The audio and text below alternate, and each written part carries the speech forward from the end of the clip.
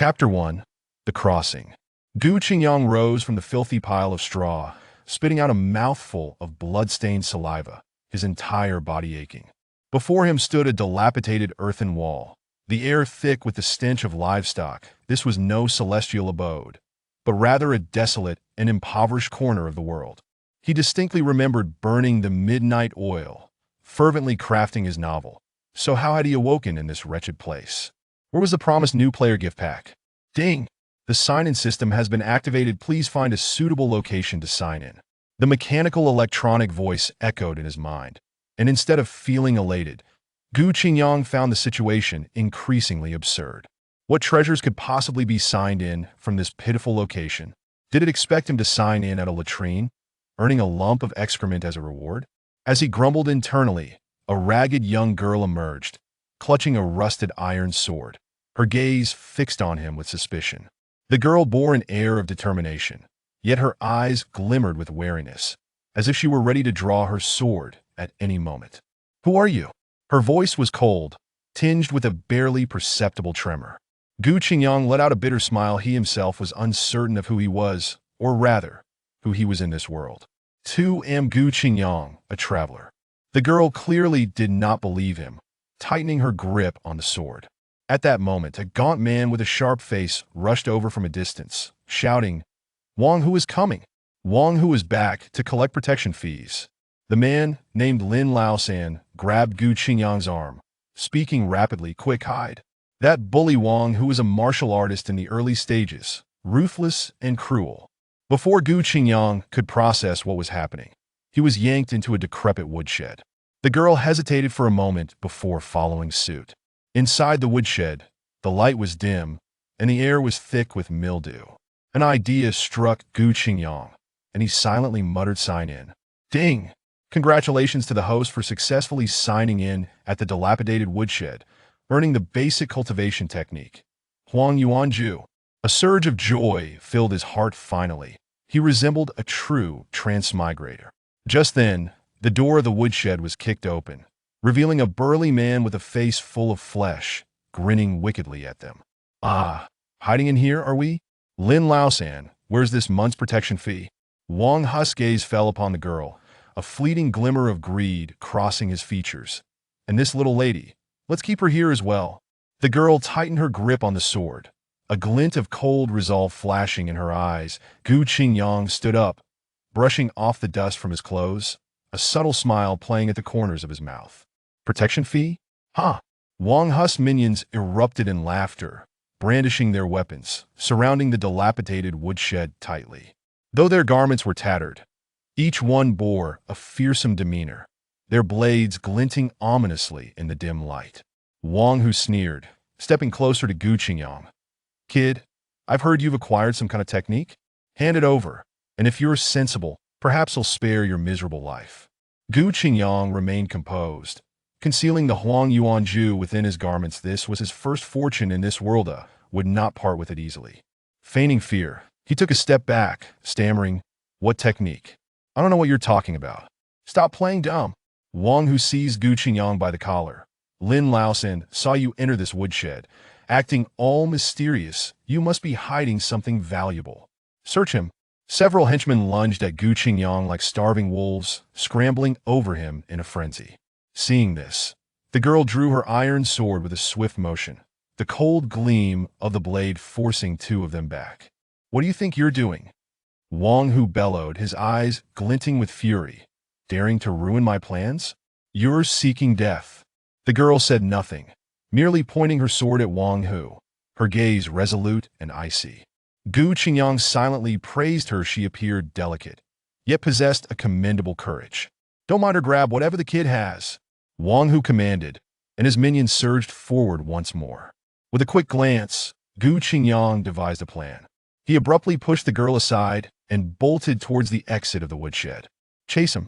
Don't let him escape," Wang Hu roared, pursuing after him. Gu Qingyang deliberately ran toward the narrowest street in the town, where the houses were closely packed, the winding alleys providing the perfect venue for his scheme. He glanced back to see Wang Hu and his gang charging after him, their faces contorted with rage and determination. Gu Qingyang's figure darted through the constricted passageways like a nimble loach. Wang Hu's followers clumsily pursued, their curses echoing in the air. Despite their brawny builds, they found it difficult to maneuver in the cramped streets, shoving and colliding into one another, resulting in bruised faces. As he rounded a corner, Gu Qingyang deliberately slowed his pace, waiting for the two foremost brutes. They grinned maliciously, raising their wooden clubs to strike at his back.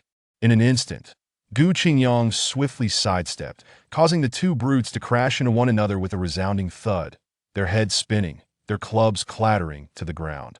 The pursuers behind them, unable to halt in time, collided into the fray, resulting in a chaotic tumble. The onlookers from the surrounding area could not help but burst into laughter, pointing and gossiping among themselves. This kid's quite clever. Wang Hus really lost face this time. Hidden among the crowd, Lin Laosan observed Wang Hus' disarray, silently cheering him on.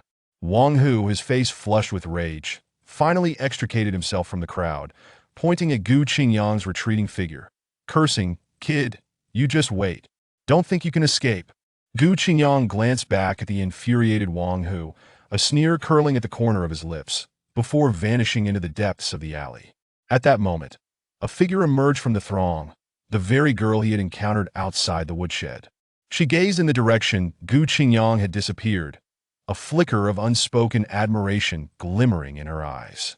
She sheathed her sword and turned away, her garments fluttering gracefully, like a blooming snow lotus.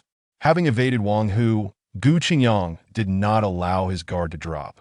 He understood that Wang Hu would not let this matter rest easily. He needed to hasten his cultivation to survive in this perilous world.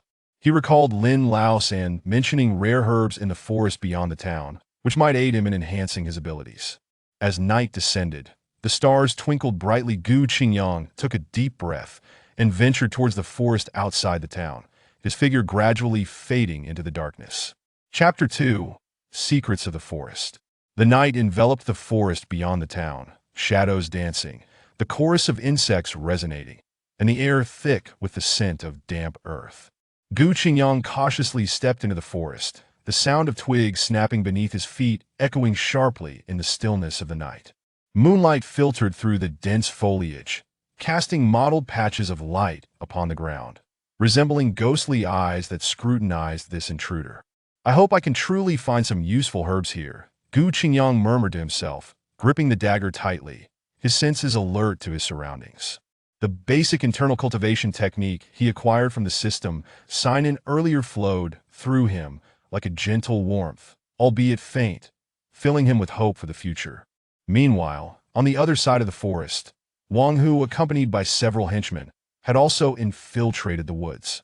They brandished torches, rudely pushing aside obstructive branches, following the trail left by Gu Qingyang. "Damn that little brat, daring to make me lose face in front of so many," Wang Hu spat viciously. "Today, I must capture him and teach him a lesson. Brother Hu, that kid looks soft and delicate. He's probably never been in the forest and is likely terrified already." One sycophantic henchman chuckled. "Once we catch him, we can." "Shut up." Wang Hu glared at him. "Find him first. If he discovers something valuable, it must belong to me." They pursued along Gu Qingyang's trail, eventually spotting him in a relatively open area. "Kid, let's see where you think you're running," Wang Hu bellowed, shattering the forest's tranquility. Gu Qingyang whipped around, seeing Wang Hu and his group bearing down on him. A heaviness settling in his heart, he knew a fierce battle was inevitable. A defeated foe, still daring to seek death? Gu Qingyang feigned calmness, sneering while secretly channeling the meager internal energy within him. Wang Hu, infuriated by his words, signaled to one of his henchmen, "Ergo, go teach him a lesson." The henchman grinned maliciously, drawing his waist knife and lunging toward Gu Qingyang. "Kid, prepare to die." Ergo sneered, brandishing his knife, the blade slicing through the air with a whistling sound, aimed directly at Gu Qingyang's face. Gu Qingyang dared not underestimate him. He sidestepped, channeling his feeble internal energy into his arms, barely managing to deflect the blow. "Is that all you've got?" Ergo taunted, swinging the knife again, clenching his teeth. Gu Qingyang realized that brute force was not the solution. He dodged while seeking an opportunity to counterattack. The two exchanged blows, their fists and feet colliding, the surrounding trees shaking with the impact, leaves cascading to the ground. The commotion startled some low-tier magical beasts in the forest, and several shadow wolves, resembling dogs, emerged from the underbrush, their green eyes fixated on the unfolding battle, poised to strike. "Kid, let's see how long you can keep dodging."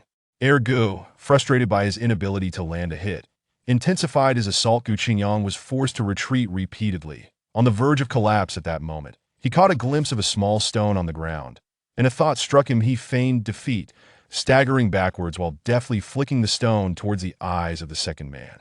Ah! The second man, caught off guard, was struck in the eye and immediately cried out in pain. Clutching his face, seizing the opportunity, Gu Qingyang lunged forward and delivered a powerful punch to the second man's abdomen. The latter let out a pained yell, doubling over and collapsing to the ground, groaning in agony. Wang Hu, witnessing his subordinate being taken down, turned ashen with fury and bellowed, "Useless." He stepped forward, confronting Gu Qingyang with a fierce glare. "You have successfully provoked my ire." He slowly drew a sword from behind, its blade radiating a chilling light. The eerie glow flickered in Wang Hu's hand, though the sword was of low grade. To Gu Qingyang, it appeared as menacing as the scythe of death itself. The surrounding henchmen of Wang Hu puffed up with bravado, and the previously defeated second man, still covering his eye, snarled, "Boy, you're finished." Brother Hu's sword is not to be trifled with. Gu Qingyang's heart sank heavily. He clenched his fists. Feeling the faint remnants of his inner strength, he understood that the disparity between him and Wang, who was insurmountable earlier, he had barely triumphed over the second man through surprise and cunning. But facing Wang Hu, armed with a sword, his chances of victory were nearly non-existent. "Boy, weren't you quite the fighter? Why not dodge now?" Wang Hu sneered, advancing step by step, his sword slicing through the air, conjuring chilling gusts. Gu Qingyang could only evade with great difficulty. The speed of the sword strikes exceeded his expectations, soon leaving several cuts on his body, blood seeping through his garments. He gritted his teeth, enduring the pain, a wave of despair rising within him. The trees surrounding him seemed to mock his helplessness, their fallen leaves drifting down as if mourning his plight. Wang Hu's followers erupted in excited cheers, rallying for their leader, as though they had already envisioned Gu Qingyang being torn to shreds. Far within the depths of the forest, Zhuang Yu practiced her swordplay beneath an ancient tree when she suddenly sensed a faint yet familiar aura of battle. Her brow furrowing slightly, "This presence feels somewhat familiar," she murmured to herself, casting her gaze towards the source of the energy. Gu Qingyang narrowly dodged another strike from Wang Hu. Stumbling to the ground, he looked up at the advancing figure of Wang Hu. Despair flooding his heart just then, he noticed a concealed cave not far behind him, its entrance obscured by vines, making it difficult to discern. "Boy, perish!" Wang Hu raised his sword high, ready to cleave down upon Gu Qingyang. Suddenly, a notification chimed in Gu Qingyang's mind. Ding. "Rare resources detected within the cave ahead. Would you like to sign in immediately?" Simultaneously, he felt a powerful aura emanating from deep within the cave, sending shivers down his spine. With the sword's edge looming perilously close, Gu Qingyang glanced between the threatening blade and the mysterious cave, gritting his teeth, and then he rolled abruptly to the side. Chapter 3. The Hidden Cave. Gu Qingyang suddenly rolled to the side, narrowly avoiding the powerful strike of Wang Hu. He fell to the ground, dust swirling around him, a metallic sweetness surging in his throat, which he swallowed down with great effort. The cave lay before him, its entrance obscured by dense vines, making it nearly impossible to detect without close scrutiny. Thinking of escape? It wouldn't be that simple. Wang Hu roared, raising his sword once more to thrust at him. Gu Qingyang, disregarding the pain coursing through his body, rolled and crawled to evade Wang Hu's relentless assault, while his mind raced to devise a strategy. The cave housed rare resources as confirmed by the system, yet the overwhelming aura emanating from it filled him with trepidation. Wang Hu's sword missed its mark, crashing down onto the ground, sending a shower of debris flying. He panted heavily, his gaze greedily fixated on the cave behind Gu Qingyang. "Boy, do you think hiding in that cave will save you? Today, I will drag you out." Wang Hu sneered, recklessly charging towards the cave. He had convinced himself that Gu Qingyang was nothing but a useless wretch, unworthy of contesting him for whatever treasures lay within the cave of Ji Qingyang. Observing Wang Hu's approach, felt a glimmer of cunning flash in his eyes. He gritted his teeth against the pain, forcing himself to rise, deliberately slowing his pace as he moved deeper into the cave, shouting, "Don't come any closer. It's dangerous inside." Wang Hu, blinded by greed, paid no heed to the warning. Dangerous? What do I care for danger? Whatever lies within, it will be mine today. A faint smile crept across Gu Qingyang's lips. He sensed his plan nearing fruition that he glanced back at the relentlessly pursuing Wang Hu. A cold glint in his eyes.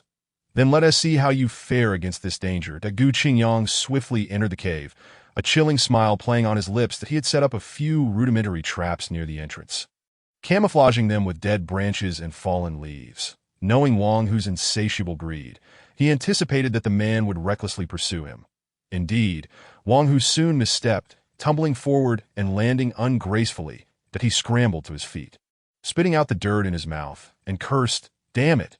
What kind of hellish place is this?" His subordinates rushed forward to assist him, their faces flushed with indignation. "Who dares to ambush our brother? Who? Do they seek death? Pursue him. That brat must be inside." Wang Hu pointed menacingly at the cave, barking orders that moment. A deafening roar echoed from deep within the cave, followed by a shadow darting out like lightning. A sleek, jet-black leopard emerged at the entrance, its agile form exuding ferocity, its sharp claws glinting ominously. That it was none other than the guardian beast of the cave, the shadow leopard. Wang Hu's men were instantly paralyzed with fear.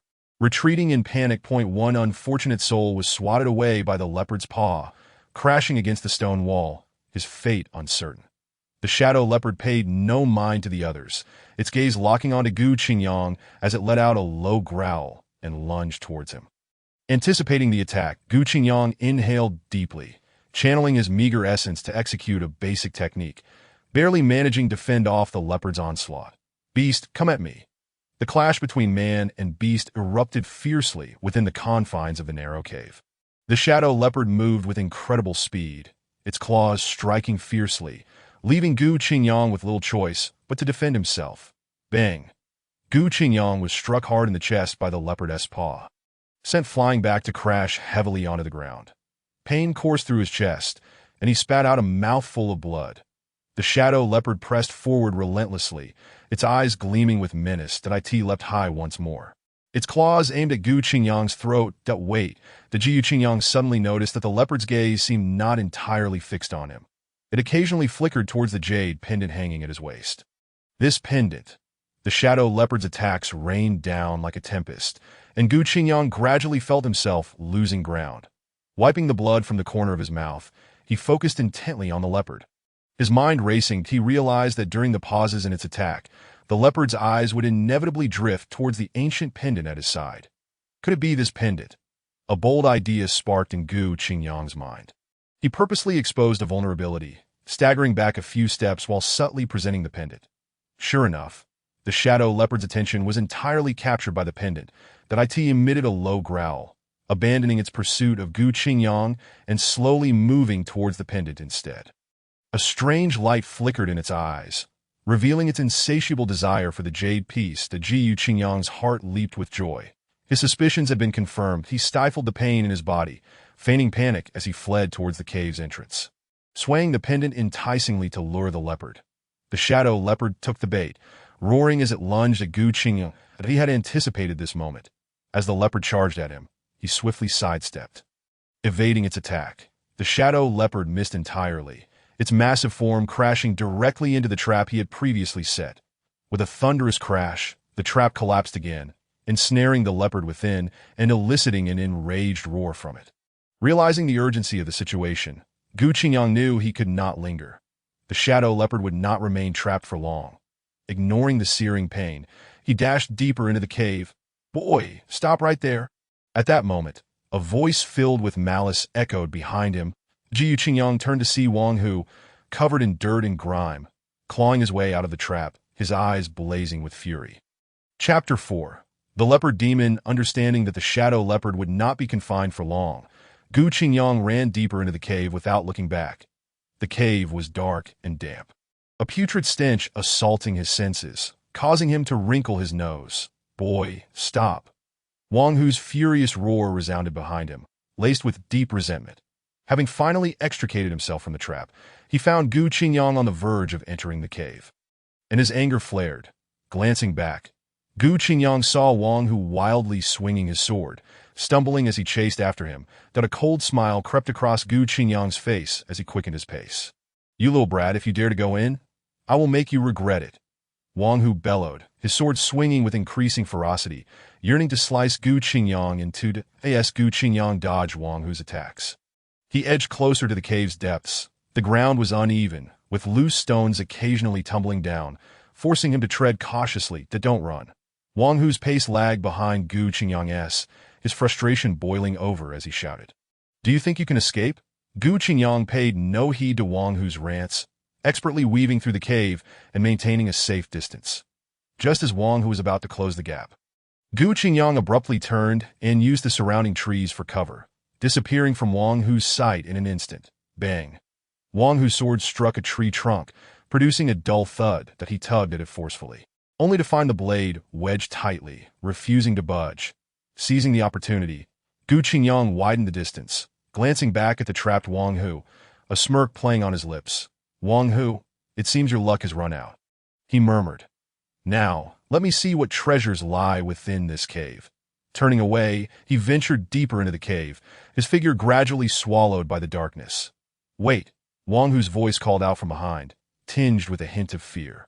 As Wang Hu neared Gu Qingyang once more, Gu Qingyang again turned, utilizing the trees as cover to vanish from Wang Hu's view. "Damn it." Wang Hu cursed, swinging his sword in frustration, the blade embedding deeply into the trunk. He strained to pull it free, but found it immovable, stumbling back a few steps instead. "Useless. Can't even chop down a tree." At that moment, a deafening roar resonated from the depths of the cave, causing the ground to tremble violently. Wang Hu's expression turned pale with terror as he gazed into the cave's darkness. It's the shadow leopard. It's coming out. Roar. The shadow leopard finally broke free from its confines, roaring in fury as it charged towards the entrance. Its presence emanated an oppressive aura, its sharp claws gleaming ominously, its blood-red eyes fixed menacingly on both Gu Qingyang and Wang Hu's subordinates. Paralyzed with fear, scattered in all directions, shouting, "The leopard demon has emerged, run!" Their usual bravado shattered. They fled like headless chickens, devoid of any fighting spirit. Wang Hu, too, retreated in terror, his face ashen, lips trembling, unable to form coherent words. What a monster! Yet Gu Qingyang remained composed. Taking a deep breath and channeling his essence to its utmost limit, he fixated his gaze on the ferocious shadow leopard as it closed in at lightning speed. In the blink of an eye, the beast was upon him, its claws poised to strike. Bang! The impact of the shadow leopard's claws colliding with Gu Qingyang's fist sent shockwaves through the air, causing the surrounding trees to sway violently, leaves cascading down. Gu Qingyang was knocked back several steps, his arm tingling from the force of the blow. However, rather than fear, a spark of exhilaration ignited in his eyes. "Come at me!" He let out a low growl and charged forward once more. Each strike from the shadow leopard was accompanied by a fierce gust of wind, slicing through the surrounding trees with its sharp claws, leaving deep gashes in their wake. Wang Hu watched in terror, his heart brimming with despair that he never imagined he would find himself in such dire straits. "That you're finished, kid." Wang Hu stammered, trembling. "The shadow leopard will kill you." Unfazed by Wang Hu's taunts, Gu Qingyang remained utterly focused, maneuvering skillfully around the shadow leopard as he sought an opportunity to counterattack. With a roar, the shadow leopard lunged again, its claws slicing through the air towards Gu Qingyang. A faint smile curled at the corners of Gu Qingyang's mouth as a glimmer of determination flickered in his eyes. "Then now's my chance," he whispered to himself. With keen insight, Gu Qingyang began to discern the pattern of the shadow leopard's attacks. A fierce pounce, a swipe of its claws, a sweeping tail. This cycle repeated itself. Though its speed was astounding and its power formidable, its techniques were somewhat predictable. He began to consciously evade according to this rhythm, waiting for the perfect moment to strike back. That all you've got, beast?" Gu Qingyang mocked. The shadow leopard seemed to comprehend his provocation, letting out an enraged roar before lunging at him once more. Gu Qingyang deftly sidestepped, narrowly avoiding the lethal strike. The massive creature, having missed its target, stumbled forward, losing its balance. Now, Gu Qingyang seized the opportunity, delivering a powerful kick to the creature's abdomen. With a resounding thud, the shadow leopard was sent staggering back, emitting a pained howl. Wang Hu, stunned, could hardly believe his eyes. The boy he had regarded as an insignificant insect was now boldly facing the shadow leopard and even gaining the upper hand. Greed intensified in his gaze. This young man must possess some extraordinary secret. Ignoring Wang Hu, Gu Qingyang pressed his advantage, his eyes locked on the depths of the cave. Ding, a notification echoed in his mind. Host detected at the sign-in location. Would you like to sign in? Sign in. Gu Qingyang silently commanded. Congratulations, host, sign-in successful. Rewards acquired. Advanced technique, Tiangang Ju, and breakthrough pill. A golden light flickered in Gu Qingyang's hand as an ancient tome and a fragrant pill materialized before him. Wang Hu's eyes turned crimson with jealousy. Hand over those items, he screeched, brandishing a sword as he charged at Gu Qingyang. At that moment, the shadow leopard roared again, its foul breath assaulting Gu Qingyang's face. Holding the pill and the technique in one hand, Gu Qingyang regarded the approaching shadow leopard and the rushing Wang Hu with icy composure, a hint of a smile playing on his lips. The mantis stalks the cicada, unaware of the aureole behind. Chapter 5. Breakthrough. The stench of the leopard's breath was overpowering.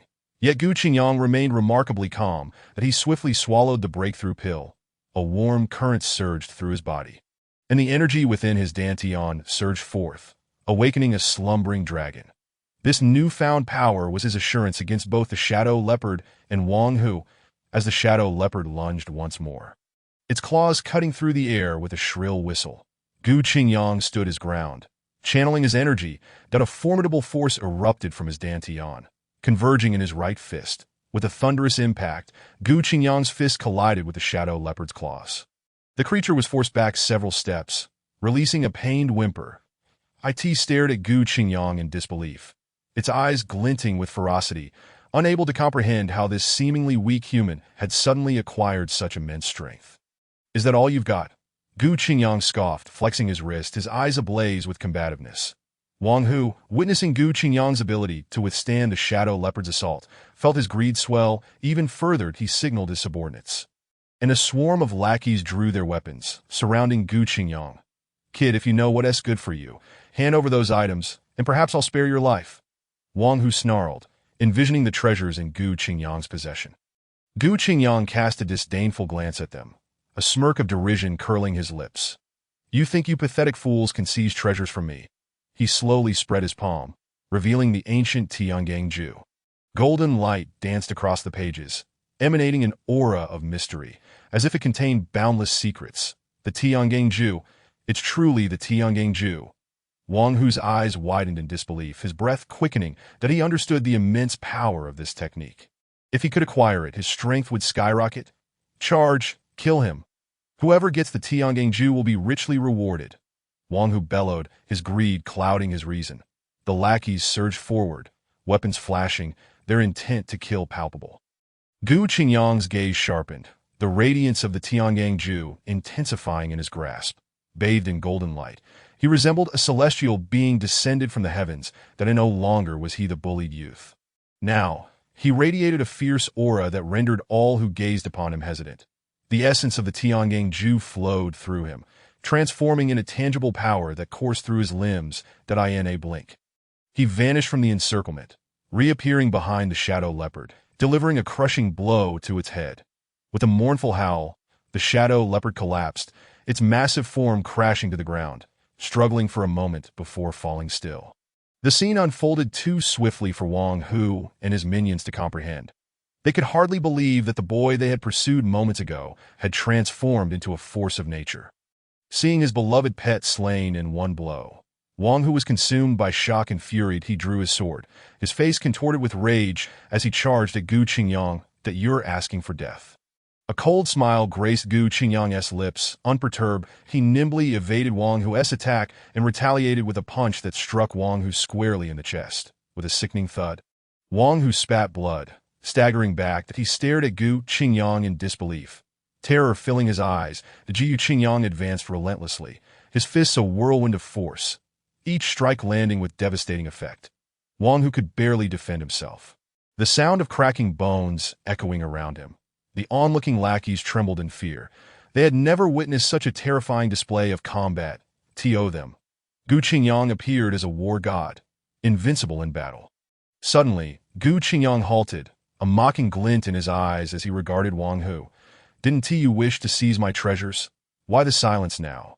Wang Hu clutched his chest, a venomous glare directed at Gu Qingyang. Yet he could not utter a single word. With a derisive laugh, Gu Qingyang vanished once more. Reappearing behind Wang Hu, he raised his right foot and delivered a vicious kick to Wang Hu's wrist. A sharp crack resonating through the air. Wang Hu's sword clattered to the ground, glinting ominously in the sunlight. Pain shot through his wrist, draining the color from his face. This sudden turn of events left Wang Hu's followers bewildered. They watched helplessly as the sword flew from their grasp, instinctively rushing forward to retrieve it. However, Gu Qingyang had anticipated this, that he casually kicked a branch, tripping the two lackeys at the forefront. The others, witnessing this, hurriedly halted but collided into one another, creating a chaotic scene. Ignoring the bumbling lackeys, Gu Qingyang approached Wang Hu, looking down upon him with a glint of cold determination in his eyes. "You bully, preying upon the innocent. Today I shall enact justice on their behalf." Before his words could fully settle, Gu Qingyang unleashed a flurry of fists and kicks, each strike imbued with tremendous force, leaving Wang Hu utterly defenseless. Wang Hu's cries echoed throughout the small town as he writhed on the ground, desperately attempting to evade Gu Qingyang's relentless onslaught, but to no avail. The townsfolk, initially terrified and hiding, couldn't help but peek out, their eyes wide with shock and exhilaration. They had never anticipated that someone would dare to stand against the tyrant Wang Hu, let alone defeat him so thoroughly. To Jiu Qingyang, however, did not deliver a fatal blow. He merely left Wang Hu battered and bruised, before seizing him by the collar and lifting him up. "Remember this. If you dare to bully others again, I will not let you off lightly." With that, he hurled Wang Hu to the ground and turned to leave. The crowd erupted into enthusiastic cheers, surrounding Gu Qingyang and expressing their heartfelt gratitude. Jiu Qingyang offered a modest smile, knowing that he could not rest on his laurels. He gazed into the distance, his resolve unwavering. "Martial artist realm, Tianling mountain range," he murmured, striding toward the town's exit. That a fleeting white figure darted around the corner. Chapter 6. Making a name in the town, bathed in the adoration of the townsfolk. Gu Qingyang felt a long-lost sense of heroism welling within him. Yet he understood that he could not allow this fleeting victory to cloud his judgment, that in the realm of martial artists, the law of the jungle reigned supreme. Only through relentless self-improvement could one truly establish a foothold. Wang Hu was merely a small obstacle, and far greater challenges awaited him. "Young man, thank you. Thank you for driving away that tyrant Wang Hu." An elderly woman approached, her voice trembling with gratitude, tears glistening in her eyes. "Indeed, young man, you are the hero of our town." Others echoed in agreement. The Jiu Qingyang humbly smiled. It was but a small effort. "There is no need for such formality." As the bustling crowd gradually dispersed, Gu Qingyang found himself walking alone along the streets of the quaint town, his mind awash with myriad thoughts. That he understood that he must swiftly ascend to the realm of a martial master to survive in this perilous world. The Tianling mountain range, Gu Qingyang murmured to himself, for it was the destination of his journey, a place rumored to harbor abundant cultivation resources. Suddenly, he recalled a drunken man named Lin Laosan, who had mentioned an abandoned ruin outside the town, said to potentially contain treasures that could enhance one's power. Yet, Lin Laosan had also warned that the place was fraught with danger, and even seasoned warriors dared not tread lightly there. The thought of the ruin plunged Gu Qingyang into contemplation. Should he choose the relatively safe yet resource-scarce Tianling mountain range, or should he venture into the unknown peril of the forsaken ruin? Alas, fortune favors the bold. Driven by an innate spirit of adventure, he resolved to pursue the allure of the ruin, but he turned resolutely towards the town's exit, his steps unwavering. "Wait, young hero," a voice laced with urgency called from behind. Gu Qingyang halted and glanced back to see several townsfolk rushing towards him, a fleeting white figure disappearing around the corner. As if observing the scene, Gu Qingyang approached the town's exit. The residents caught up, panting heavily, their faces etched with worry. "Young hero, please pause," implored a middle-aged man. "What if Wang Hu returns after you leave?" "We are terrified," the others echoed his sentiments, their eyes reflecting fear and unease. Although they were grateful for Gu Qingyang's expulsion of Wang Hu, they were also anxious about potential retribution. Observing their anxious expressions, Gu Qingyang felt a warm surge within him. He understood that while he had driven Wang Hu away, he had not truly resolved the underlying issue. Only by becoming stronger could he genuinely protect these kind-hearted residents. "Fear not, my friends," Gu Qingyang spoke with conviction. "I shall return, and I will grow even more powerful, never allowing anyone to bully you again." His aura of confidence and responsibility inspired profound respect among the townsfolk, gradually dispelling their fear and replacing it with hope. As they watched Gu Qingyang's retreating figure, an elderly woman murmured, "This young man is truly a dragon among men." With unwavering determination, Gu Qingyang set forth towards the ruin, fully aware that the path ahead was fraught with uncertainty and danger. Yet he remained undaunted. Only through continuous self-challenge could he transcend his limits and safeguard all that he cherished. Not long after leaving the town, Gu Qingyang stepped into a foreboding forest. The shadows of the trees danced ominously, obscuring the sun, while the air was thick with the scent of decay. That a deep, guttural roar shattered the forest stillness. That a massive gray wolf leapt from the thicket, fangs bared, charging at Gu Qingyang. Just in time, a glimmer of excitement flashed in his eyes as he deftly evaded the wolf's assault. "Thunderous fist," he exclaimed, his fist crackling with electric energy as he struck the wolf's abdomen. The wolf let out a piercing howl, its formidable body sent sprawling to the ground, convulsing briefly before falling still. The Gu Qingyang exhaled a breath of relief, feeling the surge of power within him, a smile creeping onto his lips. "It seems the thunderous fist is quite powerful." Suddenly, a rustling noise emanated from deep within the woods, as if something was approaching. The Gu Qingyang's expression hardened, and he clenched his fists. Another one. The rustling grew louder, and 3 black wolves, larger than the previous gray one, emerged from the shadows, their eyes gleaming with menace as they encircled him. Point 3. "Is it just the opportunity to test my newly learned wind shadow sword?" A sly smile played on Gu Qingyang's lips as a long sword, radiating a faint azure light, materialized in his hand. That he moved like the wind, the sword's glow weaving through the trio of black wolves. Each swing of the blade summoned fierce gusts, sending leaves swirling through the air. Though the wolves attacked ferociously, they could never touch the hem of Gu Qingyang's attire. With a swift motion, a blade of light severed one wolf's throat, blood gushing forth. The remaining 2 wolves howled in frenzy, launching a more desperate assault. Yet Gu Qingyang's swordplay grew increasingly lethal, each strike finding its mark. Moments later, all 3 black wolves lay lifeless on the ground, and Gu Qingyang sheathed his sword and scathed, "The wind shadow sword is indeed formidable." Gu Qingyang nodded in satisfaction, feeling his mastery of the technique deepen.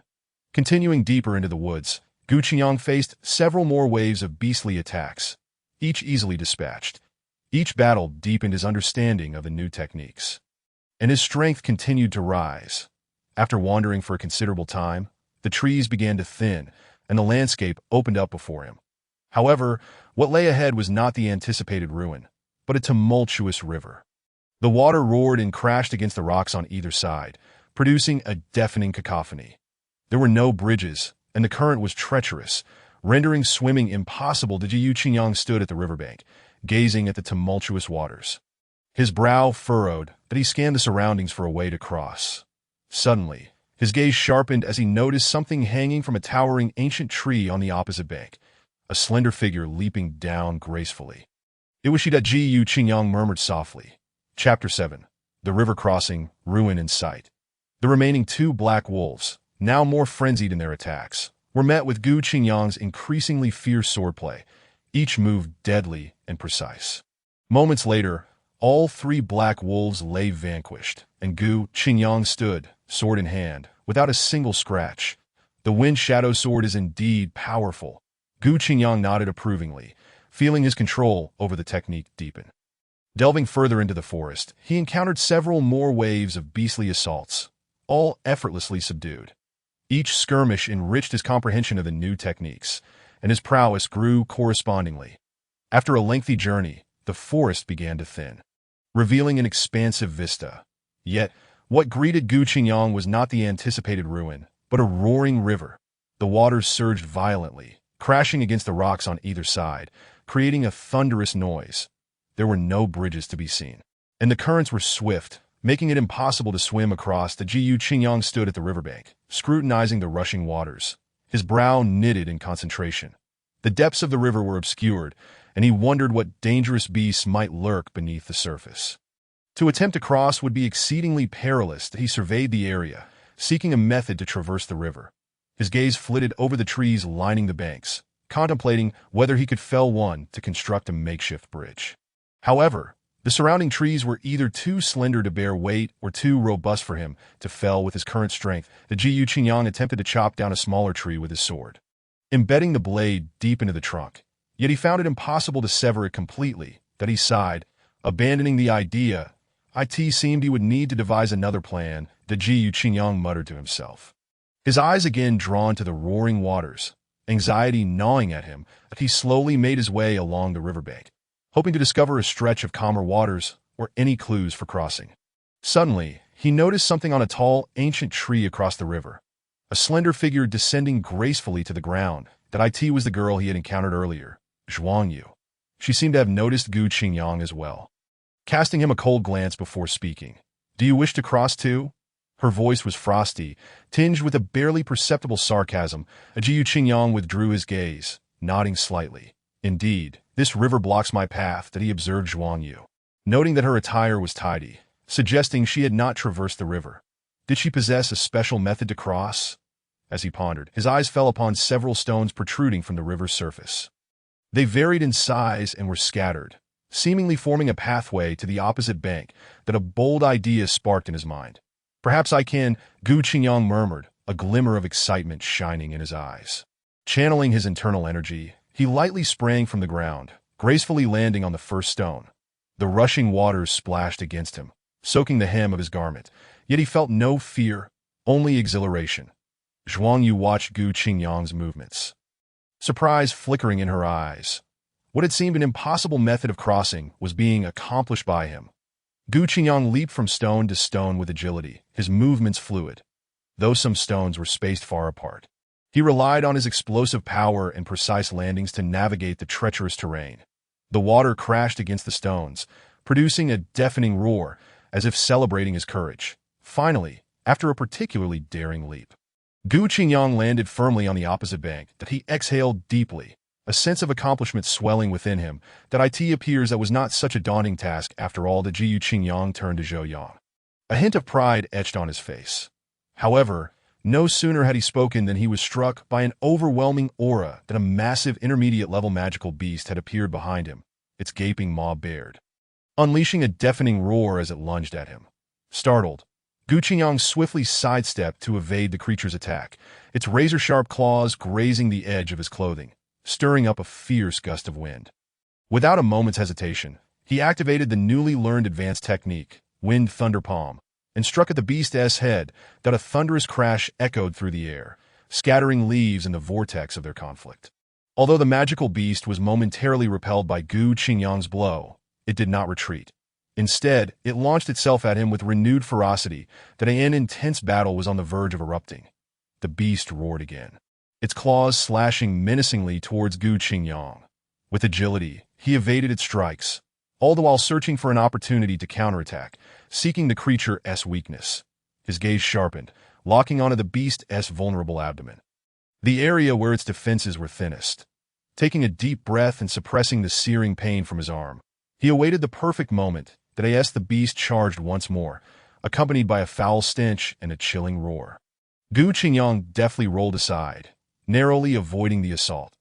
Across the riverbank, Zhou Yang clenched her fists, murmuring to herself, "This fool, he mustn't be reckless." Though her demeanor appeared aloof, a deep-seated concern for Gu Qingyang stirred within her. That's all he is capable of. Yet he dares to challenge the earth-shattering bear. A shadow lurking in the darkness sneered, dripping with disdain. He was a spy from the Black Wind tribe, trailing Gu Qingyang in secret, waiting for the opportune moment to seize his treasures. Unbeknownst to Gu Qingyang, These scornful remarks went unheard as he concentrated fully on the magical beast before him. The earth-shattering bear, having missed its strike, momentarily exposed its abdominal weakness. Now was the time. Seizing the fleeting opportunity, Gu Qingyang propelled himself off a rock, soaring into the air like an arrow released from its bow.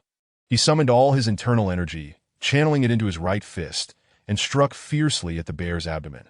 With a resounding thud, the bear emitted a mournful wail, its colossal form staggering backward, blood gushing from his midsection.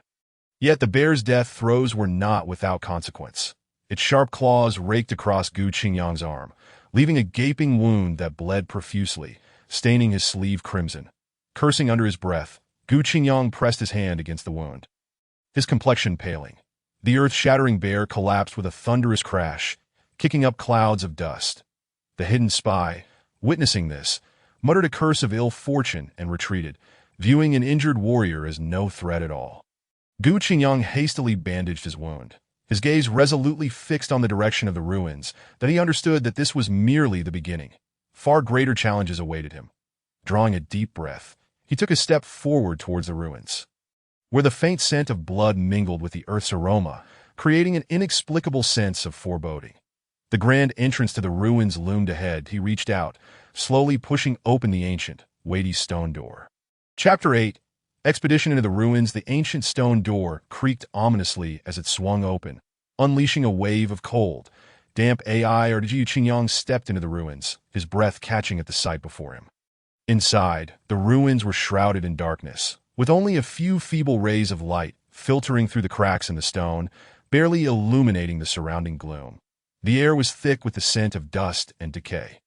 Suffocating in its weight, the Gu Qingyang advanced cautiously, each step laden with trepidation, that he was acutely aware that within these ancient walls lay countless dangers and unknown challenges. Suddenly, a faint sound shattered the silence of the ruins. Gu Qingyang's heart raced as he realized something was amiss. Almost simultaneously, a barrage of arrows erupted from the walls, raining down upon him like a tempest. His expression shifted in alarm as he urgently employed his agility to evade the onslaught. The arrows whizzed past him, their sharp trajectories slicing through the air with a piercing whistle that a few even grazed his clothing, leaving shallow crimson streaks in their wake. "Damn it," Gu Qingyang muttered under his breath, secretly relieved for his timely reflexes. Observing the pattern of the arrows, he discerned that they were not haphazardly shot. Rather, they followed a certain rhythm and sequence that in the brief intervals between the arrows. Gu Qingyang's gaze sharpened, identifying a narrow gap of safety. Taking a deep breath, he propelled himself forward with explosive force, darting through the air like an arrow released from its bow. As the arrows descended once more, Gu Qingyang nimbly dodged and weaved, narrowly escaping each strike.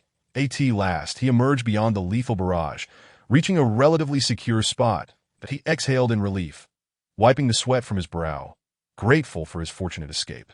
Just then, a faint sound of footsteps reached his ears from behind. "Who goes there?" Gu Qingyang spun around, voice taut with authority, that in the shadows, a figure materialized, revealing itself as a woman clad in fitted garments. Wielding a long sword with an air of elegance, that was Zhou Yang, that a smirk graced her lips as her piercing gaze fixed upon Gu Qingyang. "That seems you too have uncovered this secret," she remarked, echoing her earlier words with a hint of provocation. Gu Qingyang regarded Zhou Yang warily, pondering her intentions. That he could tell she was no ordinary opponent, her strength formidable. "What secret?"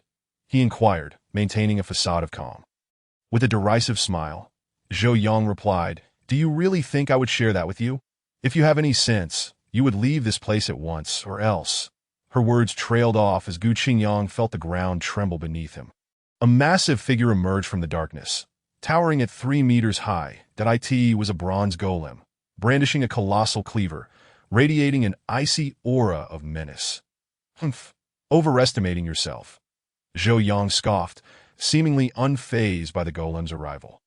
The golem swung its massive weapon down upon Gu Qingyang with tremendous force. The blade sliced through the air, emitting a shrill whistle. The Gu Qingyang had no time to waste. He swiftly evaded the strike as the cleaver crashed into the ground, sending shockwaves through the earth. Astonished by the golem's immense power, Gu Qingyang realized he could not confront it head-on, that he had to remain elusive, seeking out its vulnerabilities. The golem's attacks were rapid, each swing accompanied by a fierce gust of wind. Pressing heavily upon Gu Qingyang. While dodging, he scrutinized the golem's movements, noting its strength belied a certain rigidity, lacking in agility. After one successful evasion, Gu Qingyang seized the moment to retreat, creating distance between himself and the golem. "You think you can escape?" Zhou Yang taunted, her voice dripping with mockery. Ignoring her, Gu Qingyang continued to analyze the golem's actions, strategizing on how to defeat it. The golem charged once more, its cleaver raised high. Gu Qingyang inhaled deeply, a glint of determination igniting in his eyes. Now, he dashed forward, and just as the cleaver was about to descend upon him, he crouched low, slipping beneath the blade, positioning himself behind the golem. He raised his sword and struck fiercely at its joint. Clang. The sound of metal colliding rang out as the sword tip pierced the bronze, leaving only a shallow mark. Sparks flew, the recoil sending shockwaves through Gu Qingyang's hands. The golem's defenses exceeded his expectations. "How foolish," Zhou Yang scoffed, her arms crossed, her tone laced with scorn. "With your meager skills, you dare challenge the guardians of the ruins?" Unbeknownst to him, several figures clad in black had appeared. All of them mid-level martial artists, standing respectfully behind Zhou Yang. One stepped forward, his voice dripping with disdain. "Miss Zhou Yang speaks the truth. This fool is utterly outmatched." Clenching his teeth, Gu Qingyang swung his sword again, this time targeting the golem's joints. Despite his inability to inflict fatal damage, his relentless strikes began to slow the golem's movements. Zhou Yang's brow arched in surprise.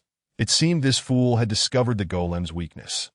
The black-clad figures behind her wore expressions of astonishment, one commenting, "This lad has luck on his side, having found a weakness. Yet even so, he stands no chance." As Gu Qingyang's attacks quickened, the golem's movements grew sluggish.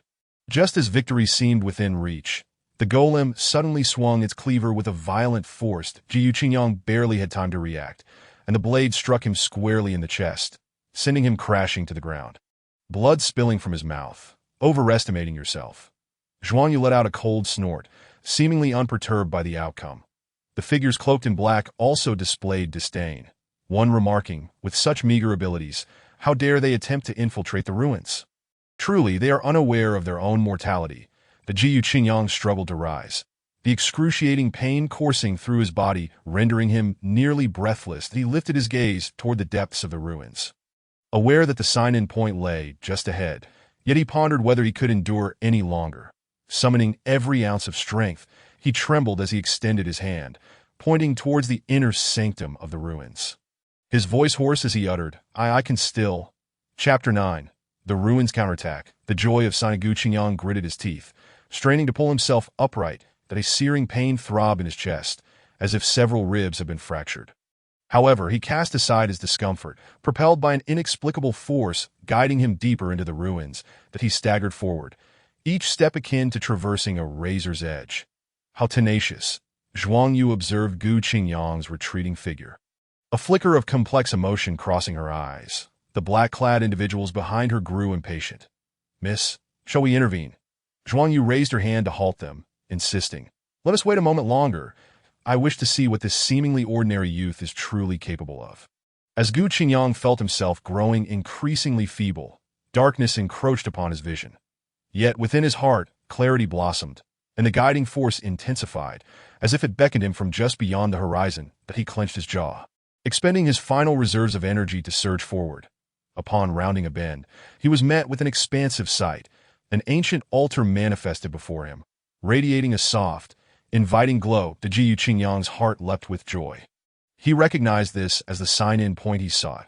But just then, several shadows flashed from around the altar, blocking his path.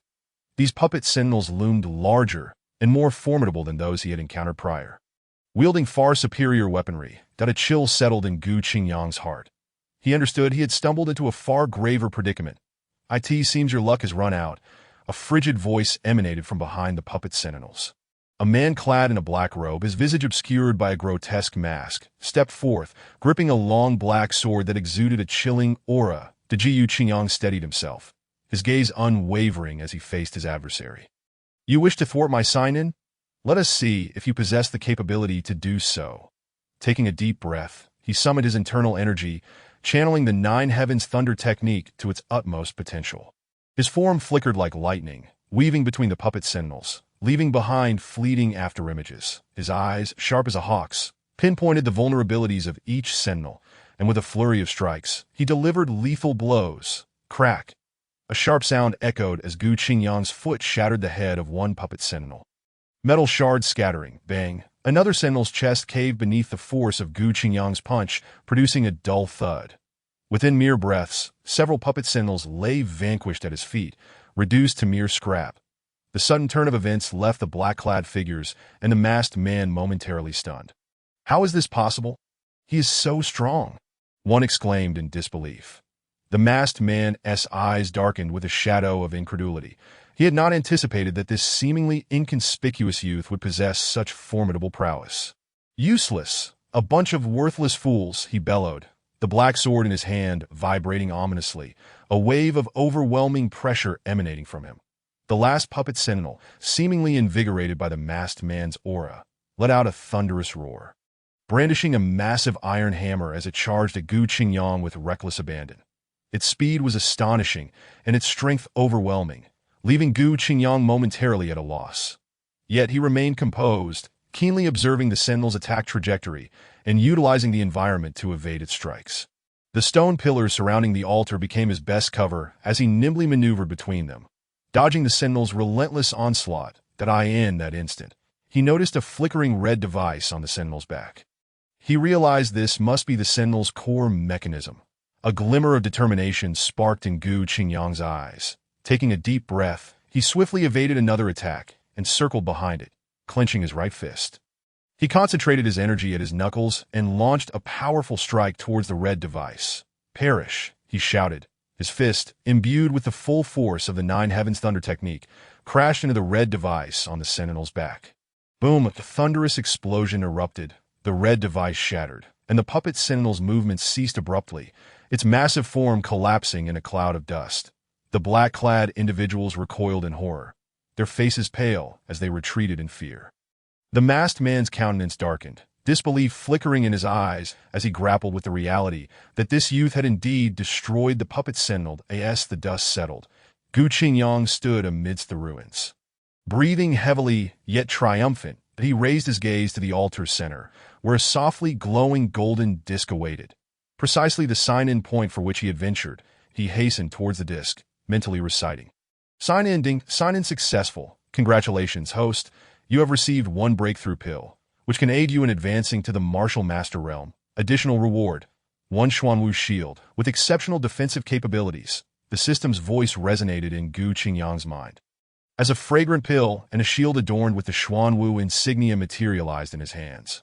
Overwhelmed with joy, Gu Qingyang quickly consumed the breakthrough pill. It dissolved instantly upon contact, a surge of potent energy flooding his body. His meridians resonating with a thunderous roar as his internal energy surged, shattering his cultivation bottleneck. He clenched his fists, feeling the torrential power coursing within him. He knew he had successfully ascended to the Martial Master Realm. Stowing the Xuanwu shield in his storage ring, he cast a glance at the incapacitated black-clad figures and the grim-faced masked man, a cold smile gracing his lips that he paid them no further heed. Turning to exit the ruins, upon emerging, Gu Qingyang returned to the small town, but he sought out an inn, securing a room to rest and consolidate his newly attained cultivation. Pushing open the door, he stepped inside and closed it behind him. Chapter 10. A setback at the academy. As he opened the inn's window, the morning sun bathed Gu Qingyang's face, invigorating him as he stretched, feeling a surge of vitality.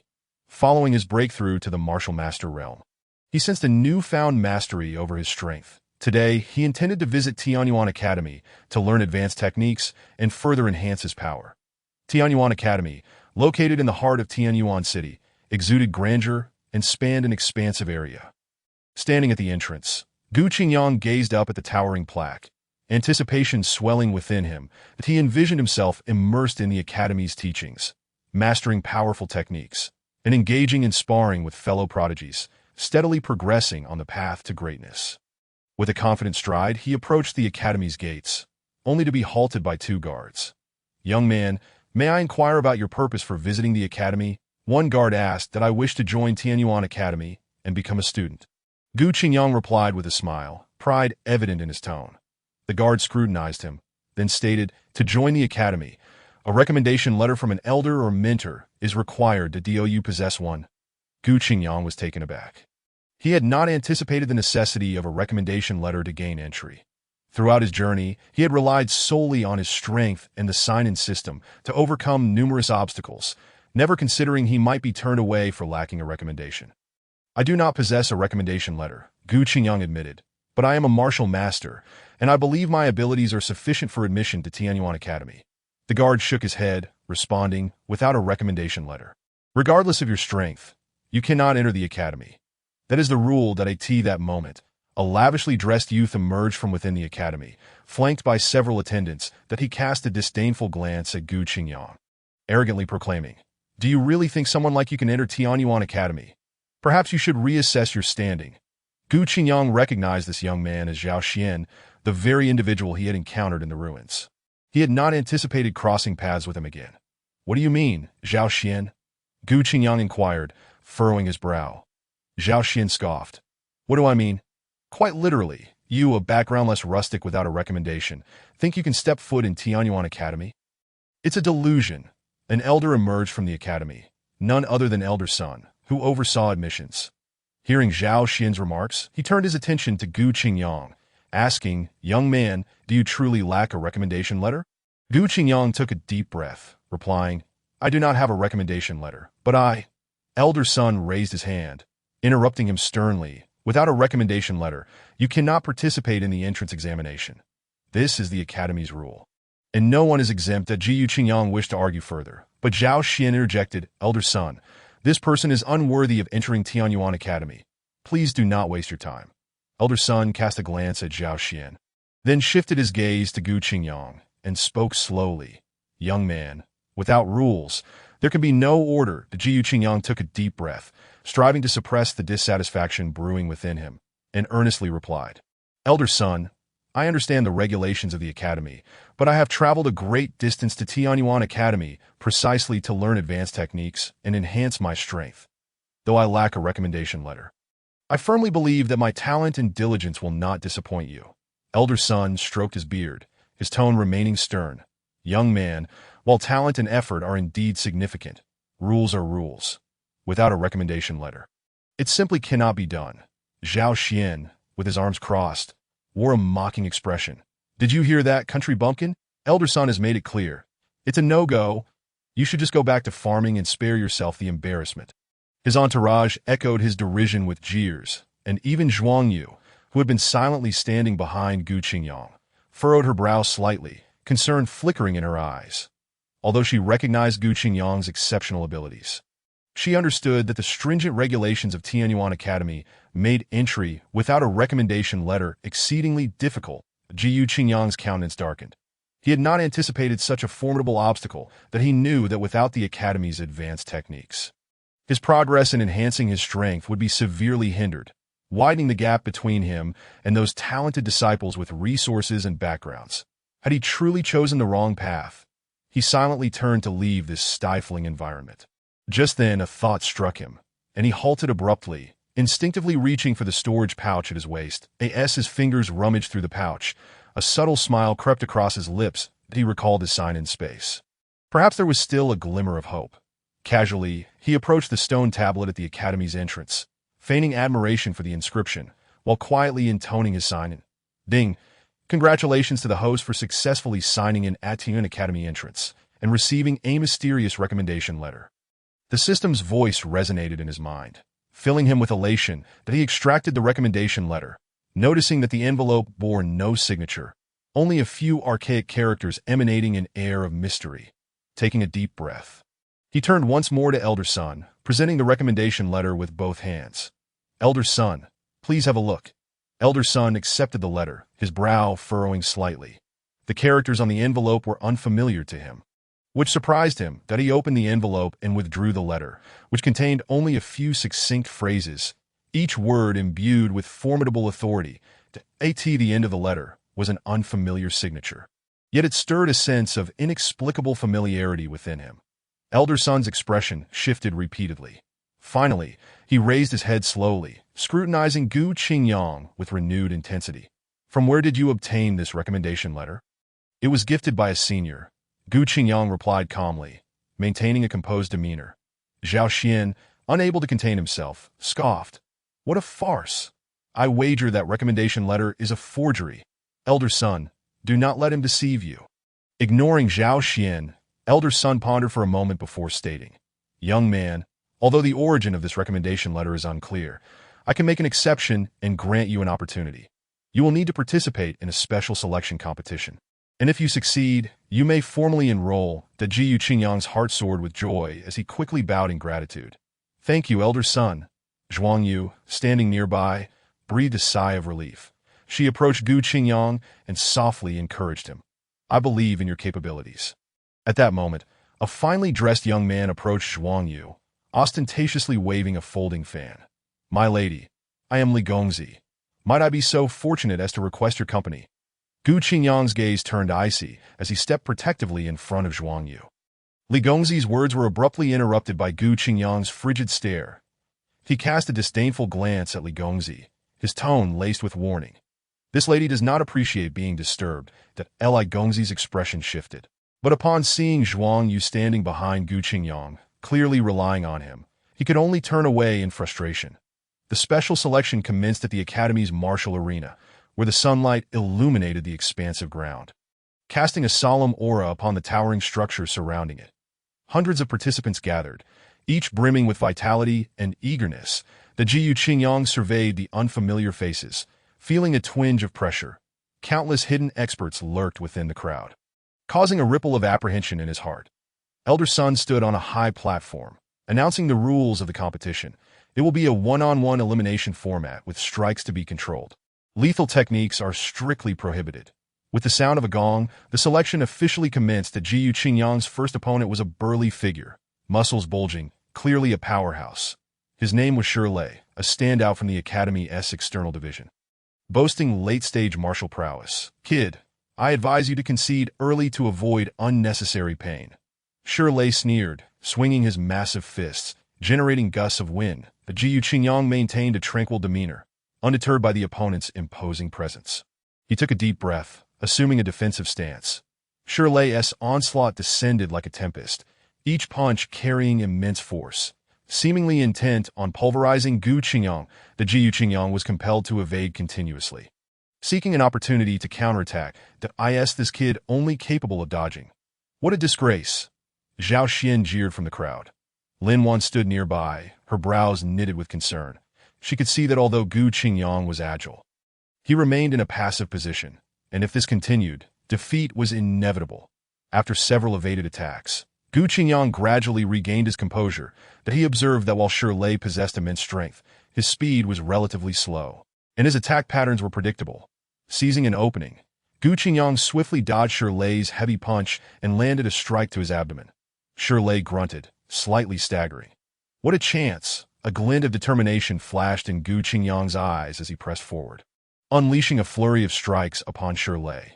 The spectators, initially anticipating a swift defeat for Gu Qingyang, were astonished to witness his counterattack, and they began to murmur in awe. This kid has some merit. Elder Sun stroked his beard, a hint of appreciation gleaming in his eyes. Shirlei, battered by Gu Qingyang's relentless assault, seethed with rage. He bellowed and charged again, fists swinging wildly. The Jiyu Qingyang's lips curled into a confident smile. Instead of engaging in a head-on clash, he continued to utilize his agility, finding openings amid Shirlei's attacks. "It seems I must take this seriously," Gu Qingyang muttered under his breath. Shirlei's strikes grew increasingly ferocious. The wind from his fists howling and stirring up clouds of dust. Gu Qingyang moved like a specter, nimbly dodging within the confined space, narrowly escaping each blow. Beads of sweat began to form on his forehead, and his breathing quickened. This kid is quite fast, but unfortunately his strength is lacking. He will inevitably face defeat. An external division student scoffed. "Shirlei, give it your all and teach him a lesson," another student chimed in. Lin Wan watched anxiously as the contest unfolded, her heart racing. She clutched her clothing tightly, her palms damp with sweat. While dodging, Gu Qingyang's gaze sharpened. He noticed that although Shirlei's attacks remained fierce, His speed had noticeably diminished, and his breathing had grown labored, indicating significant fatigue. That a cold smile crept upon Gu Qingyang's lips, and no longer content to merely evade, he proactively sought opportunities to counterattack. Shirley swung a punch that missed. His body slightly losing balance, the Gu Qingyang seized the moment, darting behind Shirley and delivering a strike to his back. Bang! Shirley stumbled several steps, nearly crashing to the ground. Gasps erupted from the audience, astonished that Gu Qingyang had managed to exploit Shirley's opening for a counterattack. Enraged and humiliated, Shirley turned to launch another assault on Gu Qingyang. The Gu Qingyang employed the same tactic, continually wearing down Shirley's stamina. After several exchanges, Shirley was panting heavily, drenched in sweat. "It's over," Gu Qingyang shouted, his internal energy surging, a powerful aura erupting. That he moved swiftly, appearing before Shirley in an instant, and unleashed a punch. Thunderclap fist. A flash of lightning streaked through the air, and Shirley let out a pained cry as he was sent hurtling backward, crashing heavily to the ground, unconscious. That a profound silence enveloped the arena, all present left in shock by Gu Qingyang's sudden display of might. They had not anticipated that this seemingly inconspicuous youth possessed such formidable strength.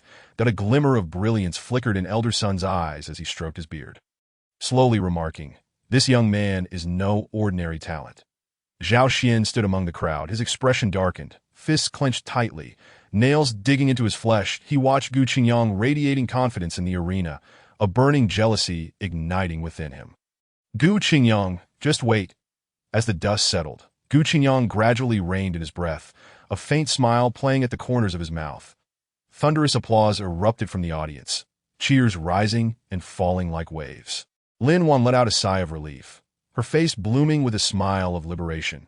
Among the crowd, Zhuang Yu's gaze remained fixed on Gu Qingyang, her eyes sparkling with unabashed admiration. She couldn't help but whisper, "Incredible."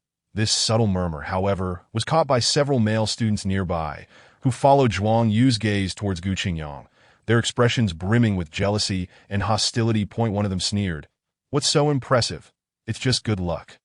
Zhao Xian witnessed it all, his face turning ashen, fists clenched so tightly that his nails nearly embedded themselves into his flesh. He had initially thought Gu Qingyang to be a mere clown, but was astonished to find him so formidable. "Damn it.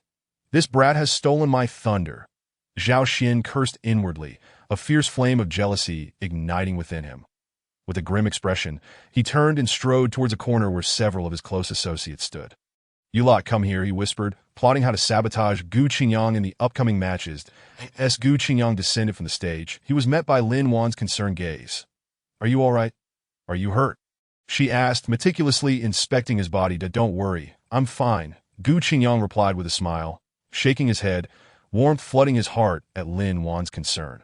His eyes scanned the crowd, landing on Zhuang Yu, whose adoration was unmistakable, causing a slight stir in his heart as he offered her an encouraging smile. Elder Sun approached Gu Qingyang, nodding in appreciation. "Well done. Your strength has exceeded my expectations. Keep it up in the upcoming matches."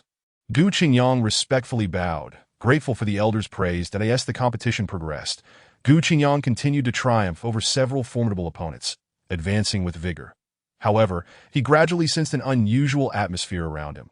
The rules seemed increasingly stacked against him. With the next round about to commence, Gu Qingyang stood on the platform.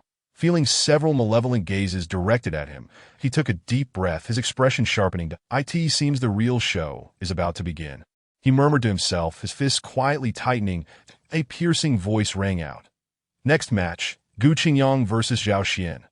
The sharp announcement sliced through the air, striking Gu Qingyang's ears like a thunderbolt. His brows furrowed as he glanced at the smug Zhao Xian across from him, realization dawning in his heart. The strange atmosphere of the past few days, the increasingly unfavorable rules, all led to this moment. Zhao Xian had long sought this opportunity to eliminate him. "Gu Qingyang, did you expect this? This time, let us see how you can win." Zhao Xian smirked, his eyes brimming with provocation. Surrounding murmurs reached Gu Qingyang's ears, mostly lauding Zhao Xian and belittling him. Young Master Zhao is at the initial stage of a martial artist. Gu Qingyang is in for a tough time. Indeed, I heard young Master Zhao sought guidance from family elders for this match, significantly enhancing his strength. That it's a miracle Gu Qingyang has made it this far. He is likely to stop here. Among the crowd, Zhuang Yu clenched her fists, worry etched across her face to Ji Yu Qingyang. You must be careful, she whispered, silently praying for him. Lin Wan joined Zhuang Yu, gently patting her shoulder. Don't worry, Gu Qingyang will be all right. Though she spoke reassuringly, her heart was also heavy with concern that on the stage, Elder Sun announced the beginning of the match that Ji Yu Qingyang took a deep breath, channeling his inner energy into his long sword. However, as he swung the sword, a sudden heaviness gripped his heart. The blade felt light and powerless, as if it had lost its former sharpness. Alarmed, he realized that someone had tampered with his weapon. Each attack came up just short, significantly diminishing its power. Despicable. Gu Qingyang seethed inwardly, glaring fiercely at Zhao Xian. Zhao Xian, noticing, burst into triumphant laughter to Ji Yu Qingyang. Did you think you could win? You're destined to lose this match. He swung his sword, sending a fierce gust of sword energy straight at Gu Qingyang. Ji Yu Qingyang barely managed to defend himself, but due to the weapon's issue, he found himself at a disadvantage. After several exchanges, he had sustained multiple wounds, blood staining his garments. Zhao Xian pressed relentlessly, his eyes filled with mockery. What is wrong? Is this your strength? Truly disappointing. Gu Qingyang gritted his teeth, a glint of determination flashing in his eyes. Even with a compromised weapon, he would not concede easily. Zhao Xian, the outcome is yet to be determined. He scoffed, swinging his sword once more to Ji Yu Qingyang was forced back by Zhao Xian's attack, stumbling a few steps before regaining his balance. A trickle of blood escaping from the corner of his mouth, he glanced down at his feeble sword, rage boiling within him. Haha, Gu Qingyang, weren't you quite arrogant? Now you resemble a lost dog, one of Zhao Xian's sycophants jeered, eliciting laughter from those around. Young Master Zhao is magnificent. Gu Qingyang is nothing but this. How dare he challenge young Master Zhao, truly overestimating himself. Another follower chimed in. Hearing the mocking laughter, Zhuang Yu's heart twisted in anguish. She tightly clenched her fists, her nails nearly digging into her skin. That Ji Yu Qingyang, she murmured softly, worry evident in her expression. Lin Wan sighed softly, grasping Zhuang Yu's hand in comfort. That don't fret, I believe in him. Yet her eyes betrayed a hint of worry. After all, Zhao Xian was at the initial stage of a martial artist and had family backing, making Gu Qingyang's situation undeniably grim. Down on the stage, Zhao Xian's arrogance grew bolder. His sword dancing with ferocity, pressing closer, each strike aimed directly at Gu Qingyang's vital points. Surrender, Gu Qingyang. You are no match for me. Faced with Zhao Xian's aggressive assault, Gu Qingyang remained composed, his gaze sharp as he nimbly dodged. Though his sword was weak, he relied on his rich combat experience and precise timing to deflect Zhao Xian's attacks one by one, instead of clashing head-on. He utilized his agility and technique to search for a chance to counterattack. Elder Sun observed Gu Qingyang's performance on the stage, his brows knitting slightly, surprise flickering in his eyes.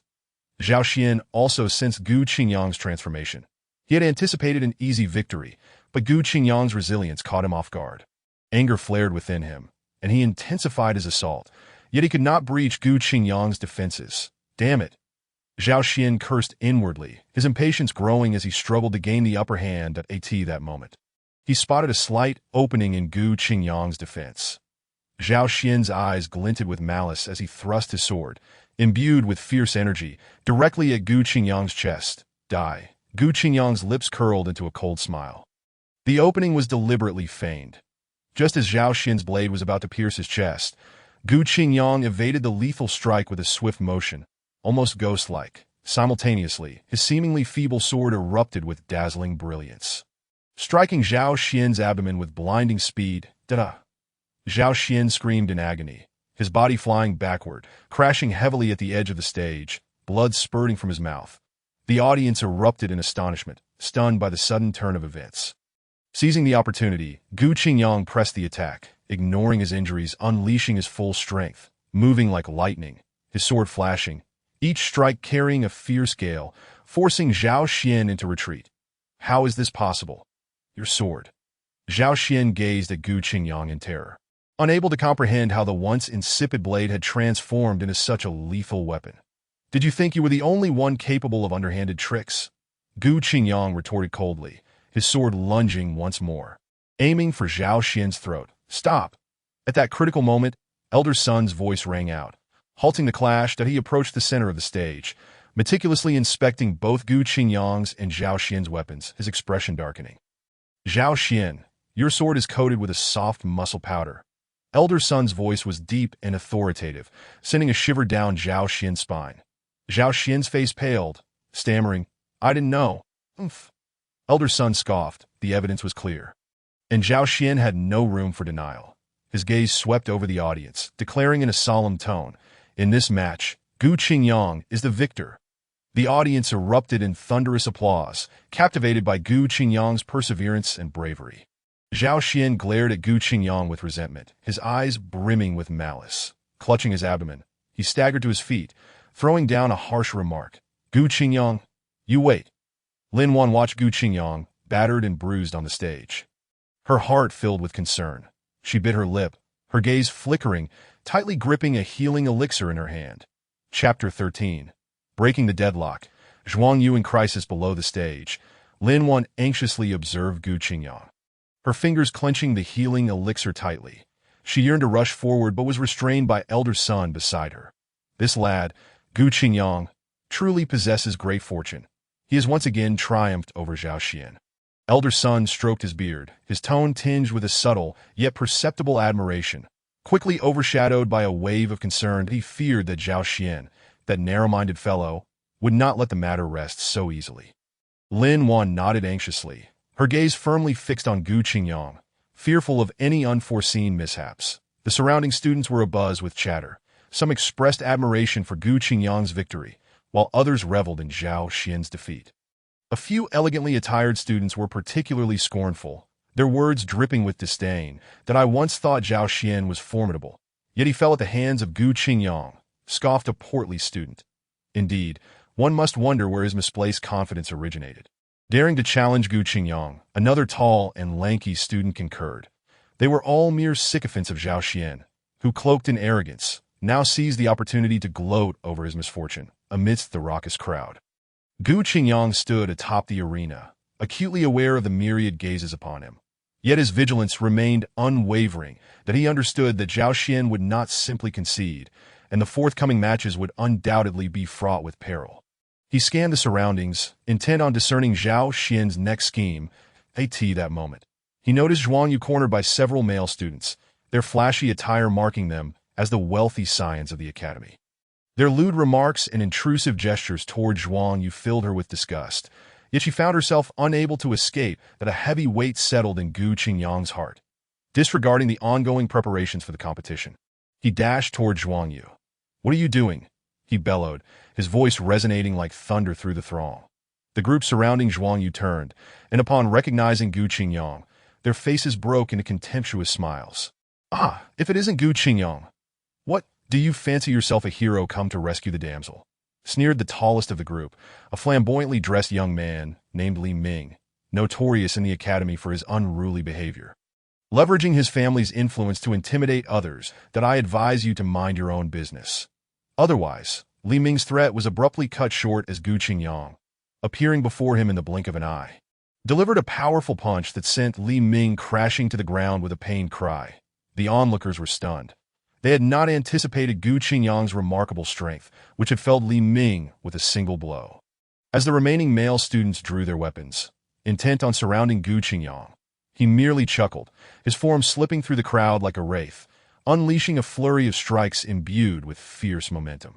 Screams of pain erupted as several students collapsed, clutching their abdomens in agony, unable to fathom the terrifying prowess of Gu Qingyang, who had bested them all in mere moments. Zhuang Yu, witnessing this spectacle, felt a mixture of shock and gratitude. She had not expected Gu Qingyang to risk incurring Li Ming's wrath on her behalf. Below the stage, Zhao Xian seethed with jealousy upon witnessing Gu Qingyang's resurgence. With a dark expression, he approached Elder Sun and whispered, Elder Sun, Gu Qingyang has breached the competition rules by leaving the arena to engage in a brawl. His qualification should be rescinded. Elder Sun furrowed his brow, his gaze shifting back and forth between Gu Qingyang and Zhao Xian. Lost in contemplation at that moment, Lin Wan hastened to Elder Sun's side. After a slight bow, she spoke softly yet firmly, Elder Sun. The situation is not, as Zhao Xian has portrayed, that a few students were disrespectful to Sister Zhuang Yu. and Gu Qingyang acted to uphold the Academy's reputation that if left unchecked, would it not embolden the unscrupulous and tarnish our institution's name? Elder Sun stroked his beard, his eyes darting between Lin Wan and Zhao Xian. Lin Wan was well regarded within the Academy for her exceptional medical skills and gentle demeanor, lending weight to her words. Zhao Xian's face darkened, yet he dared not challenge her in Elder Sun's presence. Elder Sun, they were the ones who initially harassed Sister Zhuangyu. Qingyang merely intervened, Zhuangyu added, her voice carrying a hint of unvoiced grievance. After a moment of consideration, Elder Sun finally waved his hand. Very well, let this matter rest at Gu Qingyang. Exercise caution in your actions henceforth. Do not act impulsively. Returning to the competition arena, Gu Qingyang cast a cold glance at Zhao Xian, his voice dripping with disdain. You, who only schemes in the shadows, are utterly unworthy of standing as my opponent. Zhao Xian's face flushed with rage. Unable to formulate a retort, he could only glare fiercely at Gu Qingyang. The match resumed, the atmosphere now tenser than before. The Gu Qingyang stood resolute in the center, his eyes sharp, fully aware that Zhao Xian would not relent, and the ensuing battle would be even more treacherous. Across from him, Zhao Xian wore a chilling smile, as though concocting some nefarious plot. The Gu Qingyang, perceiving Zhao Xian's smugness, sensed an impending greater scheme awaiting him, his fists tightening resolutely. Zhao Xian discreetly extracted a talisman glowing with an eerie light, affixing it to his weapon without drawing attention. Chapter 14. The turn of events in the competition. As the match recommenced, Zhao Xian wore an icy smile, exuding confidence as if victory were assured. He subtly affixed the talisman to his weapon, igniting whispers among the audience, particularly among Zhao Xian's followers, who looked down upon Gu Qingyang with disdain. This fellow dares to offend young Master Zhao. He truly knows no bounds, one remarked. Young Master Zhao is a martial artist of the initial stage, with a wealth of resources and treasures. What does this boy have to contest against him? Just look at his pitiful appearance. He likely lacks even a decent weapon. This match is devoid of suspense. These murmurs reached Zhuangyu's ears, causing her to fret for Gu Qingyang's fate. She glanced at Lin Wan, only to find her wearing a concerned expression, her brows knitted tightly. Sister Lin Wan, do you think Qingyang can win? Zhuangyu whispered, anxiety lacing her tone. Lin Wan shook her head gently, sighing. Zhao Xian's strength already surpasses Qingyang's. Now, with the unknown talisman in play, I fear. Her unspoken dread was palpable. As the match commenced, Zhao Xian lunged at Gu Qingyang like a ferocious tiger descending a mountain, launching a flurry of relentless attacks. His sword shimmered with an ominous glow, each swing accompanied by a fierce gust of wind, instilling fear in the hearts of onlookers. The Gu Qingyang, momentarily distracted by Zhuangyu's plight, found himself struggling to defend against the barrage. Suffering multiple injuries, blood staining his garments. Qingyang, Zhuangyu gasped, her eyes filled with concern. Seeing Gu Qingyang in such a dire state, Zhao Xian's followers erupted in triumphant shouts. This boy is nothing special. Young Master Zhao. Teach him a lesson. Let him know the consequences of crossing you. However, as Gu Qingyang met Zhuangyu's worried gaze, an indomitable strength surged within him that a warm current flowed from his dantian through his entire being. As the Nine Heavens Xianyang technique he had signed in for began to operate autonomously, he suddenly raised his head, a fierce light igniting in his eyes. The child's play. Gu Qingyang scoffed, evading Zhao Xian's assault with an agility that astounded. In his hand appeared a pitch-black dagger, emanating a chilling aura. This was none other than the superior-grade weapon, the Nether Blade, acquired through his earlier signing. What? Zhao Xian was taken aback, astonished by Gu Qingyang's swiftness.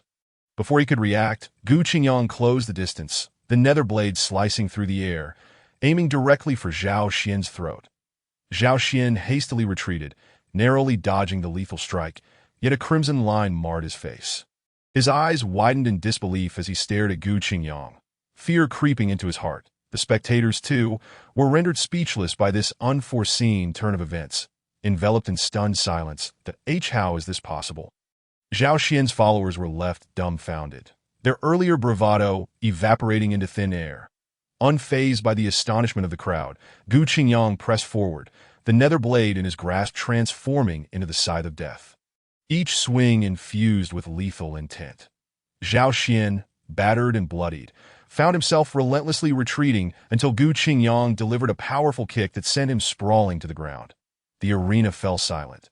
The sound of a pin dropping could be heard. Elder Sun, too, stood stunned, unable to fathom the immense strength Gu Qingyang had concealed.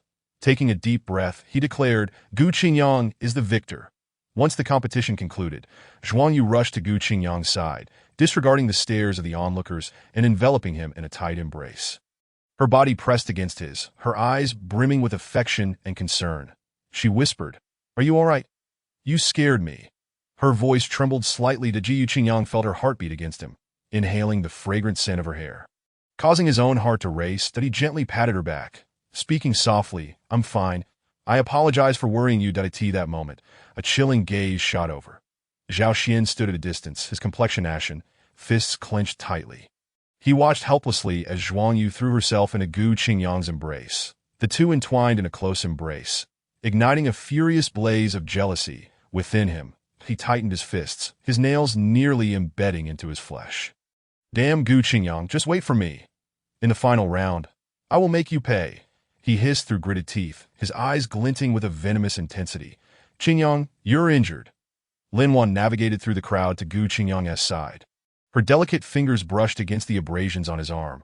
Her tone laced with concern that a faint scent of medicine wafted through the air as Lin Wan had already retrieved some ointment, meticulously applying it to Gu Qingyang's wounds. Her movements were gentle, and her gaze focused and tender, reminiscent of a gentle spring breeze, enveloping Gu Qingyang in warmth. "Thank you, Lin W. An. Gu Qingyang gazed at the tender woman before him, a surge of gratitude swelling within him.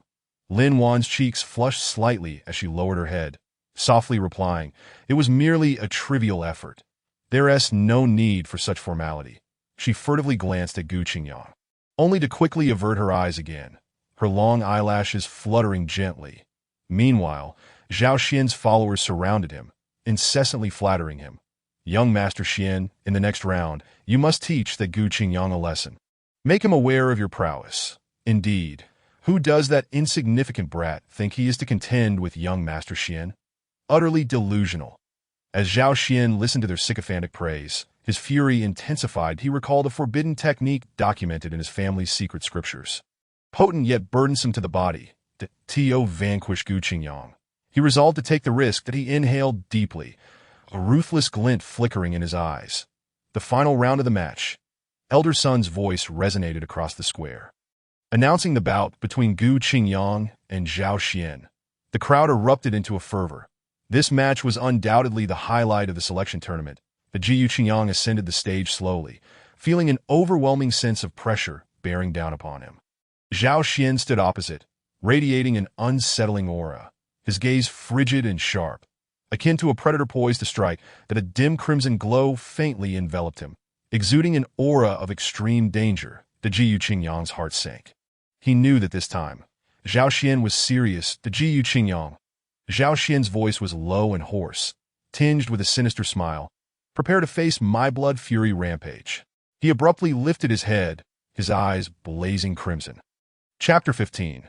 The Final Showdown. Breaking limits, his scarlet eyes glimmered with a beastly thirst for blood, and the dark red aura surrounding Zhao Xian intensified, saturating the air with a stifling pressure.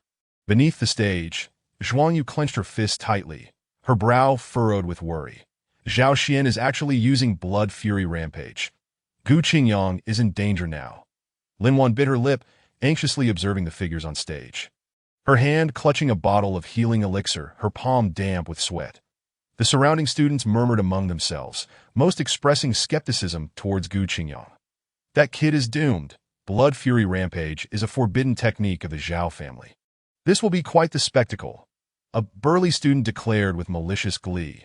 Indeed, utterly reckless.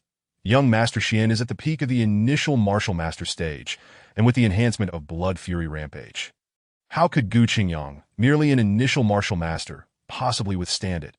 Another student chimed in, their words dripping with flattery for Zhao Xian and disdain for Gu Qingyang. Young Master Xian is formidable. One strike will finish him. Zhao Xian's followers shouted boastfully, as though victory was already assured. Elder Sun furrowed his brow, his gaze fixed intently on the two combatants, silently lamenting. Zhao Xian, to win, you would resort to forbidden techniques. Truly, the match begins, Elder Sun commanded, and in an instant, Zhao Xian transformed into a blur, propelled by the violent energy of blood fury, racing towards Gu Qing. Ji Qingyang barely processed the movement when Zhao Xian's fist was already upon him. He hurriedly dodged, yet was a fraction too slow, receiving a powerful blow to the chest that sent him crashing to the ground. Pooh! A mouthful of blood erupted from Gu Qingyang as he struggled to rise. A sharp pain radiating from his chest, feeling as if his very organs had been displaced. Zhao Xian's speed and strength, augmented by blood fury rampage, had escalated beyond a mere level, and Gu Qingyang realized he was entirely on the defensive. Zhao Xian's attacks rained down like a torrential storm, leaving Gu Qingyang barely able to fend off the barrage, new injuries accumulating on his body. He gritted his teeth, enduring the excruciating pain, knowing he could not succumb. With such meager skills, you dare challenge me? Zhao Xian's lips curled into a cruel smile, his eyes filled with contempt. He swung once more, aiming directly for Gu Qingyang's face. That it's over. Zhao Xian's followers erupted with excitement, their cheers deafening. Useless. How dare he challenge young Master Xian with such pitiful abilities? Surrender quickly, lest you suffer further. The piercing taunts stabbed into Gu Qingyang's ears like daggers, yet he clenched his jaw, determination igniting in his gaze. He recalled the arduous journey he had undertaken thus far, the sweat and effort expended in his quest for strength, a fierce fighting spirit igniting within him. It's not over yet. Gu Qingyang roared, wiping the blood from his lips, his form suddenly shifting as he narrowly evaded Zhao Xian's fierce strike. Then, no longer content to merely defend, he launched a counterattack, employing a series of intricate footwork paired with a flurry of powerful punches. Striking at Zhao Xian like a tempest, Zhao Xian, taken aback by Gu Qingyang's unexpected resilience, found himself forced to retreat under the onslaught. Enraged, the blood fury energy surged more violently, and his attacks became increasingly ruthless. Damn you, how dare you resist, he bellowed, his fists raining down like a torrential downpour upon Gu Qingyang. The two on stage exchanged blows, the sound of their combat resonating with a heavy thud. Zhao Xian's attacks were ferocious and relentless, each strike bearing the weight of overwhelming force. Gu Qingyang, however, gracefully evaded and countered with skillful technique, meticulously searching for openings in Zhao Xian's onslaught. With each dodge and counter, Gu Qingyang felt his strength reach new heights, as if breaking through an unseen barrier. Zhao Xian's strikes grew, increasingly unpredictable, yet Gu Qingyang's spirit soared, his eyes gleaming with exhilaration. In a fierce clash, Gu Qingyang keenly noticed a slight hesitation in Zhao Xian's technique. Now, he thought, seizing the fleeting opportunity to channel all his might into his right fist, launching a powerful blow. The Ji Qingyang's fist, propelled by a gust of wind, struck Zhao Xian squarely in the chest. A resounding thud echoed, and Zhao Xian staggered back, as though struck by lightning, a spray of blood erupting from his lips. The once boisterous arena fell into an eerie silence. Zhao Xian's followers left Agape, as if frozen in place. How could this be? He actually injured young Master Xian. One follower murmured in disbelief. The Ji Qingyang pressed forward without hesitation, taking advantage of the moment. He moved like lightning, closing the distance once more, delivering a barrage of strikes that resembled a tempest. Zhao Xian's earlier bravado had evaporated, leaving him to barely defend against Gu Qingyang's relentless assault. With each blow he received, Zhao Xian felt his internal energy surging, as if his very organs might shatter under the strain. Stop! I concede! Zhao Xian screamed, his voice rife with indignation and humiliation. Yet Gu Qingyang showed no signs of relenting. His eyes sparkled with determination as his final punch landed forcefully against Zhao Xian's abdomen. Zhao Xian let out a pained cry, akin to a severed kite, flying off and crashing heavily at the edge of the stage. Unconscious, silence enveloped the arena, a deathly hush prevailing. Moments later, thunderous applause and cheers erupted, echoing throughout the martial arts arena. Well done! Excellent work, Gu Qingyang! Gu Qingyang! Waves of cheers erupted from the crowd, celebrating Gu Qingyang's stunning display and his audacity to challenge authority. Standing in the center of the arena, Gu Qingyang basked in the overwhelming adulation. His heart brimming with joy and pride, he clenched his fists, feeling the surge of power within him. He knew he had finally broken through his limits and proven his capabilities. However, Gu Qingyang's elation was short-lived. Eagerly awaiting the Academy's announcement of admission results, he instead saw Elder Sun approach the stage, his expression graved at Jiyu Qingyang. Elder Sun's voice resonated, deep and authoritative. Your performance was indeed impressive. But, Chapter 16, Admission Obstructed Rules Complicated. Gu Qingyang, Elder Sun continued, his tone growing more serious as he surveyed the crowd. According to the Academy's latest regulations, the victor of the selection tournament must also pass a knowledge assessment to gain formal admission. This pronouncement sent shockwaves through the audience. A knowledge assessment. Such a rule has never existed before. Indeed, this is clearly targeted at Gu Qingyang. What is the Academy trying to do? Are they deliberately making things difficult? The murmurs of dissent rose, a chorus of skepticism echoing through the crowd. Even Zhuang Yu, who had always stood beside Gu Qingyang, couldn't help but furrow her brows, casting a worried glance at him. A heavy feeling sank within Gu Qingyang's heart, that he had never heard of such a stipulation, and a wave of mockery washed over him. He turned to Elder Sun, striving to suppress the fury boiling within him, and asked in as calm a tone as possible, Elder Sun, may I inquire about the specific content of this knowledge assessment? When will it take place? Elder Sun stroked his beard, a glimmer of barely perceptible smugness flickering in his eyes as he replied slowly. The assessment will encompass various aspects, including martial arts theory, herbal identification, and the fundamentals of formations. As for the timing, it is set for 3 days, hence 3 days. Gu Qingyang scoffed inwardly. Such a brief period. No matter how tirelessly he studied day and night, mastering such intricate knowledge was impossible. This was evidently a deliberate attempt to ensure his failure, to keep him at bay. He inhaled deeply, striving to maintain his composure, though his face could not conceal his helplessness and frustration. He understood that this so-called knowledge assessment was merely a conspiracy aimed at him. From within the crowd, a shrill voice suddenly rang out. Gu Qingyang, weren't you just so arrogant? Why the silence now? Are you afraid? The speaker was a lackey of Zhao Xian, his face alight with schadenfreude, mocking Gu Qingyang with a sarcastic tone. Indeed, a country bumpkin thinks he can enter our Tianyuan Academy? What a delusion. Another lackey chimed in. Some of those who had previously supported Gu Qingyang began to waver in their resolve. It seemed that Gu Qingyang was nothing special after all. Fearing the knowledge assessment was truly embarrassing. What a pity, we had hoped he would bring us a surprise.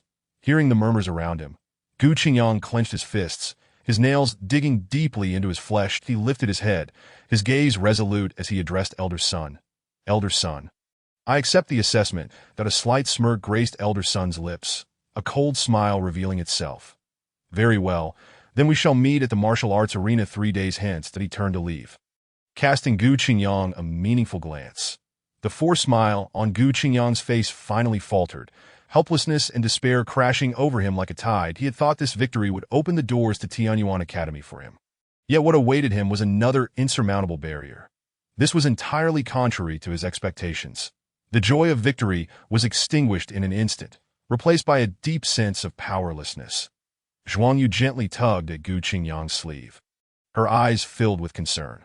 She knew he came from a remote town and was surely unaware of the profound knowledge the Academy demanded. 3 days was hardly enough to bridge such a vast chasm. Gu Qingyang, I think you should give up while you can, one of Zhao Xian's lackeys sneered, swaggering up to him, dripping with derision.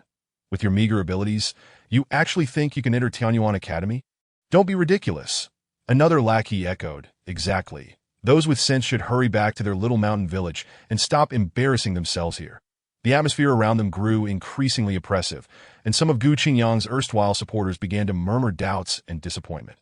It seems Gu Qingyang is nothing special after all, ultimately just a country bumpkin. Indeed, fearing even the knowledge assessment is truly a waste of our earlier cheers for him. These comments pierced Gu Qingyang's heart like daggers, making him feel like a beast trapped in a cage. Ridiculed and scorned, he gripped his fists tightly, his nails embedding deeply into his skin, yet he felt powerless to retort. Even Lin Wan, who had previously treated him kindly, now stood silently by, her eyes filled with sympathy and regret. She understood that given Gu Qingyang's current predicament, passing the assessment was nearly impossible. Elder Sun regarded Gu Qingyang's despondent figure, a barely perceptible smirk playing on his lips.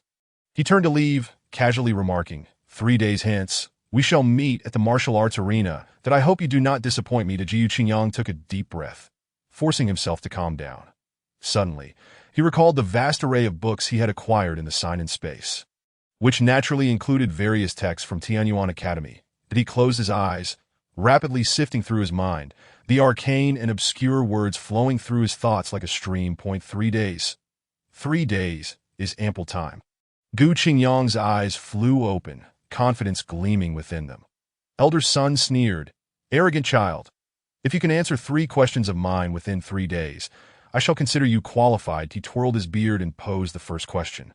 A difficult problem regarding the laws governing the flow of primordial energy. Even seasoned students within the academy might struggle to answer it. Zhao Xian's lackeys erupted in unrestrained laughter. Ha ha. This kid is finished. That's a question even I couldn't answer. Zhuang Yu looked at Gu Qingyang with worry. She understood the difficulty of the question and silently prayed for him. However, Gu Qingyang merely smiled faintly, answering instinctively, his voice clear and resolute, each word resonating powerfully in the ears of the onlookers. Elder Sun's expression shifted, surprise flickering in his eyes that he hadn't anticipated Gu Qingyang would actually answer correctly. He then presented an even more challenging question concerning ancient formations, one that would require considerable thought even from himself to solve. Yet, Gu Qingyang remained undeterred, delivering the correct response without hesitation, his speed increasing as if the knowledge had been deeply etched in his mind. The audience erupted in astonishment, disbelief etched on their faces as they regarded Gu Qingyang with a mix of shock and admiration. Lin Wan's eyes sparkled with a peculiar light. She had not expected this seemingly ordinary youth to possess such profound knowledge. Beads of sweat formed on Elder Sun's brow as he inhaled deeply, posing the final question. His ace in the hole, a query concerning the Academy's highest secrets, one that even the dean might struggle to answer. The arena fell silent, every individual holding their breath, awaiting Gu Qingyang's reply. That a faint smile graced Gu Qingyang's lips, confidence radiating from his eyes as he began to articulate his answer. Elder Sun's complexion turned ashen, his body trembling slightly. He could hardly believe that this boy from a remote town had indeed answered correctly, despite his reluctance. Elder Sun found no grounds to deny Gu Qingyang's admission and could only solemnly declare, Gu Qingyang, you have passed the assessment. Gu Qingyang offered a faint smile as he turned to Zhuang Yu, whispering in her ear, I told you, 3 days is sufficient. Zhuang Yu gazed at Gu Qingyang, her eyes brimming with admiration. After completing the enrollment procedures, Gu Qingyang arrived at the venue for class assignments, curious about which class he would be placed in.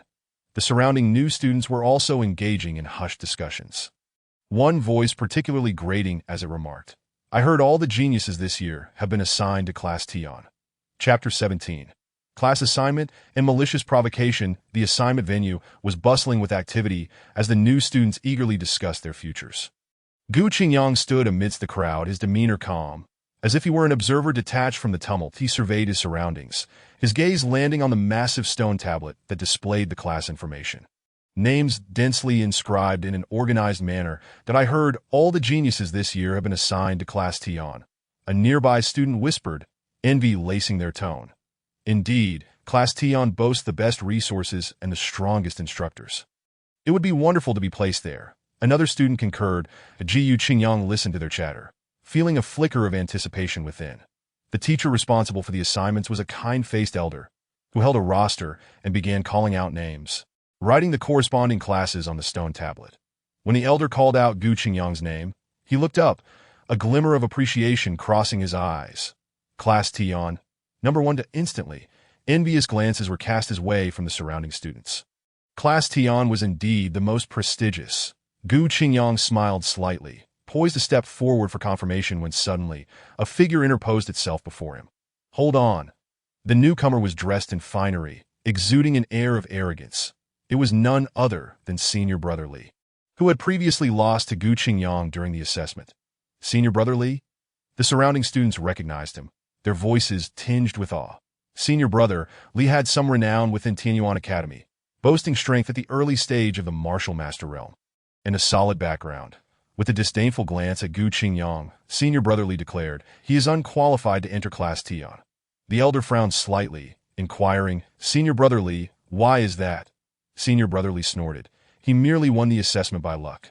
His strength is not sufficient to join Class Tion, that I suspect he employed some underhanded means. The surrounding new students erupted in discussion, their gazes toward Gu Qingyang growing complex that a surge of anger welled within Gu Qingyang. He suppressed his fury and retorted, Senior Brotherly, that is slander. Slander? Senior Brotherly chuckled coldly. Dare you have another match with me? If you lose, you must leave Tinyuan Academy. Gu Qingyang clenched his fists, ready to accept the challenge when a cool voice interjected from the side.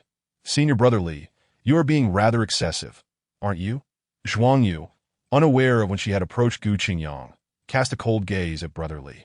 Brotherly disdainfully glanced at Zhuang Yu, his tone dripping with arrogance. Junior sister Zhuang, this is a matter between men. What business do you have interjecting? His followers echoed his sentiment, erupting into a chorus of mockery. One particularly sharp-featured ruffian sneered, Indeed, Gu Qingyang, are you perhaps afraid? Hiding behind a woman is hardly commendable.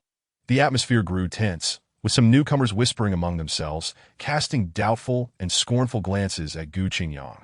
He inhaled deeply, striving to control the fury that threatened to erupt that I did not cheat. My assessment results are sufficient to demonstrate my abilities, he stated, each word firm and resolute. Zhuang Yu let out a soft snort and stepped in front of Gu Qingyang. Brotherly, your words are exceedingly unjust. The Gu Qingyang performed admirably in the assessment, defeating numerous opponents, even you among them. What evidence do you possess to claim he cheated?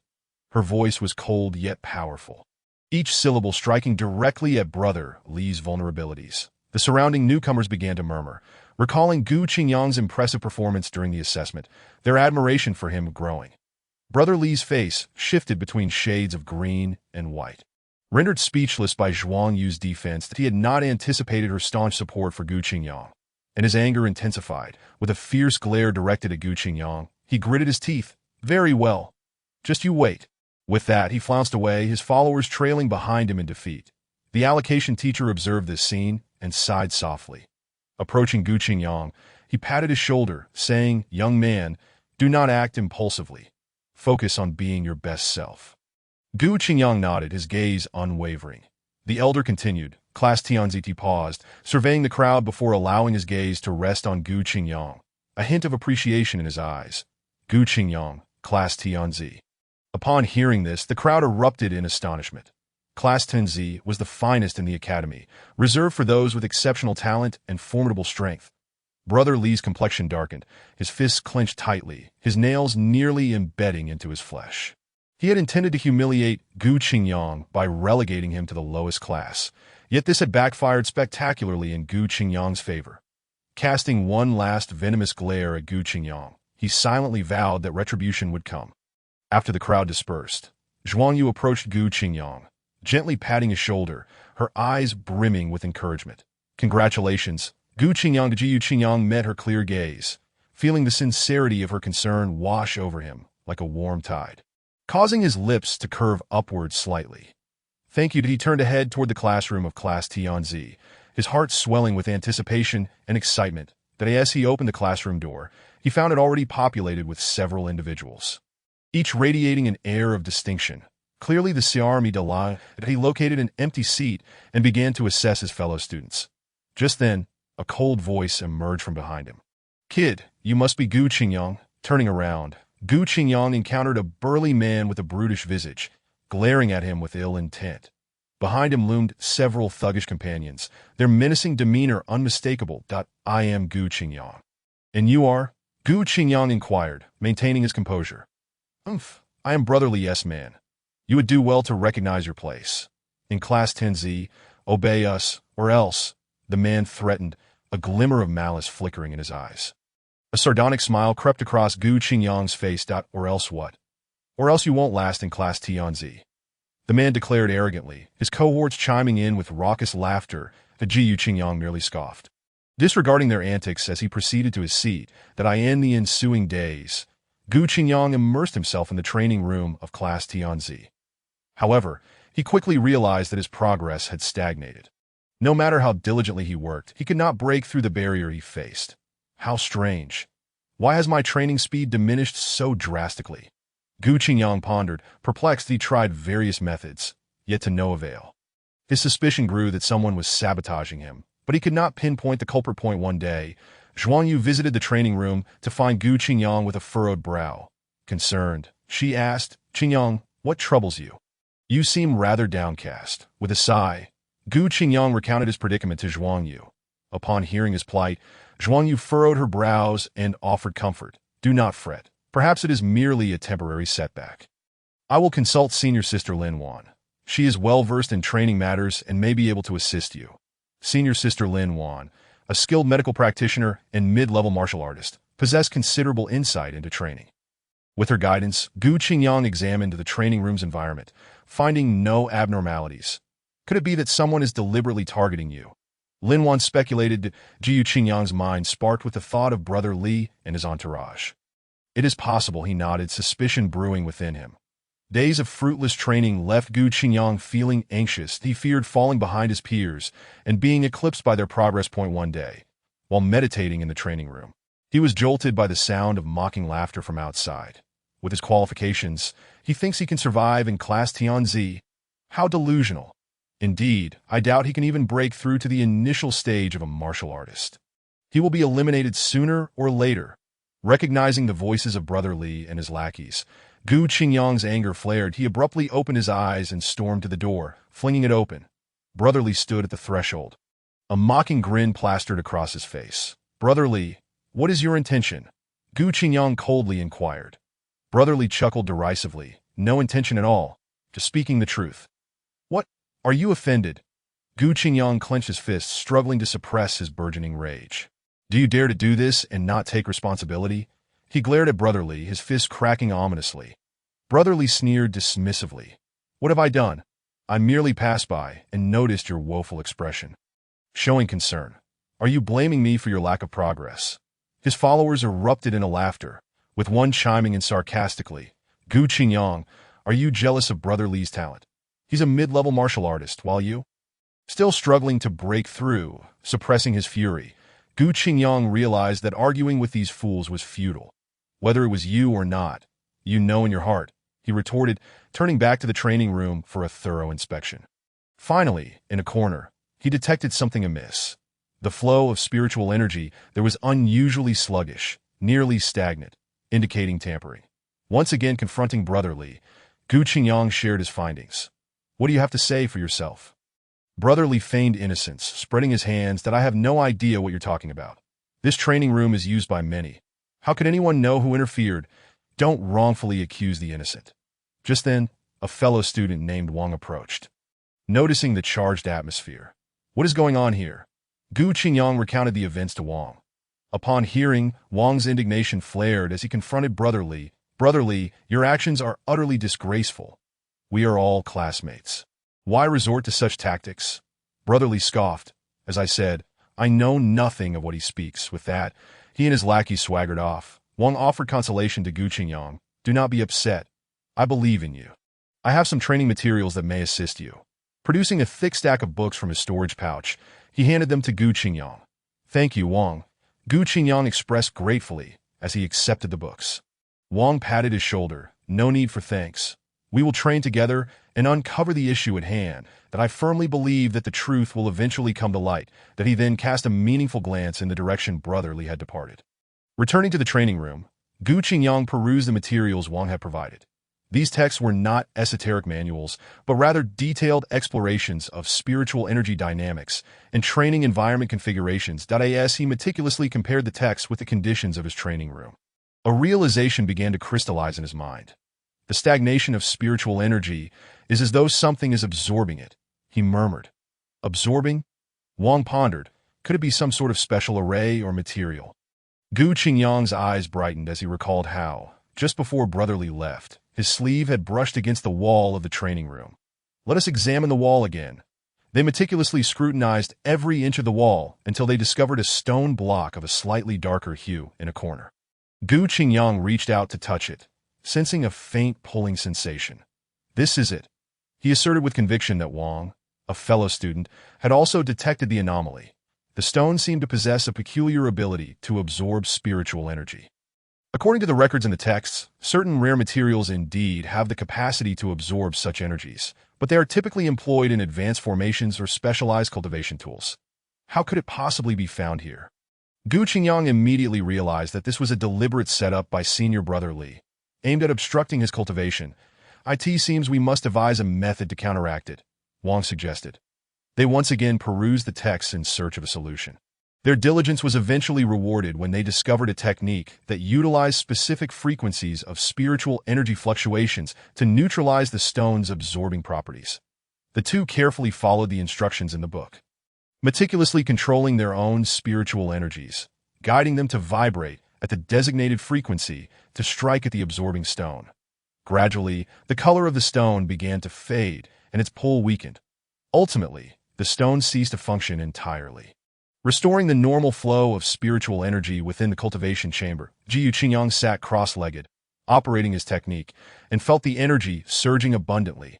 Unimpeded, he opened his eyes, a gleam of triumph sparkling within them. We succeeded. Gratefully, he turned to Wang, exclaiming, "Thank you so much, Wang. I truly appreciate your assistance." Wang smiled and waved his hand dismissively. "It's nothing. As classmates, it's only to be expected that I'm just glad to see you back to your cultivation."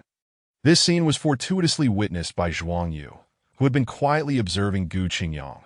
Seeing him rejuvenated, a hint of a satisfied smile graced her lips. The Gu Qingyang's cultivation was back on track, and his strength steadily improved. However, was senior brother Li's scheme truly at an end? He gazed at the notice regarding the Academy's martial arts competition in his hand, his expression growing resolute. "The martial arts competition," he murmured, gripping the notice tightly. In the distance, a shadow flitted by. Chapter 19. The journey to the spiritual mine. The biting mountain winds howled, swirling up withered leaves and producing a rustling sound. At the periphery of the spiritual mine, the atmosphere in the hastily erected camp was tense.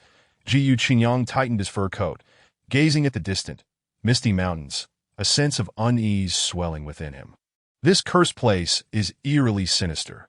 It truly unsettles me. Su Yao rubbed her hands together, inching closer to Gu Qingyang. Speaking in a hushed tone, the Gu Qingyang nodded, surveying the surroundings. The low tents were scattered among the jagged rocks, and the flickering firelight illuminated the anxious expressions on everyone's faces. He couldn't shake the feeling that a pair of eyes lurked in the shadows, silently observing their every move. "Everyone, stay alert and avoid acting alone," Gu Qingyang said in a grave tone. "This spiritual mind-gathering mission is unlikely to proceed without incident." I Meng scoffed dismissively. "What are you afraid of? It's just gathering spiritual crystals. Qingyang, you are far too cautious." Gu Qingyang frowned, about to respond, but Li Meng had already taken long strides towards the edge of the mine. "Li Meng, come back." Gu Qingyang called out sharply, but it was too late. Suddenly, a thunderous crash resounded, and the ground trembled violently, Li Meng's figure vanishing amidst a cloud of dust. What happened? The camp erupted into chaos, everyone exclaiming in alarm. As the dust settled, a massive pit had formed at the mine's edge, and there lay Li Meng, disheveled at the bottom, covered in dirt and groaning in pain. "Damn it, it's a trap," someone shouted, and the atmosphere instantly grew even more tense. It's my fault. I shouldn't have run off. Li Meng struggled to climb out of the pit, his face pale. "What good is that now?" Another team member rebuked. "If it weren't for your recklessness, we wouldn't have exposed our position." Team members began to blame one another, the tension palpable. Gu Qingyang tried to intervene, but no one was listening. He let out a weary sigh, his anxiety deepening. That moment, a chilling voice echoed from afar. "Hee. It seems our little mice have taken the bait." Team members continued to hurl accusations, spitting in anger. "It's all your fault. If you acted so rashly, we wouldn't have been discovered." A burly team member yelled, pointing a finger at Li Meng. "I didn't know there would be traps here." Li Meng protested, clutching his injured leg in a pitiful defense. "What good is saying that now?" Another team member joined in the condemnation. "We didn't even collect any spiritual crystals, and instead fell into the enemy's ambush. How unfortunate." Gu Qingyang looked at the disarrayed team, his heart racing with urgency. He attempted to persuade everyone to calm down and discuss a strategy together, but his voice was drowned out by the cacophony of quarrels, sinking like a stone in the ocean, failing to stir a ripple. He felt a profound sense of helplessness, as if he were merely an outsider, unable to control the situation at hand. Just then, his gaze fell upon an inconspicuous stone at the edge of the pit. The stone was a shade darker, standing out from the surrounding rocks. The thought sparked in his mind, and he hurried to the pit's edge, closely examining the stone, discovering that it seemed to connect to a mechanism below. "Enough of the bickering," Gu Qingyang shouted, finally overpowering the clamor of accusations. He pointed at the stone, his tone resolute. "The key to disarming the trap lies here." Everyone fell silent, their attention turning towards the direction Gu Qingyang indicated. Ignoring their bewilderment, he took a deep breath and carefully pressed down on the stone. That a soft click resonated, followed by the sound of mechanisms whirring beneath the pit. Gradually, the deep pit began to close, returning to its original state.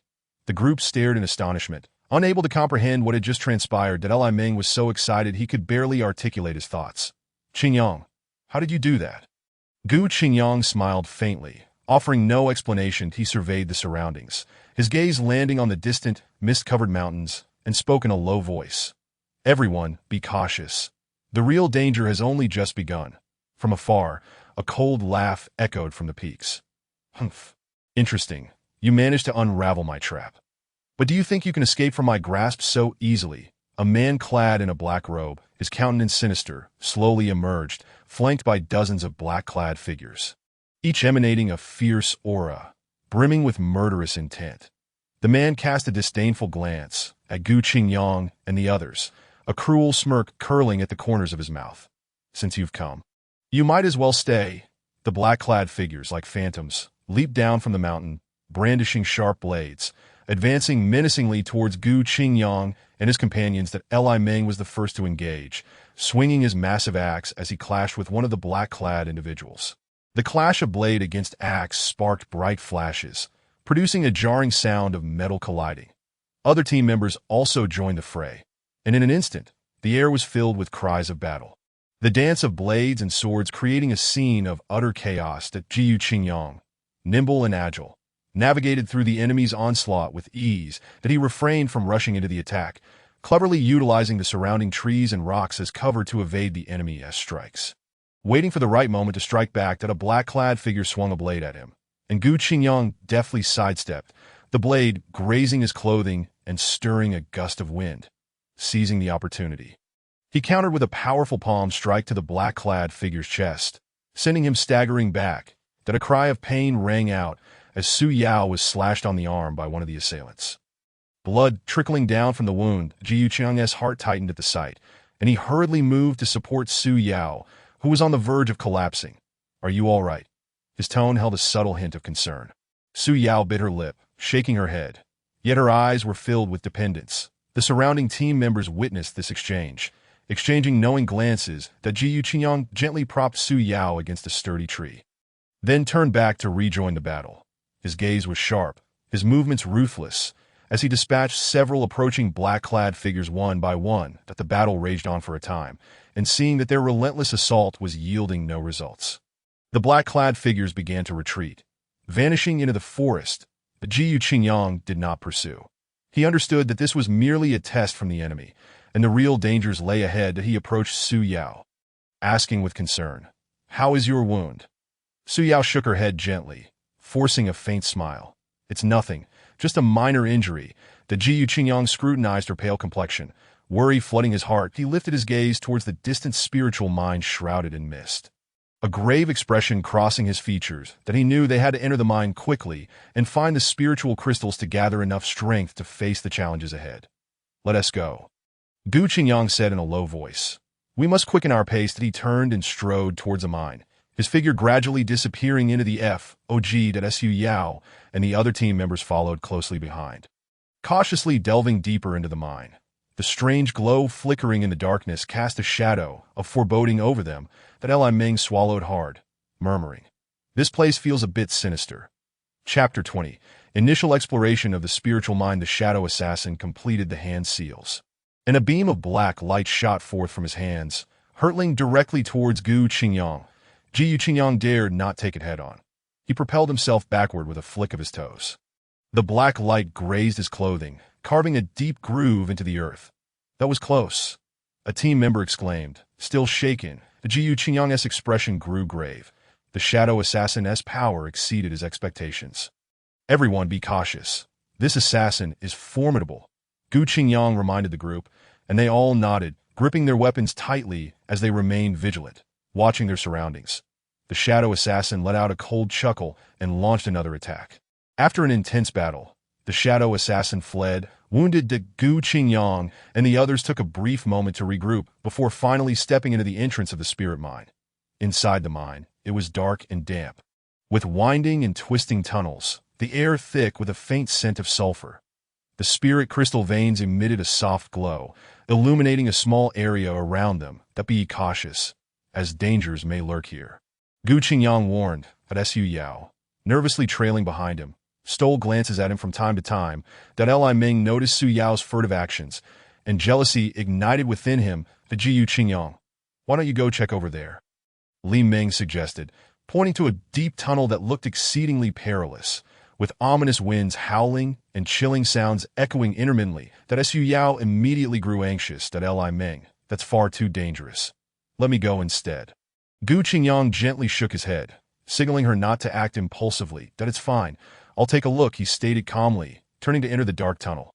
Concerned, Su Yao wanted to follow, but was held back by Li Ming. Su Yao, you needn't worry about him. He's incredibly skilled and will be just fine, Li Ming said with a forced smile. That Su Yao shot Li Ming a fierce glare, filled with helplessness and worry. Gu Qingyang walked alone in the dim tunnel, his steps light, betraying no hint of fear. He sensed a mysterious energy pulsating deeper within the mine, as if something were beckoning him. Suddenly, a cold wind swept through, and a low growl emanated from the depths of the tunnel. Jiu Qingyang understood Li Ming's intentions and recognized that this tunnel likely held no good fortune, merely a ploy by Li Ming to distract him. However, he chose not to expose it. Instead, he cast a reassuring glance at Su Yao before resolutely proceeding into the abyss. Su Yao opened her mouth to speak, but ultimately swallowed her words under Gu Qingyang's encouraging gaze. A heavy weight pressed upon her heart, filled with anxiety for Gu Qingyang's safety and disdain for Li Ming's ulterior motives. The tunnel was cold and humid, suffused with a sharp sulfuric odor as droplets of water fell from the rock walls, their rhythmic patter echoing starkly in the silence. Using the feeble light from the spirit crystals, Gu Qingyang advanced cautiously, carefully scrutinizing his surroundings. That he keenly detected an unusual energy emanating from an inconspicuous crevice in the tunnel wall, where a rich aura of spirit energy subtly leaked out. Intrigued, he cleared away the debris and dirt, revealing a narrow passage. Inside the passage shimmered a brilliant light, revealing a hidden vein of spirit crystals. This vein was purer, denser, and exuded a more potent spirit energy than those previously discovered. Jiu Qingyang's heart surged with joy. This was truly an unexpected windfall. That he meticulously collected the spirit crystals, stowing them away in his storage bag. Before long, his storage bag brimmed with high-quality spirit crystals radiating a rich energy. Estimating that it was time to reunite with the group, he prepared to head back. Just then, he heard a rustling sound from the depths of the tunnel. As if something were approaching, that he held his breath, concealing himself in the shadows, vigilantly watching the source of the noise. That is he going to be all right? Su Yao anxiously inquired, her gaze fixed on the spot where Gu Qingyang had vanished. Li Ming scoffed derisively. What could possibly happen to him? He's merely scouting the area. He might even stumble upon some treasure. Another teammate chimed in. Indeed, Su Yao, you needn't fret. Gu Qingyang is a genius from our academy. Such trivial matters pose no challenge to him, their tone laced with sarcasm. Ignoring their remarks, Su Yao's unease deepened. That moment, Gu Qingyang reappeared at the tunnel entrance, his expression grave, clutching a fist-sized high-quality spirit crystal. Look what I found. The dazzling crystal in Gu Qingyang's hand instantly captivated everyone's attention. Li Ming's disdain froze on his face, replaced by disbelief and greed.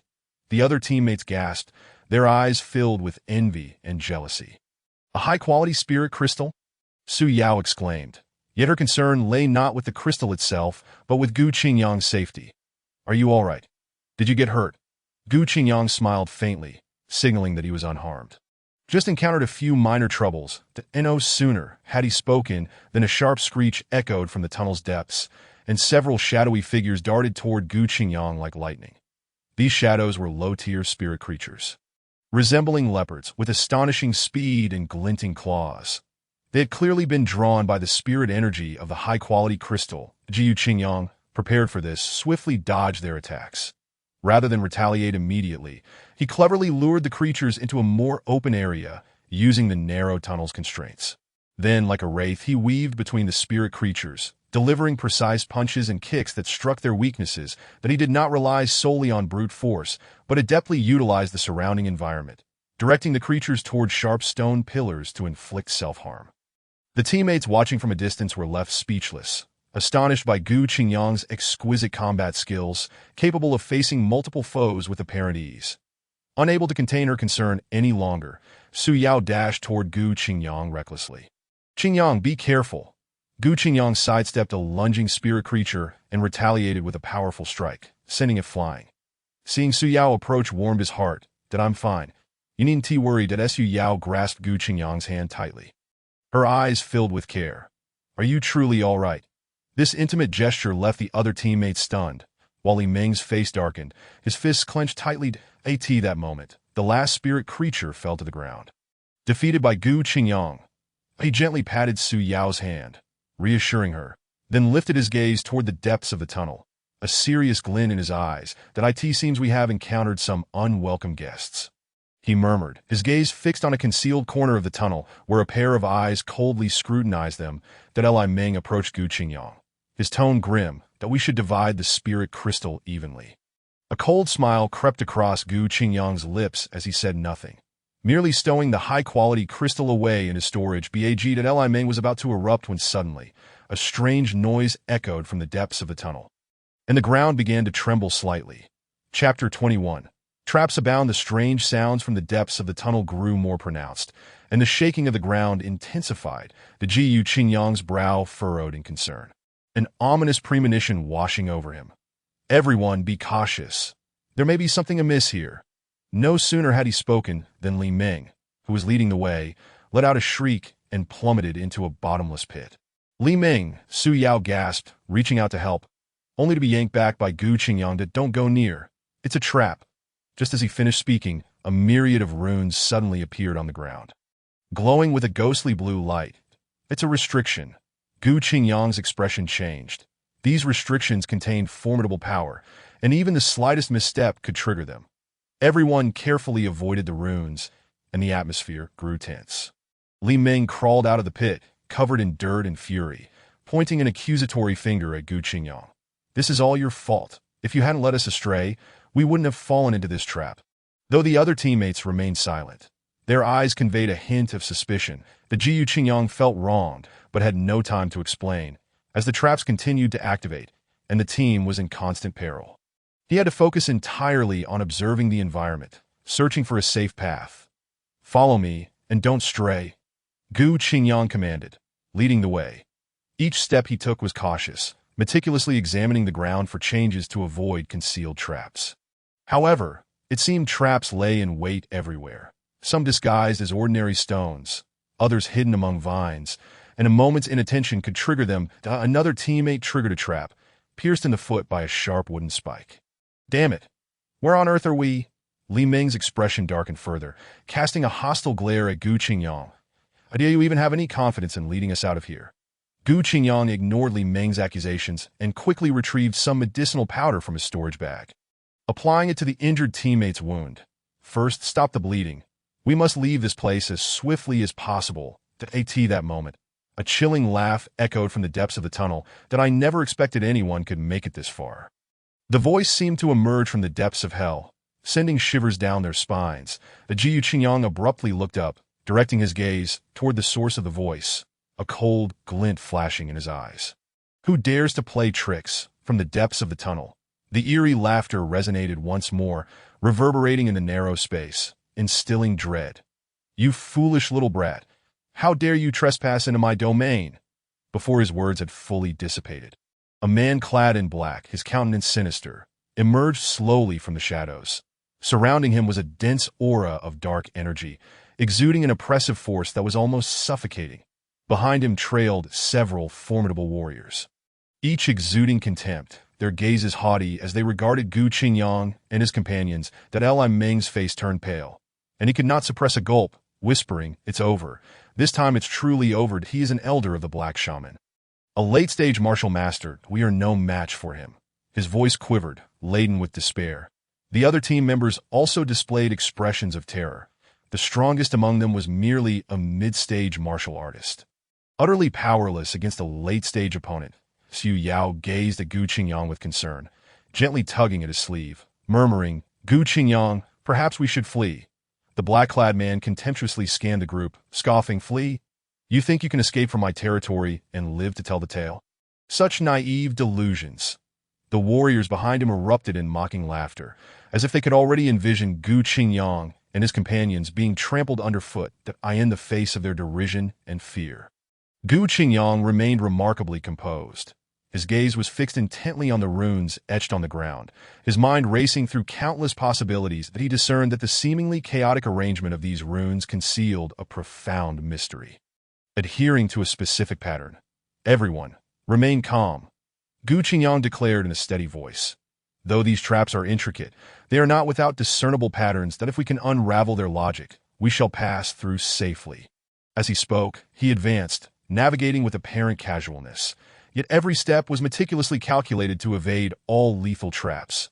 Witnessing Gu Qingyang's calm demeanor, the previously panicked team members gradually regained their composure, closely following him while cautiously avoiding the traps.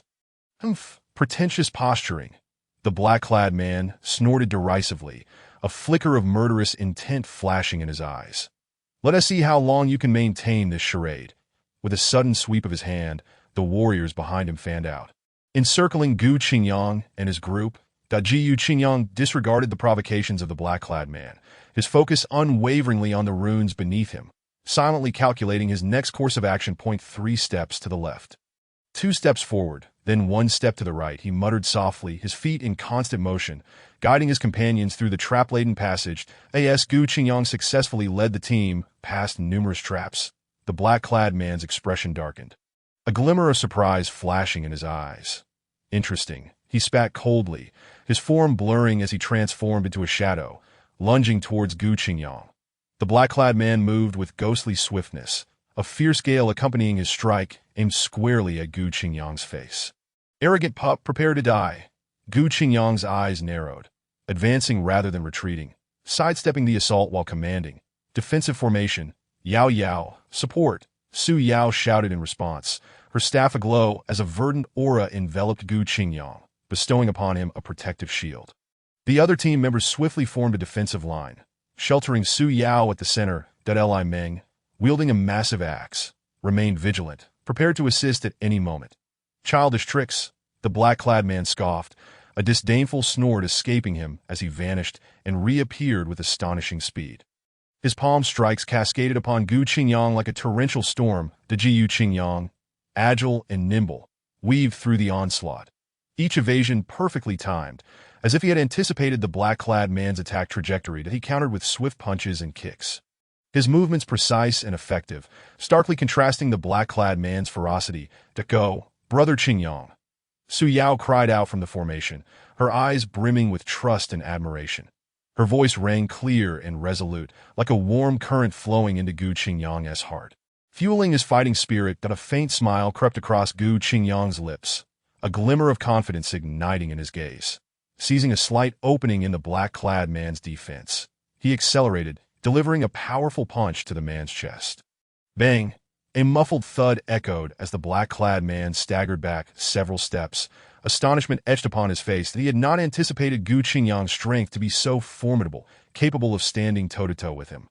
Intriguing, the black-clad man's demeanor shifted to one of seriousness, the dark energy surrounding him intensifying, clearly ready to unleash his full power. As the battle escalated, Gu Qingyang, through constant evasion and counterattacks, began to decipher the black-clad man's attack patterns. Despite the opponent's formidable prowess, Gu Qingyang maintained his advantage through calm intellect and exquisite footwork.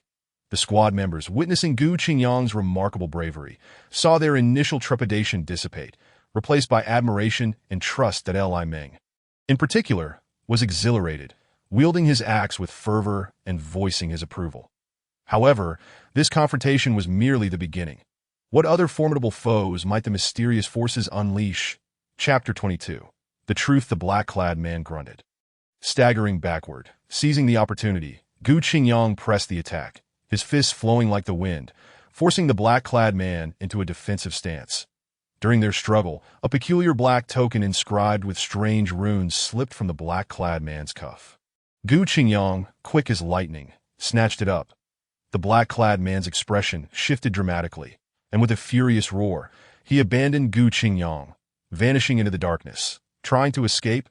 Gu Qingyang sneered, poised to give chase, only to feel a wave of dizziness wash over him. His internal energy in disarray, he inhaled deeply, suppressing his discomfort, casting his gaze upon the token in his hand. Where have I seen this rune before? Upon returning to the camp, Su Yao rushed to him, her brow furrowed with concern. Qingyang, are you all right? Gu Qingyang shook his head, handing her the token. Take a look at this. Do you recognize it? Su Yao studied it intently for a moment, her expression shifting. This is the insignia of the Black Shaman. The Black Shaman, a notorious evil organization on the continent, infamous for pillaging resources and inflicting suffering upon the innocent. Could the anomalies in the spiritual mind be connected to them? Gu Qingyang shared his suspicions with the group, but Li Ming scoffed dismissively. That's merely a coincidence. Perhaps that black-clad man stole it. His tone carried an undercurrent of barely concealed tension. Li Ming, why do you always defend them? Su Yao challenged, suspicion flickering in her eyes. The other team members nodded in agreement, echoing Su Yao's sentiment. Li Ming's face flushed, his neck stiffening as he retorted. I am just stating the facts. He glanced around, perceiving the skeptical gazes of his teammates, a sense of isolation creeping into his heart. Gu Qingyang placed a reassuring hand on Li Ming's shoulder.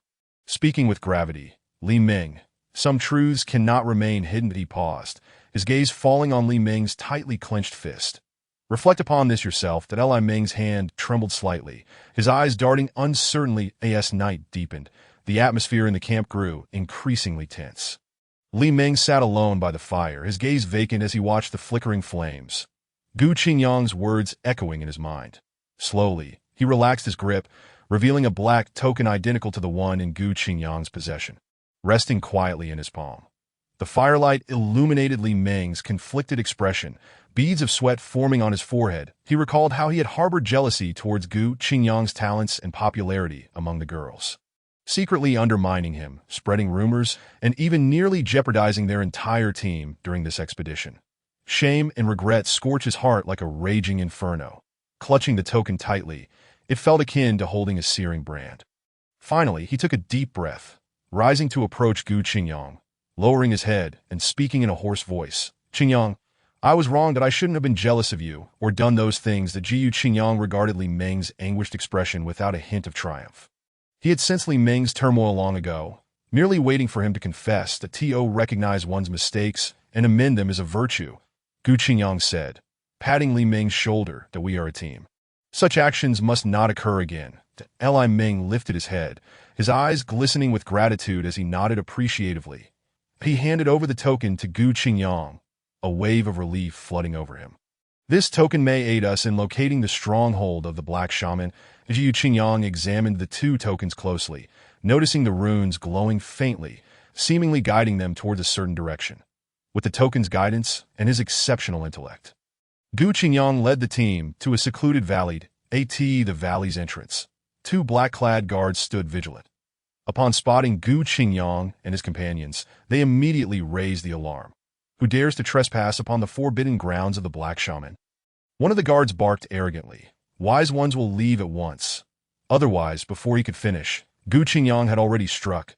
Like a bolt of lightning, he swiftly incapacitated both guards. The team members followed suit, charging into the valley.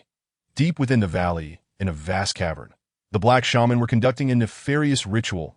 At the center of the cave stood a figure draped in a black robe, his visage grotesque, presiding over the ceremony, surrounded by dozens of Black Shaman members.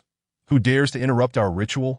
The robed man bellowed, a powerful pressure enveloping the space, suffocating the team members, the Black Shaman. Your crimes have been unveiled. Gu Qingyang's voice reverberated through the cavern. Today marks your demise. His gaze was sharp, and a surge of spiritual energy flowed through his hands. Su Yao, observing Gu Qingyang's valiant figure, felt an overwhelming surge of excitement and admiration within her heart. that he faced formidable foes without a trace of fear. His resolute eyes and upright stature resembled a towering mountain, instilling in her an endless sense of security. After the battle concluded, Gu Qingyang surveyed his surroundings, ensuring no enemies remained, before exhaling a sigh of relief. That moment, Su Yao could no longer contain her emotions. She sprinted forward and threw herself into his embrace. Gu Qingyang was momentarily taken aback, but he soon wrapped his arms around her tenderly, gently stroking her hair. That Su Yao buried her face against his chest, listening to the powerful rhythm of his heartbeat. A warm current coursing through her entire being. The other team members witnessed this scene, their faces lighting up with benevolent smiles, sharing in their joy. A wide Li Meng scratched his head, feeling a bit embarrassed as he turned his gaze away, secretly relieved that he had come to his senses in time to avoid making a grave mistake. Qingyang, are you all right? Su Yao raised her head, concern etched on her face. The Jiu Qingyang smiled faintly, playfully brushing her nose with his finger. Silly girl, how could I be? Before he could finish his sentence, a powerful pressure suddenly descended, causing the air within the cave to feel suffocating. That a chilling aura permeated the space, causing everyone to shudder involuntarily. Who is it? Li Meng scanned the area warily, gripping his weapon tightly. That a figure slowly emerged from the depths of the cave, cloaked in a black robe and wearing a mask that obscured his features. However, his eyes, glimmering with a cold light, resembled those of a malevolent spirit from the depths of hell. That he exuded an overwhelming aura, an oppressive presence that left others guessing at the depths of his strength. You should not have come here, the masked man spoke in a frigid tone, his voice echoing like a whisper from the abyss. Chilling to the bone, he slowly raised his hand, a sphere of black energy coalescing in his palm, radiating a disquieting tremor. The team members tensed, gripping their weapons as if facing a formidable foe. Jiu Qingyang shielded Su Yao behind him, his gaze piercing as he fixed his eyes on the masked man. Who are you? The masked man let out a cold laugh. Who am I? I am the master of this spiritual mine. He paused, his tone growing even more sinister. You have taken what belongs to me. Now, I shall reclaim it. No sooner had he spoken than the black energy sphere shot forth. The Jiu Qingyang's eyes narrowed as he infused spiritual energy into his palms and thrust them forward with force. Chapter 23. The Mysterious Leader. Defying the odds, Gu Qingyang thrust his palms forward, golden spiritual energy morphing into a barrier that collided with the black energy sphere in a thunderous explosion. A deafening roar echoed, scattering energy in all directions, causing the cave to tremble slightly. Debris fell like rain, dust swirling and obscuring everyone's vision. When the dust finally settled, the masked man had vanished. Where is he? Li Meng scanned the area warily, his nerves on edge. Suddenly, a powerful sense of oppression surged from behind. Jiu Qingyang whipped around, only to see the masked man had somehow appeared behind them, his black energy coalescing into a sharp blade that lunged forward. Watch out! Gu Qingyang shoved Su Yao aside, bracing himself to absorb the blow. He let out a muffled groan, blood seeping from the corner of his mouth as he staggered back a few steps. Qingyang, Su Yao cried out in alarm, attempting to rush to his side. Stay back, Gu Qingyang barked, forcing himself to stand firm despite the pain. That he understood that the masked man's strength far surpassed theirs. Su Yao's approach would only lead to her demise. The masked man laughed coldly. You overestimate yourselves. He swung the energy blade again, launching a relentless barrage of attacks at Gu Qingyang like a tempest. Li Meng attempted to assist but was effortlessly struck down by the masked man, crashing to the ground, blood spilling from his mouth. Li Meng. The other team members gasped, yet dared not act rashly. The masked man's display of power was too terrifying, instilling a sense of despair within them. The Jiu Qingyang, under the onslaught of the masked man's strikes, found himself retreating step by step, sustaining several injuries. Gritting his teeth, he struggled to hold on. Qingyang, Su Yao's eyes brimmed with tears, her heart aching for him. She longed to rush forward, but was halted by Gu Qingyang's piercing gaze. That he knew that such an act would only place her in danger. The masked man pressed forward, a mocking tone lacing his words. That is this truly the extent of your abilities? Pathetic. He raised the energy blade high, preparing to deliver the final blow. That is this the end? Gu Qingyang lamented internally. Yet he refused to relinquish his fight. That he summoned every ounce of remaining spiritual energy within him, readying himself for a desperate final stand. The masked man regarded Gu Qingyang with a cruel smile. Die! The black energy blade descended with alarming speed that as the blade neared its target. Su Yao closed her eyes in despair, tears streaming down her cheeks. The surrounding team members wore expressions of helplessness. The atmosphere thick with tension, that Li Meng struggled to rise, battered and bruised, yet could only watch helplessly as events unfolded, his heart filled with a sense of powerlessness. The leader is magnificent. That fool is doomed. One of the masked man's subordinates shouted sycophantically, his tone dripping with contempt for Gu Qingyang. Another subordinate chimed in. Such arrogance, daring to challenge the leader's authority.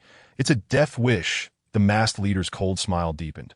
As if he could already envision Gu Qingyang being cleaved in two by his blade, he reveled in this sense of control, basking in the fear of the weak trembling before him.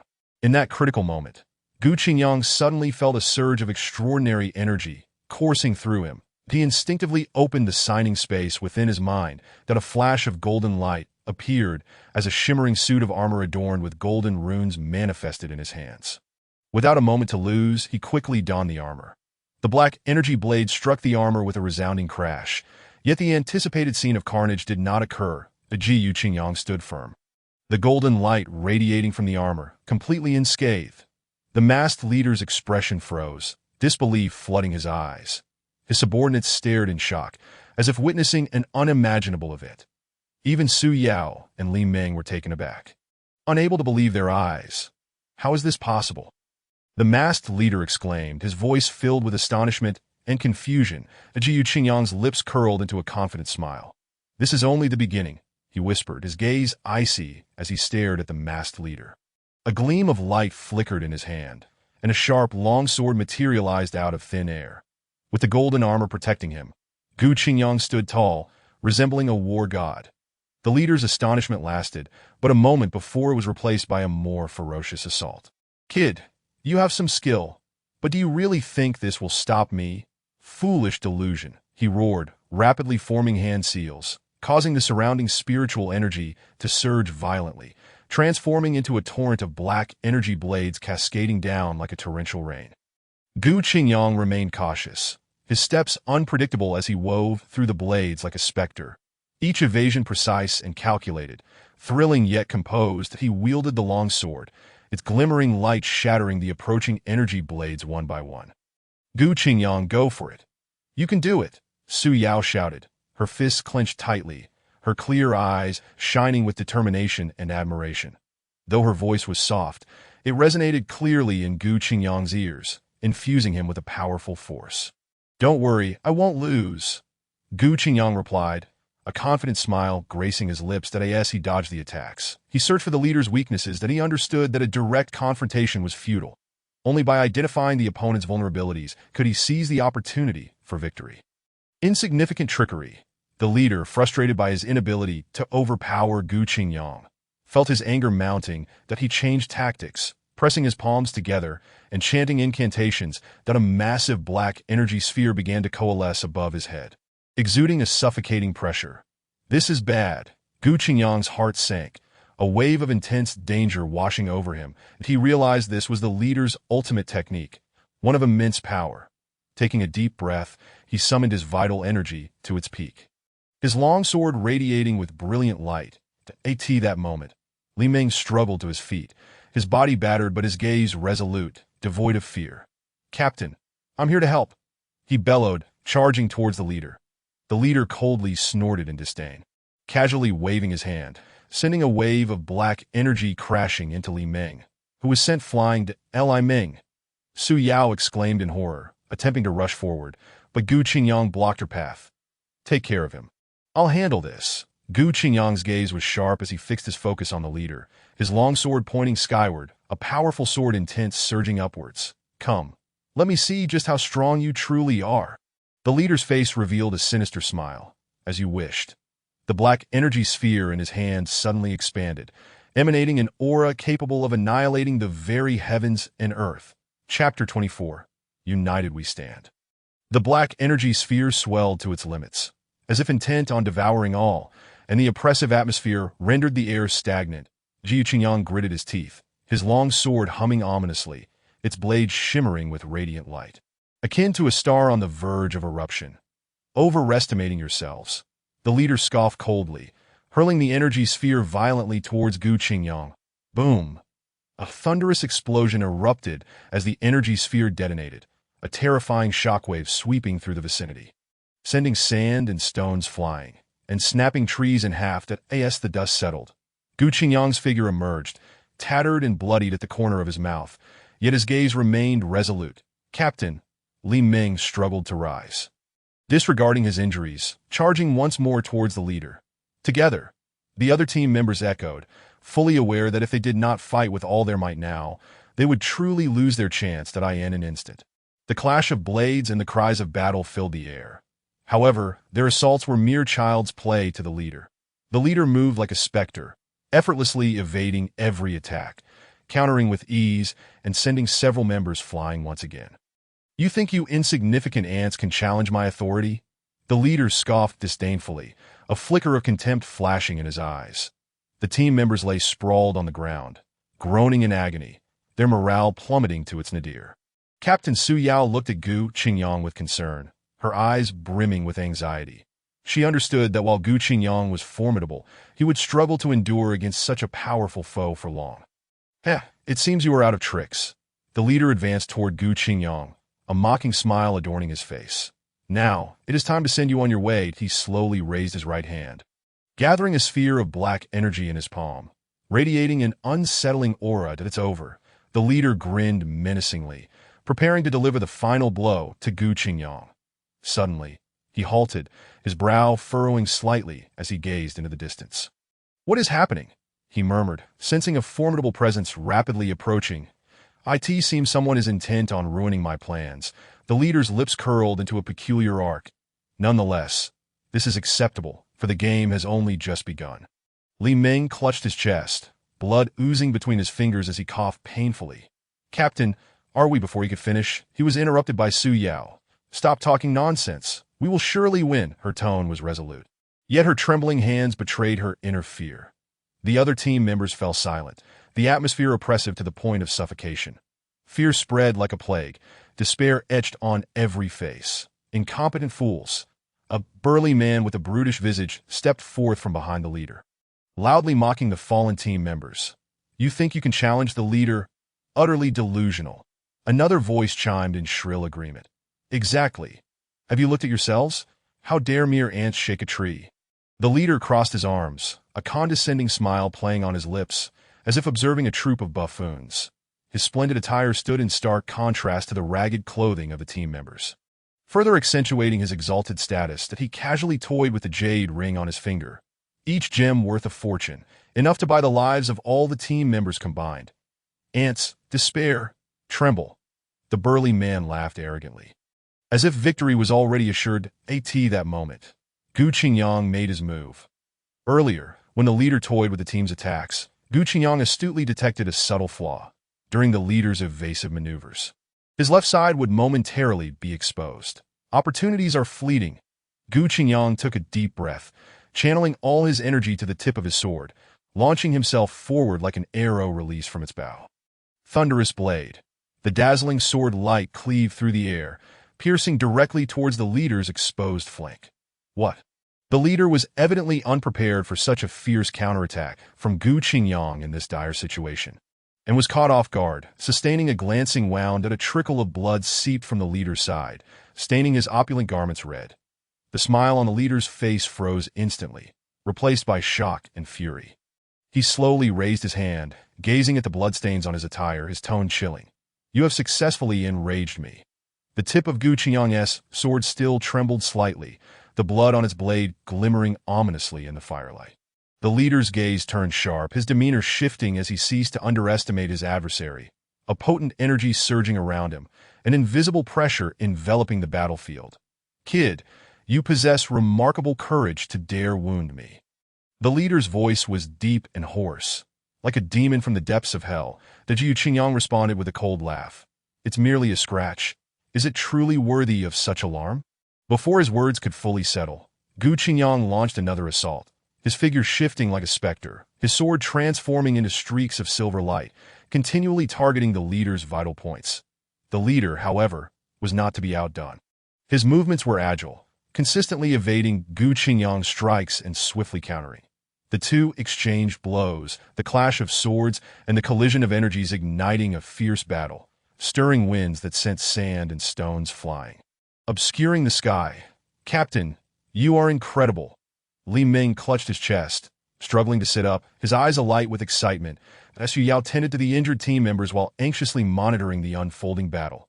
Her gaze never left Gu Qingyang, unwavering in her belief that he could triumph over the leader. Her hands trembled not from fear, but from exhilaration. "Ji Qingyang, you truly possess some skill. No wonder you dare to be so arrogant." The leader remarked while parrying Gu Qingyang's attacks with a cold smile. "But do you think this will defeat me? You are far too naive." Gu Qingyang said nothing, his focus intensifying as he immersed himself in the fight. He understood that this battle was merely the beginning, and the true test lay ahead. Suddenly, the leader let out a low growl, his hands forming intricate seals, chanting incantations. The surrounding space began to warp, an eerie energy permeating the air. "Not good. He is about to invoke a forbidden spell." Li Ming exclaimed. Su Yao's heart sank. She sensed an unprecedented danger rapidly approaching. The leader's lips curled into a cold smile as he murmured, "Feel despair." Chapter 25, Dawn of Victory. Harvest of Spirit Crystals. Feel despair. The leader's chilling voice echoed within the warped space, reminiscent of whispers from the abyss, and an invisible pressure enveloped everyone, rendering them breathless. The space twisted as if being kneaded by a colossal hand, constantly deforming and folding. The once clear surroundings became distorted, trees contorting into grotesque shapes, the ground undulating unpredictably. Team members struggled to maintain their balance, let alone mount an offense that Li Ming stumbled, nearly falling. "What on earth is this?" He cursed, desperately trying to steady himself. Su Yao supported an injured teammate, her complexion pale. The bizarre spell sent shivers through her, an unprecedented sense of dread overcoming her. Seeing this, the leader chuckled malevolently that he vanished in a flash, appearing before Li Ming like a specter, his blade slicing through the air with lethal intent, aimed directly at Li Ming's chest. "Watch out!" Su Yao screamed. In a split second, Gu Qingyang's figure shielded Li Ming, his sword intercepting the strike, the harsh sound of metal clashing reverberating through the space. "Captain," Li Ming was taken aback. "Focus on your enemy," Gu Qingyang barked, successfully deflecting the leader's assault. However, in the warp space, Gu Qingyang's movements were also constrained. The leader's attacks descended like a torrential storm, and Gu Qingyang could barely defend himself, his body rapidly accumulating wounds. Ji Qingyang, do you believe you can protect them? The leader's tone dripped with mockery. "You are merely a mantis attempting to stop a chariot." Gu Qingyang gritted his teeth. Remaining silent, he understood that he must persevere, even if hope was but a thread. Su Yao watched Gu Qingyang fight valiantly, her heart aching. She yearned to rush in to assist, but Gu Qingyang's stern command halted her. "Ensure the safety of the others." The leader's onslaught intensified, and Gu Qingyang's injuries multiplied. Blood dripped from his arms, staining the ground crimson. Tears brimmed in Su Yao's eyes, her fists clenched tightly, her nails digging painfully into her flesh. Ji Qingyang. Her voice trembled, filled with worry and helplessness. Nearby, Li Ming also clenched his fists, his face ashen. Feeling utterly powerless, he was merely a mid-tier martial artist. Intervening in a battle of this magnitude would only serve as a burden. The members of the support team were pale, one murmuring, "It's over, it's all over now. How could the leader possibly lose to such a minor character?" Another echoed, "Exactly, this kid is merely a late-stage martial artist. How could he possibly contend with the leader?" Their words dripped with disdain for Gu Qingyang and blind worship for the leader, further highlighting Gu Qingyang's isolation and helplessness in that moment. The leader looked down upon Gu Qingyang, his tone rife with contempt. "You are truly deluded. Do you dare to challenge my authority? What you possess is merely the remnants of my playthings. My wealth, my status, are heights you shall never reach in your lifetime." The followers behind him erupted in a cacophony of jeers, their arrogance palpable, as if victory were already within their grasp. That moment, Gu Qingyang smiled. a smile tinged with a hint of madness and resoluteness that a formidable aura surged from his being, instilling fear throughout the crowd. The wounds on his body seemed to vanish, replaced by an unprecedented strength he had transcended, breaking free from the shackles of late-stage martial masters, reaching an entirely new realm. Is that so? Gu Qingyang's voice resonated deeply and powerfully. Like an announcement from the depths of hell, that in a flash, he moved, his speed so swift it was nearly imperceptible that a piercing scream echoed as the leader's forbidden spell was shattered in an instant. He gazed in disbelief at the gaping wound in his chest, blood gushing forth. How could you?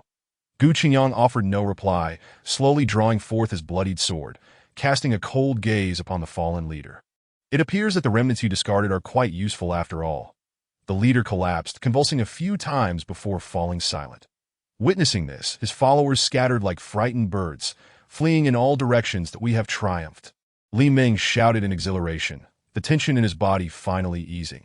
The others joined in the celebration, the joy of having survived spreading through the AI. That Su Yao rushed to Gu Qingyang's side. Saying nothing as she embraced him tightly, Gu Qingyang's body stiffened momentarily. Then he gently patted her back, feeling the warmth and tremor emanating from her.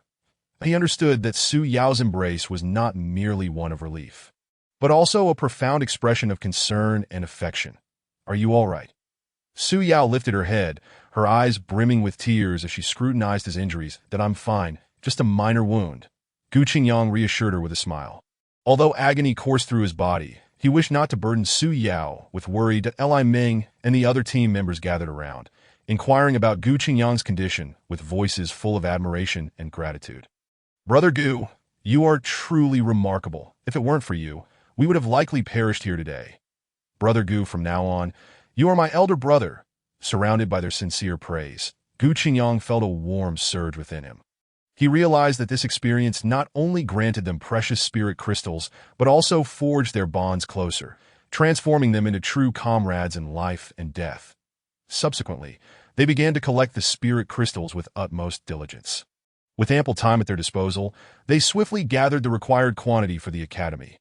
Laden with their bountiful harvest and joy, they set forth on their journey back to the academy. Upon their return, they submitted the spirit crystals, successfully completing their mission. Yet, they had little time to celebrate, as the academy's annual martial arts competition was soon to commence. Gu Qingyang stepped onto the arena of the competition. He was met with a throng of formidable opponents, an overwhelming aura pressing upon him, instilling an unprecedented sense of oppression. That he scanned the surroundings, attempting to locate his first challenger. Just then, he spotted a familiar figure, Ouyang Yu, standing amidst the crowd, gazing at him with a malevolent glint in his eyes, a sinister smile curving at the corners of his mouth. Ouyang Yu slowly raised his right hand, making a gesture across his throat. Chapter 26. Entering the competition, facing provocation. The arena was a sea of faces, the clamor rising in intensity. As Gu Qingyang stepped onto the field, an intangible pressure hit him, making it difficult to breathe. The masters surrounding him exuded an overwhelming presence, crashing upon him like a tidal wave, leaving him gasping for air. He took a deep breath, striving to maintain his composure, his gaze sweeping across unfamiliar faces in search of his first opponent. At that moment, a gaze full of hostility locked onto him. Gu Qingyang turned to see Ouyang Yu among the crowd, looking at him with a mocking expression, a cold smirk playing on his lips. Ouyang Yu was flanked by several disciples, all of whom exuded an air of arrogance, as if their master were already the champion of the tournament. Ouyang Yu sauntered up to Gu Qingyang, sneering disdainfully. Oh, isn't this Gu Qingyang? How bold of you, an unknown nobody, to dare participate in the martial arts competition. Don't be surprised if you're eliminated in the first round and end up humiliated. Whispers erupted among the crowd. Some, upon hearing Ouyang Yu's words, began to point at Gu Qingyang, deeming him unworthy of the competition. That a surge of anger welled up within Gu Qingyang. Yet he inhaled deeply, forcing himself to suppress it. That he understood that now was not the time for impulsiveness. Ouyang Yu, don't get too cocky. Qin Shuang appeared at Gu Qingyang's side, her icy gaze fixed on Ouyang Yu, asserting that the arena would reveal the truth, and it was uncertain who would prevail. Ouyang Yu cast a scornful glance at Qin Shuang, sneering. Qin Shuang, you should worry about yourself. with your meager strength. Do you really think you can make an impact in the martial arts competition? It's nothing but a pipe dream. As he spoke, his gaze returned to Gu Qingyang, and with even greater disdain, he added, I advise you to concede early. Otherwise, you'll only find yourself embarrassed on the arena. Gu Qingyang clenched his fists, determination glimmering in his eyes. He recalled the hardships he had endured, the goals he held dear, and those who supported him, that he could not falter here. He must prove himself. Ouyang Yu, Gu Qingyang pronounced each word deliberately. We shall meet on the arena. His tone was frigid, his eyes ablaze with combativeness. Ouyang Yu scoffed, turning away and leaving with a taunt. You will regret this. The Gu Qingyang's friend, Wang Chong, tugged at his sleeve, concern evident in his voice. Ouyang Yu is a master of the early martial sect, and he is treacherous. Are you truly going to confront him head-on? Perhaps we should lay low for a while. Wang Chong's voice was soft, yet it felt like a bucket of cold water dousing Gu Qingyang's spirit. The murmurs around him heightened his discomfort, as he overheard comments such as, this kid truly does not know the heights of heaven or the depths of the earth. Ouyang, you could crush him with a finger. Others echoed, indeed, he should take stock of his own abilities. Daring to provoke Ouyang Yu is akin to courting death.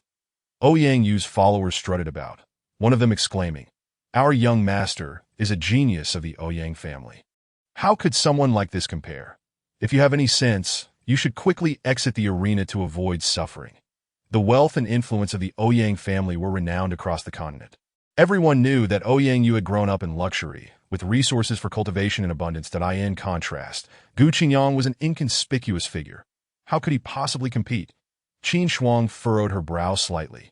While she believed in Gu Qingyang's strength, Ouyang Yu's ruthlessness was well known, and a wave of worry washed over her. She grasped Gu Qingyang's hand, whispering, be careful, don't engage recklessly, faced with the surrounding skepticism and ridicule. A fierce determination surged within Gu Qingyang. Suddenly, he erupted in laughter, his voice brimming with confidence and defiance. Ouyang Yu, you claim I am an unknown nobody. Today, this so-called nobody shall trample the so-called experts beneath my feet. The light in his eyes was sharp as a blade, aimed directly at Ouyang. Why is the Ouyang family truly so impressive? To me, it is nothing more than that. Ouyang Yu's expression darkened, a glimmer of malice flashing in his eyes. He snorted coldly, you reckless fool. Since you are so eager for death, I shall oblige. He approached the edge of the arena, addressing the elder referee. Elder, we may commence. The elder nodded, announcing loudly. The competition begins. As the gong sounded, Ouyang Yu sprang into action, akin to a leopard pouncing on its prey. His true energy surged within his palm, coalescing into a razor-sharp azure wind blade aimed directly at Gu Qingyang's throat. The wind blade cut through the air, emitting a piercing whistle, as if the very atmosphere around the arena was being torn apart. The audience erupted in gasps, many already foreseeing Gu Qingyang's imminent defeat. Gu Qingyang's gaze sharpened. His movements were light, his form elusive, like a specter evading this lethal strike. Ouyang Yu's attack missed, surprise flickering in his eyes, yet his onslaught did not relent. His palm wind sliced through the air, an unending barrage directed at Gu Qingyang. Each strike bore a fierce intent to kill, as if seeking to utterly obliterate Gu Qingyang. Good, well struck. The followers of Ouyang Yu shouted in excitement, as if they had already glimpsed the dawn of victory.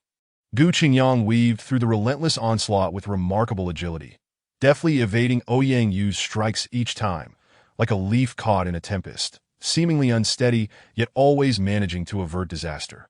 While dodging, he meticulously observed Ouyang Yu's techniques, searching for any weaknesses. Among the crowd, Qin Shuang watched Gu Qingyang on the stage, her gaze devoid of worry, filled instead with unwavering trust. She knew that Gu Qingyang would never be easily defeated. This trusting look flowed into Gu Qingyang's heart like a warm current. Ouyang Yu, frustrated by his inability to subdue his opponent, felt his anger mounting that he had not anticipated that this seemingly insignificant adversary would prove so formidable. With a roar, he intensified his attacks, his palm strikes growing fiercer, carving deep grooves into the blue stone surface of the arena. Gu Qingyang remained calm, a hint of a smile playing at the corners of his lips. He felt a surge of power within, knowing that the opportunity he had been waiting for was imminent. Suddenly, Ouyang Yu's offensive shifted. He retracted his violent palm winds, forming an unusual seal with his hands before his chest. A strange aura emanated from him, and the surrounding air grew heavy with tension. The audience fell silent, utterly stunned by this sudden turn of events. What technique is this? Someone whispered that a glint of malice flickered in Ouyang Yu's eyes as he coldly addressed Gu Qingyang. Let me show you the Ouyang family's ultimate skill. Chapter 27. The Grueling Battle. Heart Corrosion Palm.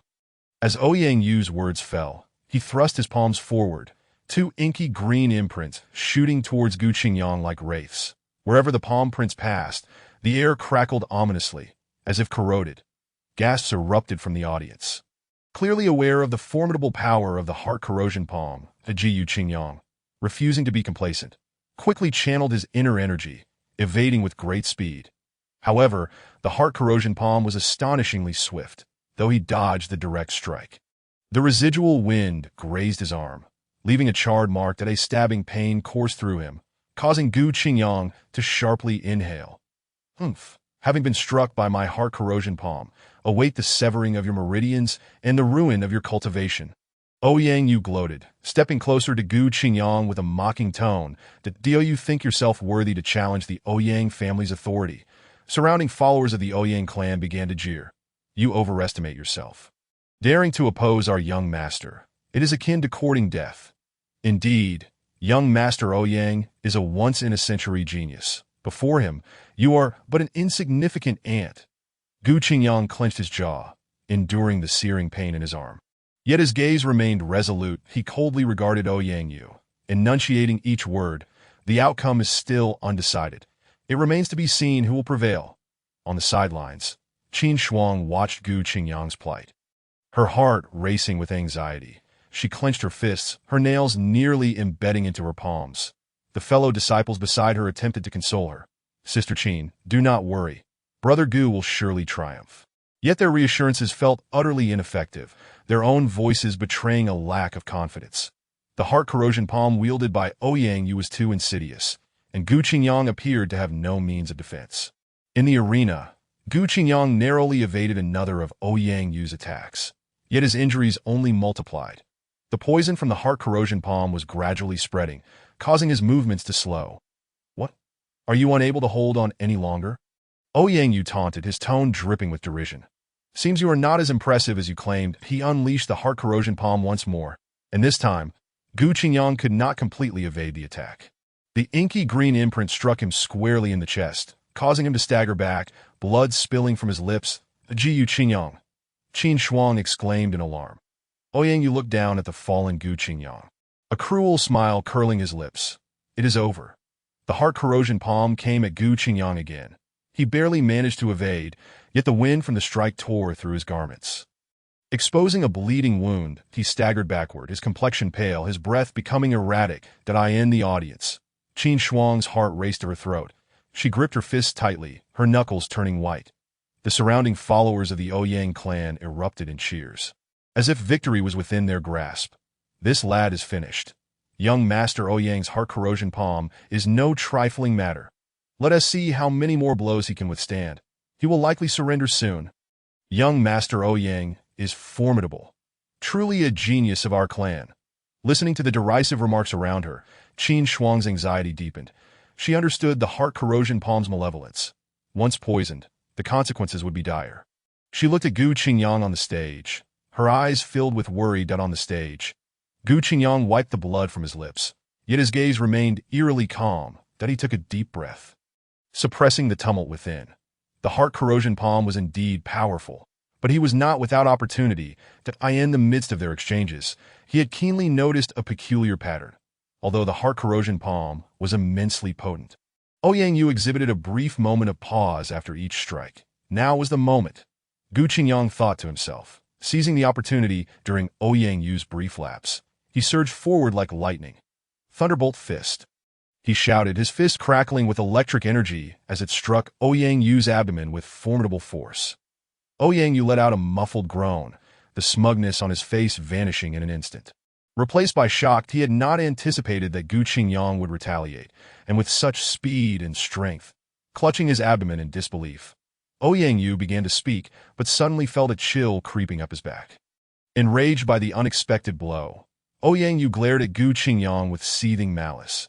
"You dare to hurt me. You will pay dearly for this." His aura surged violently, the power of the heart corrosion palm escalating beyond its previous might. The wind from his palms cutting like knives, bearing down mercilessly on Gu Qingyang. Gu Qingyang dared not underestimate the assault. He fully channeled his spiritual energy, nimbly dodging Ouyang Yu's relentless strikes. He defended himself while seeking a counterattack opportunity.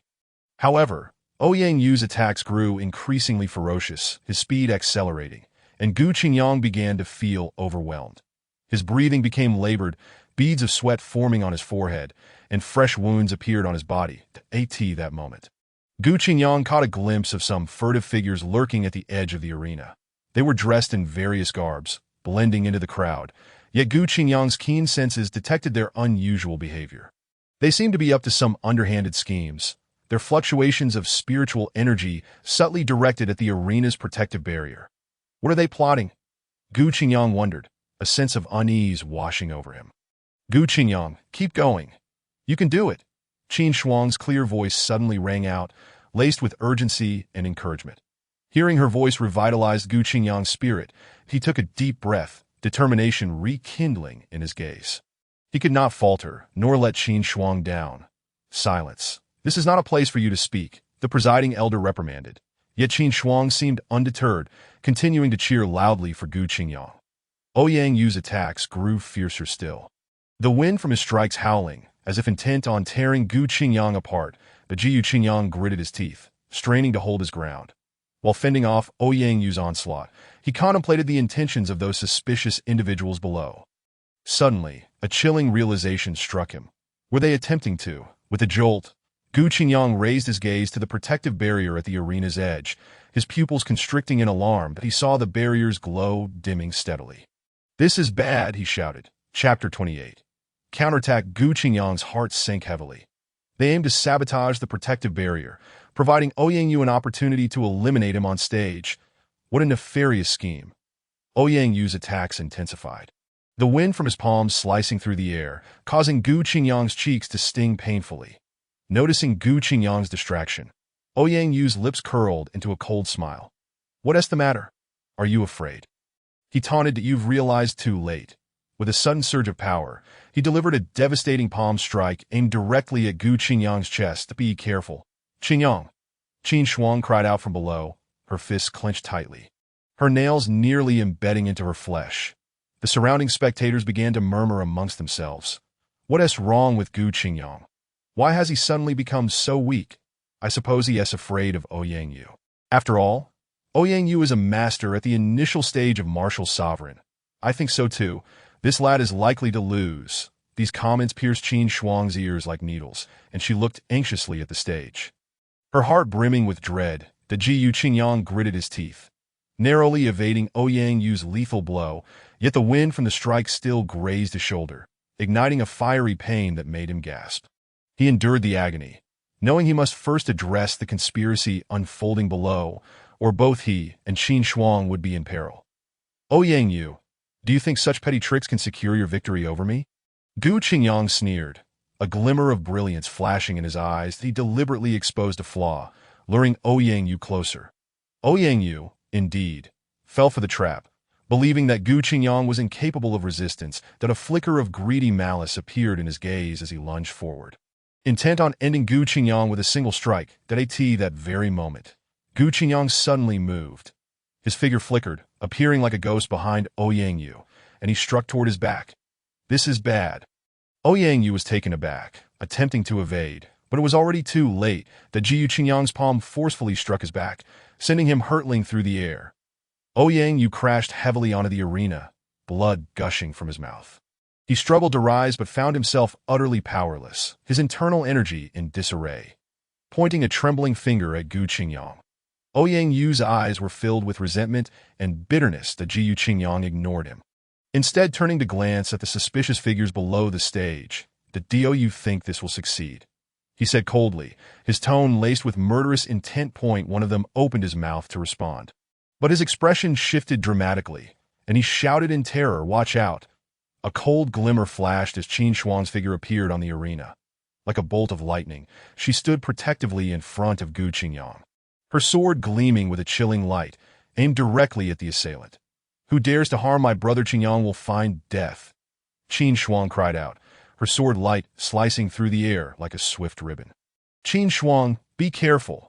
Gasps of concern echoed from the crowd below as many recognized the young female martial artist, their words filled with worry. They knew that while Qin Shuang possessed exceptional talent, she was merely at the initial stage of martial arts, and the assailant, though seemingly restrained, exuded a dangerous aura that suggested his strength far surpassed hers. "Humph, a foolish girl," the assailant sneered, evading Qin Shuang's sword strike with ghostly agility, countering with a palm aimed at her chest. Qin Shuang let out a muffled grunt, staggering backward, blood spilling from the corner of her mouth. "Qin Shuang!" Gu Qingyang's eyes widened in horror. He had not anticipated that she would be injured while trying to protect him. Surrounding murmurs grew louder.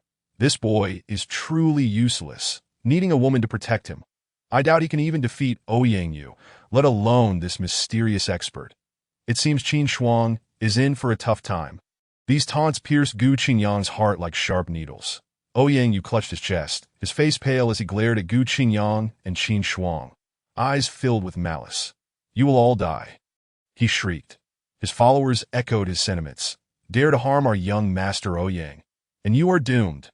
Once our master recovers, we will tear you to shreds," they strutted about, as if victory were already assured. Gu Qingyang took a deep breath, suppressing the agony in his shoulder, a frigid killing intent flickering in his eyes that he abruptly turned, charging toward those who had disrupted the formation. His speed was astonishing, almost transforming him into a blur. Before the culprits could react, Gu Qingyang was upon them, raining down punches and kicks like a torrential downpour that cries of despair erupted, as those individuals had no power to resist.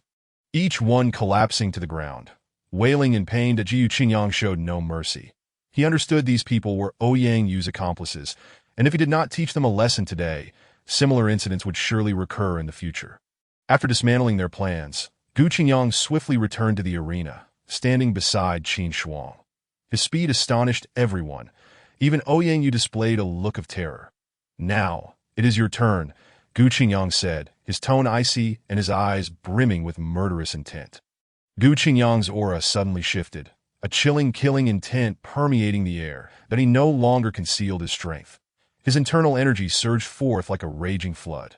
"Since you seek death, do not blame me for being ungracious." With a flicker, he vanished, appearing before Ouyang Yu in an instant, unleashing a powerful punch. The wind from his fist howled, carrying with it an overwhelming force aimed directly at Ouyang Yu's face. Ouyang Yu's eyes widened in shock, hastily raising his arms to defend. However, Gu Qingyang's power exceeded his expectations. A sharp crack echoed as Ouyang Yu's arms contorted grotesquely, and he was sent flying, crashing heavily at the edge of the arena, blood spewing from his mouth. Ouyang Yu, his followers gasped, attempting to rush onto the stage, but were halted by the elder referee that I end the martial arts tournament. Life and death are not to be interfered with. The elder's voice was authoritative and stern. Seeing this, Qin Shuang was filled with worry, recklessly rushing onto the stage to Gu Qingyang's side. "Brother Qingyang, are you all right?" Her eyes were filled with concern that Gu Qingyang shook his head, about to speak when suddenly, a shadow darted from the crowd, heading straight for Qin Shuang. The shadow moved with incredible speed, a dagger glinting ominously in hand, evidently intent on ambushing her. "Be careful." Gu Qingyang's pupils constricted as he instinctively pulled Qin Shuang behind him, shielding her with his own body from the lethal blow. The dagger plunged into Gu Qingyang's back, instantly staining his clothing with blood. He let out a muffled grunt, enduring the excruciating pain as he retaliated with a powerful strike, sending the assailant flying. "Brother Qingyang," Qin Shuang exclaimed, tears brimming in her eyes, "that I'm fine." Gu Qingyang forced himself to appear calm. Though his complexion was deathly pale that he turned, his gaze icy as it swept over Ouyang Yu and his followers. "You will all pay the price." He took a deep breath, forcibly circulating his internal energy to suppress his injuries. Despite the unbearable pain, he stood tall, like a spear, resolutely positioned on the arena. The elder referee announced Ouyang Yu's defeat, and Gu Qingyang laboriously descended from the stage. The next opponent was about to appear, and he gazed at the figure slowly ascending the arena, a bitter smile gracing his lips. Here we go again. Chapter 29. Battle against a stalwart foe. The bloodstains on the arena had yet to be cleared, and a faint scent of blood lingered in the AI. The Jiyu Qingyang took a deep breath, striving to quell the tumultuous energy within him, but he looked at the figure approaching the arena, tall and clad in dark attire, a pitch-black sword hanging at his waist, its scabbard intricately carved with complex dark patterns that exuded a chilling aura. The crowd below buzzed with chatter. Isn't that the chief disciple of the Xianjian sect, the cold-faced Shura, Xiao Yi? I've heard he has already reached the mid-stage of martial arts at such a young age. And his Xianming sword technique is unparalleled, almost invincible in the same realm. Gu Qingyang was in deep trouble. Though he had triumphed over Ouyang Yu, he himself was injured. Facing Xiao Yi now, the odds were decidedly against him. Qin Shuang clenched her hands tightly, her gaze fixed on Gu Qingyang on the arena, her heart racing anxiously. She understood better than anyone the state Gu Qingyang was in. He had endured Ouyang Yu's strike to save her and was now at his limit. Xiao Yi ascended the arena step by step, his gaze sharp as a blade directed at Gu Qingyang, a smirk curving his lips. The Jiyu Qingyang, I have heard much about your reputation. Today, I see you are not much to speak of. Gu Qingyang forced a smile, a hint of bitterness evident. Too kind, too kind. I merely had a stroke of luck. Luck? Xiao Yi scoffed, his right hand gripping the sword hilt, a fierce sword intent instantly enveloping the air. Creating a palpable pressure, I will make you understand the chasm that lies between us, akin to a vast gulf. Is that so?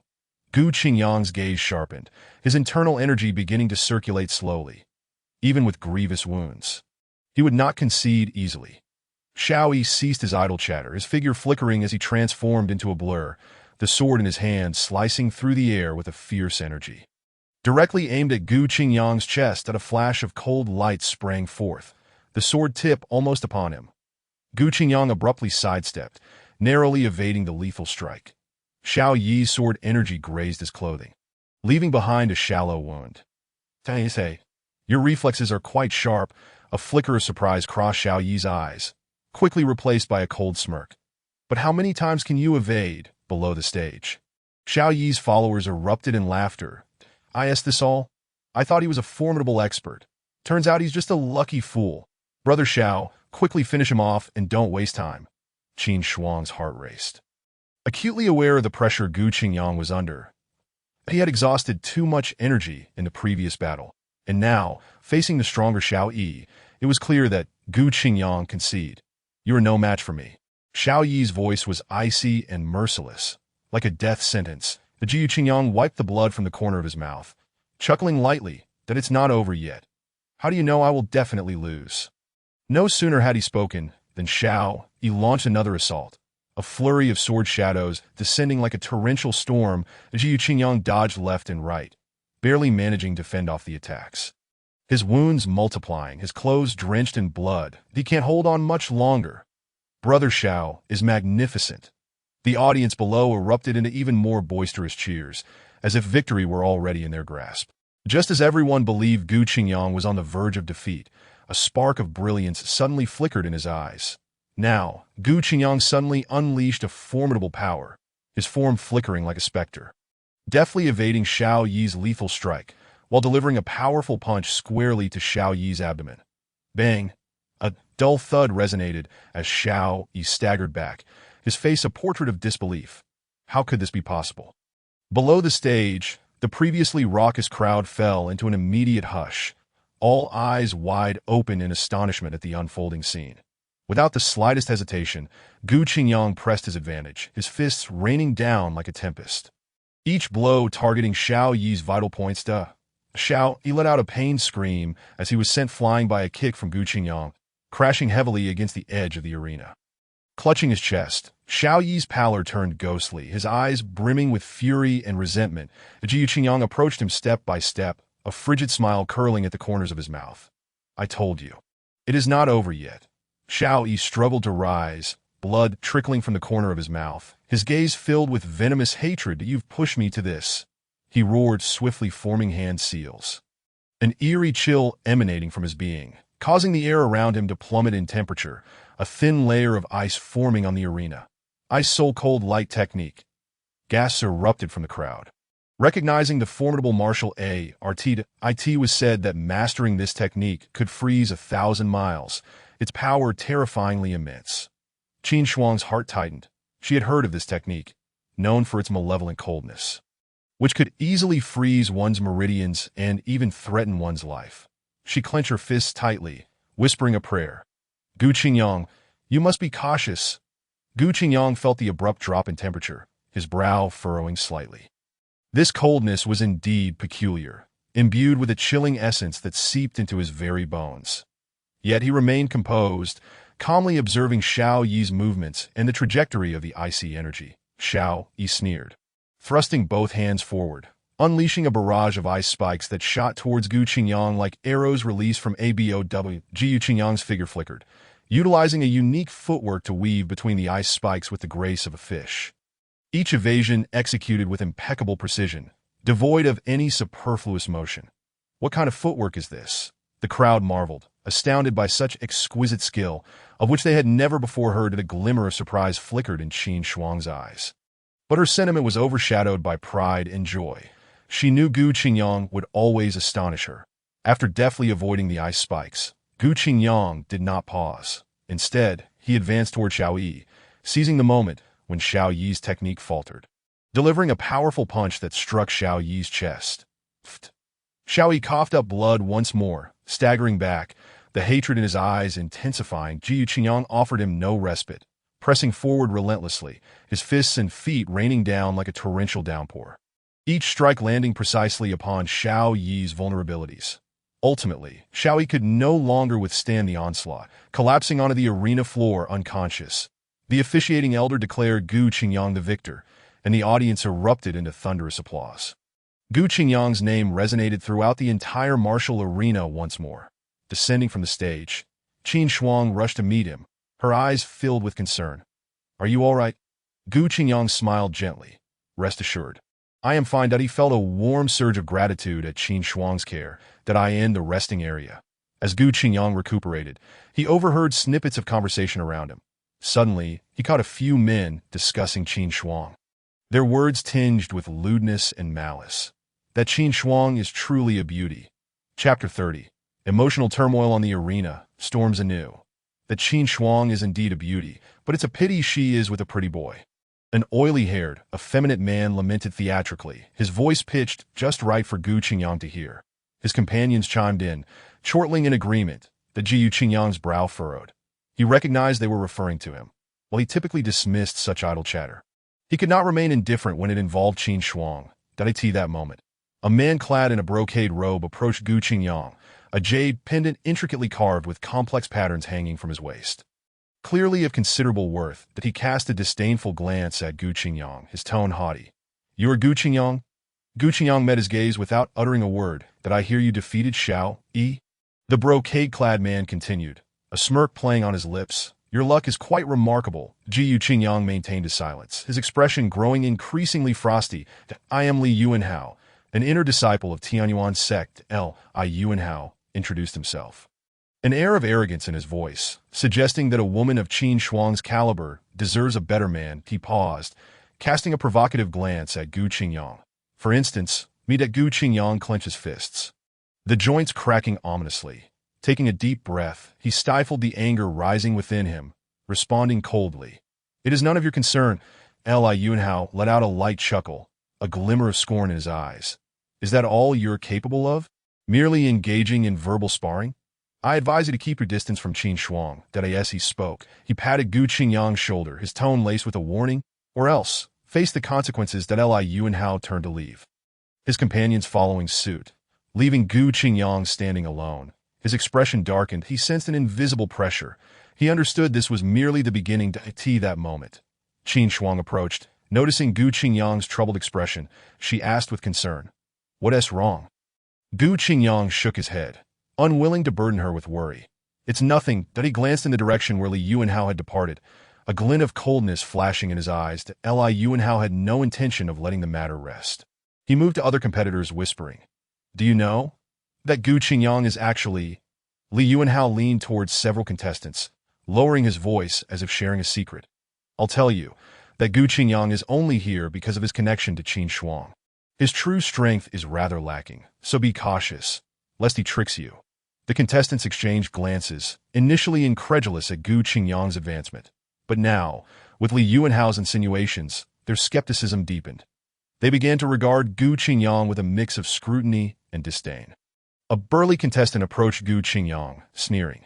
So you're just a man who climbed to prominence on a woman's coattails. No wonder you are so weak.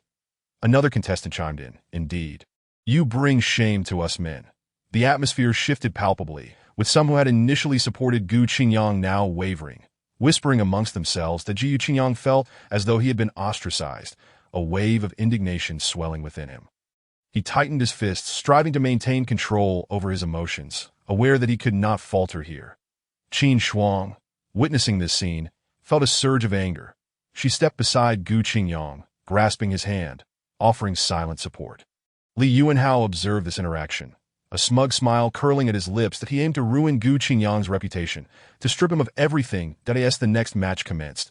Gu Qingyang faced a towering opponent named Zhao Kun, who was also one of Li Yuanhao's lackeys. Upon stepping onto the stage, Zhao Kun looked down at Gu Qingyang with a haughty demeanor, disdain dripping from his words.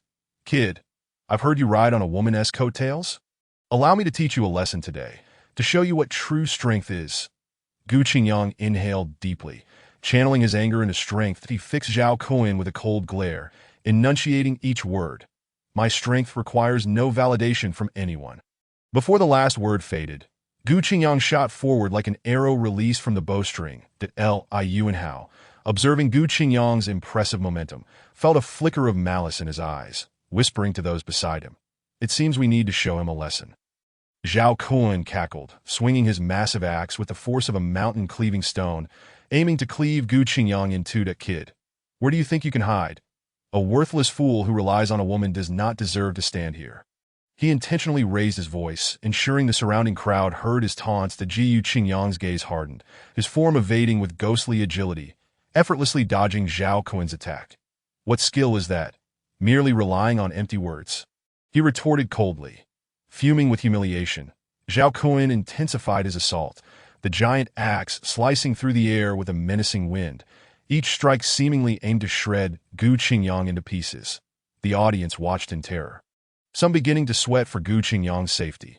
However, Gu Qingyang remained unfazed, his footwork light and nimble, dancing through Zhao Kun's onslaught like a dragon in water. He dodged and countered, each strike precise and ruthless, driving Zhao Kun into retreat after retreat. Surging dragon steps, Gu Qingyang shouted, his form blurring into an afterimage, instantaneously appearing behind Zhao Kun. He struck Zhao Kun's back with a powerful palm, the force propelling Zhao Kun violently forward. Crashing to the ground, blood spilling from his mouth, the arena erupted in astonishment. Those who had anticipated Gu Qingyang's defeat at Zhao Kun's hands were now rendered speechless, unable to fathom what they had just witnessed. Zhao Kun struggled to rise, yet found himself utterly spent, his complexion drained of color, his eyes filled with fear and resentment. Gu Qingyang looked down at him from above, his voice icy. The outcome is clear. Do you have anything further to say? Zhao Kun's head drooped in defeat, acknowledging his utter loss. The officiating elder declared Gu Qingyang the victor, and the arena erupted once more into a thunderous applause. Gu Qingyang descended from the arena, and Qin Shuang immediately rushed to his side. Qingyang, are you all right? Her gaze was filled with deep concern. Gu Qingyang offered a faint smile and shook his head, assuring her, I am fine. I apologize for worrying you. Qin Shuang grasped his hand tightly, her voice gentle as she spoke. I know you have faced unfairness, but you must believe in yourself. You are the best. A warmth spread through Gu Qingyang's heart as he reciprocated her grip, feeling the warmth emanating from her palm, that he understood that, regardless of what transpired, Qin Shuang would always be there to support him silently. However, would those who envied Gu Qingyang truly give up? What formidable challenges awaited him in the upcoming matches? Chapter 31. The finals. The thunderous cheers gradually subsided as Gu Qingyang stood on the semifinal stage, his clothes drenched in sweat. Opposite him loomed a figure shrouded in a black robe, obscuring their features, yet exuding an unsettling aura that sent shivers down the spine. This individual was his next opponent. A mysterious master who had never before appeared. The atmosphere was thick with tension, and the whispers from the audience buzzed like flies. This kid is just lucky. Facing such a master, he will likely fall here. A sharp voice emerged from the crowd. Indeed, he merely won against Zhao Kun by chance. Does he truly think himself invincible? Another voice chimed in. Qin Shuang clenched her fists tightly, each word piercing her heart like a needle. She recognized Gu Qingyang's strength, yet understood that this opponent was extraordinary. The aura radiating from the figure in the black robe evoked a sense of unease within her. The chief judge announced the commencement of the match in a booming voice. Before the words had fully left his lips, the figure in the black robe sprang into action. Their speed was astonishing, akin to a flash of black lightning, closing in on Gu Qingyang in an instant. A peculiar restraining force accompanied their assault, causing the protective talismans on Gu Qingyang to flicker ominously, destabilizing. What is this power? Gu Qingyang thought in alarm, hastily channeling his true essence to counter the onslaught. The attacks from the black-robed figure came like a torrential storm, relentless and unyielding. Each strike was imbued with formidable restraining power, gnawing away at Gu Qingyang's defenses that he felt his true essence depleting rapidly, and his injuries worsening. Below, Qin Shuang's heart raced, her anxiety palpable. She sensed Gu Qingyang's plight, the feeling of helplessness twisted like a knife in her heart. Qingyang, she whispered, her eyes brimming with worry. The black-robed figure chuckled coldly, intensifying their onslaught. The black sword in their hand traced eerie arcs, forcing Gu Qingyang to retreat step by step. The Gu Qingyang gritted his teeth, struggling to hold his ground. He knew he could not falter.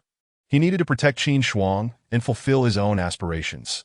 The black-robed figure's gaze was frigid as they swung their sword downwards, a sharp blade of energy aimed directly at Gu Qingyang's throat.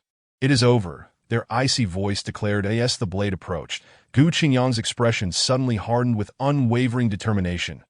He abruptly lifted his head, revealing a shimmering golden talisman in his hand, the life-saving talisman he had acquired in the sign in space. What other tricks does this kid have? The black-robed figure scoffed, thrusting their sword mercilessly. Just as the tip of the blade was about to graze Gu Qingyang, the golden talisman blazed with brilliance, and Gu Qingyang's figure vanished from sight. Where is he? The black-robed figure paused, scanning the surroundings, yet Gu Qingyang was nowhere to be found. Teleportation.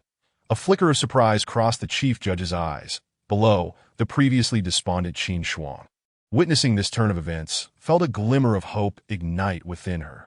Qingyang, you must win. At that moment, Gu Qingyang's figure materialized behind the black-robed figure. That in his hand was a gleaming dagger, radiating a chilling light. As he plunged it fiercely towards the black-robed figure's back, the black-robed figure reacted swiftly, spinning around just as the dagger was about to strike, blocking the attack with their sword. How is this possible? Feeling the immense force from the dagger, the black-robed figure was filled with shock. The Gu Qingyang who had just been on the defensive now unleashed such overwhelming power. The Gu Qingyang smirked. Now it's my turn. The dagger in his hand struck like a venomous serpent, relentlessly targeting the black-robed figure's vulnerabilities. The black-robed figure was forced to retreat, their robe torn, revealing a pale visage. Is this the backlash of the restraints? The chief judge discerned the anomaly surrounding the black-robed figure. How can this be? How could he counter my restraints? The black-robed figure exclaimed in terror. Gu Qingyang ignored their bewilderment and intensified his assault. The dagger in his hand created multiple afterimages, leaving the black-robed figure with no room for retaliation. The audience erupted in thunderous applause. Gu Qingyang, Gu Qingyang, Qin Shuang, too, stood in exhilaration, her eyes sparkling with joy and pride. As the black-robed figure neared defeat, a malevolent glint flickered in their eyes. Kid, you've pushed me too far. They suddenly howled at the sky, a tremendous force surging from within. The black-robed figure's cry echoed as a tempestuous wave of dark spiritual energy swept across the arena, stirring up dust and obscuring the sun. The defensive array at the edge of the stage groaned under the strain, as if on the verge of shattering. Kid, perish! The black-robed figure snarled, their face twisted in rage as they formed a seal with their hands, coalescing the dark energy into a colossal ghostly claw, descending upon Gu Qingyang with suffocating pressure. Gu Qingyang's expression grew grave, yet he remained composed, keenly sensing the fluctuations in the defensive array that he swiftly evaded. Propelling himself toward the horrifying claw, as the claw was about to make contact, he crouched low, sliding along the force of the claw toward the edge of the arena. The claw crashed into the defensive array, triggering a violent explosion. "What is he planning?" the chief judge exclaimed, bewildered by Gu Qingyang's reckless move. Seizing the momentum from the explosion, Gu Qingyang soared high into the air like a released arrow. His dagger gleamed, unleashing a fierce blade of energy that soared toward the heavens before plummeting down with precision upon the black-robed figure's crown, weakened by the backlash from the restraints and further injured by the ghostly claw. The black-robed figure found themselves utterly powerless against Gu Qingyang's lethal strike. With a final, unwilling roar, they collapsed heavily onto the stage, their fate uncertain. Gu Qingyang wins, the chief judge declared, disbelief lacing their tone. The crowd erupted into deafening cheers as Qin Shuang, in a fit of elation, dashed onto the stage, throwing herself into Gu Qingyang's embrace, tears streaming down her face. "Qingyang, you were incredible." Her voice trembled, filled with admiration and affection. Gu Qingyang gently patted Qin Shuang's back, savoring the warmth in his arms, a smile gracing his lips. Yet his smile quickly faded, replaced by a look of seriousness that he sensed an inexplicable danger encroaching upon him. Days later, the finals of the martial arts tournament were set to commence. The Gu Qingyang walked alone through the bustling streets of the city, absorbing the festive atmosphere around him. Suddenly, an icy sensation crept up his spine, causing him to halt abruptly, that he sensed that someone was following him. Chapter 32. The assassin. The bustling streets were alive with the sounds of vendors calling out and laughter ringing, yet none of it could disperse the chill that enveloped Gu Qingyang's heart. The victory in the martial arts tournament had not brought him the anticipated joy. Instead, it heightened his vigilance. For days, this prickling sensation had lingered, as if unseen eyes were fixed upon him from the shadows. He paused, discreetly scanning his surroundings in search of the source of the impending danger. The passers-by seemed oblivious to any anomaly, lost in the celebratory ambience. The mingling of vendor shouts, children's laughter, and couples' whispers painted a lively tapestry, contrasting sharply with Gu Qingyang's sense of isolation. "Young Master Gu, why have you stopped?" came the voice of Steward Zhou, tinged with concern. His frail figure appeared particularly inconspicuous as he trailed behind Gu Qingyang. "I feel as though someone is following us," Gu Qingyang replied in a hushed tone, his gaze remaining vigilant. This, Steward Zhou's expression shifted, anxiety flickering across his features as he scanned their surroundings. "Surely not. We are in the city. Who would dare?" His words were abruptly cut off by a chilling laugh that echoed through the crowd. "Gu Qingyang, your time has come." From the throng emerged several figures clad in black, exuding an overwhelming aura of menace, their cold gazes fixated on Gu Qingyang. The leader, a towering figure with a grotesque scar across his face, was none other than Blood Wolf. "Blood Wolf," Steward Zhou gasped, his complexion paling further as he cowered behind Gu Qingyang, trembling uncontrollably. Blood Wolf cast a disdainful glance at him, sneering. "A mere minion of the early martial sovereign stage dares to bark at me?" He then turned his gaze towards Gu Qingyang, a glimmer of greed sparking in his eyes. "The Gu Qingyang, I shall graciously accept the treasures you possess." With a slow, deliberate motion, Blood Wolf unsheathed a long knife from his back, its blade glinting with a chilling light. The air around them seemed to freeze, a palpable aura of death pervading the atmosphere. Just as Blood Wolf was poised to strike, a frigid voice emerged from the crowd. "Who dares to lay a hand on him?" As the cold light flickered, a slender figure appeared like a specter, blocking Gu Qingyang's path. The blade of Blood Wolf nearly grazed Gu Qingyang's nose. Yet it abruptly halted in midair. The assailant was none other than Chu Li, her gaze as frigid as ice, and the dagger in her hand emitted a chilling glow. "Who dares to harm him?" Chu Li's voice was as cool as a mountain spring, yet it carried an undeniable authority. Blood Wolf's attack faltered, a hint of surprise flashing in his eyes, swiftly replaced by fury. Where did this little girl come from? Daring to thwart my plans. The surrounding assassins, witnessing the scene, converged, encircling Gu Qingyang and Chu El. Gu Qingyang, taken aback by Chu Li's sudden appearance, felt a wave of astonishment wash over him, but he had never encountered a woman so agile. Yet her icy demeanor and fierce aura left him with an unsettling feeling. "Who are you?" Have you come to kill me as well? Gu Qingyang inquired warily, his tone tinged with hostility. Chu Li offered no reply, merely casting a cold glance in his direction before redirecting her focus back to Blood Wolf. You insolent girl, refusing to heed my warning, Blood Wolf roared, swinging his blade once more towards Chu Li. The other assassins joined the fray, the air thick with the scent of violence as blades clashed. Wait, Gu Qingyang called out urgently. Is there some sort of misunderstanding between us? Chu Li remained unresponsive, her form darting like a wraith, evading Blood Wolf's strikes while her dagger struck with precision, hitting several assassins' vital points. Stop fighting. Gu Qingyang shouted anxiously, instinctively feeling that Chu Li was not his enemy, despite his uncertainty regarding her intentions. Chu Li, however, remained silent, her movements swift and ruthless. Since you seek death, do not blame me for being merciless. Blood Wolf, infuriated by Chu Li's disregard, bellowed, unleashing his full power. His long blade transformed into a streak of crimson lightning, hurtling toward Chu Li. With a determined glint in her eyes, Chu Li accelerated, her dagger slicing through the air to meet Blood Wolf's weapon. The clash resonated through the night, sparks flying as they collided. Although Blood Wolf's strength surpassed Chu Li's, she skillfully countered his onslaught with her agile footwork and movements. The other assassins, witnessing this, altered their strategy, no longer attacking individually, but coordinating their efforts to besiege both Chu Li and Gu Qingyang. While Chu Li handled the situation with apparent ease, Gu Qingyang found himself a burden. Lacking combat skills and mistakenly believing Chu Li was his foe, he could only awkwardly dodge the assassin's assaults. Miss, we have no grievances between us. Why do you attack me? Gu Qingyang called out while evading. Chu Li did not respond, a flicker of helplessness crossing her features. She had intended to resolve matters swiftly. But Gu Qingyang's appearance had disrupted her plan. Occasionally glancing at him with a hint of concern, her icy expression and fierce aura only solidified Gu Qingyang's belief that she was an enemy. Stay away from me, he shouted at Chu Li, flailing as he evaded the assassins, his demeanor frantic. Sighing internally, Chu Li understood Gu Qingyang's misunderstanding but found herself unable to clarify. All she could do was protect him more cautiously, ensuring no assassin approached. Blood Wolf, noticing Gu Qingyang's plight, sneered, "Boy, you might as well accept your fate." He swung his blade towards Gu Qingyang once again, that in a flash. Chu Li interposed herself, her dagger clashing with Blood Wolf's blade once more. This time, she was forced back several steps, a trickle of blood escaping from the corner of her mouth.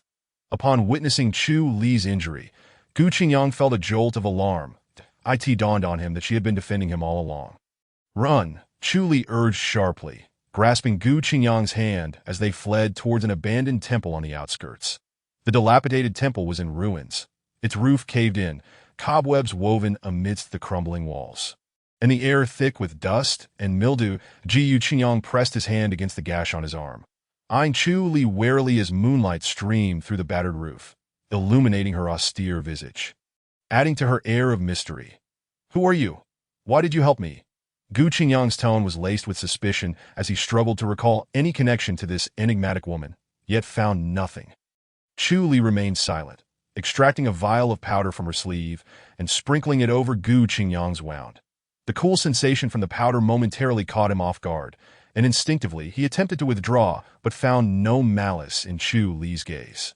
Only a faint hint of concern. "Do not move," she instructed, her voice low and husky, akin to the whisper of the night wind across the barren landscape. As Gu Qingyang observed her deftly tending to his injury, his confusion deepened. Her movements were precise and decisive, as though she had experienced countless battles. "Are you an assassin?" Gu Qingyang ventured tentatively, recalling her swift and efficient method of dispatching foes, as well as the chilling aura she exuded. Chu Li's hands paused momentarily, but soon resumed their task, her expression betraying neither affirmation nor denial. Silence enveloped them, punctuated only by the gusting wind lamenting through the ruined temple. Suddenly, the tranquility was shattered by the sound of hurried footsteps. Blood Wolf and the remaining assassins had tracked them down, encircling the dilapidated sanctuary with predatory glints in their eyes. "Boy, where do you think you can run now?" Blood Wolf taunted, relishing Gu Qingyang's disheveled state. "This time, no one can save you." A burly assassin, grinning maliciously, brandished a massive axe, advancing menacingly towards Gu Qingyang. Chu Li rose, positioning herself protectively in front of him, her icy gaze sweeping over the encroaching assassins. The dagger in her hand glinting ominously, that if you wish to kill him, you must first contend with me. Blood Wolf scoffed, you overestimate yourself. With a wave of his hand, the assassin surged forward, amidst the remnants of the broken temple. The clash of blades and the scent of blood filled the air. Chu Li moved like a shadow, her dagger flashing with lethal brilliance, each strike precise and deadly. Though the assassins outnumbered her, they found it challenging to close in, caught off guard by the tenacity of this striking woman. This girl possesses remarkable skill.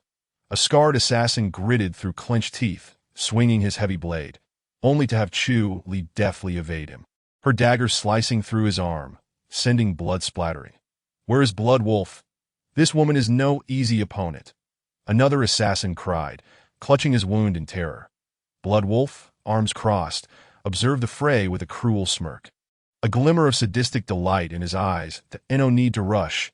Let her tire herself out first, that we can strike once she is weary, he murmured, his voice low and gravelly, laced with a bloodthirsty thrill. As Gu Qingyang watched Chu Li engage the assassins, his mind swirled with uncertainty. Her movements were so agile, her strikes so fierce, a stark contrast to her previous demeanor of silent protection, that he longed to escape and uncover the truth.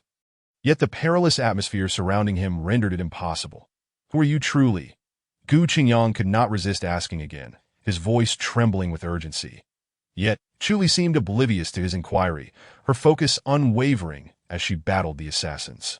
Her eyes were cold and sharp, devoid of any emotion to that moment. Blood Wolf struck. Like a leopard, he lunged towards Chu Li. In overwhelming force enveloped the temple, the air itself seemingly frozen in dread. Little girl, it's time to end this, he declared, his claws glinting with a sinister green light, infused with a chilling, murderous intent.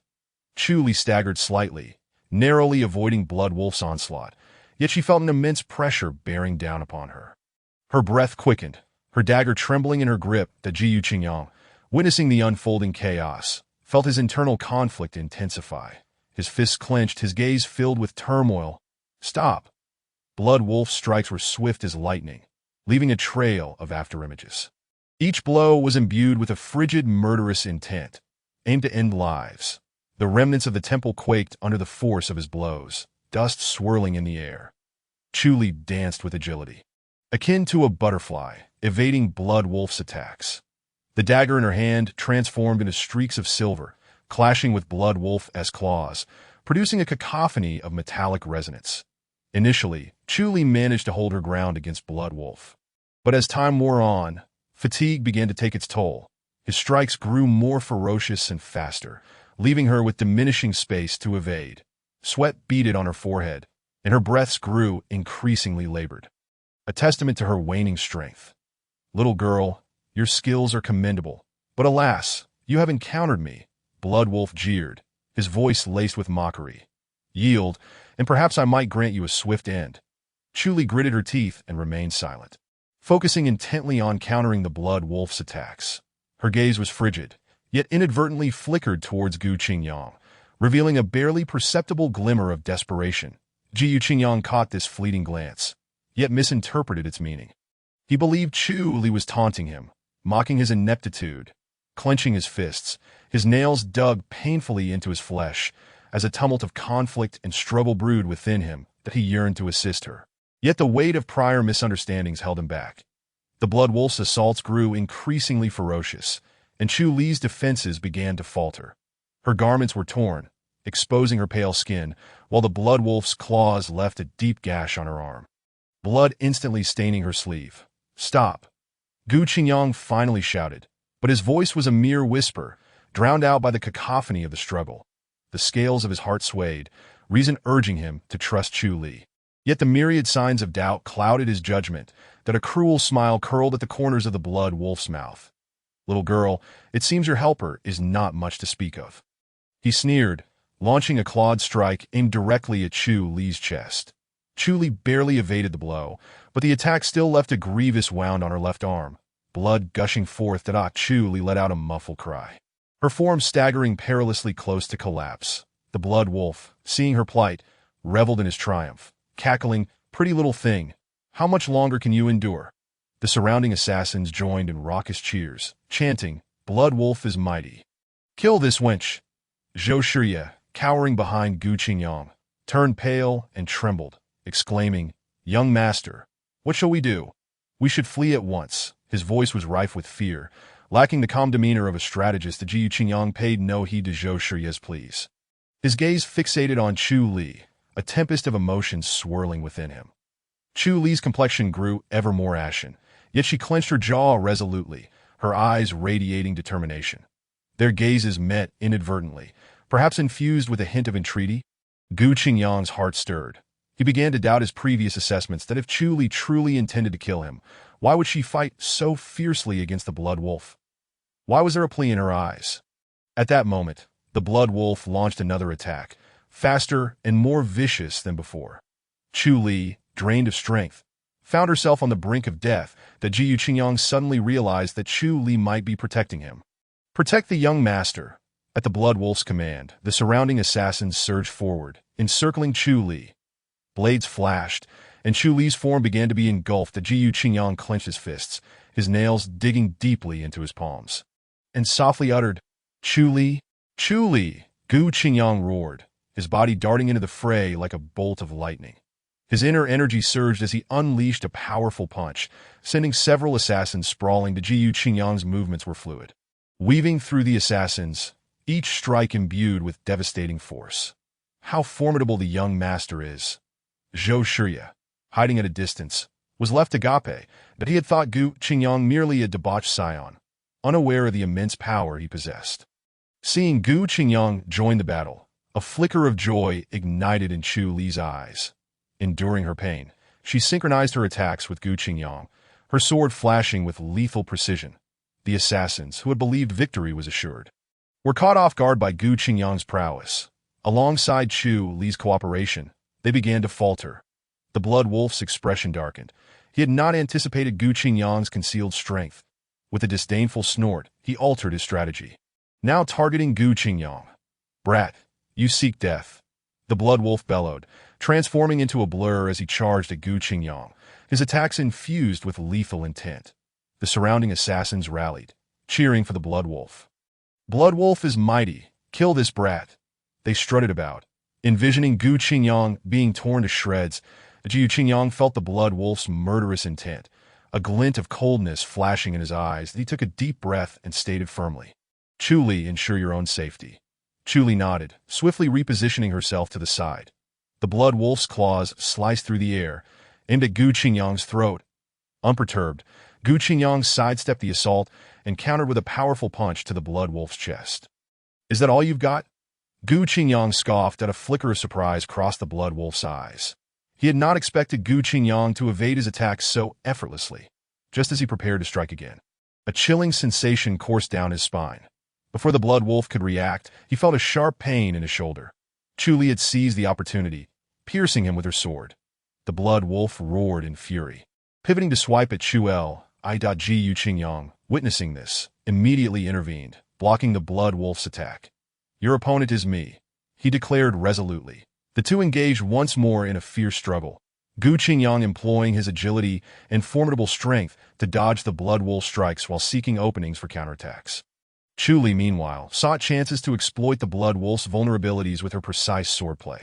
Despite the Blood Wolf's formidable prowess, he gradually found himself at a disadvantage against their coordinated efforts. Damn it, the Blood Wolf roared. Not anticipating these two youngsters would prove so tenacious, but he had thought to dispatch them with ease, only to find himself cornered. Chu Li's gaze towards Gu Qingyang brimmed with gratitude and affection. She had not anticipated his fierce protection, having concealed her identity and silently safeguarded him all along. She was astonished to find herself saved by him today. The Gu Qingyang, too, gained a new understanding of Chu Li. He had not expected this seemingly cold-hearted assassin to possess such gentleness. Amidst the ferocious battle, an undercurrent of intimacy began to surface between them. Watch out, Gu Qingyang suddenly shouted, pulling Chu Li behind him. Taking advantage of their momentary distraction, the Blood Wolf launched a lethal strike. The Gu Qingyang shielded himself against the Blood Wolf's assault, letting out a muffled groan as blood trickled from the corner of his mouth. Gu Qingyang, Chu Li gasped, worry etching her features. The Jiyu Qingyang shook his head, signaling that he was unharmed. Wiping the blood from his mouth, his gaze hardened. Today, you must die.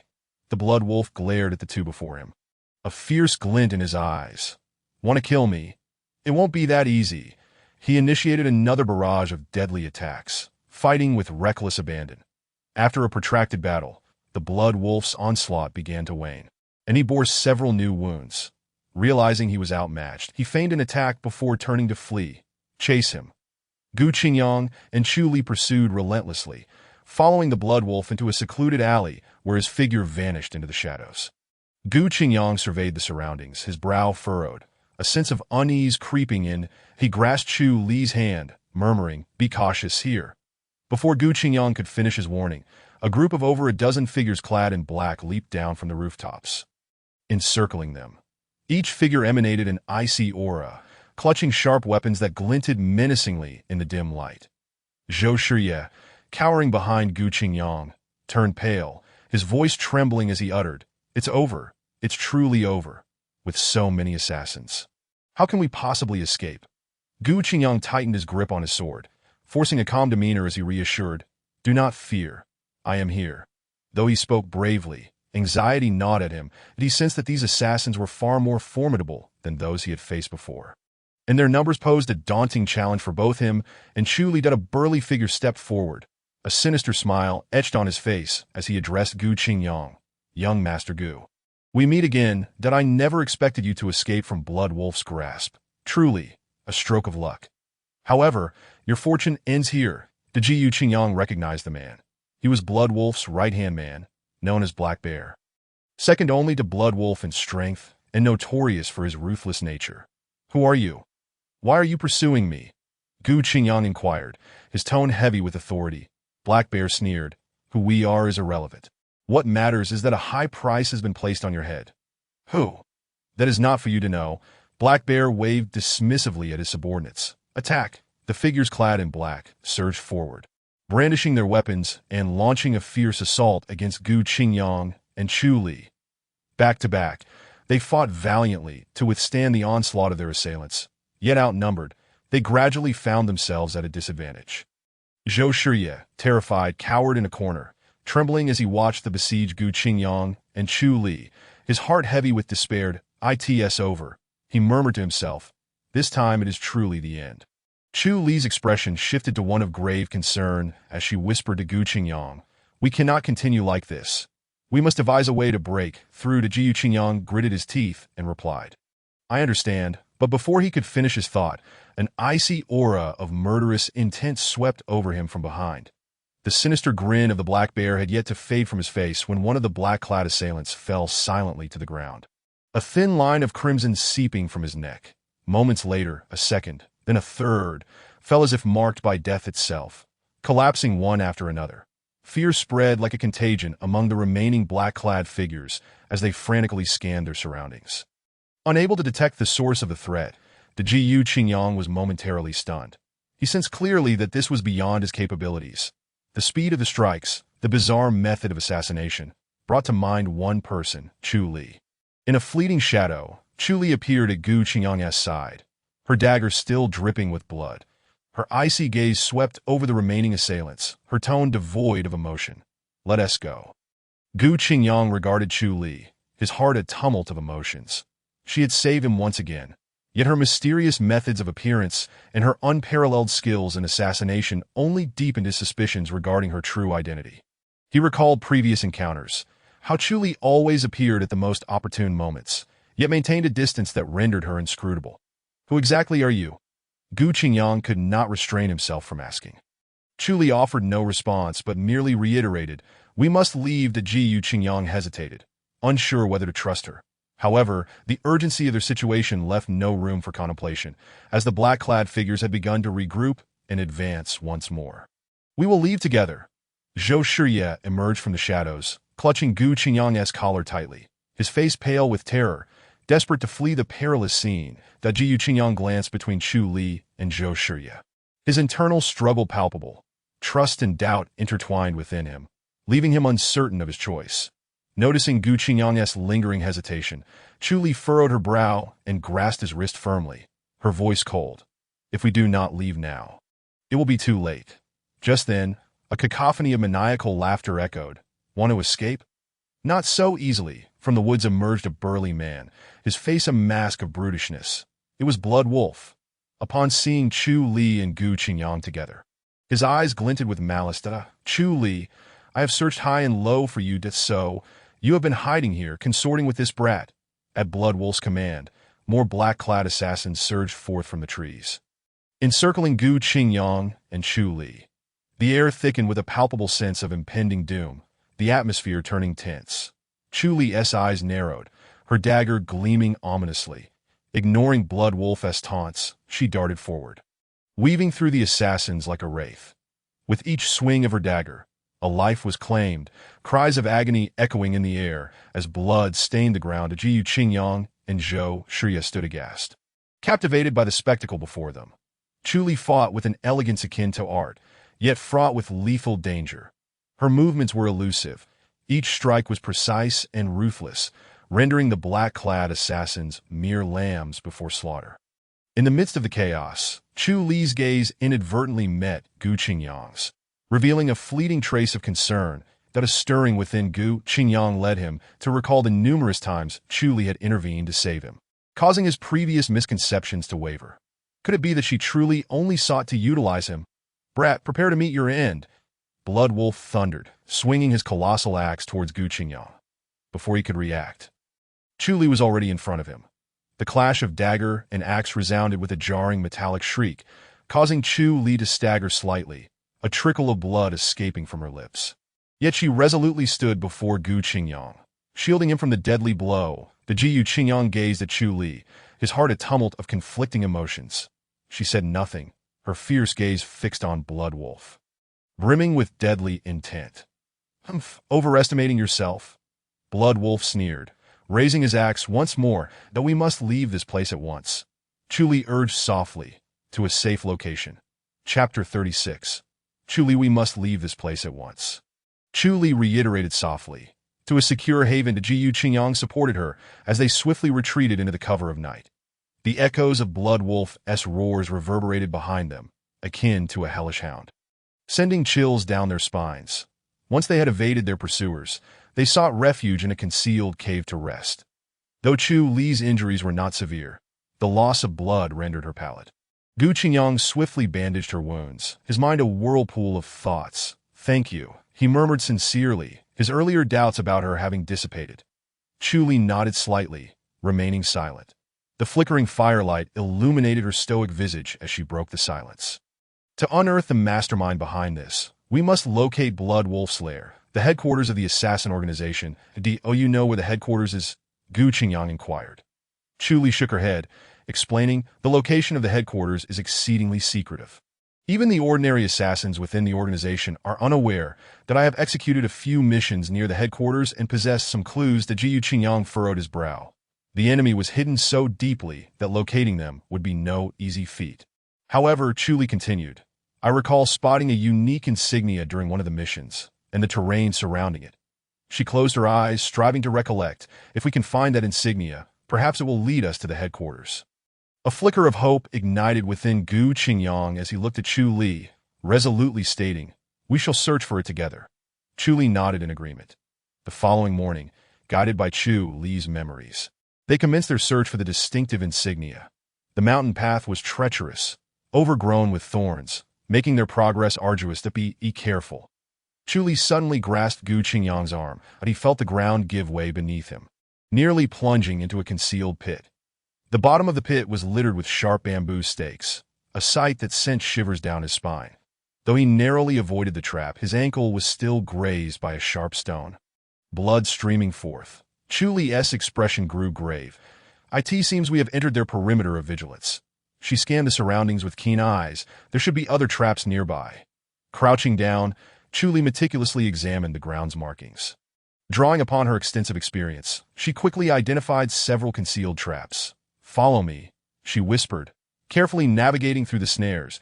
Gu Qingyang gritted his teeth against the pain in his ankle, closely trailing Chu Li at long last. On the trunk of an ancient tree, they discovered the unique insignia, a vividly carved black wolf's head. "This is it." Chu Li's voice trembled slightly, following the direction of the wolf head insignia. They uncovered a hidden path, winding and twisting into the depths of the unknown. "This path," Chu Li remarked, gazing into the shadowy trail, "is likely more perilous than we anticipate." "This is simply astonishing." Gu Qingyang marveled as he observed Chu Li deftly disarming one trap after another. This seemingly serene forest was fraught with danger. Had it not been for Chu Li's insights into the organization, they may have already met their demise. With unwavering focus, Chu Li followed nearly invisible tracks. Navigating ahead, she occasionally brushed aside dense underbrush, revealing hidden spikes beneath, and gently tapped tree trunks, discerning whether there were traps concealed within. Detecting something amiss, she pointed to an ordinary-looking rock, declaring, "There is something beneath that stone." Gu Qingyang approached and moved the rock, discovering a piece of parchment made from sheepskin hidden beneath. Chu Li took the parchment and scrutinized the symbols inscribed upon it. "This is an internal code of the organization," she explained, detailing some information about the headquarters. She then translated the contents for Gu Qingyang, revealing that the headquarters was located deep within the Sunset Mountain Range, perpetually shrouded in mist, making it easy to defend, yet challenging to attack. The Sunset Mountain Range, notorious for its dangers and rampant beasts, Gu Qingyang mused, tucking the parchment away, his expression solemn. It seemed this journey would not be a simple one to that moment. Zhou Shiye arrived. Panting and pale, the Jiu Gongzi. Chu Gunyang. "Wait for me." He had been following their trail, cautiously avoiding traps, yet fear had left him in a state of disarray. Venturing so deeply into the tiger's den is exceedingly perilous. Zhou Shiye exclaimed, worry etched across his features, that if we are discovered, the consequences could be dire. Perhaps we should retreat and consider our options. Zhou Shiye, I understand your concerns for our safety, Gu Qingyang replied firmly. But as long as the mastermind remains at large, we will never find peace. That I have resolved to locate their headquarters and eradicate them all. Zhou Shiye wished to offer further counsel, but was abruptly interrupted by Gu Qingyang, who asserted, "No need for more words. My mind is made up." Gu Qingyang then turned to Chu Li, declaring, "Let us proceed." The two continued onward, leaving Zhou Shiye behind, anxiously stamping his feet in frustration. Suddenly, a peculiar noise emanated from the depths of the forest, and several dark figures flitted past. Chu Li's expression hardened. "We have been discovered." The shadows moved with astonishing speed, encircling the trio in the blink of an eye. Clad in black and veiled, their icy eyes were the only features visible, while glinting blades shimmered ominously in their hands, saturating the air with an atmosphere of impending doom. "That is the Blood Wolf Guard," Chu Li murmured gravely, her tone imbued with a sense of foreboding. "They're the personal guards of the Blood Wolf, and their prowess is formidable." Jiu Qingyang gripped his long sword tightly, acutely aware of the oppressive tension surrounding them, that he understood that a fierce battle was inevitable. Back to back, Chu Li instructed succinctly. The two swiftly positioned themselves back to back, forming a defensive stance. The assassins lunged at them like ravenous wolves, blades flashing and a chilling aura enveloping the scene. Their strikes were swift and merciless, targeting vital points. As Chu Li parried the onslaught, she cautioned Gu Qingyang, "Do not engage head-on. Victory lies in cunning." With a graceful agility akin to a fluttering butterfly, she danced amidst the blades, her dagger striking precisely at the adversary's vulnerabilities. Gu Qingyang quickly grasped the concept, abandoning the notion of direct confrontation in favor of evasion, seeking openings for counterattacks, mimicking Chu Li's fluidity. His assaults transformed from mere hacks to more intricate and lethal maneuvers. The two synchronized their movements seamlessly, advancing and retreating with purpose, gradually overwhelming the assassins, who began to suffer casualties. In the midst of the fray, a sharp blade grazed Chu Li's arm, blood gushing forth instantaneously. Jiu Qingyang's heart tightened at the sight. He fiercely repelled one of the assailants, then swiftly turned to assess her injury. "It is nothing. Merely a scratch," Chu Li replied, her tone still frosty. Though a hint of pain flickered across her brow, Jiu Qingyang remained silent, carefully tearing a strip from his sleeve to bandage her wound. His motions were gentle and meticulous. Fearing to inflict any further discomfort, as Chu Li observed Gu Qingyang's focused demeanor, a warmth surged within her. Though their acquaintance was brief, She could sense his genuine concern, gradually thawing her icy heart. Once the bandaging was complete, Gu Qingyang raised his gaze, meeting Chu Li's eyes. Their mutual stare created a delicate tension in the air. Ahem. Zhou Shia awkwardly coughed twice, shattering the fleeting tranquility. Young Master Gu. Miss Chu, we should depart from this place post-haste. It was only then that Gu Qingyang remembered they were still ensnared in the enemy's trap that he nodded, assisting Chu Li as they prepared to break free. Suddenly, a sharp whistle pierced the air from a distance. The encircling assassins began to withdraw, vanishing into the depths of the woods. Have they retreated? Gu Qingyang pondered, somewhat perplexed. Chu Li gazed in the direction of the fleeing figures, her eyes deepening with contemplation. It seems we are not far from their headquarters, she asserted, pointing ahead with conviction. Follow me. They pressed onward, traversing a dense thicket until a grand, ancient castle loomed before them. Ominous and enigmatic, as if it were a monstrous beast lying in wait. Chu Li halted, her expression grave. This is the place. Chapter 37. Chu Li too, the ancient castle stood resolute against the night. Resembling a slumbering behemoth, foreboding and solemn. Thick mist coiled around it, enhancing its eerie allure. The air surrounding the castle felt as though it had solidified, suffused with a stifling aura of death. To be cautious. This place is perilous. Chu Li's voice was low, tinged with an imperceptible tension. Gu Qingyang nodded, tightening his grip on his sword. Zhou Shia lingered behind them, pale and trembling slightly. Young Master Gu, Miss Chu, perhaps we should. Zhou Shiya's voice trembled, but he was abruptly silenced by Chu Li. Silence. Stay close, she commanded coldly. The trio cautiously approached the castle's grand entrance, where the heavy iron doors were encrusted with rust, exuding an ancient and mysterious essence. Just as they stepped over the threshold, the ground suddenly gave way beneath them. Gu Qingyang and Zhou Shiya were caught off guard, teetering on the brink of a trap that in a split second. Chu Li seized Gu Qingyang's arm, pulling him back just in time. Zhou Shiya, however, was not so fortunate, plummeting into the abyss with a cry of despair. Gu Qingyang exclaimed, peering down to witness sharp spikes protruding from the pit's bottom. A sight that sent chills down his spine. Forget him. We must move, Chu Li urged, tugging Gu Qingyang onward. Traps, poisoned arrows, hidden weapons. The castle's interior was fraught with peril at every turn, drawing upon her extensive experience. Chu Li expertly navigated each crisis, though she sustained injuries in her efforts to protect Gu Qingyang. Guilt gnawed at him, yet he felt powerless. In this treacherous environment, he could only rely on her. Your wounds. Gu Qingyang's gaze fell upon the blood seeping from Chu Li's arm, his brow furrowed with concern. It is but a scratch. Do not fret, she replied icily, though a flicker of tenderness shone in her eyes. They arrived in a study cluttered with books and scrolls. Chu Li meticulously examined the contents, hoping to uncover valuable clues. Suddenly, her gaze sharpened as she lifted a scroll, slowly unfurling it. What is this? Gu Qingyang inquired, leaning closer to see the densely packed text inscribed upon it. Chu Li remained silent, her focus unwavering as her expression grew increasingly grave. Blood wolf. She articulated each word deliberately, her voice laced with incredulity. Blood wolf? Gu Qingyang questioned, bewildered. What does that signify? Chu Li raised her eyes to meet his, a complex expression crossing her face. The blood wolf is... Her words halted abruptly as a tall figure appeared at the doorway. The blood wolf is my father, she uttered, her voice trembling as if every ounce of her strength had been expended. The figure at the entrance was none other than the blood wolf himself. Towering and fearsome, with a countenance that inspired dread, his hawk-like eyes gleaming with a bloodthirsty light.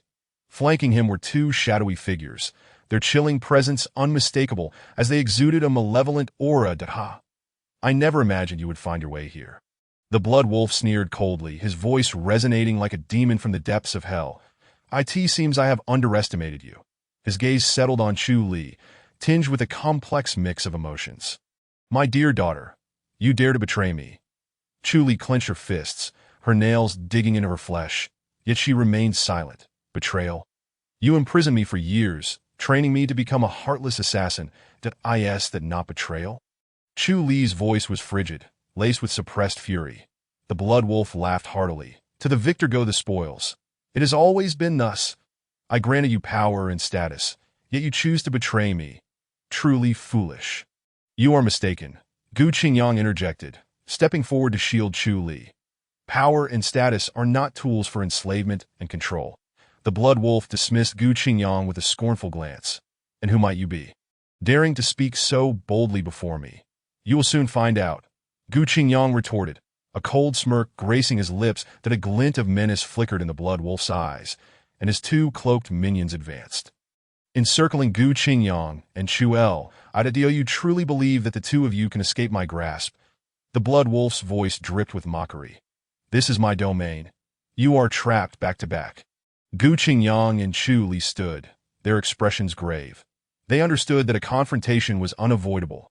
Attack. The Blood Wolf commanded, and the two black-clad assassins lunged at Gu Qingyang and Chu Li like ferocious beasts. Chu Li evaded one of the attackers with a deft movement, her dagger striking like a viper, finding its mark in the throat of one assailant. The Gu Qingyang clashed with the other, his swordplay fierce and lethal, preventing any advance from his opponent.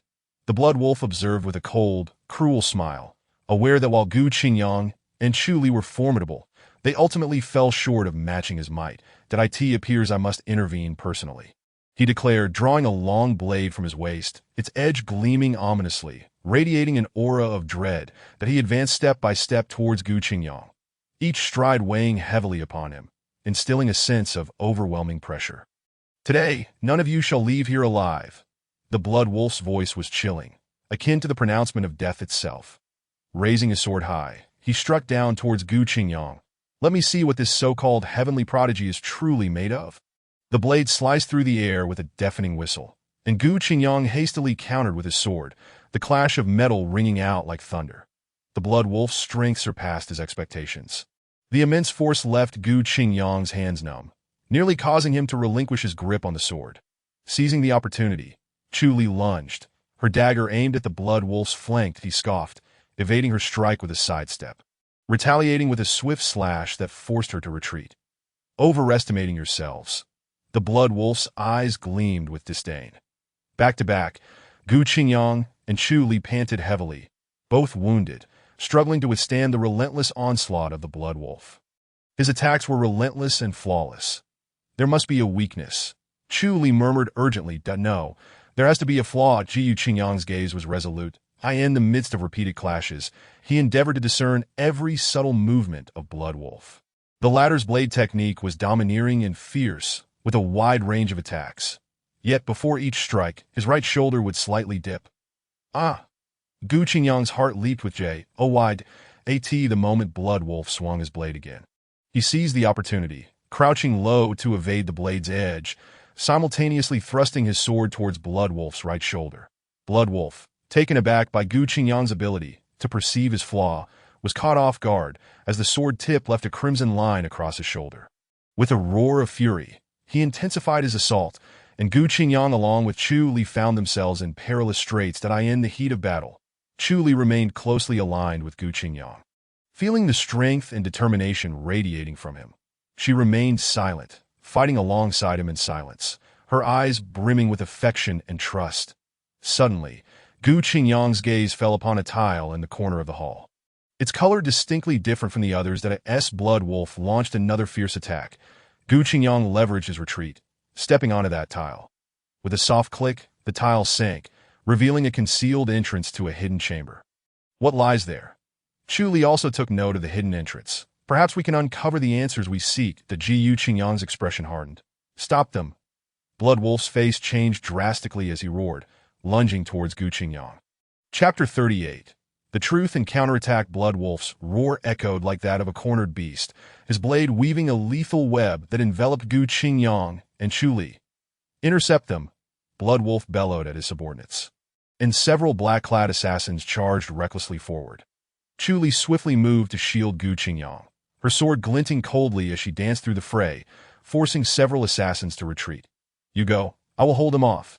Chu Li's tone was icy, yet imbued with undeniable resolve. The Gu Qingyang cast a deep glance at her, knowing this was not the time for hesitation, that he had to enter the hidden chamber swiftly to uncover the truth. Gritting his teeth, he turned and leaped into the hidden chamber, as the entrance sealed shut, Blood Wolf's assaults grew even fiercer, his blade carrying a chilling intent aimed directly at Chu Li's vital points. Overestimating yourself, Blood Wolf sneered coldly, a flicker of disdain in his eyes that a mid-stage martial sect woman dared to impede him. Chu Li moved like a wraith, slipping through the onslaught of blades and strikes. Yet, she was ultimately outnumbered and soon sustained several wounds. Vivid red blood stained her garments, but she gritted her teeth, steadfastly guarding the entrance to the hidden chamber. Cough.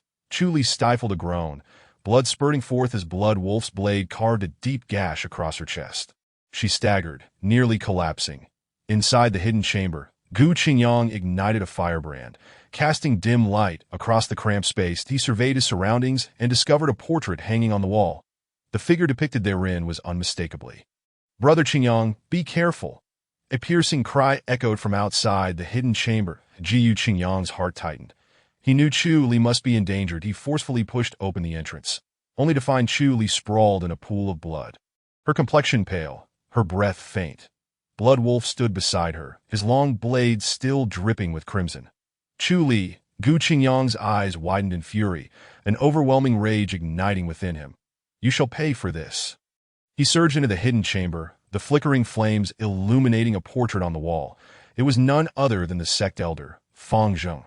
Beneath the portrait lay a concealed compartment, but he opened it to discover a letter detailing Fang Zheng's meticulous plans to hire an assassin to eliminate Gu Qingyang. With jealousy and resentment dripping from every line, the entire truth was laid bare. Clutching the letter, he burst from the hidden chamber, finding Chu Li barely clinging to life, bloodied and breathless. Brother Qingyang, she weakly called out. Gu Qingyang's heart ached as he gently propped her up, his gaze icy as it swept across the assassins present, raising the letter high. This is the evidence. It was Fang Zheng. He was envious of my reputation and hired an assassin to kill me. The assassins exchanged bewildered glances, chaos erupting among them. Some were terrified, others doubtful, while a few began to stealthily retreat, seeking to escape amidst the turmoil. Blood Wolf's expression darkened. He realized the plot had been exposed, and there was no room for retreat. Kill Gu Qingyang. Silence him. Blood Wolf roared, brandishing his blade toward Gu Qingyang. In that critical moment, an immense aura erupted from Gu Qingyang, enveloped in golden light, illuminating his figure. He had activated the hidden skill of the sign in space, the heavenly gang battle body. No longer flustered by concern for Chu Li, Gu Qingyang's eyes became sharp, emanating a chilling, murderous intent. He seized Blood Wolf's descending blade, crushing it with sheer force. Impossible. Blood Wolf's pupils contracted in disbelief as he gazed at Gu Qingyang. Jiyu Qingyang sneered. Now, let us settle our scores. He slowly rose, golden light swirling around him. Resembling a celestial deity descending to earth, he cast a glance at Chu Li, a hint of tenderness flickering in his eyes. Wait for me. Cloaked in golden light, Gu Qingyang appeared as a god of war. Moving with blinding speed that the eye could scarcely follow, he flashed before Blood Wolf, delivering a punch imbued with the force of wind and thunder. Blood Wolf, taken aback, attempted to block, but was knocked back several steps. His arm numb, cover me, Gu Qingyang commanded in a low voice. Chu Li, enduring the pain, wielded her dagger like a striking serpent, aiming for Blood Wolf's vital points. Blood Wolf, overwhelmed by Gu Qingyang's relentless assault, momentarily faltered, allowing Chu Li's dagger to slice through his arm. Damn it, Blood Wolf roared, his eyes filled with malice. He realized he was outmatched against the two, especially as the surrounding assassins had long since scattered. The tide turned against him. Trying to flee, Gu Qingyang sneered, his figure flashing once more as he delivered a powerful kick that sent Blood Wolf crashing to the ground, blood spilling from his mouth. The remaining assassins, witnessing this, lost all will to fight and fled in disarray. Jiyu Qingyang did not pursue them. His gaze remained fixed on Blood Wolf. Speak. Who instructed you to frame me? Gu Qingyang's voice was icy. Like a judgment from the depths of hell, Blood Wolf struggled to rise, his eyes filled with venomous hatred. Even if I tell you, what can you do? I have backing. Before he could finish, Chu Li's dagger was pressed against his throat. Speak, she demanded, her tone frigid and unwavering. Blood Wolf's face turned pale as he finally revealed the truth. It was Elder Fang Zheng. That a glint of cold light flashed in Gu Qingyang's eyes as he helped Chu Li to her feet. gently cradling her in his arms. "Are you all right?" Chu Li's complexion was ashen, yet she forced a smile. "That I'm fine. Brother Qingyang, that you've finally avenged me." She nestled against Gu Qingyang, feeling his warmth, her eyes filled with love and reliance. Gu Qingyang held her tightly, his heart brimming with tenderness. "Fool, protecting you is my duty." That he lowered his head, gently kissing her forehead. Their silhouettes appeared particularly warm under the moonlight. However, the news of Elder Fang Zheng hiring assassins had already spread, sparking discussions among the various sections. Was this truly just a personal vendetta of Elder Fang Zheng, or did it conceal a deeper conspiracy? All signs pointed towards a mysterious organization known as the Demon Sect. Chapter 39. Shadows of the Demon Sect. Blood Wolf's confession was like a stone cast into a tranquil lake, sending ripples across the surface. The Demon Sect, a nefarious organization that had existed only in legends, now emerged from the shadows, casting a pall over the entire continent. The Jiyu Qingyang understood that a great battle was inevitable. Armed with Blood Wolf's confession and evidence gathered from Elder Fang Zheng, he arrived at the gathering of the sect leaders. The atmosphere in the conference hall was tense. The heads of various sects wore diverse expressions. Some showed concern, while others displayed disdain. As Gu Qingyang stepped into the hall, he immediately felt numerous scrutinizing gazes upon him. He presented the evidence, his tone steady. "Esteemed leaders, the remnants of the Demon Sect have revived. The evidence is irrefutable that we must unite to combat them, or the consequences will be dire." However, his words did not elicit the anticipated response. An elderly man with a head of white hair scoffed. "Young Master Gu, you are but a child. Could you be deceived by others? The Demon Sect has been silent for hundreds of years. How could it possibly revive?" Another burly leader chimed in. "Indeed, young Master Gu, your evidence seems rather flimsy. Relying solely on Blood Wolf's confession and Elder Fang Zheng's personal grievances to assert it is the work of the Demon Sect is rather hasty." A weight settled in Gu Qingyang's heart. He realized these old codgers had their own agendas and were not genuinely inclined to confront the Demon Sect. They were more concerned about their own interests and Gu Qingyang's burgeoning power. Meanwhile, Su Yao, infiltrating the Demon Sect, had been discovered. Her clever disguise was unraveled, and she faced brutal torture. Yet she gritted her teeth, refusing to divulge any information about Gu Qingyang and their plans. Despite her resilience, her body was growing increasingly frail, on the verge of collapse.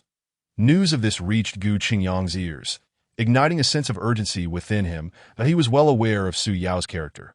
She would never easily yield. Yet, she must be enduring immense suffering at this moment.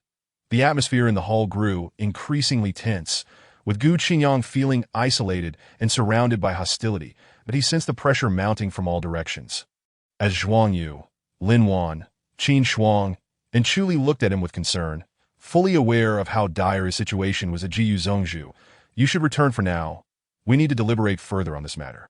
One of the sect leaders said, waving his hand with impatience. The Jiyu Qingyang took a deep breath, realizing that things could not continue in this manner, that he had to find a way to persuade these people. Otherwise, Su Yao would be in grave danger. Silently, he activated the sign-in space, mentally reciting, "Sign-in, congratulations, host, for a successful sign-in. You have acquired the Lotus Tongue technique." A surge of joy washed over Gu Qingyang, for this was precisely what he needed at this very moment. He immediately began to channel the technique, feeling a strange power coursing through his entire being. When he spoke again, his voice was no longer steady as before. It was now imbued with charisma, each word seemingly laced with magic, resonating deeply within the hearts of those present. "Ladies and gentlemen, the calamity of the Demon Sect is not a baseless rumor. If we do not unite today, we shall surely regret it in the days to come." His voice echoed throughout the hall, and some of the sect leaders began to waver in their expressions. Just then, a figure clad in black hurried into the hall, whispering a few words into the ear of one of the leaders. The leader's face changed abruptly, and he leapt to his feet, exclaiming, "Not good! The Demon Sect's people have already." He was cut off mid-sentence. His gaze filled with terror as he looked towards the entrance of the hall. The entrance. A surge of demonic energy billowed forth, and a figure cloaked in a black robe, with a face concealed beneath a hood, slowly stepped inside. The air around him crackled with a chilling pressure, unmistakably the Demon Sect's leader. His cold gaze swept over the crowd, a cruel smile curling at the corners of his mouth. It seems you are plotting against me? The sudden appearance of the demon sect's leader plunged the previously noisy hall into a profound silence. Several sect leaders, who had begun to be swayed by Gu Qingyang's words, now recoiled in fear. Demon sect's leader, how dare you come in person? One leader shouted, his voice trembling despite its bravado. The demon sect's leader sneered, why should I not? You so-called righteous figures are merely seeking fame and reputation. For my demon sect, appending this continent is as easy as pie. No sooner had he finished speaking than dozens of black-clad minions surged in behind him, each exuding a formidable aura and brimming with murderous intent. These minions roamed freely within the hall, as if it were an unguarded territory, their eyes filled with disdain and mockery. One of the minions approached a sect leader, disdainfully patting him on the shoulder. Old man, if you know what's good for you, surrender quietly to avoid suffering. The worries of companions, the arrogance of villains, and the tension of the atmosphere only served to accentuate the overwhelming power of the demon sect's leader. The mood in the hall had become stifling. The sect leaders fell silent, fully aware that today they might face inevitable doom. Upend the continent, such audacity! Gu Qingyang stepped forward, confronting the demon sect's leader directly. I, Gu Qingyang, stand here. You shall not succeed. Gu Qingyang. The demon sect's leader scrutinized him, a glimmer of disdain flashing in his eyes. That I have heard you are quite the rising star. But to me, you are nothing extraordinary. Today, I shall show you what true power looks like. Before he could finish, he vanished in a blur, appearing before Gu Qingyang in an instant, delivering a powerful palm strike. The force of the blow, infused with potent demonic energy, hurtled toward Gu Qingyang's chest. In a moment of peril, Gu Qingyang activated the sign-in space once more. Sign-in. Congratulations, host, for a successful sign-in. You have acquired the indestructible Vajra technique. A flash of golden light enveloped Gu Qingyang, forming a golden shield around him. The overwhelming force of the demon sect's leader's palm was completely repelled by this shield. Without a moment's hesitation, Gu Qingyang counterattacked. Channeling the indestructible Vajra technique, he unleashed a punch, radiating golden light like a bolt of lightning, aimed directly at the demon sect's leader's face, clearly taken aback by Gu Qingyang's ability to withstand his attack. The demon sect's leader was further astonished by the speed of Gu Qingyang's counter. In that moment of panic, he could only manage a feeble defense. Boom! A thunderous sound echoed as the demon sect's leader was forced back several steps, blood trickling from the corner of his mouth. The shock in his eyes revealed that he had significantly underestimated Gu Qingyang's strength. Before the demon sect's leader could utter a word, Gu Qingyang pressed the attack, raining down blows like a torrential storm, each strike imbued with the formidable power of the indestructible Vajra technique. The demon sect's leader found himself retreating step by step, utterly defenseless. His minions, witnessing their leader's plight, rushed forward to assist, only to be sent flying by a single sweeping blow from Gu Qingyang. Some sect leaders, who had previously harbored doubts about Gu Qingyang, now found their convictions wavering as they witnessed him overpowering the demon sect's leader. Gu Zhongzhui, one leader began, but another interrupted. He is merely using the crisis of the demon sect to solidify his own position. We must not allow him to manipulate us. The sect leaders began to bicker once more. But Gu Qingyang had no time to heed their squabbles. His sole focus was to defeat the demon sect's leader and rescue Su Yao. Zhuang Yu watched Gu Qingyang from the side, her eyes filled with unwavering trust. She gently grasped his hand, infusing him with strength that a warmth spread through Gu Qingyang's heart. He knew that no matter what transpired, he would not be fighting alone. He turned to face the demon sect's leader, determination gleaming in his eyes. Today, you shall have no escape. Feeling the warmth and steadfastness of Zhuang Yu's hand, Gu Qingyang tightened his grip, returning her a resolute gaze. Their unspoken bond conveyed everything that he understood, that regardless of how perilous the road ahead might be, he would never be alone. At that moment, a commotion erupted from outside the hall. Several ragged disciples stumbled in, panic-stricken, shouting, "The demon sect's people are coming again!" What? The faces of the sect leaders blanched, still reeling from the previous shock, only to be met with a new crisis.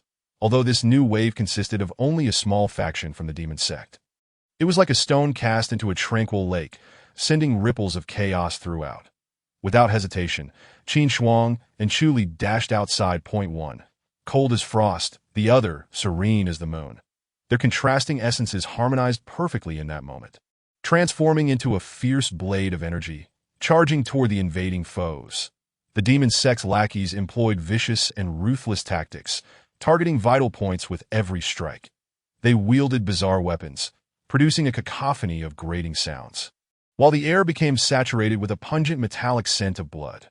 Qin Shuang's sword danced like a swimming dragon, its light flickering and emanating a chilling aura. With each swing, she summoned a tempest of bloodshed. Her movements were agile and her strikes fierce, resembling a blooming ice lotus, defiantly flourishing amidst the carnage. Chu Li, on the other hand, was like a wraith, her form elusive and unpredictable. The dagger in her hand struck silently, always appearing at the most unexpected moments, delivering lethal blows. She moved like a shadowy assassin in the night, quietly reaping the lives of her enemies. Their cooperation was seamless. One took the offensive while the other held the line, firmly suppressing the demon sex minions. The observing disciples watched in awe, utterly captivated. They had never witnessed such an exhilarating battle, feeling as if they were part of a breathtaking martial arts tournament. Within the hall, Gu Qingyang and the demon sex leader continued their fierce clash. Protected by the indestructible Vajra technique, Gu Qingyang resembled a war god, undeterred by the demon sex leader's onslaught. Each punch and palm strike he delivered contained earth-shattering power, forcing the demon sex leader to retreat repeatedly. Damn it. The demon sex leader's eyes flashed with fear. He had not anticipated Gu Qingyang's formidable strength. Cursing inwardly, he once again summoned his demonic energy, attempting to turn the tide. Yet Gu Qingyang's thoughts remained fixated on Su Yao's safety. While engaging the demon sex leader, he divided a fragment of his consciousness to probe Su Yao's whereabouts. Suddenly, he sensed a faint disturbance. It was Su Yao's aura. A surge of joy filled his heart as he began to follow the sensation, only to realize it was growing weaker, as if it might vanish at any moment. Su Yao, Gu Qingyang's heart tightened, an ominous premonition washing over him. Meanwhile, outside the hall, the battle reached a fever pitch. Though Qin Shuang and Chu Li held the upper hand, the demon sex minions clung on like leeches, refusing to be shaken off. Not good. Qin Shuang's expression suddenly shifted. She sensed a powerful presence drawing near. Before she could react, a dark figure descended from above, seizing someone and landing before the crowd. Stop! Gu Qingyang immediately recognized the figure. It was Su Yao.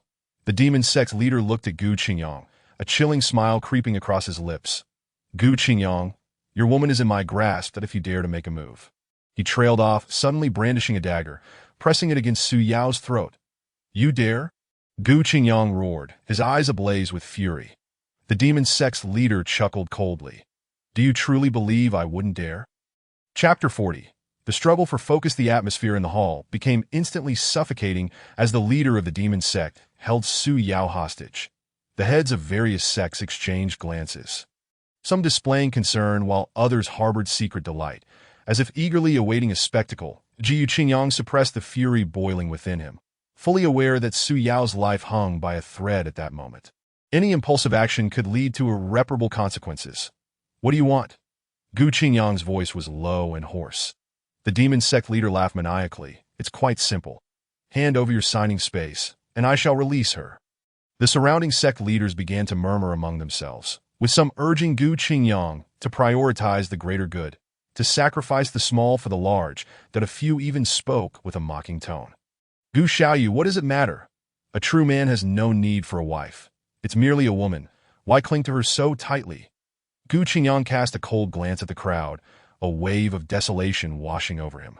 These individuals, who appeared to be united against the demon sect, were, in truth, driven by their own selfish motives, secretly wishing for him and the demon sect to mutually annihilate each other for their own gain. He took a deep breath, striving to maintain his composure, knowing that now was not the time for rashness. The fate of Su Yao and the safety of the world rested squarely on his shoulders. Just then, a commotion erupted outside the hall that a disciple rushed in, flustered and pale, stammering, "It's bad, senior sister Lin Wan." What happened to Lin Wan? Gu Qingyang's heart sank, an ominous premonition surging within him. Senior sister Lin was ambushed by members of the demon sect while tending to the wounded. Now her life hangs in the balance. The disciple finally managed to complete his sentence, his voice tinged with a hint of weeping. Ji Qingyang felt a thunderous roar in his mind, as though something had shattered within him. Lin Wan's gentle kindness, her laughter, flashed before his eyes like a series of vivid scenes. Damn it. Gu Qingyang roared, his eyes ablaze with fury, an overwhelming killing intent erupting from him that he could no longer bear it. Disregarding the protests of the other sect leaders, he vanished from the hall in an instant. The demon sect leader's expression shifted slightly, and he barked, "Stop him." However, Gu Qingyang's speed was simply too swift. The minions of the demon sect could not even graze the hem of his garment. Did I in his heart, he silently chanted. Signing space, tracking spell. A flash of golden light illuminated his path, revealing a trail shimmering with faint light. Lin Wan's distress signal. Without hesitation, he pursued the trail, his mind consumed by a singular thought. Save Lin Wan. Meanwhile, the demon sect leader watched Gu Qingyang's retreating figure. A cold smile creeping onto his lips, he slowly raised his hand. Clutching a black jade pendant that emanated an eerie aura, to Ji Qingyang. Do you truly believe you can escape my grasp? The demon sect leader murmured, his tone dripping with confidence. Beside him, a figure clad in black appeared silently. Respectfully inquiring, Master, shall we initiate the plan? The demon sect leader nodded slightly, a glint of coldness flickering in his eyes. It is time. To Ji Qingyang raced through the dense forest, the glow of the tracking spell guiding his every step. He was acutely aware that Lin Wan's life was hanging by a thread, his heart ablaze with urgency. The tracking spell of the signing space accurately displayed Lin Wan's location, drawing ever closer, yet simultaneously indicating that her life force was gradually waning, intensifying his anxiety. Lin Wan, you must hold on, Gu Qingyang silently prayed. Meanwhile, the other sect leaders remained behind, engaged in heated discussions about Gu Qingyang's reckless actions. Gu Qingyang is far too impulsive. What can he achieve alone? He will only meet his demise. Indeed, the demon sect leader is cunning. His solo venture is akin to a lamb entering the tiger's den. He is neglecting the bigger picture. The demon sect leader has Su Yao hostage. We should unite against the demon sect rather than fight amongst ourselves. One of the leaders scoffed. I believe he is not rescuing anyone, but rather attempting to flee. He must be terrified, abandoning us to save his own skin. These words reached Zhuang Yu's ears as she arrived, igniting her fury. You speak nonsense. Gu Qingyang is not that kind of person. He is surely going to rescue Lin Wan. Rescue? Such lofty words. I see only a coward, afraid of the demon sect leader, clinging to life. Another leader retorted mockingly. You hypocrites. All you do is spout disdain here. If anything happens to Lin Wan, I will not spare you. Zhuang Yu glared fiercely at the assembly, her eyes brimming with anger and disappointment. Enough, you a junior, dare speak to us in such a manner. One leader bellowed. Amidst the discord, a voice suddenly rang out. Enough! The crowd turned towards the source of the voice and beheld Qin Shuang standing at the entrance, her expression icy, her eyes glinting with determination. This is not the time for squabbling. Our immediate priority is to rescue Su Yao and Lin Wan. Her voice resonated with undeniable authority. Qin Shuang is right. We must stand united against the demon sect. Zhuang Yu echoed. Yet, the other sect leaders continued to harbor ulterior motives. Reluctant to cooperate sincerely, they exchanged blame, hesitating to take action. Qin Shuang regarded their faces with disdain and contempt, recognizing that their intentions were far from genuine. They merely sought to profit from the chaos, eagerly anticipating Gu Qingyang and the demon sect to destroy one another. Qin Shuang's gaze turned toward the direction Gu Qingyang had departed, filled with concern and admiration. She understood that his path was fraught with peril, yet she believed he would return safely to Ji Qingyang. You must return safely, she silently prayed, gripping her sword tightly. The glow of the tracking spell grew ever brighter, and Gu Qingyang finally laid eyes on Lin Wan. She lay on the ground, gravely wounded, her breath faint. Surrounding her were several black-clad figures, preparing to deliver the fatal blow. Stop! Gu Qingyang roared, his form appearing beside Lin Wan like a specter, sending several black-clad men flying with a single strike. Lin Wan, how are you? Gu Qingyang asked anxiously.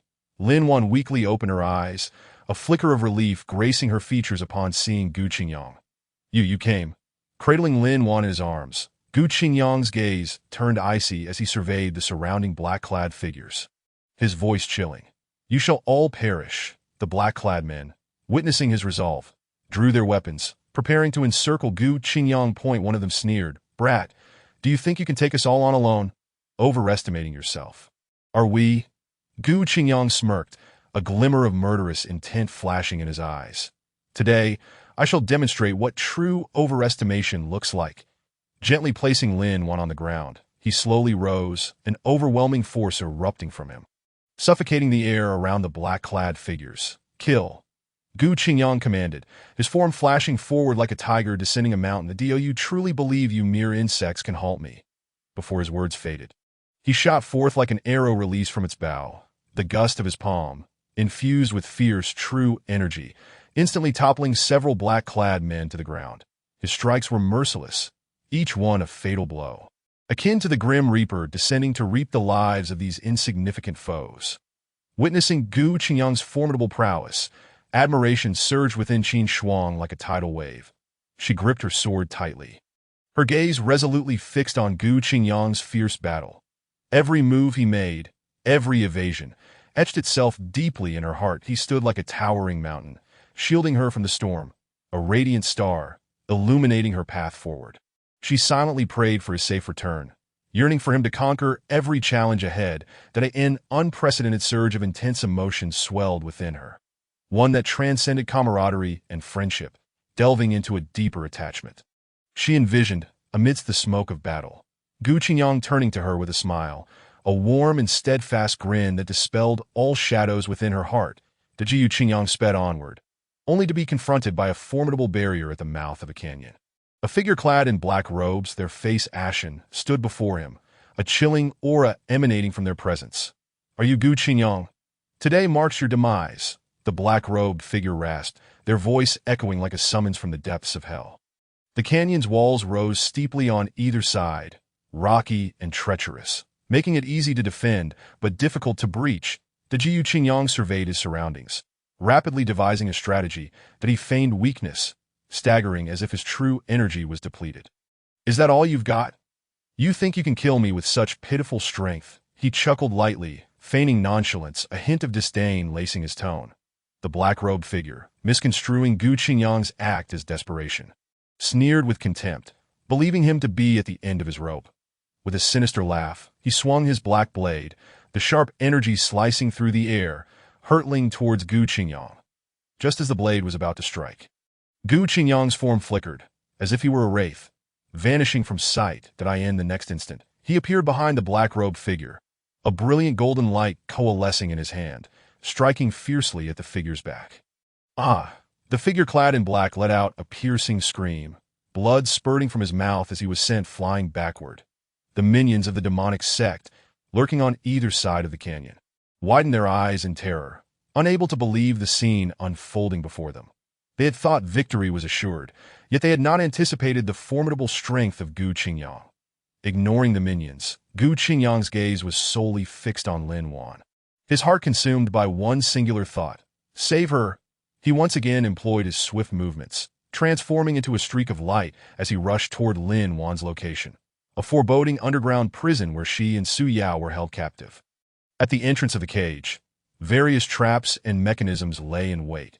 Glinting ominously in the dim light, the Gu Qingyang took a deep breath, his expression turning exceptionally calm as he crouched down, meticulously examining the layout of the traps. His fingertips grazed the ground, sensing the lethal intent concealed within. "It seems the demonic sect has truly gone to great lengths to deal with me," he murmured to himself, a cold smile curling at the corners of his lips. Chapter 41.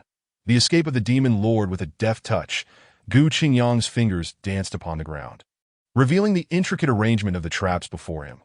The complex patterns and deadly threats appeared to him as a chessboard awaiting resolution, exuding a captivating challenge. "That a mere parlor trick," he chuckled softly, his form moving like the wind as he navigated through the traps with impeccable precision, seemingly foreseeing the dangers that lay ahead. Deep within the prison, Lin Wan and Su Yao were confined behind frigid iron bars. Lin Wan's complexion was pale, her breath shallow, yet she mustered the strength to comfort the ailing Su Yao, whose condition had deteriorated further. The once-spirited girl now lay on the brink of unconsciousness, her breath faint as a whisper.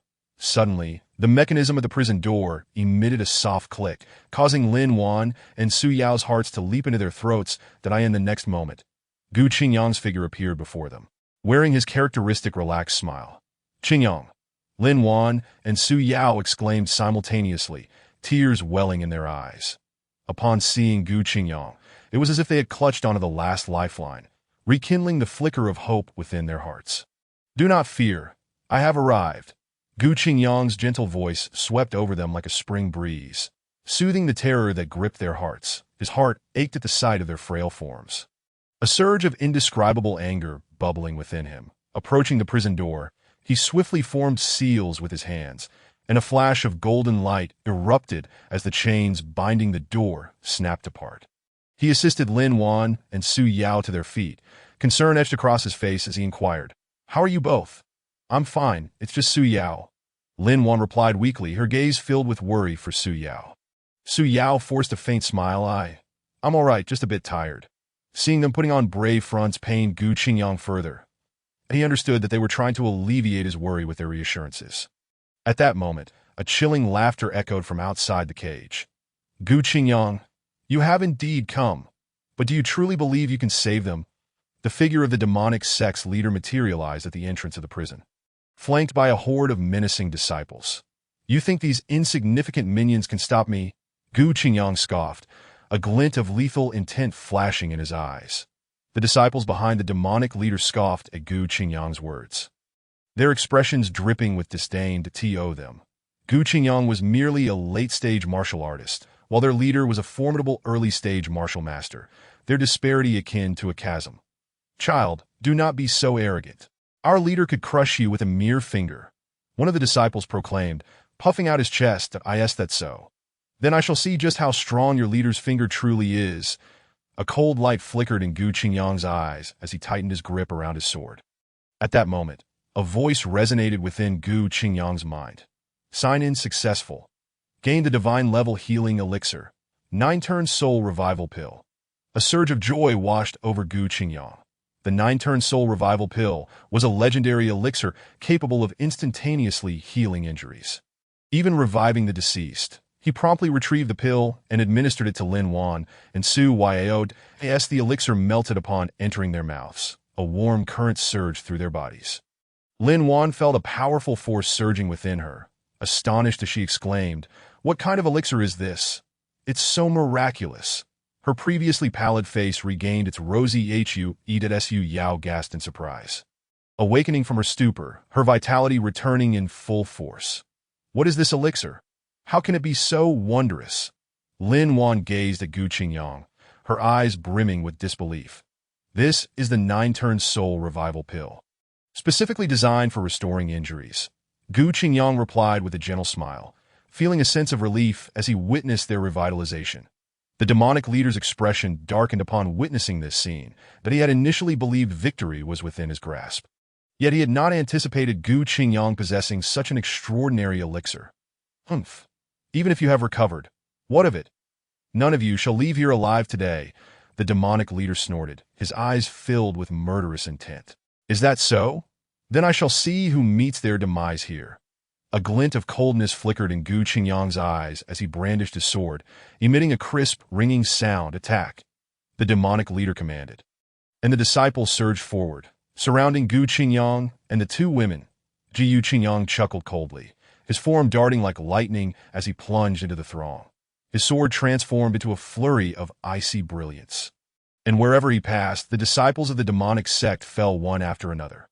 Lin Wan and Su Yao followed closely behind, their movements in perfect harmony, resembling two deadly mandala flowers blooming amidst the chaos.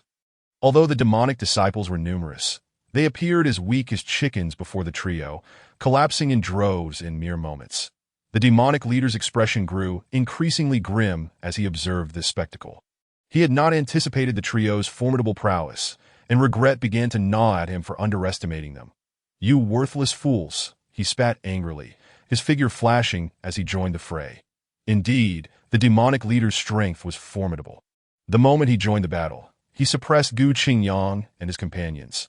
The demonic blade in his hand radiated a chilling light, each swing accompanied by a fierce aura of death that Jiyu Qingyang and his companions dared not let their guard down, exerting their full strength to withstand the demonic leader's relentless assaults. Despite their restored stamina, they still found themselves struggling against the early-stage martial master.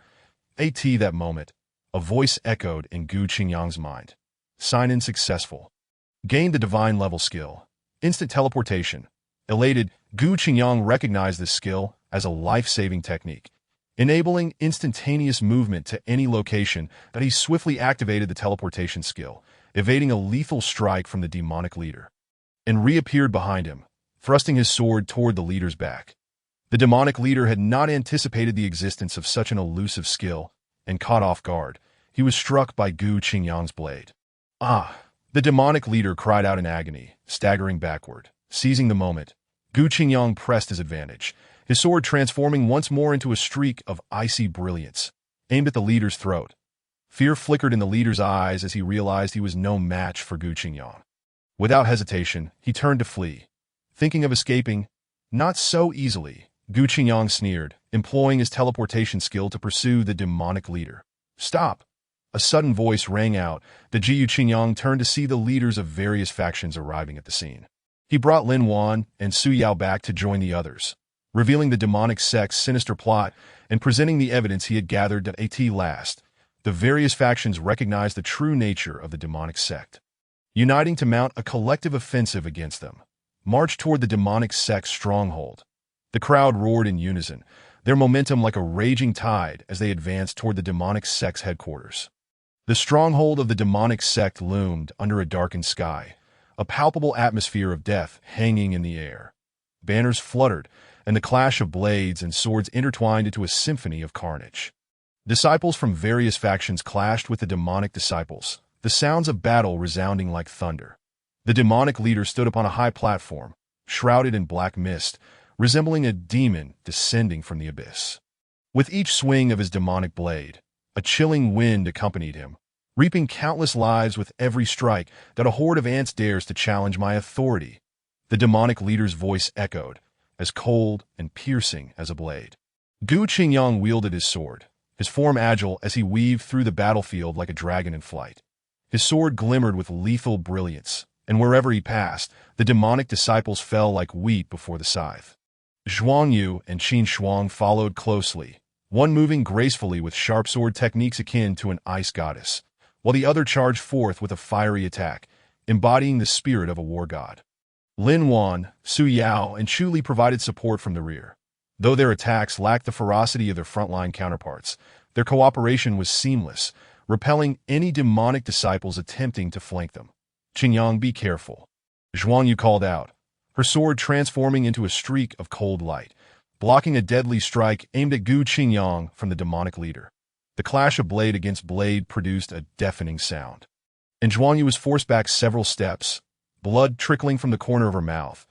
Jiyu Qingyang's expression hardened as he glanced at Zhuang Yu, concern etched across his features. Are you all right?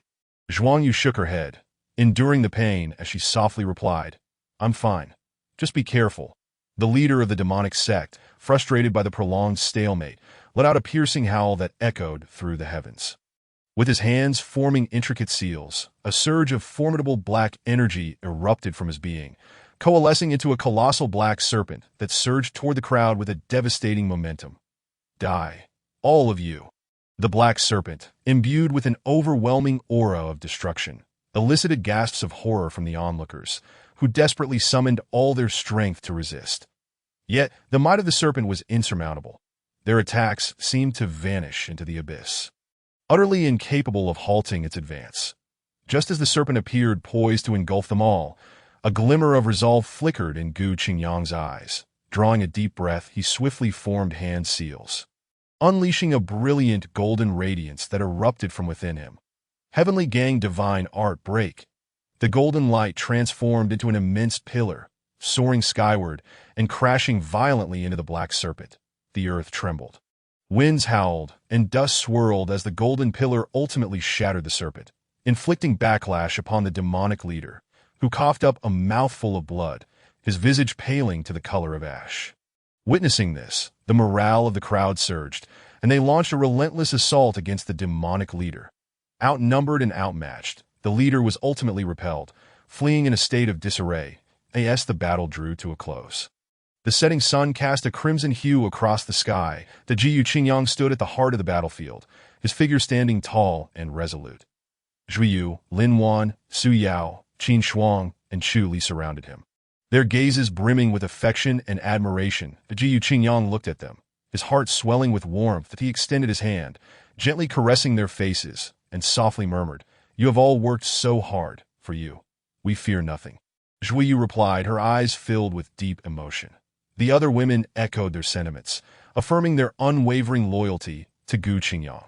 However, as the group reveled in their victory, a cloaked figure silently emerged amidst the ruins of the demonic sect's headquarters.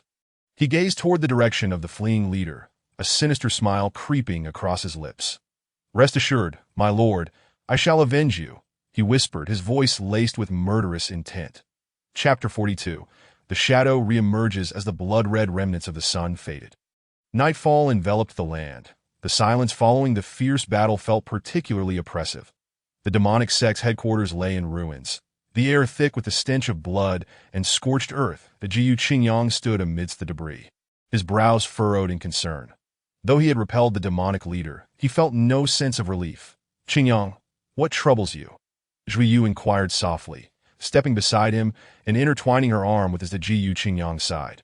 Gazing at the dimming sky, the leader of the demonic sect is cunning and resourceful. Although he is gravely injured, I fear he will not rest easily, that I worry he may return. His apprehensions were not unfounded. In the short span of days, strange occurrences began surfacing across various locales. Livestock in remote villages mysteriously perished, disciples from smaller sects vanished without a trace, and even towns exhibited signs of demonic energy surging forth.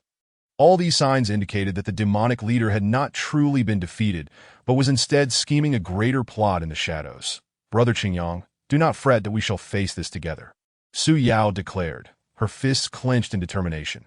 Lin Wan also stepped forward, gently grasping Gu Qingyang's hand, offering him silent comfort. Qin Shuang and Chu Li stood resolutely by his side, their unwavering gazes reflecting their shared resolve. Yet, the situation was far more dire than they imagined. Several minor sects, fearing the wrath of the demonic sect, began to waver, expressing a desire to distance themselves from the united front.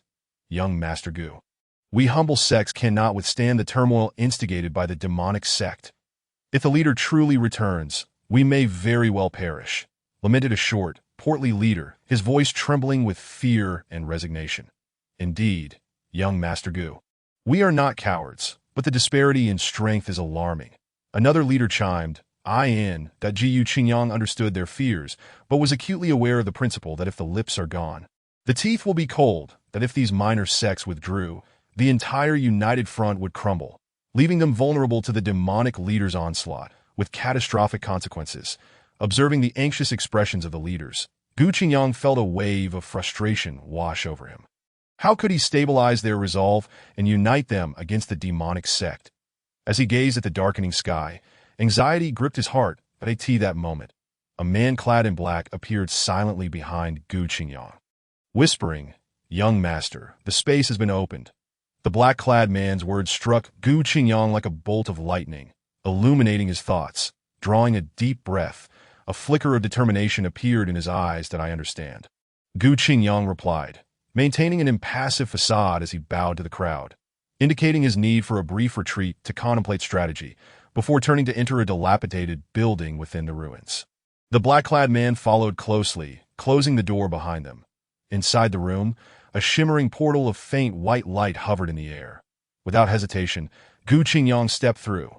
Within the portal, an ethereal aura enveloped him, and treasures of wondrous variety lay before him. He strode directly to the central signing platform, mentally reciting the incantation. "Sign-in successful. Congratulations, host. You have acquired the insight into Heart Spell." A surge of joy coursed through Gu Qingyang. This was precisely what he needed at this moment, that he quickly learned the spell and returned to the realm of reality. Once more facing the anxious leaders, Gu Qingyang's gaze transformed, deepening with resolve. Utilizing the insight into Heart Spell, He instantly discerned the thoughts and concerns of each individual. Esteemed leaders, Gu Qingyang's voice resonated with steadiness and strength. I understand that many of you are apprehensive about the demonic sect's retaliation. Your concerns are not unfounded. We have all witnessed the ruthless methods employed by the demonic leader. He paused, surveying the gathering, his tone laced with reassurance. However, I wish to convey that if we act independently, we only grant the demonic sect an opportunity to exploit our disarray. Only through unity can we withstand this formidable foe. Gu Qingyang's words struck with conviction, each syllable echoing in the hearts of the gathered leaders. He continued, I assure you, as long as we stand together, I shall dedicate myself to safeguarding each of you, ensuring that none shall suffer under the demonic sect's malice. His tone was resolute, his gaze ablaze with an unwavering confidence and strength. The insight into Heartspell enabled Gu Qingyang to grasp the concerns of each leader with precision, that he addressed their anxieties one by one, offering tangible support, such as medicinal pills, formations, and weaponry.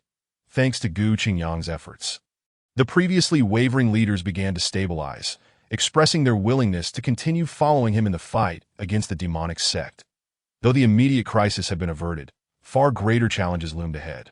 How to eradicate the demonic sect entirely and confront the impending, more significant crisis weighed heavily on Gu Qingyang's shoulders. Having steadied the minor sects, Gu Qingyang convened the leaders of the major sects to deliberate the subsequent battle plans. Though the demonic leader was gravely injured, complacency was not an option, that we must swiftly devise an effective battle strategy, Gu Qingyang stated solemnly. However, a significant rift emerged among the leaders regarding the battle plans. I propose we take the initiative, seizing this opportunity, while the demonic sect is weakened, to obliterate them completely. A burly leader with a fiery temperament proclaimed loudly. That is unwise. An elderly leader with white hair countered, shaking his head. The demonic sect has deep roots. A rash assault would merely fall into their trap.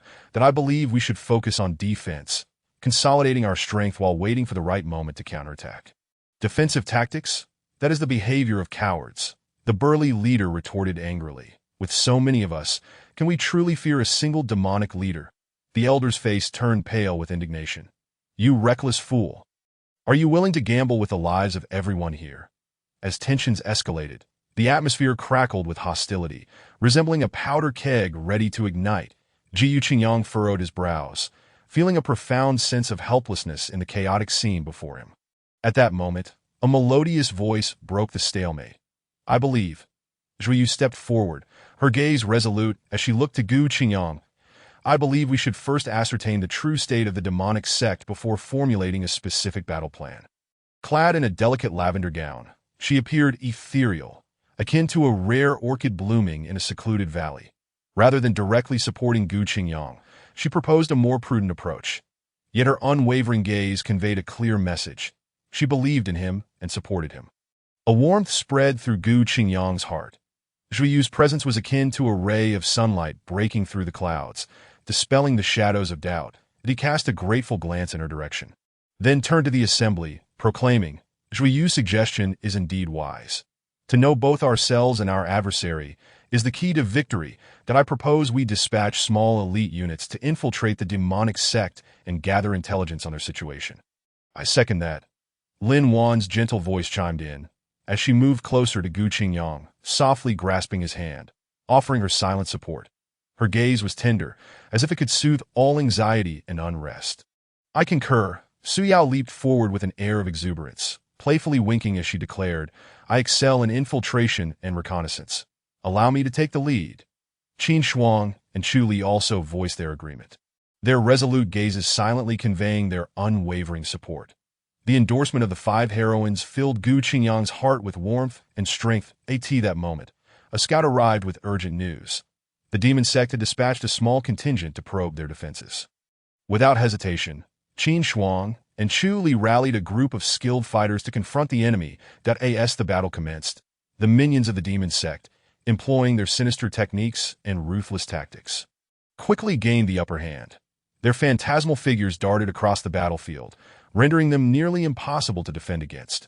With her long sword in hand, Qin Shuang's blade gleamed like freshly fallen snow, exuding an aura of chilling intensity. Her agile form and fierce swordplay resembled that of a war deity, valiantly shielding her comrades behind her. Meanwhile, Chu Li lay concealed in the shadows, akin to a venomous serpent, poised to strike. Her dagger, silent yet lethal, claimed a life with every calculated thrust that I end the face of the demon sect's ferocious onslaught. Qin Shuang and Chu Li remained composed. They swiftly adapted their strategy, with Qin Shuang drawing fire while Chu Li executed stealthy ambushes. Their teamwork, so seamless it felt as though they were one entity. Gradually, the aggressive momentum of the demon sect's minions began to wane, their initial arrogance giving way to fear and unease. Ultimately, they could not withstand the combined assault of Qin Shuang and Chu Li, retreating in disarray.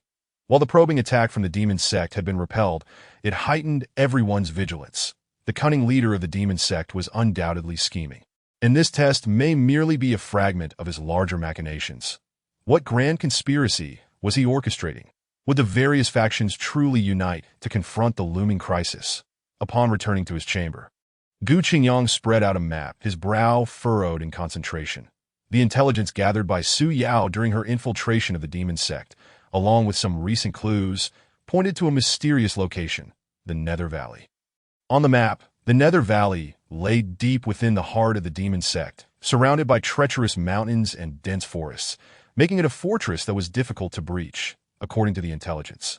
The demon sect appeared to be conducting a malevolent ritual there.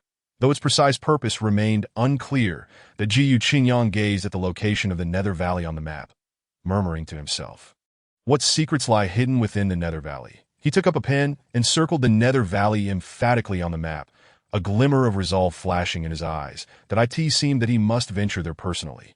Chapter 43. The machinations unfold. Crisis approaches. The name Nether Valley exuded an eerie and sinister aura, resembling the gaping maw of a colossal beast poised to devour the unwary. The Jiyu Qingyang's fingers gently traced the circled area on the map. His concern palpable. The recent movements of the demon sect stirred a sense of unease within him. The fragmented intelligence brought back by Su Yao painted a chilling picture. The demon sect was concocting a grand conspiracy, with the Nether Valley at its core. "What are you pondering, Brother Qingyang?" Lin Wan approached with a cup of fragrant tea, her gentle voice breaking Gu Qingyang's reverie. "That it's about the demon sect," he replied, taking the cup and sipping the warm tea, though it did little to dispel the chill in his heart. "That I worry for Su Yao. Rest assured, Sister Su Yao is resourceful. She will be fine." Lin Wan reassured him, though her own eyes betrayed her concern. That moment, Qin Shuang and Chu Li entered, their expressions equally grave. The demon sect's probing was no mere trifling matter, Qin Shuang stated solemnly. "That wily old fox, the leader, is certainly plotting something devious." Chu Li remained silent, standing resolutely behind Gu Qingyang, her cold gaze fixed on the Nether Valley on the map, as if seeking to penetrate the shrouded darkness within. Gu Qingyang folded the map and inhaled deeply, declaring, "I have resolved to journey to the Nether Valley myself." The moment the words left his lips, the women gasped in shock. "No, it's far too perilous." Zhuang Yu was the first to object. "The Nether Valley is the heartland of the demon sect. Going alone is akin to walking into a tiger's den." "Yes, Brother Qingyang, let us consider other options," Lin Wan urged. Even the usually composed Qin Shuang displayed concern at this moment. The leader of the demon sect possesses unfathomable strength. Your journey there. Gu Qingyang understood their worries for him. But his mind was already made up. As long as the demon sect's conspiracy remained unchallenged, they would never find peace. That my decision is firm, Gu Qingyang asserted, as Su Yao ventured into danger for us. I cannot stand idly by while she risks her life again. Just then, a messenger spirit bird flew in. Landing on Gu Qingyang's hand, he unfurled the note, his expression changing dramatically. Su Yao is in trouble. The note contained only a few terse words, yet it struck the group like a heavy hammer. Reverberating in their hearts, the Jiyu Qingyang sprang to his feet, an overwhelming aura radiating from him. "Prepare the horses," he commanded, his voice low, yet imbued with undeniable authority. "I must go to the Nether Valley." Meanwhile, deep within the Nether Valley, Su Yao found herself encircled by a group of elite demon sect warriors.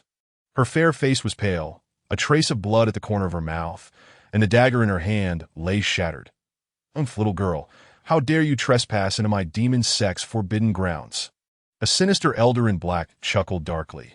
Submit quietly, and perhaps I shall spare your life. Su Yao gritted her teeth, remaining silent. She knew that her situation was dire. Capture her, the elder commanded, and the demon sect warriors surged forward. Gu Qingyang and his companions rode furiously, racing towards the Nether Valley like the wind. The scenery whirled past them, mirroring their anxious hearts. Zhuang Yu bit her lip, her eyes filled with worry. Lin Wan silently prayed for Su Yao's safety. Qin Shuang gripped her sword tightly, her gaze resolute. And Chu Li shadowed Gu Qingyang closely, vigilant for his safety. To go. Gu Qingyang shouted, and his steed neighed in response, accelerating further. His only thought was to reach the Nether Valley swiftly and rescue Su Yao. Inside the Nether Valley, Su Yao's situation was perilous. The demon sect warriors, like ravenous wolves, lunged at her with lethal intent. Although she was agile, she was ultimately outnumbered, and several wounds marred her body. The black-clad elder watched Su Yao struggle, a cruel smile flickering in his eyes. Little girl, your resistance is in vain. Just as her situation reached a critical juncture, a beam of golden light descended from the heavens, enveloping Su Yao. The demon sect warrior's attack struck the golden light, dissipating into nothingness. Who goes there? The elder exclaimed, his face turning pale in shock as the golden light faded. Gu Qingyang's figure emerged, wielding a shimmering golden sword, his gaze frigid, akin to a Shura from the depths of hell. Brother Qingyang. Su Yao's eyes lit up with surprise at the sight of him, though her expression quickly turned to concern. Are you all right? Gu Qingyang asked with genuine concern. That I'm fine.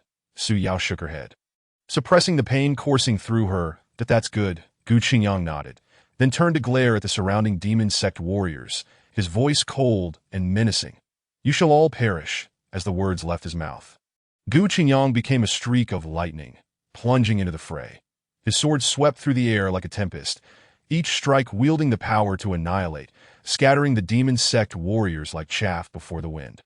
It turned out that on his way, Gu Qingyang had activated the sign in space, acquiring a powerful defensive artifact known as the Golden Light Shield, along with a spirit sword capable of slicing through iron. It was this artifact that had absorbed the attacks from the demon sect warriors, and this spirit sword that granted him the strength to face 100 foes single-handedly, in mere moments. All the demon sect warriors besieging Su Yao were vanquished. Gu Qingyang grasped Su Yao's hand firmly and declared, "We must leave." In an instant, they vanished deep within the Nether Valley, leaving behind a scene of carnage and the elder's terrified expression. Upon returning to safety, the group sighed in relief at Su Yao's safe return, their eyes brimming with admiration and awe for Gu Qingyang. "Qingyang, you are truly remarkable," Zhuang Yu exclaimed excitedly. "Indeed, Brother Qingyang, you are my idol." Su Yao chimed in, her excitement palpable. Gu Qingyang smiled slightly, choosing not to respond. However, the new intelligence brought back by Su Yao swiftly extinguished their joy. According to the information, the true objective of the demon sect was not at all what they had previously surmised. This revelation struck them like a bolt from the blue, making them acutely aware of the significant misalignment in their strategic deployment, necessitating a complete reassessment. The leaders of the various factions convened, the atmosphere thick with tension. How is this possible? One sect leader exclaimed incredulously. What do we do now?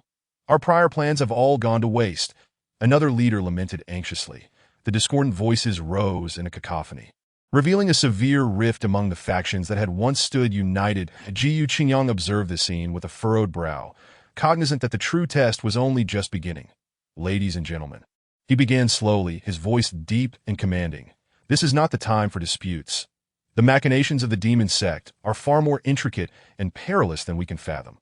Rather than casting blame upon one another, it is far more prudent to unite our efforts and navigate through this adversity together." His gaze swept across the crowd, exuding an undeniable authority. Lin Wan gently tended to Su Yao's wounds, her eyes brimming with compassion. Although Su Yao was in pain, she mustered a smile, saying, "Sister Wan, I'm fine, just a minor injury." Lin Wan paused, her eyes slightly reddening. "Silly girl, why pretend to be strong?" Zhuang Yu softly grasped Su Yao's hand, concern evident in his eyes. "Yaoer, you must rest well. The upcoming battle shall be entrusted to us." Qin Shuang and Chu Li also gathered nearby, silently guarding Su Yao. Their exchanged glances spoke volumes. a bond of friendship that required no words. In times of peril, they were drawn even closer together. Ji Qingyang observed this scene, a warm surge filling his heart. These 5 women, each with distinct personalities, had become an integral part of his life. Upon learning of Su Yao's rescue, the leader of the demon sect erupted in fury. Incompetent fools! A mere child eludes your grasp. He slammed his palm down on the table, which instantly disintegrated into powder. Send forth the 4 great guardians. They must retrieve Su Yao, alive or dead. Outside the valley of yawning darkness, a great battle loomed imminent. The 4 great guardians of the demon sect were formidable warriors of the martial sovereign level, their arrival intensifying the atmosphere. Leaders of various sects sprang into action, engaging in fierce confrontations with the demon sect's experts. Blades flashed and energies collided, shrouding the entire valley in a chilling aura of death. One sect leader clashed with a demon guardian, both retreating a few steps, blood trickling from their lips. Humph! Demon sect scoundrels, do not grow arrogant. Another leader unleashed a magical artifact, transforming it into a streak of light that hurtled towards the demon guardian. The battle raged fiercely, with each side experiencing victories and defeats, none able to gain a decisive advantage. What was the nature of the demon sect's vile ritual?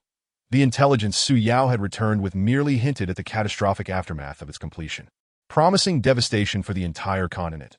Yet the specifics remained shrouded in ambiguity. The heads of various factions convened once more, the atmosphere considerably more grave. They realized the urgency of formulating a new strategy to thwart the demon sect's nefarious plot. However, the suspicions and conflicts among the factions loomed like an invisible wall, obstructing their cooperation. Ji Qingyang inhaled deeply. He understood that he must take action. Everyone, he spoke again, his tone resolute, I am aware that concerns weigh heavily upon your minds. But we must set aside our prejudices and unite for the safety of the continent. His words resonated with a thundering authority, striking each heart like a mighty hammer. At that moment, a disciple rushed in. Breathless and pallid, panic evident in his voice. Report. The demon sect's wicked ritual has already commenced. Before he could finish, he collapsed to the ground, unconscious that Gu Qingyang's expression shifted abruptly. This is dire. He sprang to his feet, a powerful aura radiating from him. Immediately, to the site of the ritual, the others recognized the gravity of the situation and rose to follow suit.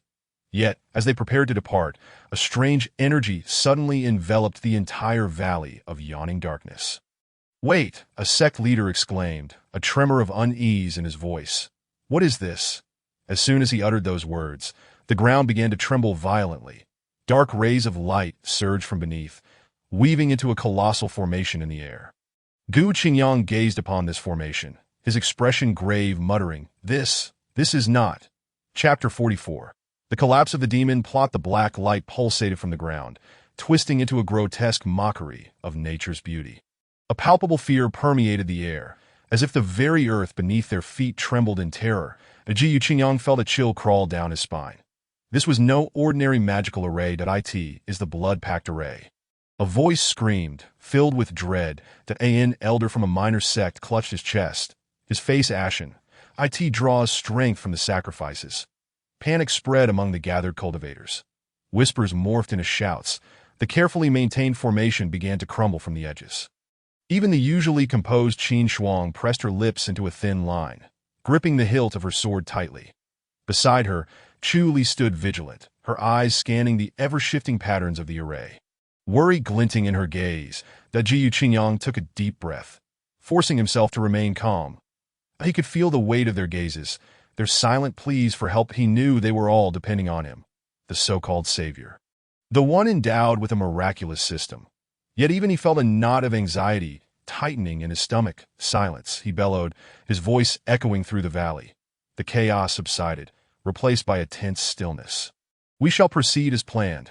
Shuang, Li, follow me. We will lead the charge. Elder son, your understanding of the array is crucial. Guide us from the rear. The rest, heed their instructions that we shall dismantle this array and halt the ritual. Understood. His words were met with a chorus of resolute affirmations that he could see fear in their eyes, but also an unwavering determination that he offered a reassuring nod, though his heart raced within his chest.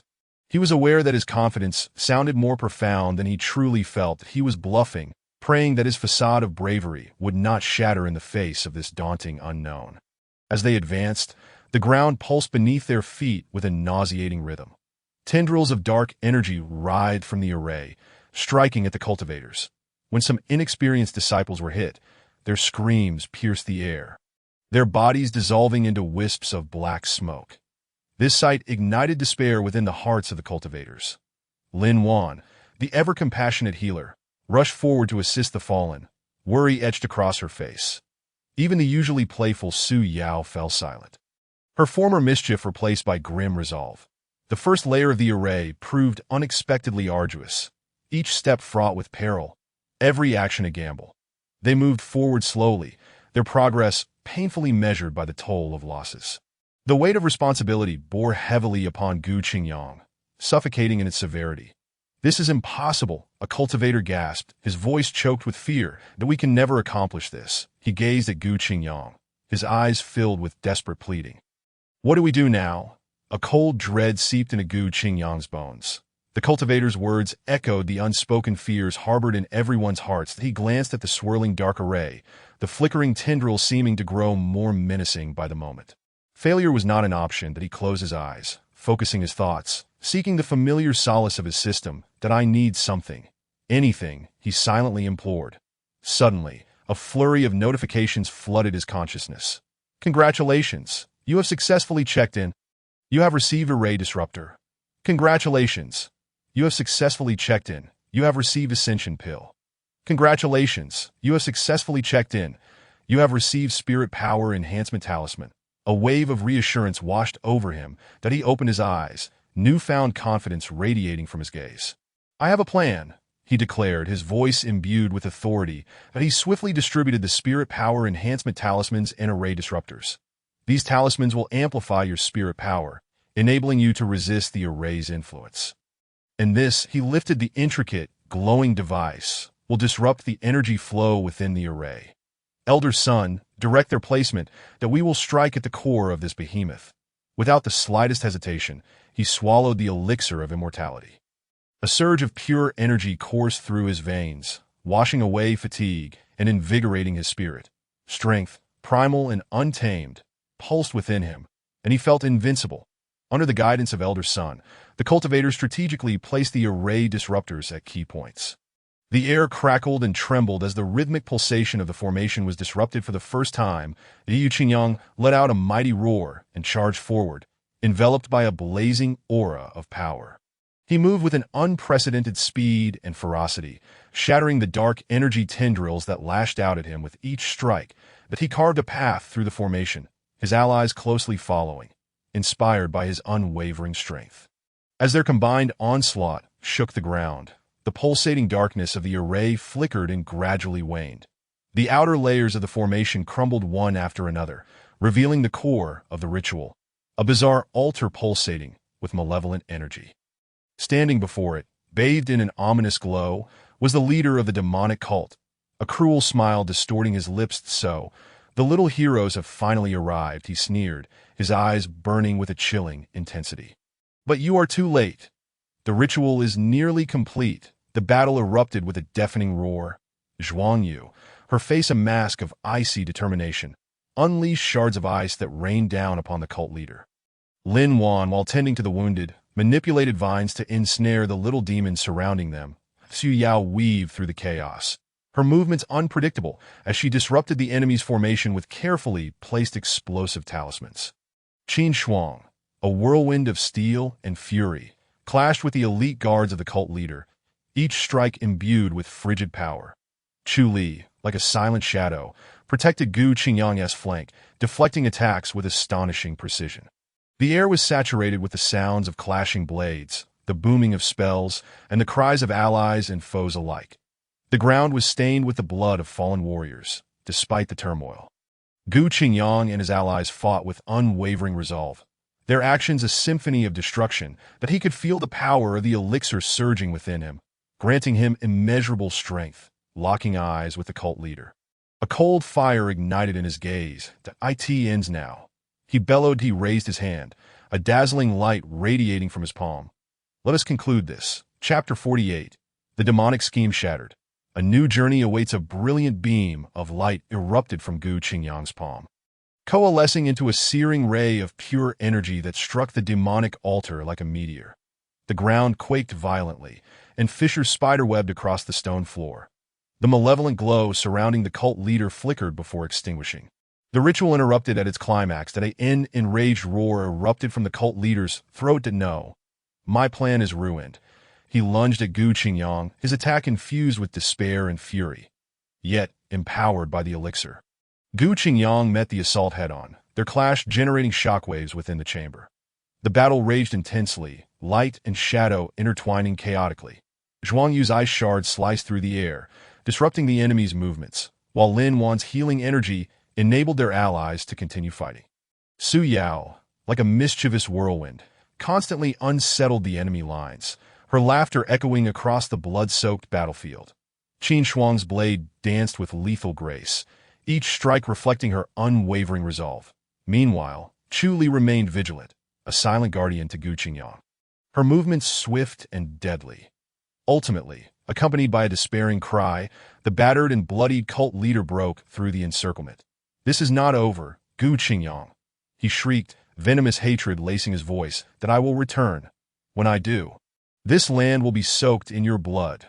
With a flash of dark energy, he vanished, leaving behind the remnants of his shattered ambitions. The remaining demons, demoralized by their leader's retreat, were swiftly dealt with. The chamber fell silent, the only sounds being the heavy breaths of the survivors and the crackling of dying flames. The Gu Qingyang, though pained, felt invigorated as he surveyed the scene. The demonic plot had been thwarted, and a great calamity had been averted. Yet the cult leader's parting words hung heavily in the air, a chilling reminder that the battle was far from over. That as the dust settled, the leaders of various sects approached Gu Qingyang, their faces a tapestry of gratitude and awe. They expressed their thanks, acknowledging his pivotal role in their victory. Gu Qingyang humbly nodded in acceptance of their praise, his thoughts already shifting towards the future.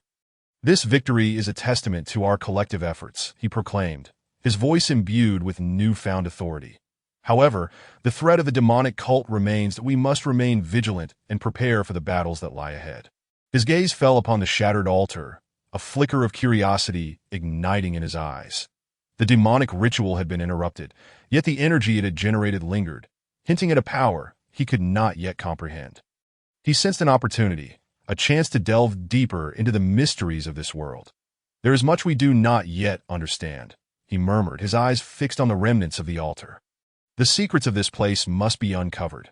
With a renewed sense of purpose, Gu Qingyang turned his attention to the ancient ruins beyond the chamber. That a new adventure awaited, a new path beckoned. And he, alongside his loyal companions, stood ready to embrace the unknown. Chapter 45. The ruins. The entrance to the ancient ruins loomed like the gaping maw of a colossal beast, foreboding and enigmatic. The air was thick with dampness and decay, causing one to hold their breath involuntarily. At the threshold, ancient runes flickered with a ghostly light, as if harboring boundless secrets.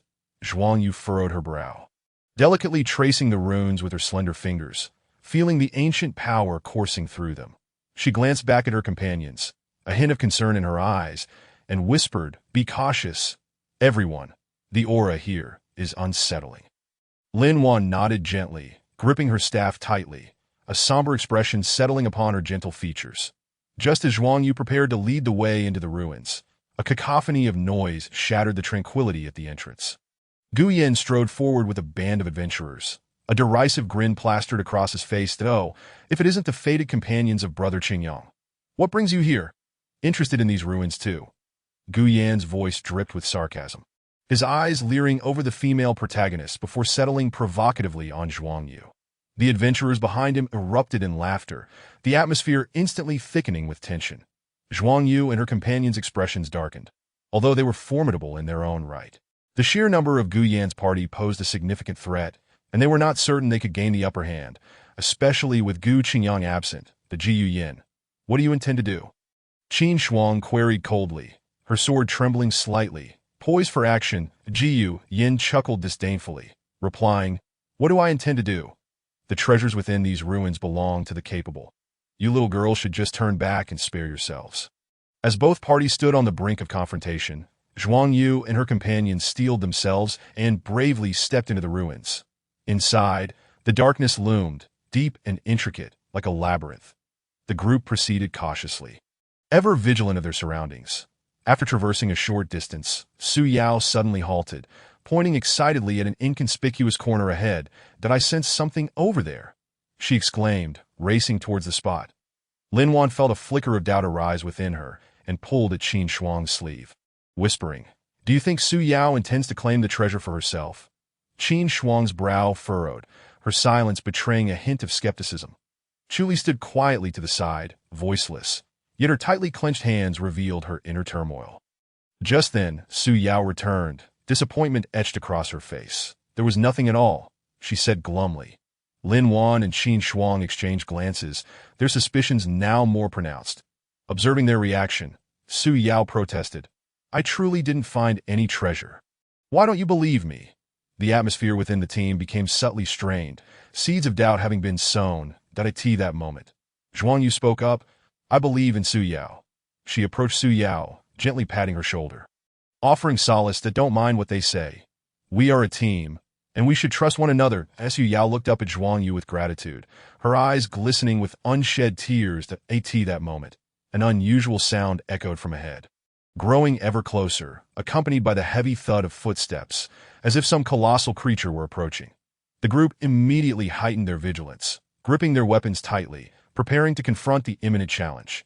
Just then, a figure darted like lightning from the depths of the labyrinth. Landing steadily before them, was Gu Qingyang, his face adorned with an ever-relaxed smile, as though he had everything under control. "Qingyang!" The women exclaimed in delight, their previously anxious hearts finally at ease. Jiu Qingyang scanned the surroundings, his gaze lingering for a moment on Su Yao's somewhat aggrieved expression before shifting to Lin Wan and Qin Shuang, smiling as he inquired, "What has transpired?" Lin Wan and Qin Shuang recounted the events that had just unfolded in detail, expressing their suspicions regarding Su Yao. After listening, Gu Qingyang did not immediately voice his opinion, but instead retrieved a softly glowing compass from his storage ring. "This is the treasure-seeking compass I obtained in the sign-in space. It can detect treasures within a 100-mile radius," he explained, directing the compass towards the direction Su Yao had indicated earlier. The needle of the compass slowly rotated before finally settling on a blank scale. Showing no reaction whatsoever, "It appears that there truly are no treasures there," Gu Qingyang stated calmly, his tone imbued with an undeniable certainty. Upon witnessing this, Lin Wan and Qin Shuang displayed expressions of guilt. Realizing they had wrongfully accused Su Yao, their hearts filled with remorse, Su Yao cast a grateful glance at Gu Qingyang. Her previous grievances dissipating, Jiu Qingyang's arrival not only dissipated the internal suspicions within the group, but also instilled a greater faith in his strength and wisdom among them. He seemed to be an unwavering anchor, stabilizing their spirits and providing a sense of security amidst the treacherous ruins. Just as the group was about to proceed further, the passage ahead was suddenly blocked by a massive boulder. Gu Yin, leading a contingent of men, stood at the other end of the passage, a sinister smile plastered across his face. "Brother Qingyang, what a coincidence. We meet again," Gu Yin taunted, his tone dripping with provocation. "What do you mean by this, Gu Yin?" Qin Shuang demanded angrily, her sword clanging ominously. "Nothing much, just wishing to play a game with Brother Qingyang," Gu Yin replied, snapping his fingers. The explorers behind him immediately dispersed, setting various traps and obstacles throughout the labyrinth to hinder Gu Qingyang and his companions. "Jiu Yin, you are courting death." Gu Qingyang's eyes narrowed, a powerful aura erupting from him, causing the surrounding air to feel almost as if it had solidified. However, far from being intimidated, Gu Yin appeared more exhilarated. "Brother Qingyang, don't be angry. The game has only just begun," he said, vanishing into the depths of the maze. With a cold snort, Gu Qingyang commanded the others, "Stay close." He then surged into the labyrinth, his figure moving like a wraith amidst the traps and obstacles, his speed astonishing. Qin Shuang, observing Gu Qingyang's composed demeanor, felt a surge of admiration. She hastened to his side and whispered, "Qingyang, I will always support you." Feeling her trust, Gu Qingyang's heart warmed, and he turned to her, a faint smile gracing his lips. That moment, a loud crash resounded ahead. "Watch out." After the noise subsided, dust filled the air.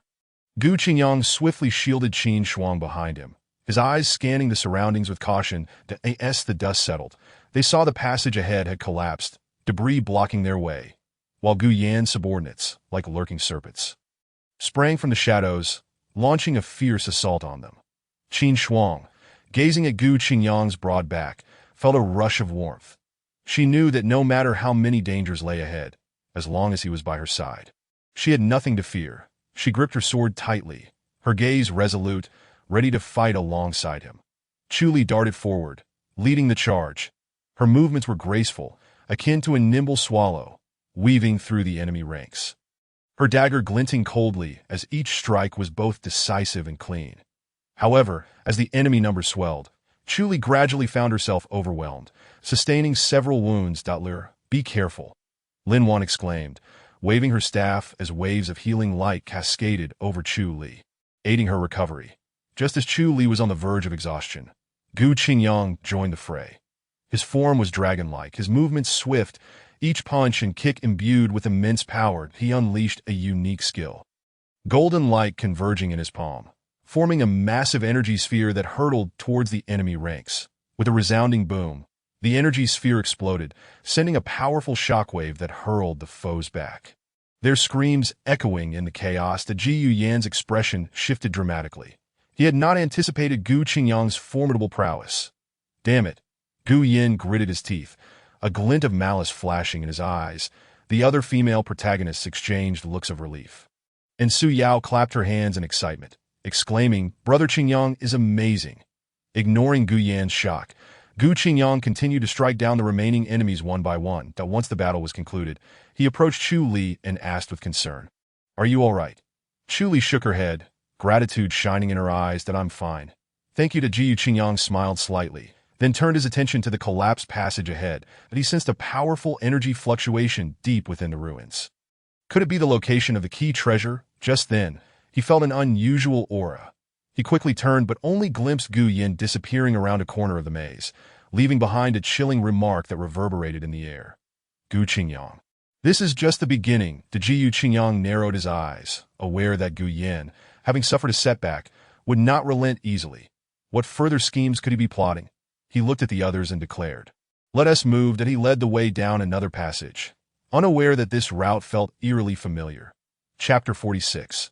The Maze of Perplexity. Breaking the trap, the passage twisted and turned like a great serpent, swallowing their steps as they advanced. After a considerable time, Gu Qingyang's group discovered that the surroundings bore an uncanny resemblance to a route they had traversed before. The grayish-blue stone walls, the cold touch, and the faint whiff of decay all mirrored the path they had previously navigated. Have we circled back? Su Yao's voice trembled, her whimsical face now etched with unease. Zhuang Yuxiu furrowed her brow, her delicate hand brushing against the icy stone wall, the familiar roughness sending a chill through her heart. How could this be possible? We have been moving forward all this time. Qin Shuang's cold demeanor betrayed a hint of gravity as she drew her sword, its tip carving a deep mark into the ground. I remember this place. We've been here before. Lin Wan sighed softly, attempting to ease the tension. Everyone, don't panic. Perhaps it merely appears similar. Yet the uncertainty in her tone revealed the worry festering within.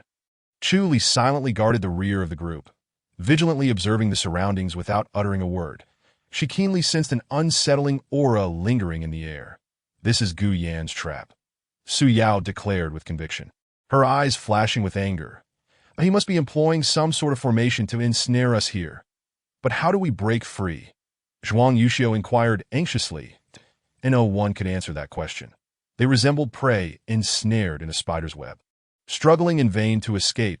As time dragged on, their supplies began to dwindle. Food and water became precious commodities, and the atmosphere grew increasingly tense. The earlier suspicions that had arisen over the distribution of treasures now proliferated like wild grass, spreading in the hearts of each individual. Su Yao, did you secretly hide something before? Qin Shuang's voice turned frigid, her piercing gaze locked on Su Yao. Su Yao's eyes brimmed with tears of grievance as she protested. I did not. I haven't hidden anything.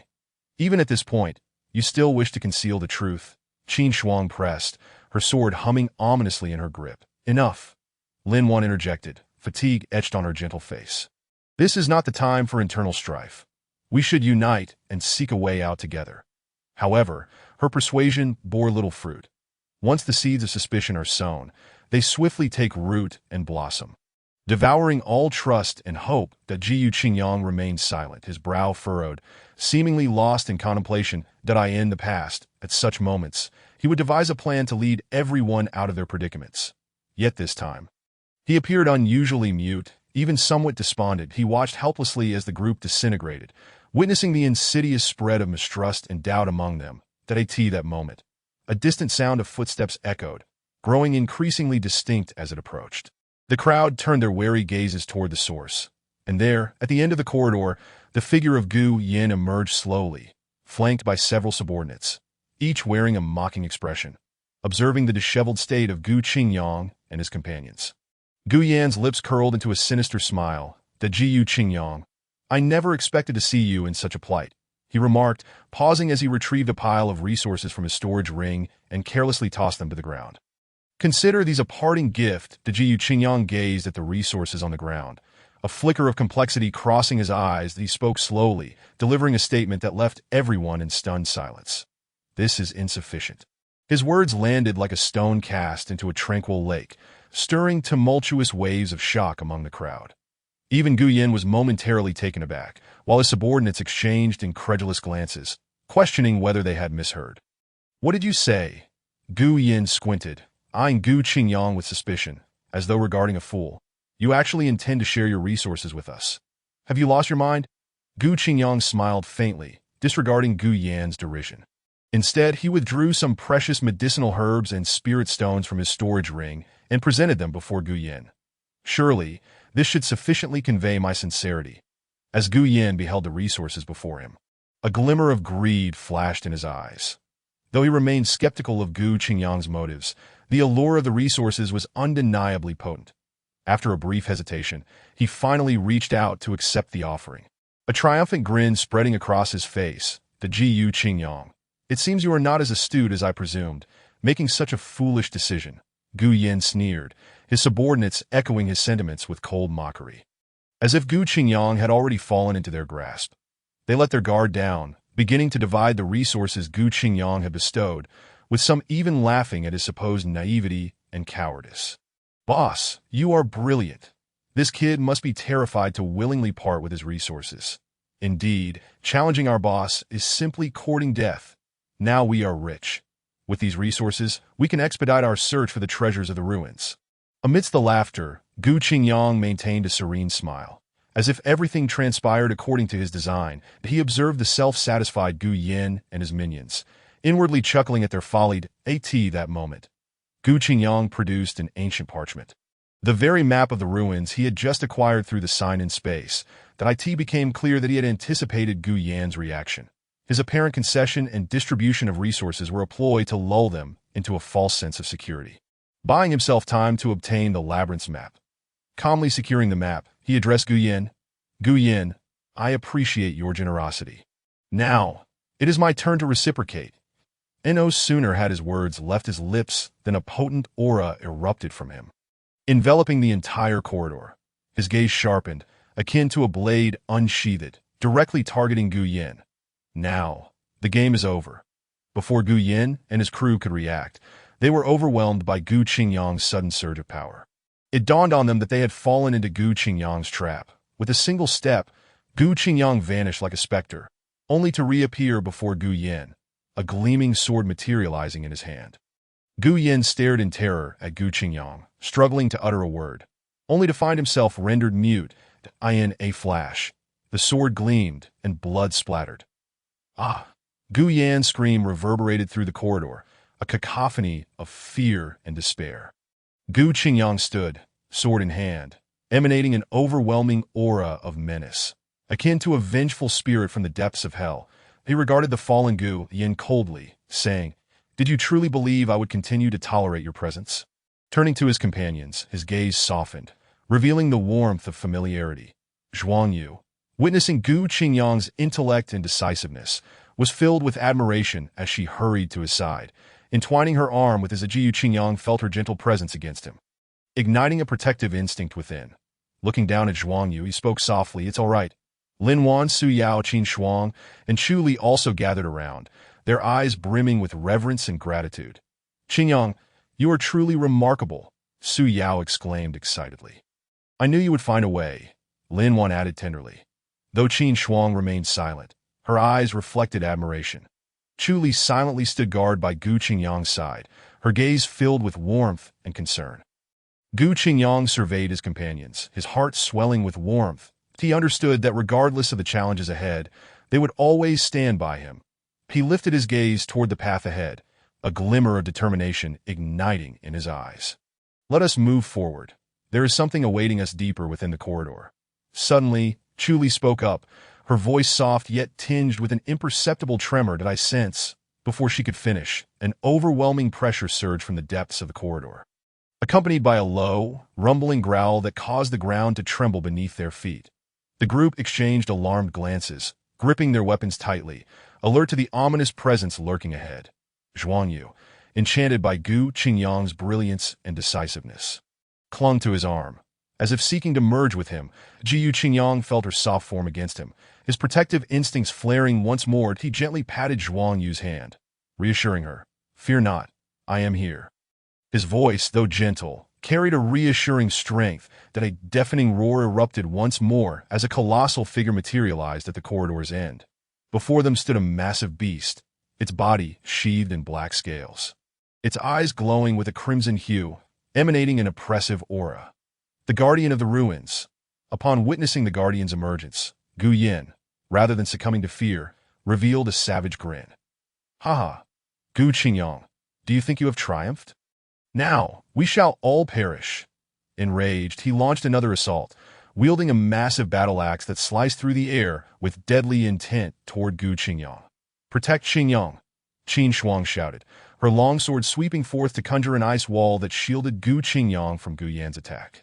Lin Wan swiftly activated the mechanisms within the ruins, unleashing a barrage of arrows from all directions toward Gu Yan's subordinates, throwing them into disarray. Su Yao sought clues to unravel the maze, convinced that discovering the correct path would enable them to evade the Guardian and uncover the treasure. Chu Li stood vigilantly beside Gu Qingyang, her dagger glinting with a cold light, poised to address any unforeseen circumstances. Together, Gu Qingyang and the five heroines forged a united front against Gu Yan's onslaught. They shifted their tactics seamlessly, alternating between offense and defense, leaving Gu Yan perplexed. Zhuang Yu's swordplay was ethereal and graceful. Lin Wan's mechanisms were unpredictable. Su Yao's formations were profoundly intricate. Qin Shuang's strikes were fierce and unyielding, and Chu Li's stealthy assassinations were inescapable. The harmonious synergy of their diverse powers formed an unassailable barrier. In the heat of battle, Gu Qingyang and his allies gradually gained the upper hand. As Gu Yan's subordinates recognized their leader's precarious position, panic began to ripple through their ranks. "Damn it!" Gu Yan roared, swinging his battle axe once more, a colossal shadow, cleaving toward Gu Qingyang.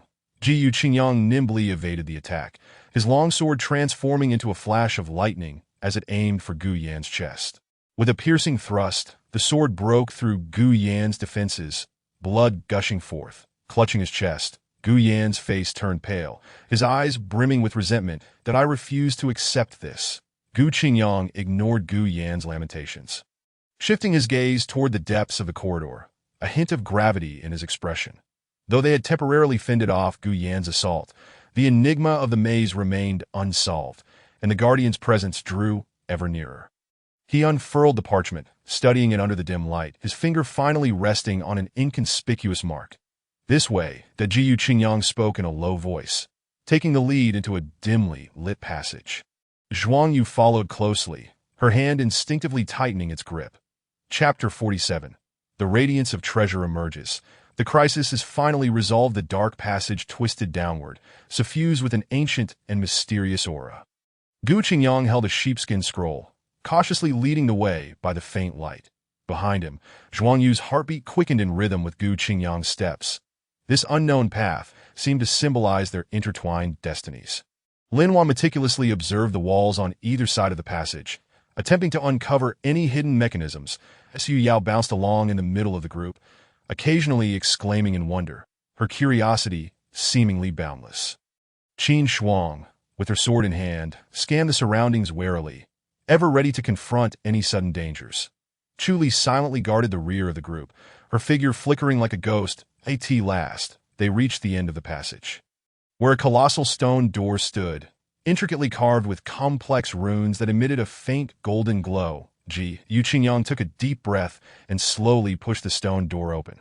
Behind the door lay a spacious secret chamber, at the center of which floated a dazzling jewel, surrounded by intricate prohibitions. The jewel's radiance illuminated the entire chamber, and the murals carved upon the walls appeared lifelike, as if narrating an ancient legend.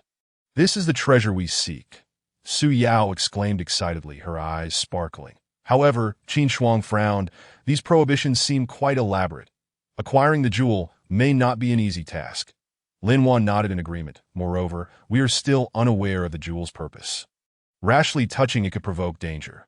Just then, Gu Yin and his subordinates arrived at the secret chamber. Upon seeing the jewel, a glint of greed flashed in Gu Yan's eyes. That, haha, how fortuitous! This jewel is mine. His subordinates echoed his sentiment, their demeanor brimming with arrogance, as if the jewel were already theirs. Upon witnessing this, Zhuang Yu and the others felt a wave of anxiety, although their strength was formidable. Facing such a powerful adversary left them feeling somewhat helpless. "How shall we divide it?" Qin Shuang asked coldly, her gaze sweeping over the group before settling on Gu Qingyang. Lin Wan concurred. "Indeed, there is only one jewel. How should we allocate it?" Su Yao crossed her arms, a displeased expression on her face. "I discovered the jewel first. It should belong to me." Qin Shuang and Lin Wan immediately countered, and the atmosphere within the team grew tense. Chu Li stood silently to the side, saying nothing. Yet her eyes betrayed her concern. Yu Qingyang surveyed the chaotic scene before him. Feeling a sense of helplessness, that he retrieved an ancient stone tablet from his spatial ring, upon which were inscribed some obscure characters. "This is..."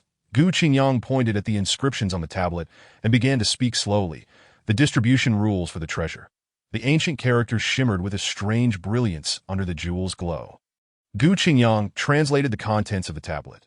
"This treasure is named Star Soul Pearl, containing powerful stellar energy that can assist individuals in comprehending the laws of the stars and enhancing their cultivation. However, the Star Soul Pearl possesses immense energy and requires the joint refining of 5 individuals to absorb its essence, and these 5 must have complementary attributes to achieve optimal results." Upon hearing this, everyone fell silent. The necessity of joint refining implied they must collaborate, while the requirement for complementary attributes further restricted their choices. That Ji Yin scoffed. "What nonsense! This jewel is clearly mine." He waved his hand, and his subordinates immediately surrounded the group, poised to seize it by force. The Yu Qingyang's expression darkened at this display. "The Ji Yin, are you intent on making an enemy of us?" Gu Yin disdainfully glanced at him. "Make an enemy of you? You are nothing. If you have any sense, you should leave now, or don't blame me for being ruthless. It seems you prefer to be forced." A glint of coldness flickered in Gu Qingyang's eyes. Zhuang Yu, Lin Wan, Su Yao, Qin Shuang, and Chu Li all stood beside Gu Qingyang, their gazes resolute, showing no signs of fear.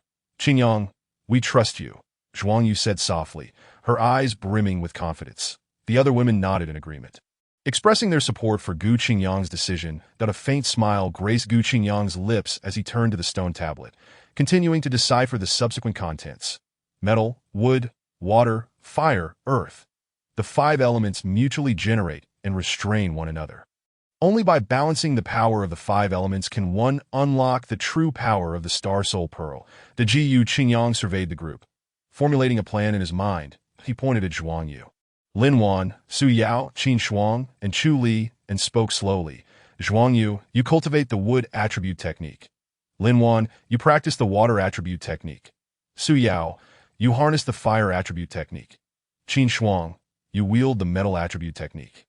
And Chu Li, you cultivate the earth attribute technique. Your attributes complement each other perfectly, allowing you to jointly refine the Star Soul Pearl." Upon hearing Gu Qingyang's words, the 5 women exhibited expressions of surprise. They had not anticipated that Gu Qingyang possessed such profound knowledge of their cultivation statuses. "Qingyang," Zhuang Yu said, her eyes filled with gratitude. The Yu Qingyang smiled gently. Rest assured, I will not disappoint you to Ji Yin. Overhearing this, gritted his teeth in frustration, having not expected Gu Qingyang to genuinely find a solution for the distribution of the treasure, and such a perfect one at that. He shot a furious glare at Gu Qingyang before retreating with his subordinates. Dejected, watching Gu Yan's departing figure, a cold smile crept across Gu Qingyang's face. He turned to the 5 women and declared, "All right, let us begin." Just as they prepared to seize the Star Soul Pearl, the ground suddenly trembled violently. The stone platform in the center of the chamber began to crack, and a colossal figure slowly rose from the depths below. It was covered in hard scales, emanating a terrifying pressure, and its crimson eyes locked onto the group, emitting a deafening roar. "Who dares to disturb my slumber?" The guardian of the relic had emerged. Resembling a giant lizard, the guardian was enveloped in bronze-colored scales, exuding an oppressive aura. Its crimson eyes swept across the group, and it opened its massive jaws, unleashing a torrent of searing flames aimed directly at Gu Qingyang and the others. "Scatter!" Gu Qingyang shouted, swiftly dodging the fiery onslaught. The other 5 women reacted just as quickly, employing their respective skills to evade the deadly attack. The flames collided with the stone wall, producing a deafening explosion that sent debris flying. Gu Yin and his group were caught off guard, thrown into disarray by the shockwave. "Damn it! How can this beast be so strong?" Gu Yin cursed, filled with dread. The guardian of the relic let out a howl, its enormous body charging towards Gu Qingyang and the others. Its massive claws swung, generating fierce winds that were hard to withstand. Qin Shuang brandished her sword and shouted, "Metal light sword formation." Countless sword energies rained down like raindrops, striking the guardian's scales but only producing sparks, failing to inflict any damage at all. Its defenses are too strong. Ordinary attacks are ineffective. Qin Shuang furrowed her brows, anxiety gnawing at her heart. "Let me give it a try," Su Yao exclaimed, forming seals with her hands. That a fiery phoenix illusion materialized behind her, radiating intense heat as it surged towards the guardian. However, the phoenix collided with the guardian's body, yielding no damage whatsoever. Infuriating, Su Yao stomped her foot in frustration. Her proud fire attribute attack had proven utterly useless against the guardian, the Ji Qingyang. While engaged in battle with the guardian, keenly identified its weakness, a dark red scale located on its abdomen. This scale appeared darker than the others, seemingly possessing relatively weaker defenses. "Everyone, attack that dark red scale on its abdomen," Gu Qingyang shouted, dodging the guardian's strikes while directing the others. Upon receiving Gu Qingyang's command, the 5 women immediately understood, each unleashing their powers to concentrate their attacks on the dark red scale. Zhuang Yu's would attribute energy transformed into vines, ensnaring the guardian's limbs and restricting its movements. Lin Wan's water attribute energy morphed into ice spikes, incessantly assaulting the dark red scale. Su Yao's fire attribute energy manifested as fireballs, bombarding the guardian's abdomen. Qin Shuang's metal attribute energy took the form of sharp swords, precisely targeting the dark red scale. Chu Li's earth attribute energy coalesced into earthen walls, blocking the guardian's attacks and buying time for the others. Under the combined efforts of the group, the dark red scale finally began to crack. The guardian of the relic emitted a pained howl, its attacks becoming increasingly frenzied. Realizing the opportunity had arrived, Gu Qingyang took a deep breath, channeling all his energy, and delivered a powerful punch to the already cracked scale. Boom! A thunderous crash resounded, and the dark crimson scale shattered, revealing a gaping wound on the guardian's abdomen, from which blood gushed forth. The guardian emitted a heart-wrenching shriek, its massive form collapsing with a thunderous thud, stirring a cloud of dust into the air. Upon witnessing this, Gu Yin and the others were struck with terror, their spirits fleeing as they turned to flee. However, Gu Qingyang and his companions did not pursue. They understood that their gains from this venture were already sufficiently rich. As the group prepared to depart the ruins with their treasures, Zhuang Yu suddenly sensed an unusual presence. She warily halted her steps, urging the others to pause. Chapter 48. A turning point. Zhuang Yu furrowed her delicate brows, raising her slender hand in a gesture for everyone to stop. That an inexplicable chill crept up her spine, spreading throughout her body and causing her to shiver involuntarily. "Wait," she whispered, a barely perceptible tremor in her voice. Lin Wan approached her side, concern etched on her face. What is it, Zhuang Yu? Is something wrong? Zhuang Yu shook her head, her vigilant gaze sweeping the surroundings. The narrow passageway was lined with rough stone walls, inscribed with ancient runes that appeared particularly ominous under the dim light that I can't quite place it. I just feel uneasy, Desu Yao, clutching an archaic box, spoke with impatience. Oh, stop being so paranoid. We should hurry and leave this place. It gives me the creeps. Qin Shuang chimed in. Indeed, the sooner we depart the better, lest we invite further misfortune. Only Chu Li stood silently behind Gu Qingyang, gripping her dagger tightly, her eyes scanning the surroundings warily. That moment, a series of swift piercing sounds echoed through the air. Before anyone could react, a multitude of spikes erupted from the walls, descending upon them like a torrential downpour of needles. Be careful, Gu Qingyang shouted, yanking Qin Shuang behind him as the nearest spike grazed her arm, instantly drawing blood. Qin Shuang. Gu Qingyang cried out in anguish, guilt flooding his heart as he beheld her injury. That I'm fine, Qin Shuang reassured him, shaking her head and forcing back the pain that it's just a scratch. Seeing her hurt, the expressions of the other women grew grave. They realized this was no ordinary trap, but a deliberate ambush. Damn it, it's Gu Yin. Su Yao gritted her teeth, that he must have set this up as we were leaving. Lin Wan cast a worried glance at Gu Qingyang. What do we do now? We're trapped. The narrow passageway left them no room to evade. As the spikes drew ever closer, despair gripped their hearts. Just when all seemed lost, an idea struck Gu Qingyang. Sign in, he silently urged himself. Ding. Congratulations, host, sign in successful. You have acquired a defensive barrier. A surge of joy filled Gu Qingyang's heart as he swiftly activated the defensive barrier. A transparent shield materialized around the group, successfully keeping the spikes at bay. That a collective sigh of relief escaped their lips, a wave of gratitude washing over them for having survived. Thank goodness you're here.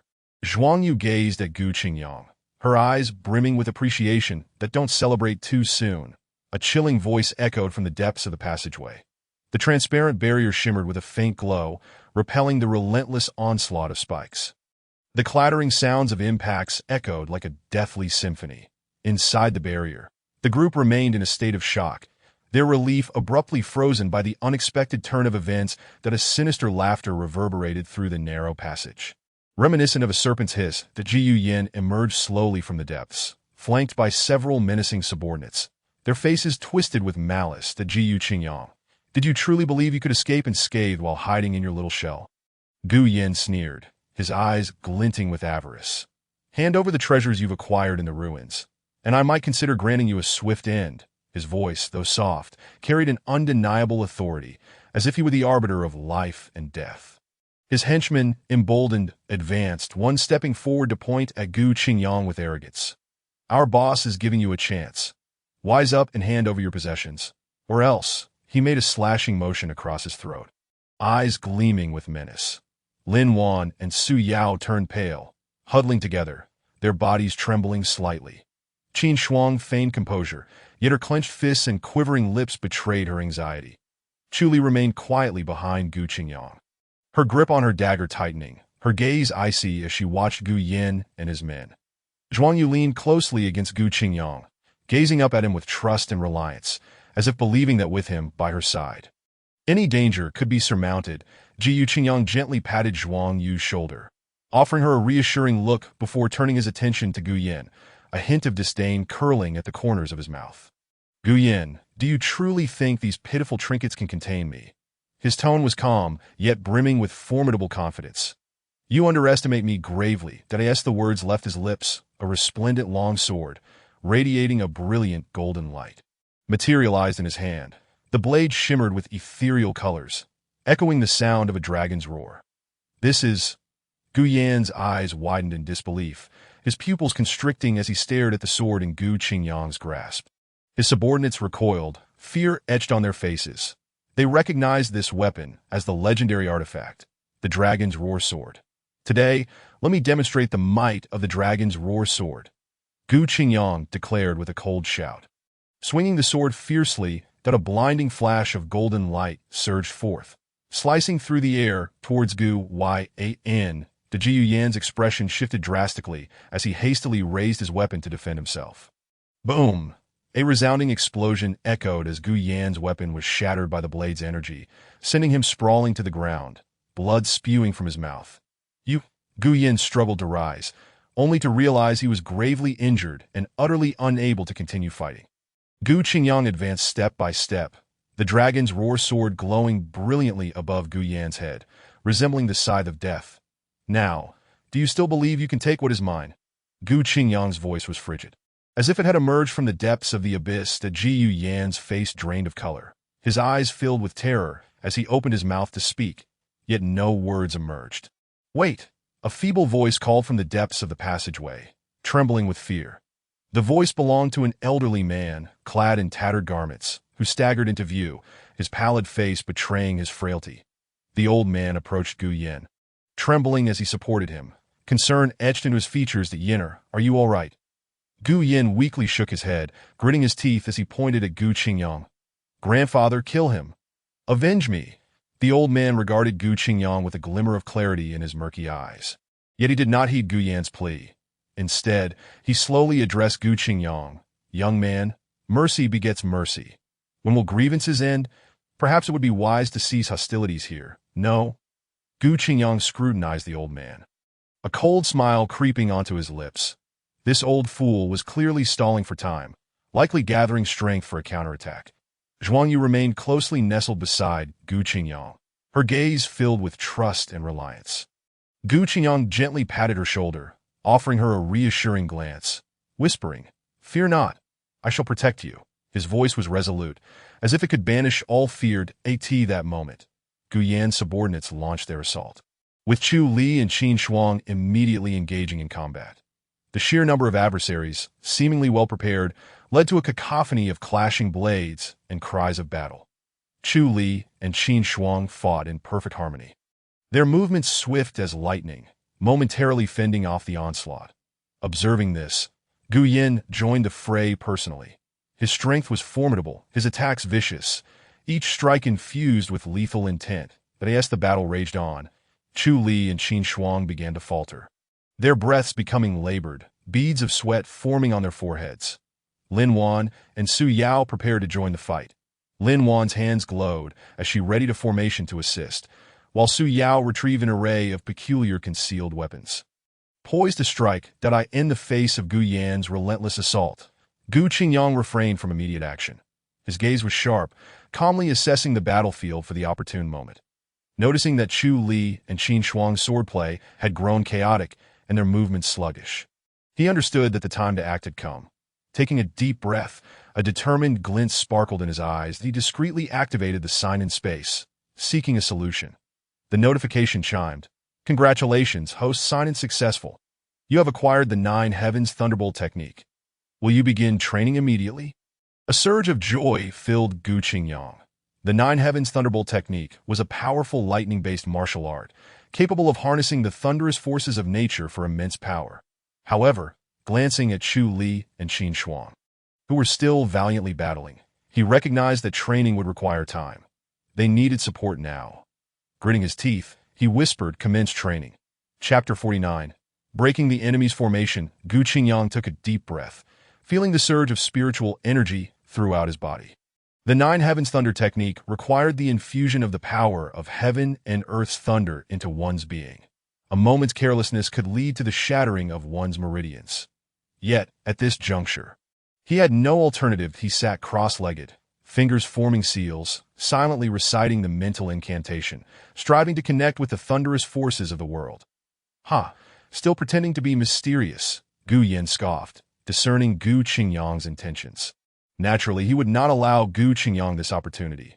With a flick of his long blade, a fierce blade aura surged towards Gu Qingyang.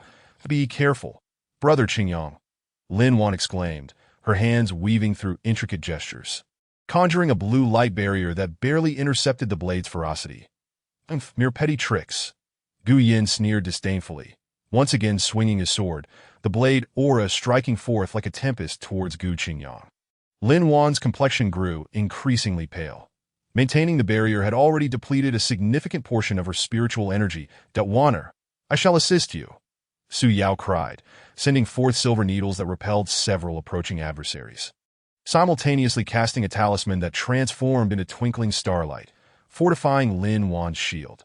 Qin Shuang and Chu Li also valiantly defended against the onslaught of other foes, yet their anxious gazes remained fixed upon Gu Qingyang. Their hearts filled with trepidation. They understood that if Gu Qingyang could not successfully cultivate the Nine Heavens Thunder technique, their fates today would likely be dire. The minions of Gu Yan, witnessing Gu Qingyang under siege, erupted in cacophonous jeers. This brat is doomed. How dare he oppose our boss, truly overestimating himself. Indeed, our boss is a mid-level martial sovereign, while this kid is merely a novice in the realm. He's no match. Once the boss finishes with this brat, we'll capture those few girls and enjoy them thoroughly. Listening to the vulgarities of his subordinates, a smug expression adorned Gu Yan's face as he advanced towards Gu Qingyang, murderous intent gleaming in his eyes. Brat, prepare to meet your end. While evading the assaults, Gu Qingyang endeavored to maintain his cultivation state. Beads of sweat formed on his forehead, his complexion paling. Drawing upon the thunderous forces of heaven and earth was no simple feat. A slight misstep could lead to utter devastation. Just as Gu Yan's attack was about to strike Gu Qingyang, he suddenly felt a powerful force surge within him that he abruptly opened his eyes, which now sparkled with the brilliance of lightning. That it worked. Gu Qingyang exclaimed with a fervent shout that in an instant, he was enveloped in crackling lightning, resembling a celestial deity descending to earth with a swift motion. He lunged at Gu Yan, conjuring a sphere of lightning that he forcefully hurled at Gu Yan's chest. With a thunderous crash, Gu Yan was sent flying, crashing heavily to the ground, blood spewing from his mouth. He gazed at Gu Qingyang in disbelief, terror etched across his features that he could hardly fathom that the Gu Qingyang he had just dominated had, in an instant, become so formidable upon witnessing their leader's defeat. Gu Yan's subordinates fell into disarray, retreating in panic, no longer daring to advance. Their previously arrogant demeanor vanished, replaced by profound fear. Boss, we must flee. This brat is too sinister. One minion cried in terror. Useless fools.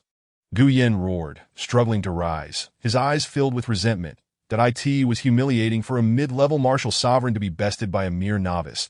The Gu Qingyang approached Gu Yan step by step, each stride weighing heavily upon Gu Yan's heart, suffocating him with pressure. What do you want? Gu Yan stammered, his voice trembling with fear. Gu Qingyang coldly regarded him, icy glimmers flashing in his eyes. Weren't you quite arrogant just now? Why the fear now? With that, Gu Qingyang struck once more, delivering a powerful punch to Gu Yan's abdomen, sending him flying back, crashing heavily to the ground, unconscious. But as the crowd witnessed Gu Yan's downfall, they collectively exhaled in relief, believing the crisis had been averted. However, at that moment, Lin Wan's voice shattered the brief tranquility. Qingyang, there is only one Xian Yuan pill. How should we allocate it? Lin Wan looked towards Gu Qingyang, her tone calm, yet laced with an imperceptible firmness. The Xian Yuan pill was the most vital treasure from this exploration of the ruins, capable of aiding a martial sovereign's breakthrough to the martial saint realm. With only one available, it meant that only one person could utilize it. Upon hearing this, the atmosphere grew delicate. The previously joyous mood of the group turned heavy. Qin Shuang spoke first. The Xian Yuan pill should be given to me. My cultivation has reached the peak of martial sovereign. I am but a step away from breaking through to martial saint. That if I consume the Xian Yuan pill, I can immediately ascend, which will greatly benefit our forthcoming endeavors. Though Chu Li remained silent, her eyes betrayed her yearning. She had quietly safeguarded the team, her contributions no less than anyone else's, and she too longed for a power boost to better protect everyone. Su Yao, with a seemingly aggrieved expression, murmured, I want it too. In that instant, a division emerged within the team regarding the use of the Xian Yuan pill, and the atmosphere grew tense once more. Gu Qingyang observed the unfolding situation, feeling a throbbing headache that he had initially believed that vanquishing Gu Yan and his cohorts would resolve their crisis. Yet a more significant conflict had erupted within the team. Su Yao tugged at Gu Qingyang's sleeve, her eyes glistening with a pleading innocence, resembling a wounded fawn, hoping he would resolve this dilemma. Observing Su Yao's demeanor, Gu Qingyang felt a surge of compassion. Yao, do not worry. I shall find a fair solution. He gently patted Su Yao's head, soothing her softly. His gaze swept across the other female protagonists. Their expressions varied, some hopeful, some anxious, and others subtly disheartened. He understood that this Xian Yuan pill was of paramount importance to each of them. Every individual yearning to possess it. Everyone, Gu Qingyang spoke in a solemn tone. I recognize the significance of the Xian Yuan pill for us, but we are a team and should stand together. That I have an idea that may resolve this issue. He paused, inhaling deeply before continuing. I recall seeing a formation called Huayuanjin in the sign-in space, which can divide the effects of a single Xian Yuan pill into 5 portions. Although the efficacy will be slightly diminished. It allows 5 individuals to benefit simultaneously. Upon hearing this, the eyes of the women brightened. Lin Wan smiled gently. Qingyang, that is indeed a splendid idea. It enhances everyone's strength while preventing discord over the pill. Though Qin Shuang remained her usual aloof self, her tone softened considerably.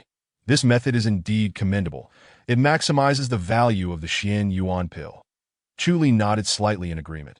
She had always silently protected the team. Indifferent to personal gains, willing to accept anything beneficial for the group, that Su Yao, brimming with excitement, leapt up and hugged Gu Qingyang's arm, exclaiming, Brother Qingyang, you are so clever. I knew you would have a solution. Gu Qingyang chuckled, ruffling Su Yao's hair, secretly relieved that he reopened the sign-in space and indeed found the formation diagram for Huayuanjin.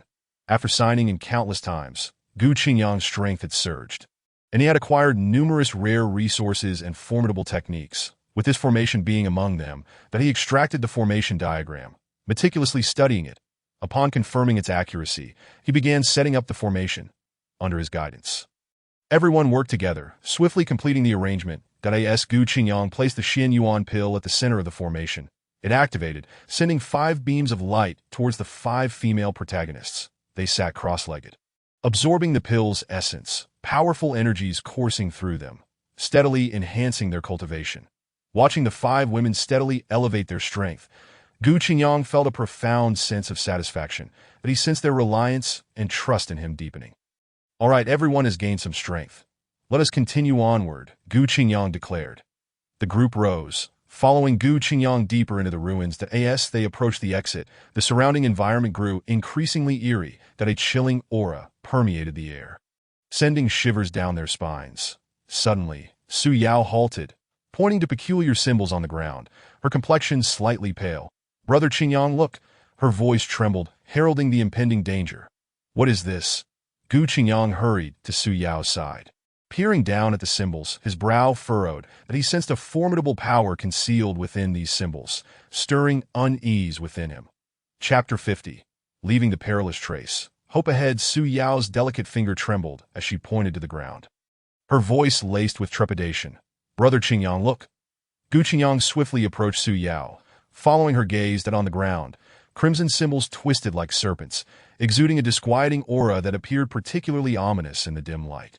A potent force lurked within, causing his heart to sink. These symbols seemed to represent an ancient seal. Lin Wanxiu furrowed her brows, her tone grave, and I sensed that the power of the seal was waning. As soon as the words left her lips, a colossal energy barrier abruptly manifested ahead, radiating blinding light and completely obstructing their path. The surrounding air began to warp, and waves of invisible force surged towards them like sharpened blades. Accompanied by a piercing howl, "Be careful," Gu Qingyang bellowed, shielding Su Yao behind him. The group hastily summoned their weapons to fend off the unexpected assault. However, these attacks seemed to disregard their defenses, directly impacting their bodies and eliciting waves of excruciating pain. These attacks harbor a peculiar force that our true energy cannot withstand, Qin Shuang remarked, her complexion pale, a trickle of blood escaping from the corner of her mouth. What should we do? Chu Li's voice trembled slightly. She silently stood guard behind the group, enduring the onslaught. Yet it was evident that she was nearing her limit. The Jiyu Yan's expression also darkened. He had initially believed that this expedition into the ruins would yield great benefits. But he never anticipated encountering such a dire predicament. That he glanced at Gu Qingyang, a hint of dissatisfaction in his tone. Gu Qingyang, do you have any solutions? Gu Qingyang ignored Gu Yan's inquiry. His gaze fixed intently on the energy barrier before him, his mind racing, that he understood that if they did not swiftly discover a means of breakthrough, they would all be trapped here. The group endeavored various methods. Yet none could budge the energy barrier in the slightest, that an air of anxiety began to permeate the team. Are we truly destined to perish here? Su Yao's voice quavered with an impending sob. Not at all, Gu Qingyang replied with unwavering conviction. There must be a way. That he took a deep breath and activated the sign in space. After a thorough search within the sign in space, a notification revealed that the collective power of the treasures they had previously acquired must be converged to shatter the barrier. Gu Qingyang swiftly relayed the space's guidance to the group and directed them to act accordingly. Everyone, remain calm and follow my instructions. Despite the fear gripping their hearts, the group chose to place their trust in Gu Qingyang.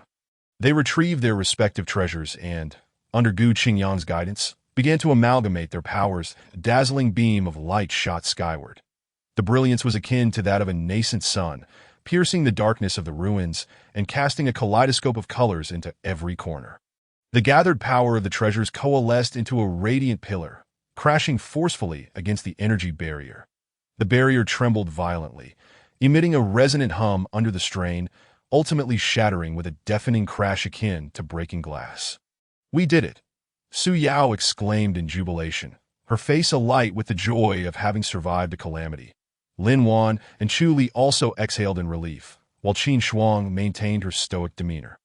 Though her clenched fists began to loosen, even Gu Yin, who had harbored animosity towards Gu Qingyang, could not help but acknowledge his leadership, a flicker of complex emotion crossing his eyes.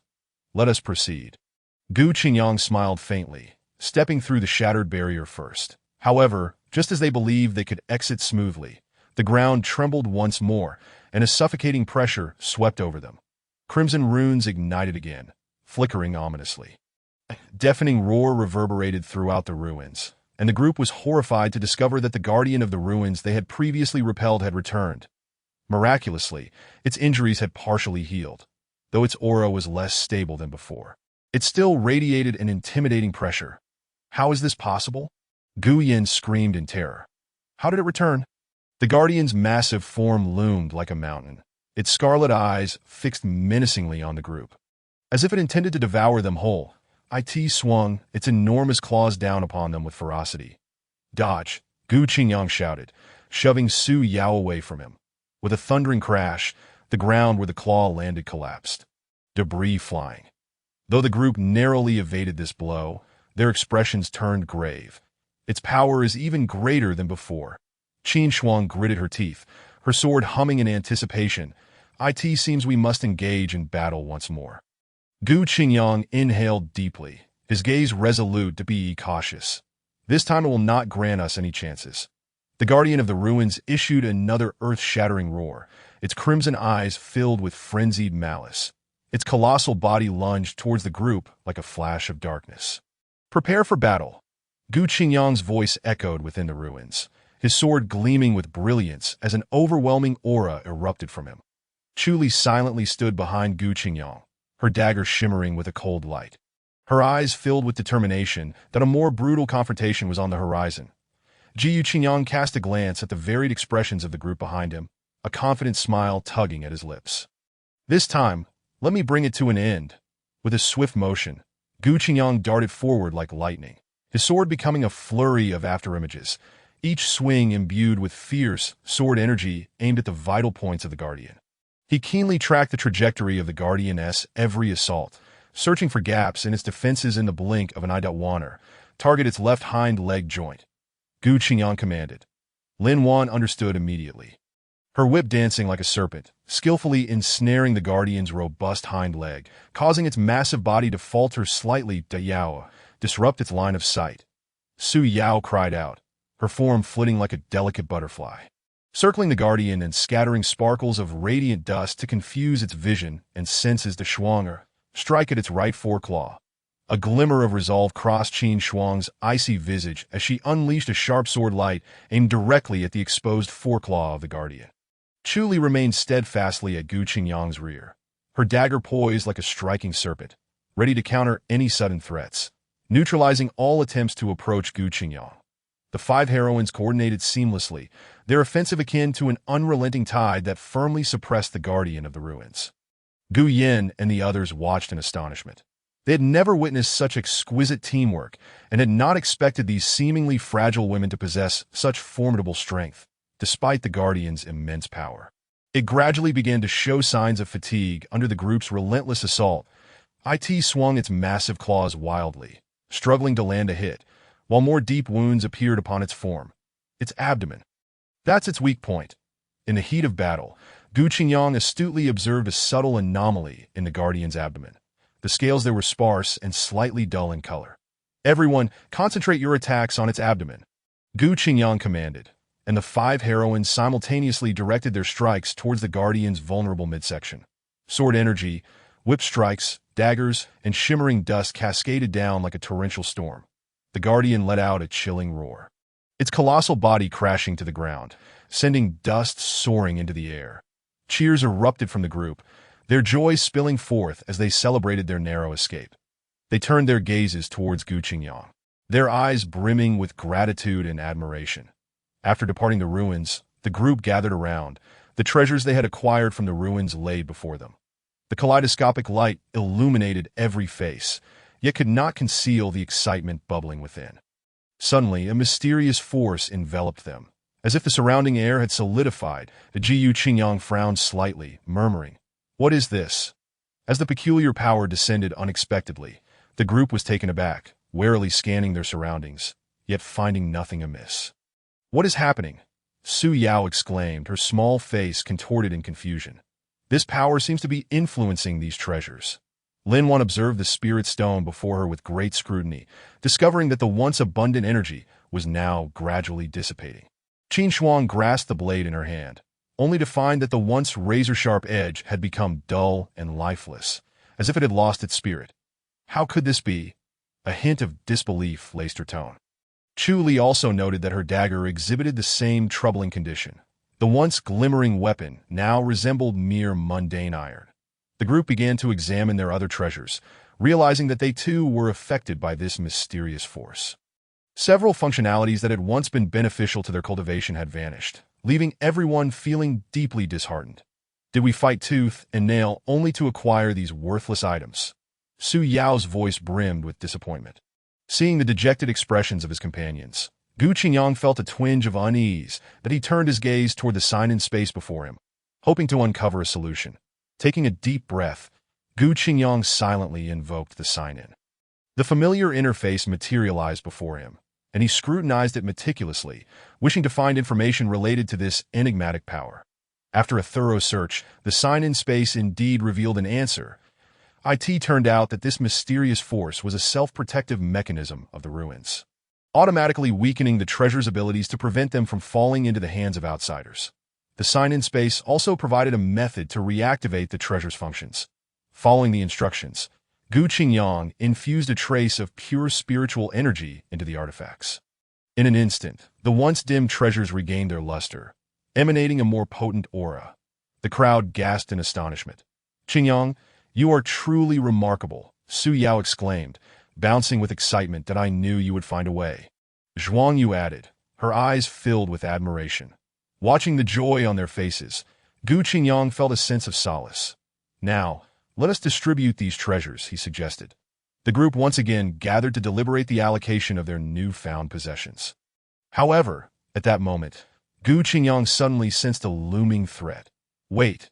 He sprang to his feet. Taking a deep breath, he infused pure spiritual energy into each artifact. As the energy flowed, the once dormant treasures awakened like slumbering dragons, radiating dazzling light, and the surging energy waves caused the surrounding space to tremble slightly. The onlookers stared, dumbfounded, their admiration palpable. Su Yao, in an exaggerated fashion, covered her mouth in awe, exclaiming, "Wow, Brother Qingyang, you are simply divine." "Just fortunate, that's all," Gu Qingyang replied humbly. Yet inwardly he rejoiced at the might of the sign in space. As the treasures regained their original powers, the spirits of the group lifted. Just as they were about to divide the treasures, Qin Shuang seized a long sword of icy blue, its blade radiating a chilling aura, faintly echoing the sound of a dragon's roar. "This Ice Soul sword is most suited to my ice attribute techniques. I shall claim it." Lin Wan shook her head, pointing to the emerald gem encrusted on the hilt. "This heart of Biluoshi contains a formidable life force, making it more suitable for me to concoct healing elixirs to aid everyone in enhancing their strength." Qin Shuang's brows furrowed, her tone icy. Lin Wan, what do you mean by this? The Ice Soul Sword aligns perfectly with my attributes. Are you intentionally opposing me? Lin Wan, refusing to back down, retorted, Qin Shuang, I am not targeting you. The heart of Biluoshi will contribute far more to our team. Why are you fixated on a mere weapon? The two argued fervently, neither yielding an inch, and the atmosphere grew tense. The others remained silent. Observing the unfolding situation, Xu Yao glanced from one to the other, muttering under her breath, Oh dear, why are they quarreling again? Gu Qingyang frowned, his head throbbing from the unexpected dispute. Just then, an intense sense of danger surged within him. As if something dreadful loomed on the horizon. Wait, he abruptly stood, his gaze sharp as he scanned the surroundings. That an invisible pressure enveloped the group, and the air thickened with tension. To Ji Yuyan, who had been lurking at the back of the crowd, observed the commotion with a cold smile, relishing the discord between Qin Shuang and Lin Wan. Inwardly, he mused, when the clam and the snipe contend, it is the fisherman who benefits. Once they are both weakened, I shall make my move. That a few adventurers nearby exchanged glances, itching to act. Point one even boldly declared, What are you arguing about? The treasures in these ruins naturally belong to whoever is strongest. The atmosphere reached a critical point when Gu Qingyang suddenly felt a powerful presence approaching swiftly. It's here, he said gravely, his eyes fixed on the entrance of the ruins. Zhuang Yu noticed Gu Qingyang's furrowed brow and gently approached him, grasping his hand and gazing at him with a tender expression. As if imparting strength, that a warmth surged through Gu Qingyang as he reciprocated her grip. Then, with a thunderous roar, the entrance of the ruins erupted in a cloud of dust, revealing a colossal figure. How dare you disturb my slumber? You seek death. As the dust settled, a guardian of the ruins, towering 3 zhang, emerged before them. That it resembled a giant ape, covered in bronze-scaled armor, its crimson eyes radiating a suffocating pressure. The guardian bellowed, its voice deafening, the sound waves crashing upon them like a tidal wave.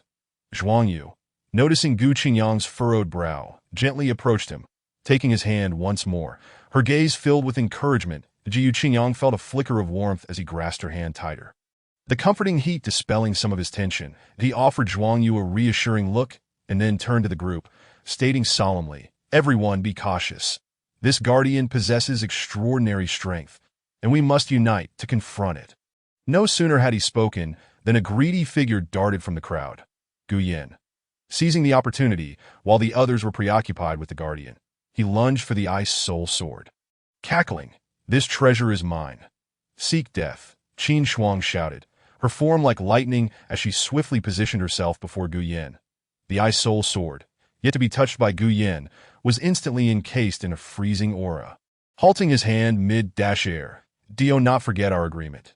Gu Qingyang's voice pierced the air like ice. He appeared behind Gu Yin in a flash and struck him with a powerful palm, with a resounding crash.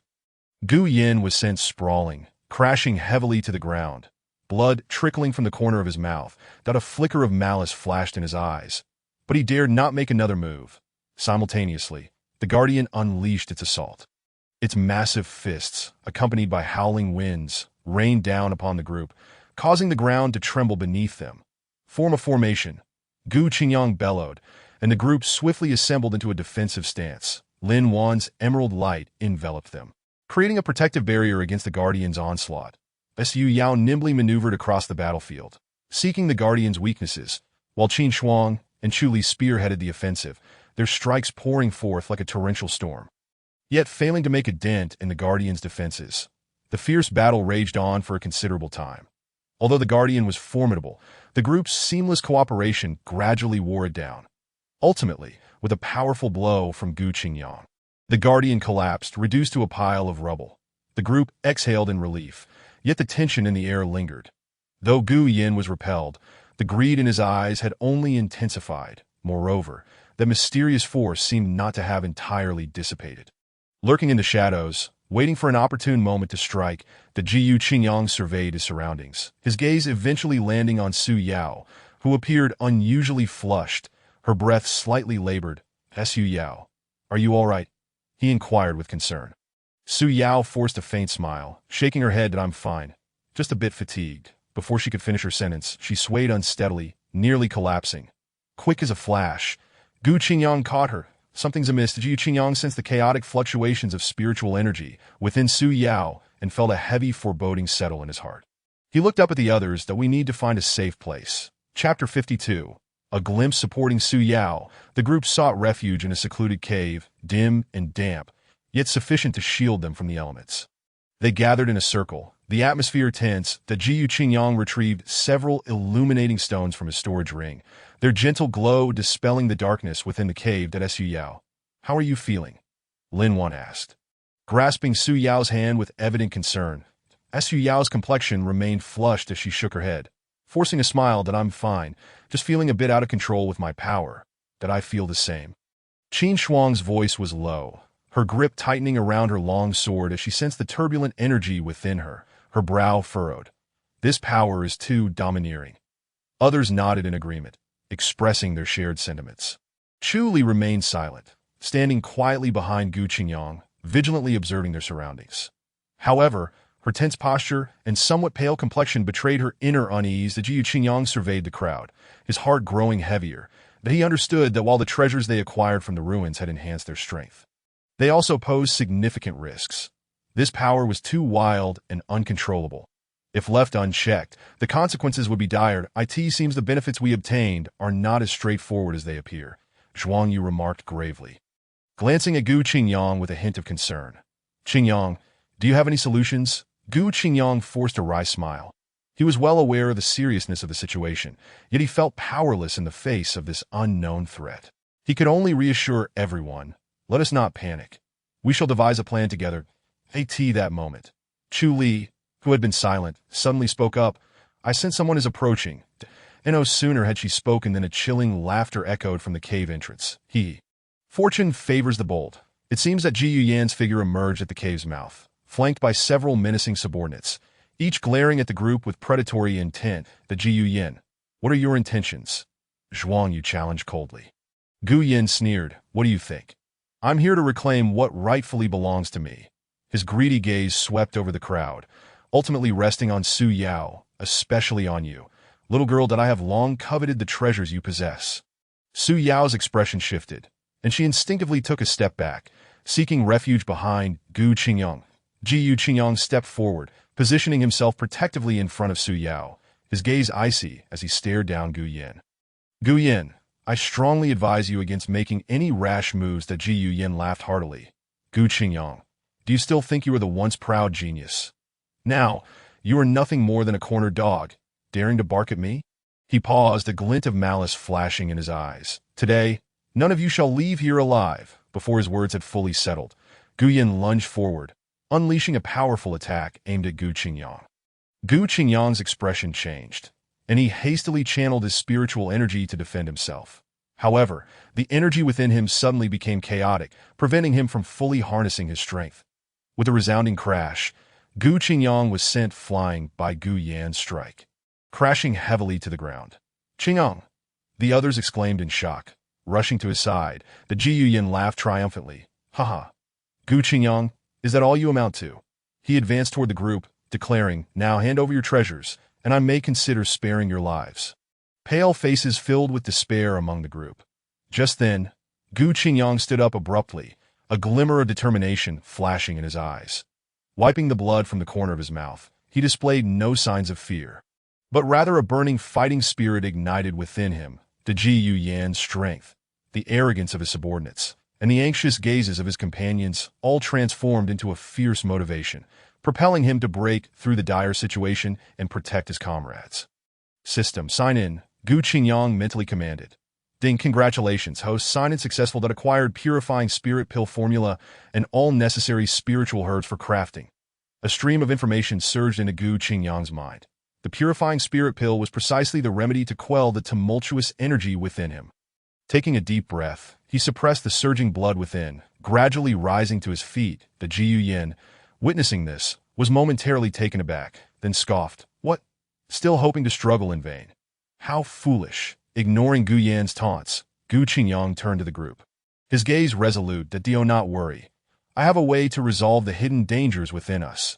The others were momentarily taken aback, but a flicker of hope ignited in their eyes. The Jiu Qingyang quickly conveyed the crafting method of the purifying spirit pill to Lin Wan. who was adept in alchemy and immediately set to work. Meanwhile, Gu Qingyang struggled to withstand Gu Yan's relentless assault with the remnants of his spiritual energy to Ji Yuyan, incensed that Gu Qingyang could still resist. Unleashed his attacks with even greater ferocity. His subordinates joined the fray, and the cave was soon filled with the clash of energy and the sounds of battle. Zhuang Yu, Qin Shuang, Su Yao, and Chu Li also sprang into action, engaging in fierce combat with Gu Yan's underlings. Despite their power being compromised, they fought valiantly to protect Lin Wan, who was focused on refining the pill. Chu Li moved with ethereal grace, darting between foes like a phantom, each strike of her dagger claiming a life.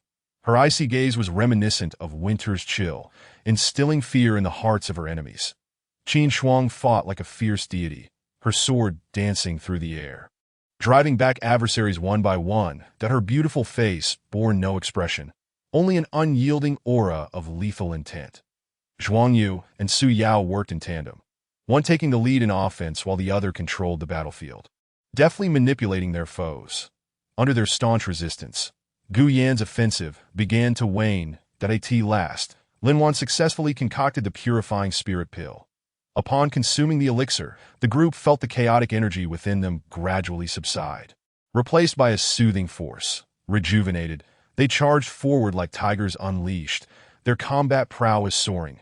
Gu Qingyang led the charge, summoning a radiant light in his hand, and struck fiercely at Gu Yin.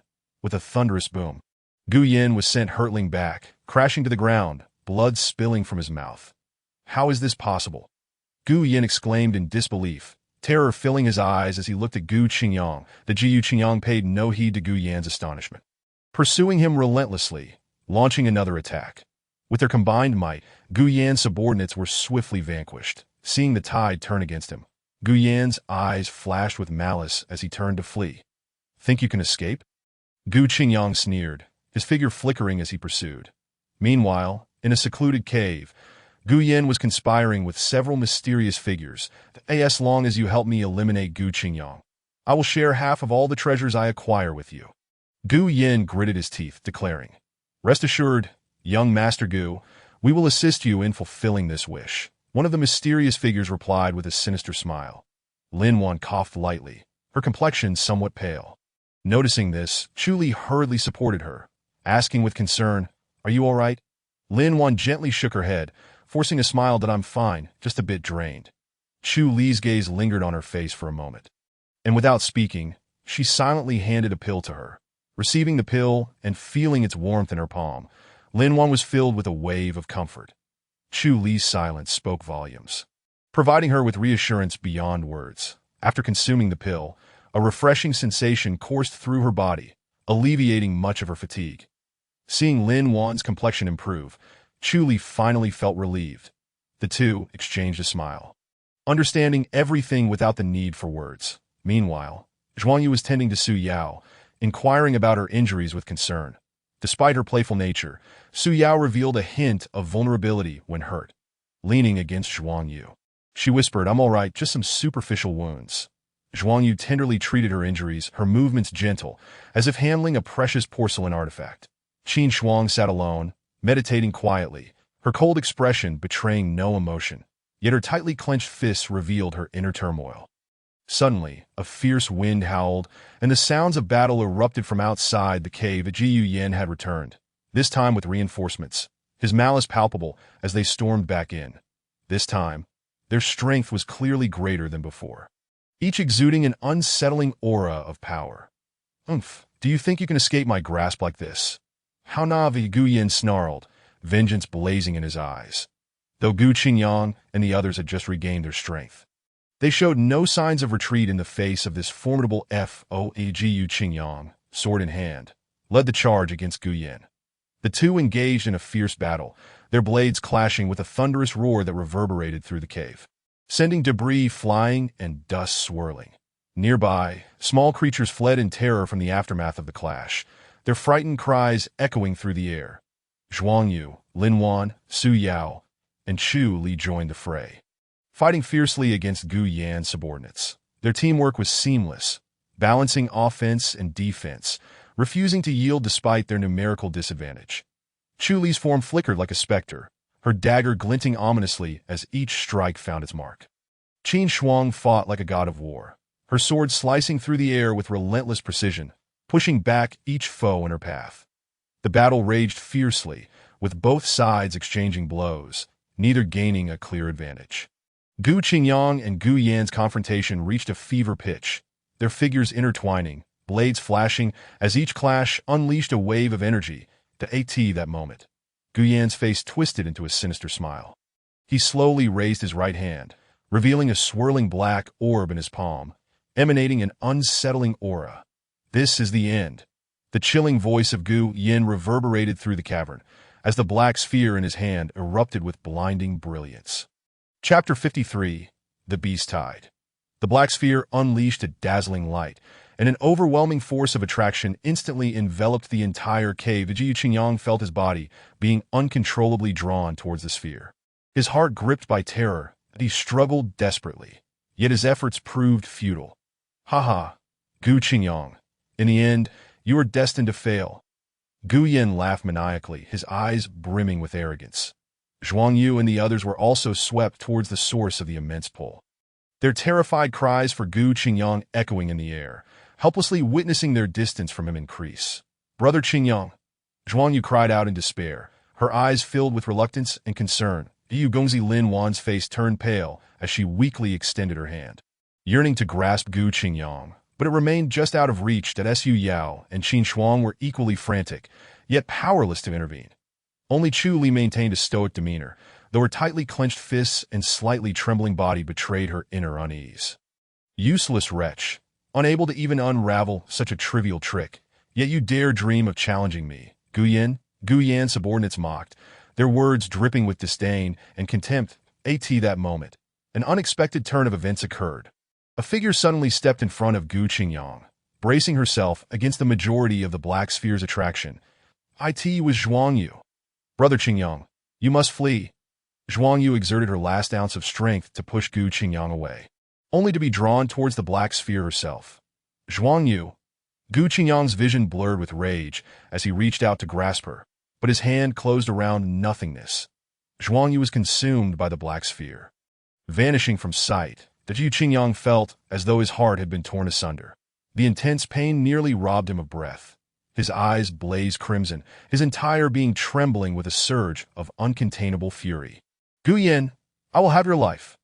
Gu Qingyang roared, his voice laced with unquenchable murderous intent. He spun around, his gaze fixated on Gu Yan, his eyes aflame with hatred. Gu Yan was momentarily taken aback by the intensity of Gu Qingyang's glare, a flicker of fear creeping into his heart. Yet he quickly regained his composure, sneering, "You think you can kill me with just that? A delusion. Is that so?" Gu Qingyang's voice was as frigid as a gale from the underworld. He slowly raised his right hand, revealing a golden vortex that spun languidly in his palm, emanating an aura that sent shivers down the spine. Gu Yan beheld the golden vortex in Gu Qingyang's hand. An ominous premonition surged within him. "Open, sign in space." Gu Qingyang's voice resonated powerfully, like an ancient bell tolling, echoing throughout the cavern. The golden vortex rapidly expanded, instantly enveloping the entire cave. An overwhelming, oceanic presence emanated from it, suffocating all within. Gu Yan and his cohort's expressions shifted dramatically, their eyes filled with terror. They felt as though they were adrift in an endless sea, reduced to the insignificance of ants. "What is this power?" Gu Yan gasped in horror, feeling as though a colossal mountain was pressing down upon him, rendering him immobile. "Signed in 1,000,000,000 times. Reward. Chaos Divine Body." Gu Qingyang's voice rang out like a divine proclamation, reverberating through the cave. In a flash of golden light, Gu Qingyang underwent a profound transformation. His skin became translucent, resembling exquisite jade, casting a soft golden glow. His eyes sparkled like stars, radiating an unsettling brilliance. An aura of dominion emanated from him, making it impossible for anyone to meet his gaze. Is this the power of the Chaos Divine Body?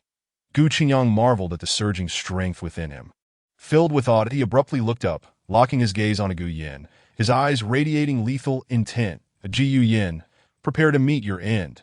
In a blur, Gu Qingyang appeared before Gu Yan, raising his right hand and delivering a crushing blow. Boom! With a thunderous sound, Gu Yan's body was sent hurtling backwards like a cannonball, crashing violently against the cavern wall, blood spewing from his mouth, barely clinging to life. Leader, Gu Yan's subordinates were struck with abject terror. Unable to fathom that Gu Qingyang's strength was so formidable. Flee.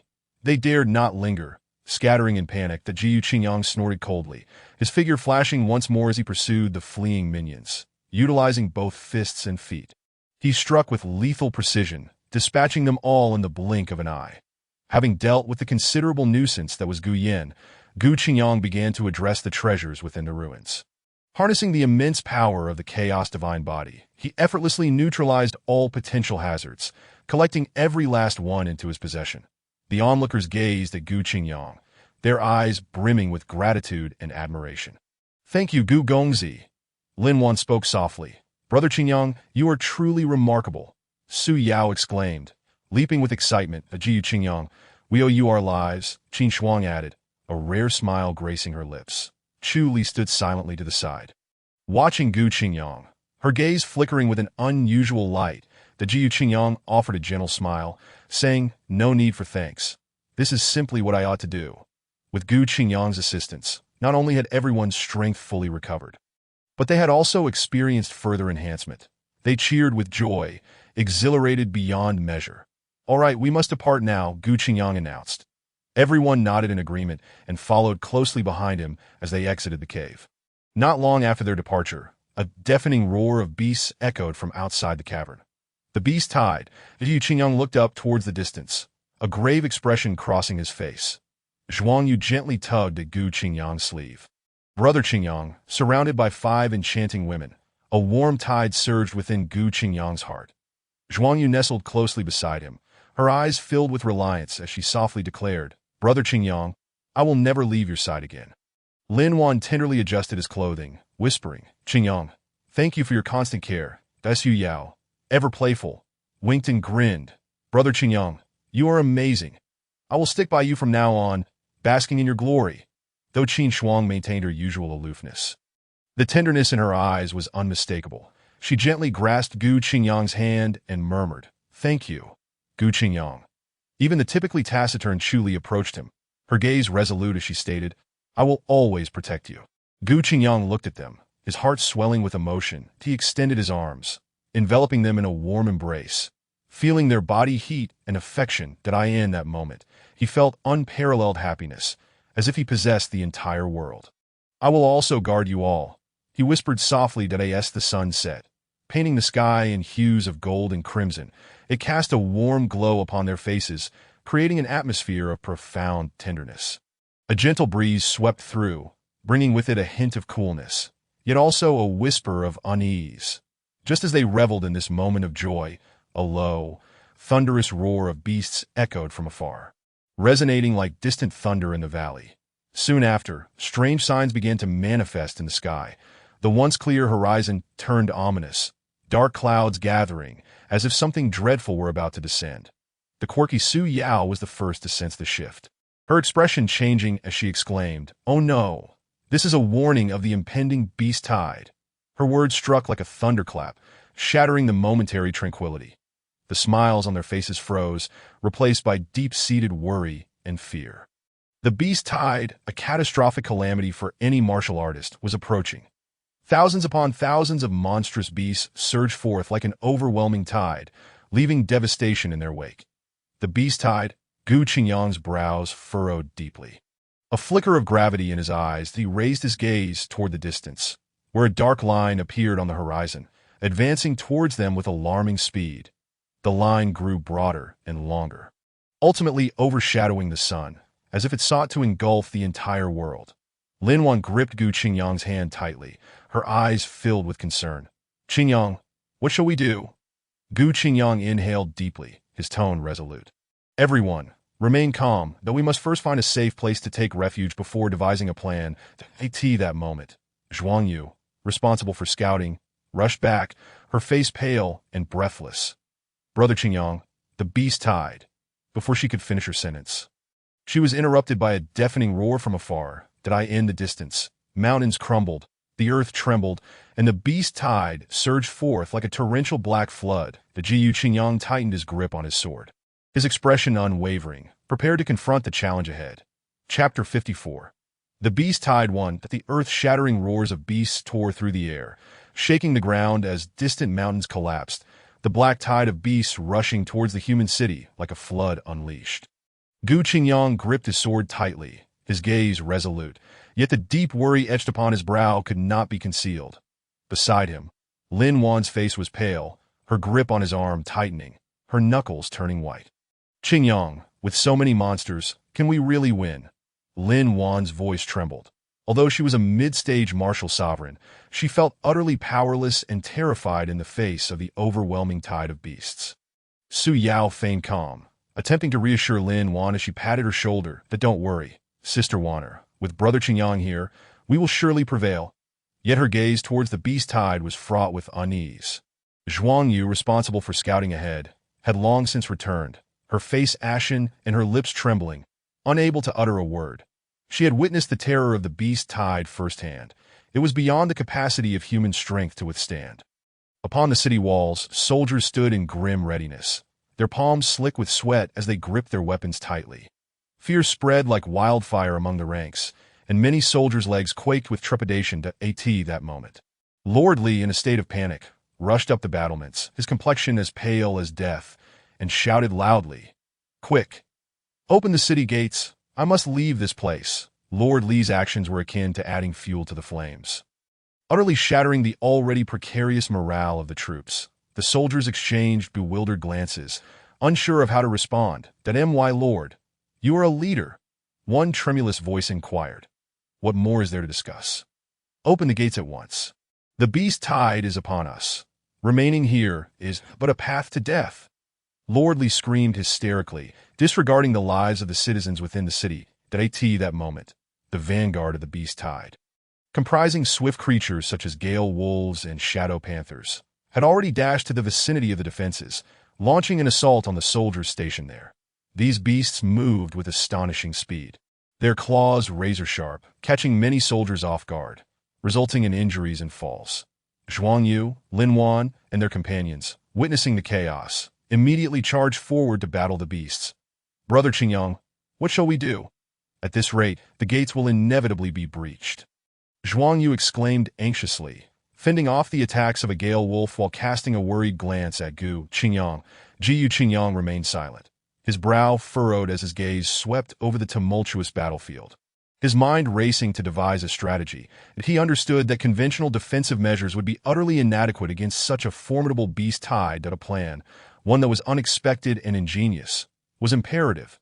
Suddenly, a spark ignited in Gu Qingyang's eyes as he shouted, "Qin Shuang!" "Here!" Qin Shuang promptly appeared by Gu Qingyang's side, her long spear in hand, exuding confidence and determination. "Lead 500 elite soldiers to feign a maneuver to the rear of the beast tide, creating the impression that we aim to cut off their retreat." Gu Qingyang instructed in a low voice. Qin Shuang hesitated for a moment, then accepted the command with a resolute yes, despite her uncertainty about Gu Qingyang's intentions. Years of trust compelled her to carry out the order without hesitation. Watching Qin Shuang lead her troops away, Zhuang Yu questioned in confusion, "Brother Qingyang, what is your plan?" A subtle smile played upon Gu Qingyang's lips as he gazed at the departing Qin Shuang, explaining, "Though the beast tide is vast and seemingly devoid of reason, they possess a fundamental animal instinct, to seek profit and avoid harm. Their targets are the resources and humans within the city. Should their retreat be obstructed, they will find themselves besieged on all sides, inducing panic among them." Su Yao blinked, her understanding wavering, but she voiced her concern. "However, Brother Qingyang, we are but a handful. The 500 led by Sister Qin Shuang are merely a drop in the bucket. How can this possibly work?" "It is merely a show of strength," Gu Qingyang interjected, his gaze profound. "The commander of the beast tide, the beast king, though formidable, possesses limited intelligence. That as long as we create enough of a FAAD to convince it that we have a great army lying in ambush, it will hesitate and divide its forces, and that will suffice." Lin Wan remained apprehensive. "But what if the Beast King sees through our ruse?" "It won't," Chu Li, who had appeared behind them unbeknownst, spoke with a chilling certainty. "The Beast King is inherently suspicious and places great emphasis on the safety of its rear. Qin Shuang's actions will undoubtedly distract it. Jiyu Qingyang cast an approving glance at Chu Li and continued. Our objective is not to vanquish the beast tide, but to buy time and await the right moment. Indeed, a portion of the beast tide's forces was drawn away by Qin Shuang's feigned assault, causing a significant reduction in the pressure on the front lines. The soldiers, once filled with despair, began to ignite with a flicker of hope. Seeing this, Lord Li became even more terrified. His spirit shattered. He pointed a trembling finger at Gu Qingyang and stammered, "Why you're toying with the lives of everyone in the city? If the beast tide breaches the walls, we are all doomed." Gu Qingyang shot Lord Li a cold glance, disregarding him entirely as he turned to Zhuang Yu and the others, declaring, "What lies ahead is the true battle. Are you all prepared?" "Ready." Zhuang Yu, Lin Wan, Su Yao, and Chu Li echoed in unison, their eyes brimming with determination and trust. The Jiyu Qingyang strategy, though seemingly perilous, had instilled hope within them, granting them the courage to fight on the city walls. The soldiers gradually regained their composure, inspired by Gu Qingyang's calm demeanor, a newfound sense of confidence blossoming within their hearts. Perhaps this young man truly could lead them through this dire crisis. In the distance, Qin Shuang's contingent had neared the rear of the beast tide, raising their banners and shouting, creating the illusion of an army in full force. The backlands of the beast tide stirred, and a multitude of creatures began to shift towards Qin Shuang's direction. Now, this is the moment. A glint of resolve flickered in Gu Qingyang's eyes as he drew his sword, pointing it towards the throng of beasts below. Shouting, "Kill!" Zhuang Yu took a deep breath, leaping onto the battlements, her sword gleaming with cold light. She moved like a swallow, weaving through the defenses, her blade a flurry of silver, each strike finding its mark with precision. Piercing the vital points of the beasts, blood splattered, staining the walls and her battle attire crimson. However, the beast tide surged forth like an inexhaustible tide. Despite Zhuang Yu's exquisite swordsmanship, she gradually felt overwhelmed. Sweat soaked her garments, and her breath quickened. Just as she teetered on the brink of exhaustion, a figure appeared beside her like a flash of lightning. That was Gu Qingyang. His sword radiated with brilliance, a vast energy emanating from him. "Qingyang!" Zhuang Yu exclaimed in delight. Jiyu Qingyang said nothing, merely smiling faintly as he swung his sword with great force that a massive wave of sword energy swept across, akin to a silver rainbow, instantly clearing a significant area of the beast that had surged onto the walls. Good. The surrounding soldiers, witnessing this, felt their spirits soar, rallying to charge forward with fervor in the rear. Lin Wan busied herself, tending to the wounded. Her fingers deftly maneuvered through the bandages, her movements gentle yet practiced. Although she appeared composed on the surface, deep within, she was beset by worry. She frequently glanced toward the walls, silently praying for Gu Qingyang's safety. Each time a wounded soldier mentioned Gu Qingyang's valiant deeds, Lin Wan's gaze softened involuntarily, filled with admiration and affection. Young Master Gu is truly a divine being. He single-handedly holds back so many beasts, one soldier marveled. Lin Wan's lips curled into a slight smile, her eyes glinting with pride. She gently bandaged the soldier's wounds, softly reassuring him. "Rest well. You will recover." As Qin Shuang's feigned assault intensified, the command of the beast tide appeared to falter, with more of its forces drawn away, significantly alleviating the pressure on the front lines. Seizing the opportunity, Gu Qingyang led his comrades to launch a counterattack against the beast tide. On the city walls, the battle cries echoed thunderously. Jiyu Qingyang took the lead, his sword gleaming like snow, each swing claiming multiple lives. That he resembled a deity of death, wreaking havoc among the beasts, leaving a trail of corpses in his wake. Zhuang Yu followed closely, her sword dancing through the air in a harmonious partnership with Gu Qingyang, both striking deep into the heart of the beast tide. Dawana. There are too many wounded in the medical camp. Lin Wan's forehead glistened with fine beads of sweat, her hands moving swiftly as she treated the injuries. Her gaze remained steadfast, showing no signs of panic despite the gruesome scene unfolding around her. With every soldier she bandaged, she would glance towards the city walls, silently praying for Gu Qingyang's safety. That I found it. Su Yao's eyes glimmered with determination as she navigated through dense underbrush, uncovering a concealed cave. A strange energy radiated from the cave entrance, sending a chill down her spine. It seems the source of the beast tide lies here. She inhaled deeply, cautiously approaching the cave. Meanwhile, Qin Shuang's feigned attack was in full swing against the main force of the beast tide. Her form was agile, her spear a dragon weaving through the throng, each strike powerful enough to send beasts flying. Her gaze was icy, seemingly impervious to fatigue, fueled solely by an insatiable bloodlust. Protect the Lord. Chu Li moved like a wraith within the city, safeguarding vital facilities and the trembling Lord Li. Though her stature was petite, her strikes were lethal. Any beast that dared approach was ruthlessly dispatched. Her expression was devoid of emotion, exhibiting only a silent dedication to Gu Qingyang. As Qin Shuang's diversion grew increasingly convincing, the command of the beast tide descended into chaos, drawing more of its forces away and significantly easing the pressure on the front lines. Gu Qingyang, seizing the moment, bellowed, "Counterattack! Drive these brutes away!" The soldiers, filled with renewed vigor, roared as they charged forth from the city walls to retaliate against the monstrous tide. The cacophony of battle cries echoed both above and below the walls. As flesh and blood were violently scattered, gradually, the onslaught of beasts began to wane, revealing signs of disarray. The scales of victory appeared to be tipping in favor of humanity. However, just as it seemed that triumph was within reach, the distant skies suddenly darkened, that a formidable pressure descended from above, enveloping the entire battlefield. Chu Li's figure materialized beside Gu Qingyang like a wraith, whispering, "They are coming." Simultaneously, Su Yao stumbled out from a cave. Her complexion pale and her voice trembling with fear. "Qingyang, run." Chapter 55. The fierce battle against the beast tide. A suffocating aura descended from the heavens, as if an invisible giant hand was gripping the very sky. In the distance, dust billowed as a colossal creature approached, each step causing the ground to tremble. It resembled a gigantic bear, yet boasted wings, its body cloaked in thick, black scales that emanated an aura of chilling menace. Its crimson eyes glowed like two ghostly flames, striking fear in the dimming light of the sky. "It is the Beast King." The voice of Lord Li quivered, his face ashen, his legs nearly giving way beneath him. The guards behind him rushed to support him, though they could not conceal the terror reflected in their eyes. The arrival of the Beast King shattered the previously soaring morale, as soldiers found their weapons feeling unbearably heavy, their breaths quickening in dread. "Qingyang, run." Su Yao's voice echoed from afar, tinged with despair. Having witnessed the terrifying presence of the Beast King, she understood the insignificance of humanity in its wake. Chu Li's figure flickered, appearing beside Gu Qingyang, her dagger gleaming with cold light as she urged, "I will cover you.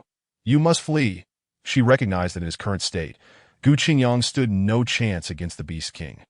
Yet, Gu Qingyang remained steadfast, resolute in his stance that if I leave, what will become of this city? What will happen to these people? His voice, though calm, radiated an undeniable determination.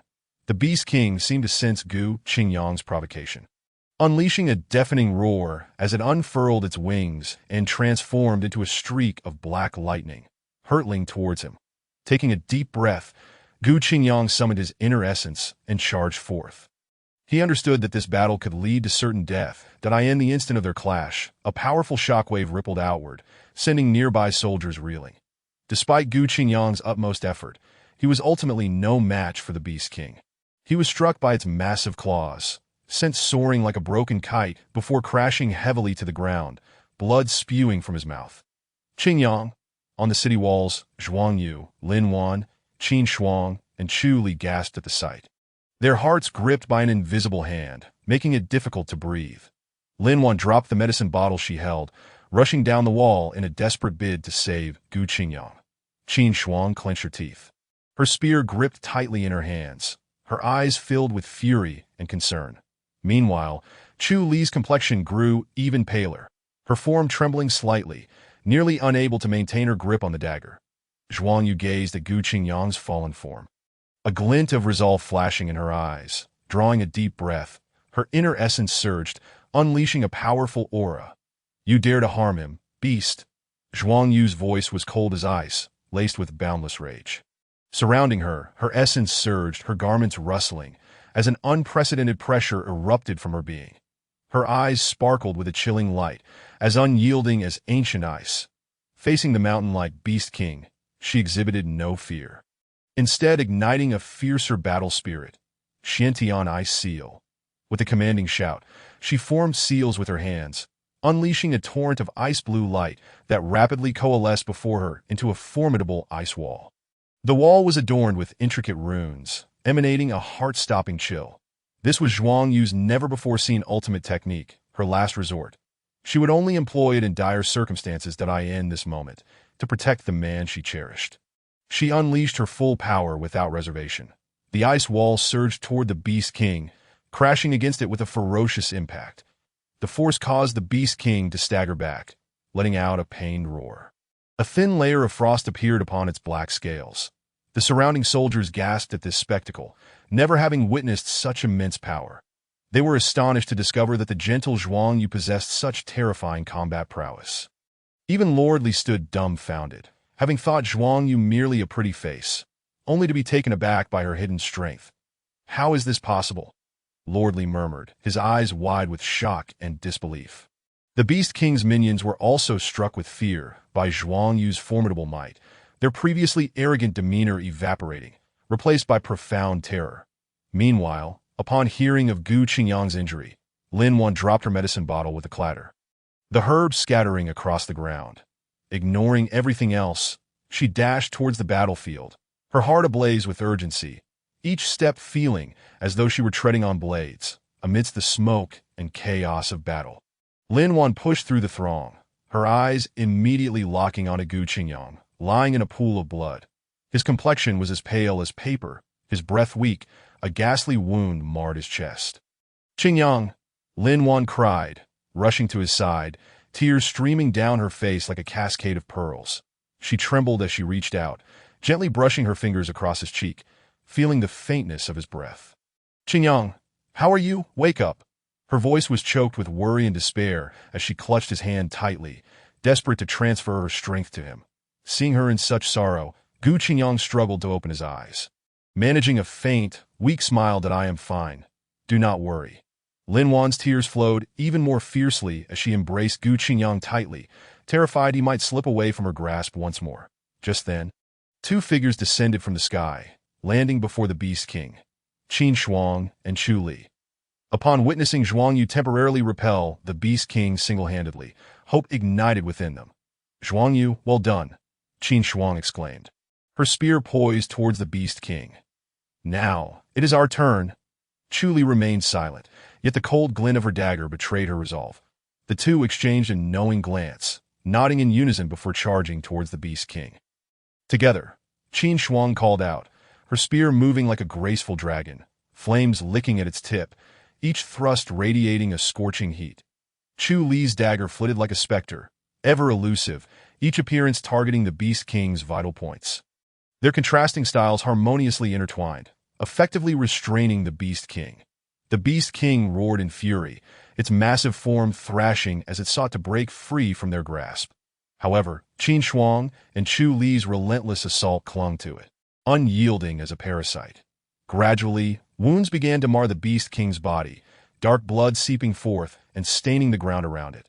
The surrounding soldiers, witnessing this scene, felt their morale surge, brandishing their weapons as they erupted in thunderous shouts of encouragement for Qin Shuang and Chu Li. "Kill! Kill! Kill!" Their battle cries pierced the heavens, as if they sought to shatter the very sky itself. That I in the rear of the battlefield, Su Yao furrowed her brow, having examined the map in her hands countless times. She sensed something amiss about the Beast Tide, as though it concealed a deeper conspiracy. "Something is off, absolutely off," she murmured, her keen instincts detecting an unusual aura. Surveying her surroundings, her gaze ultimately settled upon a concealed valley in the distance. A stirring within her heart ignited. A strong premonition whispered that the source of the Beast Tide lay within. Ignoring the peril, she resolutely sprinted towards the valley. Inside the valley, an eerie atmosphere pervaded. Su Yao advanced cautiously, feeling the air grow increasingly oppressive, as though an invisible hand was constricting her throat. Suddenly, she halted, her gaze fixating on a massive rock. Etched upon the stone were strange runes. Emanating a faint black glow, Su Yao's pupils constricted. She recognized these symbols as an ancient forbidden technique capable of controlling magical beasts. Could it be? A shiver coursed through her. Just then, A chilling laughter echoed from the depths of the valley, sending a wave of dread through her dead on the battlefield. Lin Wan had tended to Gu Qingyang's wounds, administering a healing potion. Though his complexion remained pale, his breathing had stabilized significantly. Zhuang Yu, Qin Shuang, and Chu Li returned to Gu Qingyang's side. Their bodies stained with blood, yet their eyes radiated unwavering resolve. "Qingyang, how are you?" Zhuang Yu inquired with deep concern, her voice quivering slightly to "I am fine." Gu Qingyang managed to force a smile, his heart swelling with warmth and emotion as he gazed upon the three women before him. "Regardless of the circumstances, we shall protect you," Lin Wan declared resolutely, her eyes glistening with tears that we will surely repel the beast tide. Qin Shuang and Chu Li echoed in unison, their gazes filled with determination. The surrounding soldiers, witnessing this heartfelt scene, were moved by their profound emotions, vowing to defend their homeland at all costs and to confront the beast tide with unwavering resolve. Gu Qingyang surveyed the people around him. A powerful surge of strength welled up within him, but he struggled to rise, his eyes ablaze with unyielding fervor. "I will fight." Gu Qingyang gritted his teeth, exerting himself to lift his body.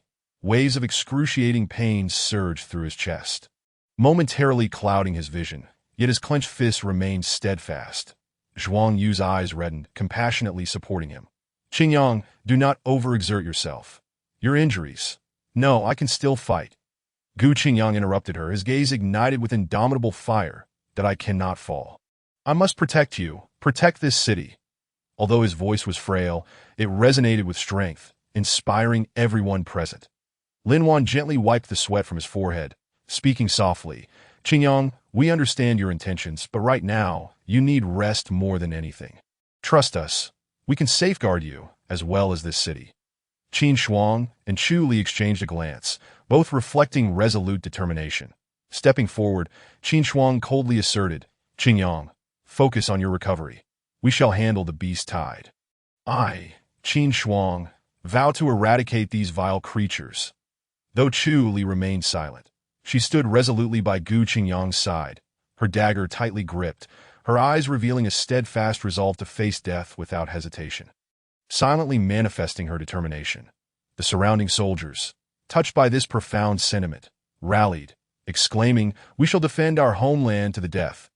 We shall protect our lord."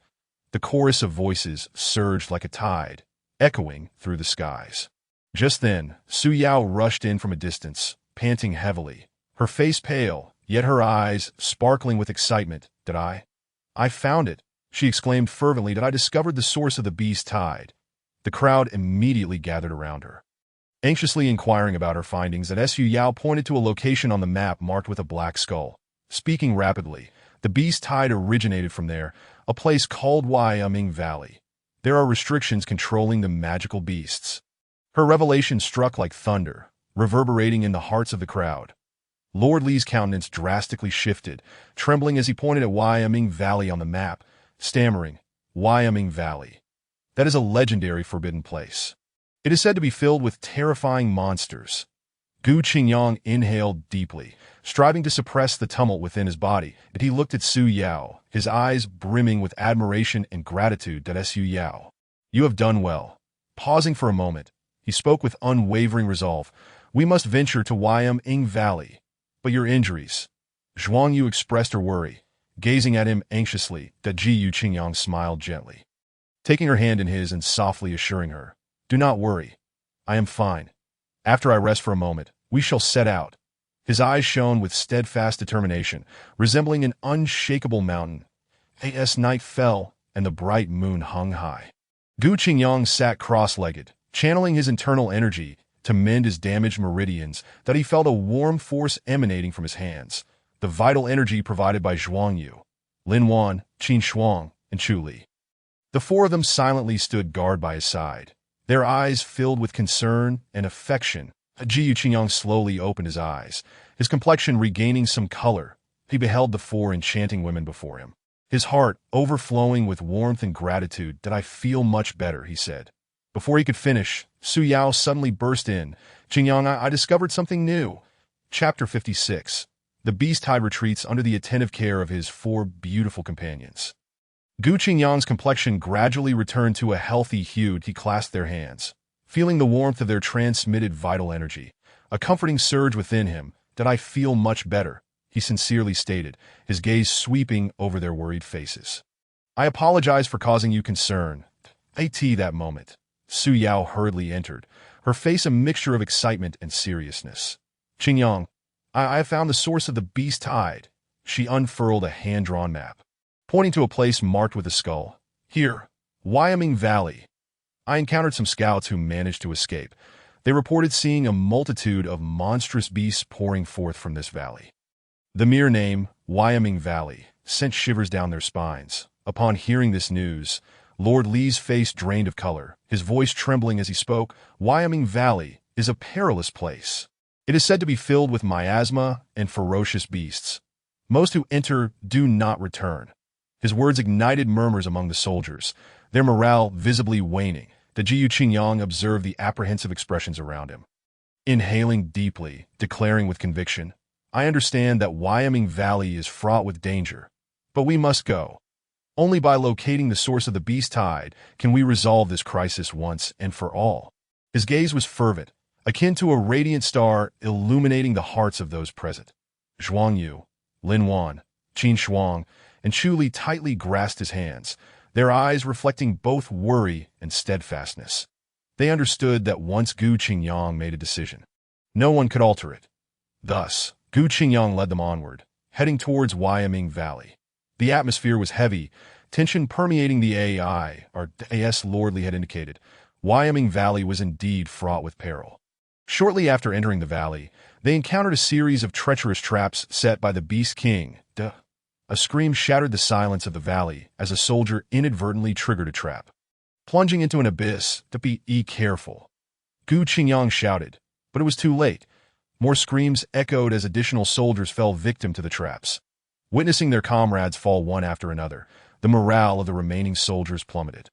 Fear beginning to spread, Lord Li, pale and trembling, cowered at the back of the group, muttering, "It's over. We are doomed here." Even the usually composed Qin Shuang could not suppress her frown. "Qingyang, this cannot continue. Our losses are too great." Gu Qingyang surveyed the unfolding chaos, anxiety gripping his heart. He knew they needed to find a way to dismantle the traps swiftly. Otherwise, they would all perish here. Closing his eyes, he focused his mind, silently invoking, "Sign ending." Congratulations to the host for successfully signing in, acquiring the trap detection skill. An extraordinary force surged through Gu Qingyang's body, heightening his perception immensely, rendering everything around him crystal clear. He opened his eyes, pointing towards an area ahead. "There, no traps. We shall proceed through there." The others, initially skeptical, followed his guidance, successfully avoiding the remaining traps and reaching the depths of the valley. "Qingyang, how did you do that?" Su Yao inquired, her curiosity piqued. The Jiu Qingyang smiled mysteriously. "It's a secret." He raised his gaze towards the depths of the shadowy valley, where a powerful aura began to awaken slowly. In the murky depths of Wyoming Valley, miasma swirled, visibility reduced to a mere 5 meters. The group closely followed Gu Qingyang, each step taken with utmost caution as he skillfully employed his newly acquired trap detection skill to navigate through the treacherous valley. "Qingyang, you are truly remarkable," Su Yao exclaimed, admiration radiating from her face. Previously apprehensive about the mission's peril, Gu Qingyang's performance instilled her with immense confidence. Lin Wan gazed tenderly at Gu Qingyang's back, her heart brimming with gratitude and affection. "Qingyang, thanks to you, we have made it this far." Though Qin Shuang remained silent, she gripped her long sword tightly, her eyes filled with trust in Gu Qingyang.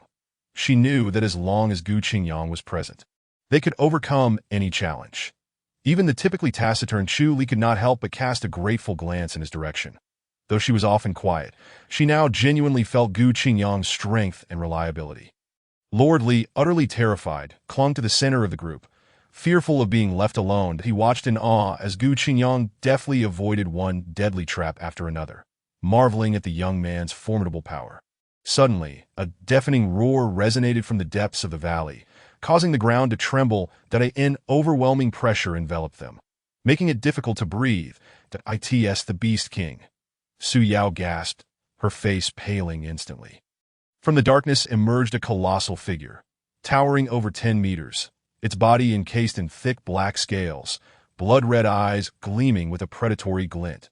The massive axe it wielded glimmered ominously, as if capable of rending all in its path. The moment the Beast King appeared, the air around them felt as though it had solidified. The Lord of Li was utterly paralyzed by fear, collapsing to the ground as he repeatedly muttered, "It's over, it's over." The Beast King's subordinates, a formidable group of towering monstrous beasts, unleashed deafening roars as they brandished their weapons, brazenly declaring the impending doom of humanity. "Humans, how dare you trespass into my domain?"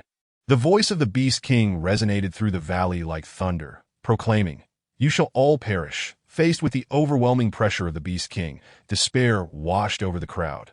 This force was simply too formidable. Could they truly triumph over it? Even the usually confident Qin Shuang tightened her grip on her long sword, her expression grave. However, Gu Qingyang displayed no trace of fear. His gaze was resolute, and a faint smile of confidence graced his lips. He turned to the crowd behind him, stating in a steady voice, "Do not be afraid.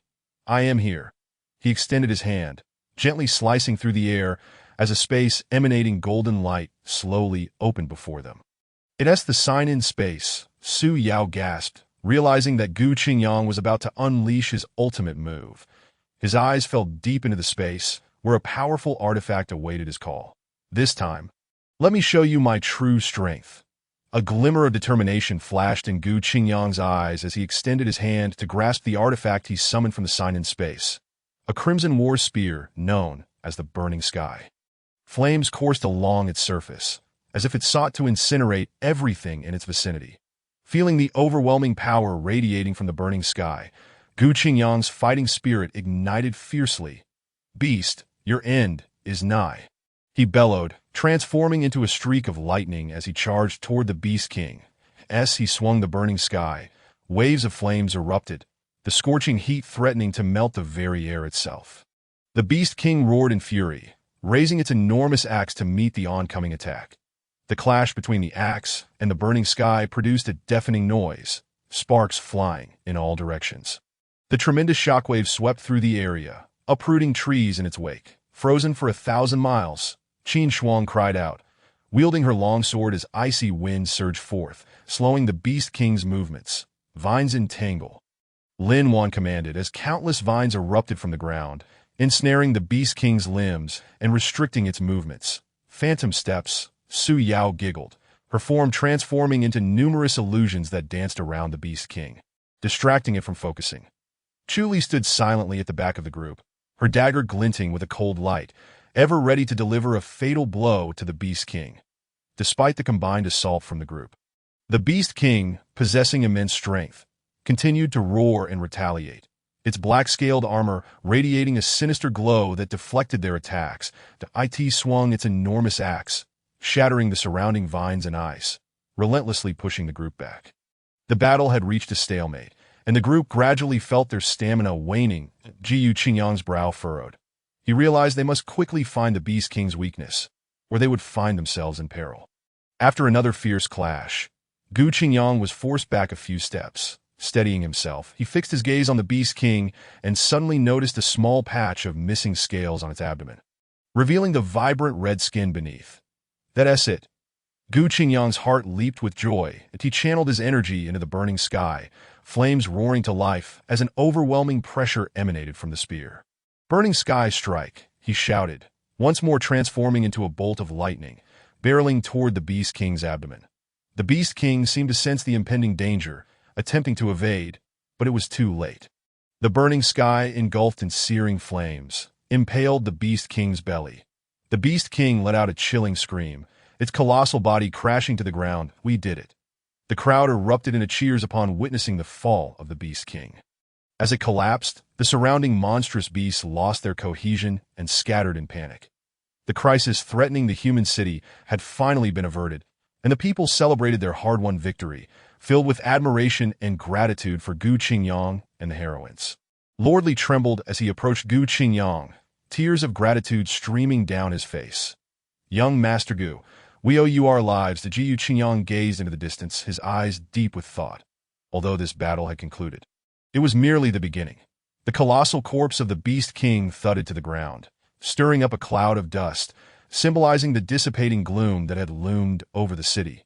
The remaining beasts, deprived of their leader's command, retreated like a receding tide, leaving chaos in their wake. The survivors reveled in their narrow escape, embracing one another in celebration of their hard-fought victory. Lord Li was particularly moved, his tears flowing freely as he grasped Gu Qingyang's hand, trembling with emotion. "Young Master Gu, your great kindness will be remembered forever." Zhuang Yu hurried to Gu Qingyang's side, concern etched across her features. "Qingyang, are you all right?"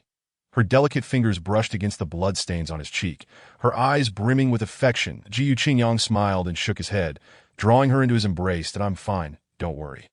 Lin Wan gently tended to the injuries of the group, while Su Yao flitted through the crowd like a joyful butterfly, sharing in the elation of their victory. Qin Shuang remained cool and composed, yet the slight curve of her lips hinted at her relief. Chu Li quietly stood behind Gu Qingyang, her gaze constantly following his figure, filled with tender affection. The atmosphere of celebration enveloped the entire city. However, Gu Qingyang began to sense an unsettling presence, that he keenly perceived an unusual aura in the air, one that did not emanate from the retreating beasts but rather from a more obscure, profound force. Releasing Zhuang Yu, he furrowed his brow and surveyed his surroundings. The trees bordering the city swayed gently in the breeze, creating a rustling sound, while the distant peaks were shrouded in mist. Everything appearing deceptively calm, yet eerily strange. "Qingyang, what is wrong?" Zhuang Yu inquired, noticing his unease. That Gu Qingyang shook his head, forcing a smile. "It's nothing. Perhaps I'm just fatigued." He inhaled deeply, attempting to trace the source of that peculiar aura. But it eluded him, unpredictable and intangible. What could this force be? He pondered. He glanced around, observing that the others were lost in their victorious joy, unaware of any anomalies. Was he the only one who sensed it? Doubt gnawed at him. Yet the feeling of unease only intensified. As night fell, the jubilant crowd gradually dispersed, restoring tranquility to the city. Gu Qingyang stood alone atop the city wall, gazing into the distance. The night breeze caressed his garments, bringing a chill that sharpened his awareness of the lurking power hidden in the shadows. He closed his eyes, focusing his mind to discern the origin of that force. Suddenly, he felt a profound sense of oppression, as if invisible eyes were fixated upon him. He opened his eyes wide, locking his gaze on a distant peak. Something was there. "Show yourself," Gu Qingyang called out, his voice laced with warning. Yet, the only reply was the howling wind of the night. Nevertheless, he felt certain that something was concealed there. That he leapt forth, transforming into a streak of light as he soared toward the mountain peak. Atop the peak, silence reigned. Gu Qingyang slowly drew forth the burning sky, the crimson flames dancing along its length, illuminating his determined visage. "I know you are here," he murmured. "Reveal yourself." Silence enveloped him, an oppressive stillness. Suddenly, a chilling laughter echoed across the mountain, sending shivers down his spine. How amusing, truly amusing. Gu Qingyang tightened his grip on the burning sky, his gaze scanning the surroundings warily, internally bracing himself. Chapter 57. The Beast Tide Retreats. Hidden dangers approaching. The cold laughter gradually faded, and a figure emerged slowly from the shadows. It was a person clad in a black robe, their face concealed beneath a hood, surrounded by an unsettling black mist. "You are Gu Qingyang?" The figure rasped, their voice tinged with mockery. Gu Qingyang did not respond, instead tightening his grip on the burning sky, its tip aimed at the figure. "Who are you?" The black-robed figure chuckled lightly, as if amused by a jest. "Who I am is of little consequence. What matters is that you will soon join the ranks of the deceased." Before the words had fully left his lips, the black-robed figure vanished in a flash, transforming into a shadow that lunged toward Gu Qingyang with astonishing speed. Gu Qingyang's heart raced in alarm as he swiftly swung the burning sky to block. Clang! A resounding crash reverberated through the air, sparks scattering in all directions. Gu Qingyang felt a surge of immense power that numbed his hands, forcing him to stagger back a few steps. Such formidable strength, he thought, realizing that the black-robed figure's prowess far surpassed any foe he had previously encountered. The black-robed figure pressed the attack once more, the black mist coiling around Gu Qingyang like a venomous serpent. Gu Qingyang swung the burning sky, dispersing the encroaching dark mist, but the figure, like a wraith, consistently reappeared from unexpected angles to strike. After a fierce exchange, Gu Qingyang found himself gradually at a disadvantage. His garments were torn, blood oozing from the wounds inflicted upon him. "You are quite formidable," the black-robed figure remarked, halting their assault, a hint of admiration in their tone. "Yet ultimately, you are not my match." To Gu Qingyang gasped for breath. Acutely aware that he was no match for the figure clad in black, yet he refused to concede defeat. Clenching his teeth, he raised the burning heaven halberd once more, bracing himself for the final confrontation. At that moment, several silhouettes soared in from the distance. None other than Zhuang Yu, Lin Wan, Su Yao, Qin Shuang, and Chu Li. Upon seeing Gu Qingyang injured, concern etched across their faces. "Qingyang," Zhuang Yu exclaimed anxiously, "are you all right?" "I'm fine," Gu Qingyang gritted through the pain, "but you must be cautious. This foe is formidable." With the 5 heroines joining the fray, the pressure on Gu Qingyang momentarily eased. However, the black-robed figure's strength was overwhelming. And even with 6 united, victory remained elusive. The battle raged on for what felt like an eternity, leaving all 6 warriors exhausted and battered. "That it appears that today, you shall all perish here," the black-robed figure sneered, a glint of malice flashing in his eyes. Just then, a commotion erupted within the city. Although the beast tide had receded, new threats emerged. The city's defenses lay in tatters, leaving countless citizens homeless, and a food shortage loomed, plunging everyone into a crisis for survival. Mayor Li, in a state of panic, rushed to the city wall and implored Gu Qingyang and the others. "Young Master Gu, esteemed heroines, I beg you, save us. We are on the brink of collapse." The weight of his words settled heavily on Gu Qingyang and his companions. They not only had to contend with a formidable enemy, but also address the city's dire circumstances, amplifying their burdens. The black-robed figure, observing the chaos, let out a chilling laugh. "It seems you have more pressing matters to attend to. Allow me to take my leave." With that, he vanished into the night, leaving Gu Qingyang and his companions gazing into the direction of his disappearance. Their hearts filled with unease. They understood that this was merely a temporary reprieve. A greater crisis loomed ahead. "Qingyang," Zhuang Yu inquired with concern, "what should we do now?" Taking a deep breath, Gu Qingyang's gaze hardened. "First, we must address the immediate crisis." That he turned to Mayor Li. "Lead me to assess the situation." "Of course, young Master Gu. Please follow me." Mayor Li responded hastily, guiding Gu Qingyang into the city while explaining. "The beast tide struck us unexpectedly, and our losses have been devastating." Gu Qingyang remained silent, listening intently as his mind raced with strategies to resolve the growing crisis. He realized that this was not merely a city-wide peril, but a threat to their very lives. Suddenly, he halted, his gaze fixating on a distant ruin. There, he murmured. His eyes were drawn to the remnants of what appeared to have once been a granary, now ravaged by the beast tide, barely recognizable. "That must have been a food store," he whispered, fragments of the city's layout flickering in his mind. Mayor Li's expression shifted to one of disbelief. "A granary? Impossible!" All the granaries within the city were destroyed in the early stages of the beast tide. Without further explanation, Gu Qingyang strode purposefully toward the ruins, with the others following in puzzled silence. Upon reaching the site, he closed his eyes, inhaled deeply, and activated the sign-in space. Within the space, countless sparkling points of light shimmered, each representing various resources. That he swiftly scanned the area, ultimately identifying a special marker indicating a concealed granary. His eyes flew open, a smile breaking across his face. "That I've found it." He approached a corner of the ruins, clearing away a massive boulder to reveal a hidden entrance. The entrance was equipped with intricate mechanisms, nearly impossible to detect without the sign-in space's guidance. "How can this be?" Mayor Li gasped, his astonishment palpable. After years of managing the city, he had been unaware of such a hidden granary, with the entrance now exposed. It revealed a trove of food supplies, some slightly dampened but largely intact. This discovery was undoubtedly a boon, igniting cheers of joy from the citizens and overflowing admiration for Gu Qingyang. Mayor Li grasped Gu Qingyang's hand with fervor. "Young Master Gu, you are truly our savior." While the immediate crisis had been alleviated, Gu Qingyang remained vigilant. The sign-in space had hinted at lurking dangers within the city. Suddenly, a piercing scream shattered the brief calm. "Ah!" Several shadows darted through the crowd with alarming speed, their claws slashing through the air, leaving a trail of fallen, bloodied citizens, but be careful. It's the shadow demons. Qin Shuang reacted swiftly, drawing her sword with a fierce shout as she charged towards the dark figures. Shadow demons, beasts that thrived on shadow energy, moved erratically and struck with alarming swiftness, making them exceedingly difficult to combat. Qin Shuang moved like lightning, her sword flashing, each strike precise and lethal. She cleaved one shadow demon in half, dispersing it into a cloud of black mist. Yet, more shadow demons emerged from the darkness, swarming like relentless pests, continuously harassing and attacking. Despite her formidable strength, Qin Shuang began to feel overwhelmed by the sheer number of foes.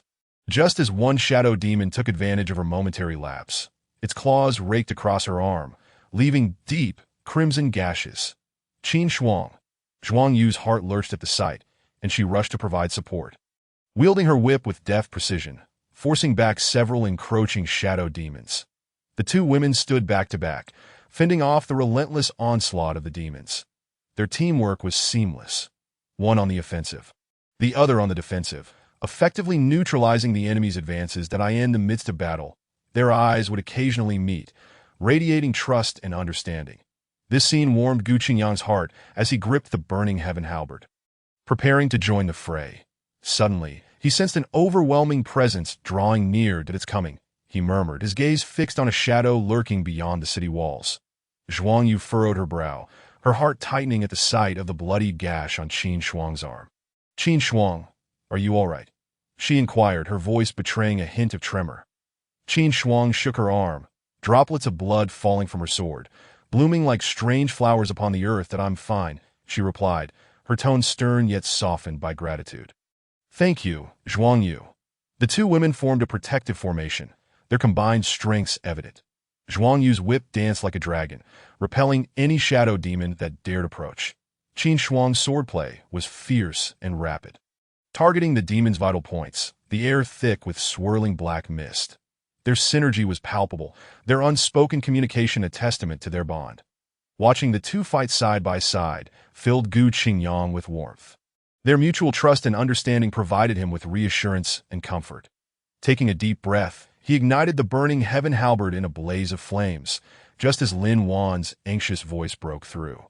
Qingyang, be careful, he spun around, witnessing an influx of shadow demons emerging from the shadows, encircling them like a relentless tide. Simultaneously, the powerful presence outside the city drew nearer, suffocating in its intensity. Dewaner, Yaoer, together, Gu Qingyang bellowed, his figure darting toward the mass of demons with electrifying speed. Lin Wan, Su Yao, and Chu Li followed closely behind, each unleashing their unique abilities as they engaged in fierce combat with the shadow demons.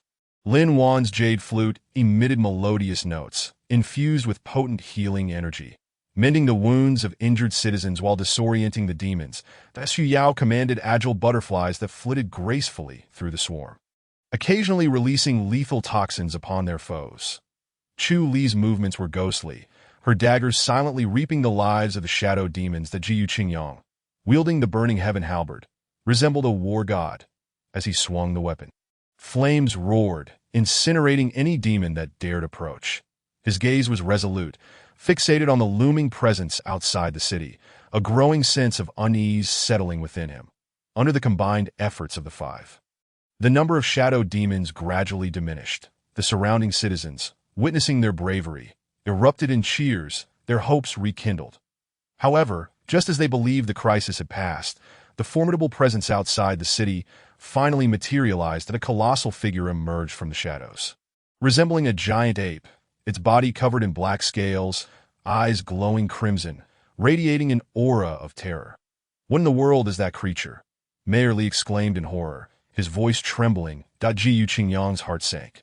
He sensed that this beast's power surpassed even that of the Beast King, that he tightened his grip on the burning heaven halberd, his resolve unwavering, ready to confront the menace. As the group deliberated on how to tackle this mysterious entity, a cloaked visitor approached the city. Shrouded in a black robe, his visage obscured, he advanced slowly, each step pressing down upon the hearts of the onlookers, the oppressive atmosphere nearly suffocating. Mayor Li, voice quaking, pointed at the cloaked figure. Stammering, who are you?" The black-robed figure ignored Mayor Li, scanning the gathered crowd before finally fixing his gaze on Gu Qingyang, that a raspy voice emerged from beneath the hood. Gu Qingyang, I have heard much of your esteemed name. Gu Qingyang furrowed his brows slightly. The fact that this individual knew his name heightened his sense of caution. May I inquire who you are? The figure in the black cloak chuckled darkly. There is no need for you to know my identity.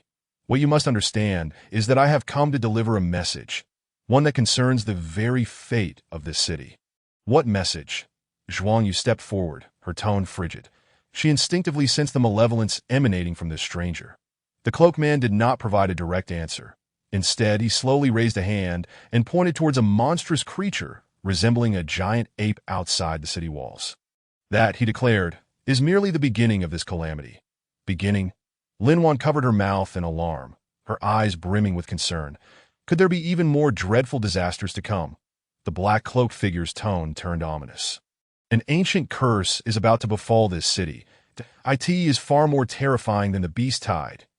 If a means to lift this curse is not discovered, this city, and perhaps this entire continent, will face utter annihilation.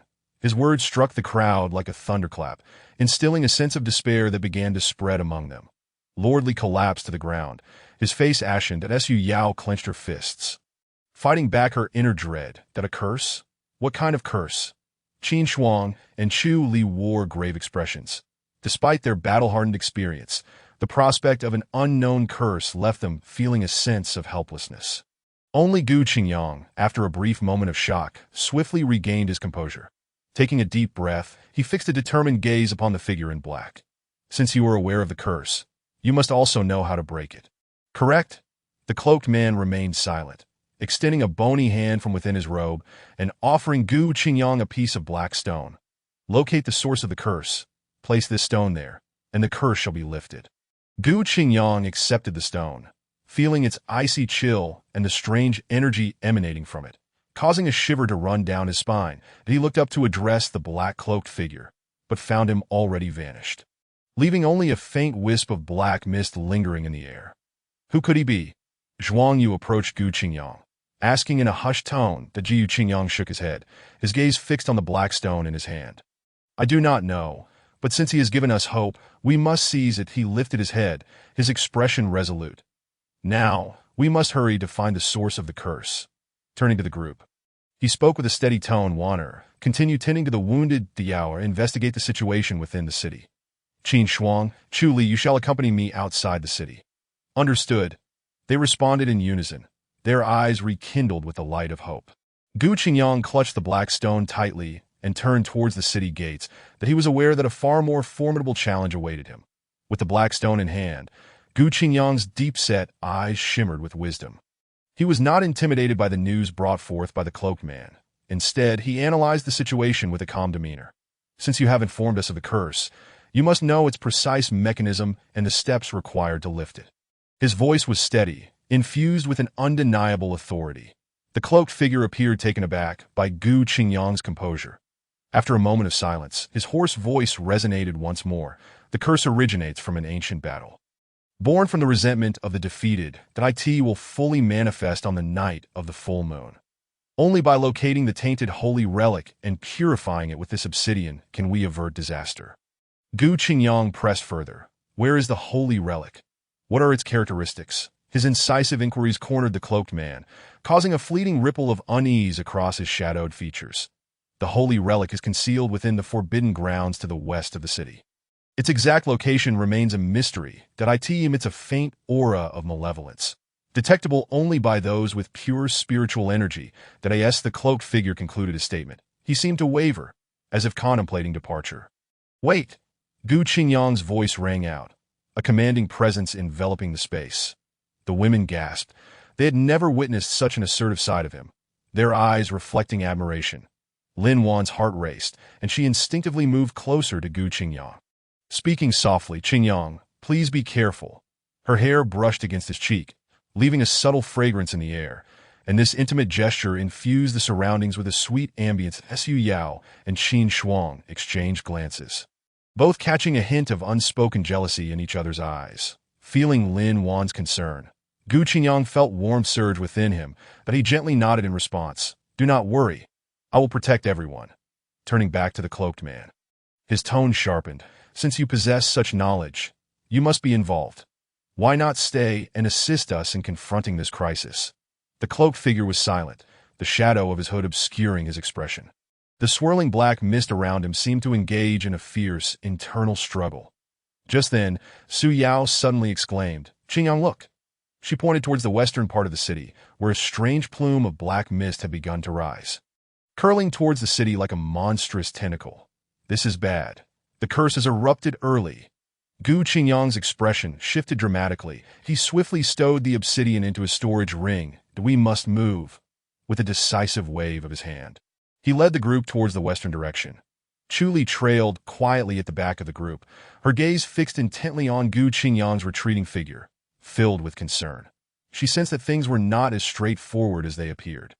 The cloaked man seemed to have ulterior motives. Suddenly, the cloaked figure emitted a chilling laugh, abruptly lifting his hood to reveal a grotesque-visaged Gu Qingyang. "Prepare to meet your end."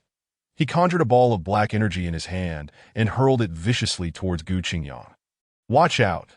Chu Li shouted, her figure darting forward to shield Gu Qingyang. She unleashed a swift arc of her sword, colliding with the energy ball, resulting in a deafening explosion. Chu Li was pushed back by the tremendous force, blood spilling from the corner of her mouth. Her eyes locked onto the cloaked figure. She declared with unwavering resolve, "You shall not harm him." The sinister visage of the cloaked man was exposed, revealing a face twisted with hatred, unmistakably one of the remnants of the Beast Tide's forces, the Gu Qingyang. "You humans have destroyed everything we held dear. Today, you shall face your demise," he bellowed as the black energy ball in his hand swelled ominously, radiating a sense of impending doom. Chu Li darted like lightning, her sword dancing through the air as she engaged the cloaked figure in combat. Her movements were graceful and lethal, each strike infused with a fierce intent. However, the cloaked man's strength exceeded her expectations. The energy balls he conjured seemed limitless, each attack carrying devastating power. Chu Li gradually felt overwhelmed, sustaining multiple injuries. "Chu Li, retreat." Gu Qingyang's voice thundered like a clap of thunder.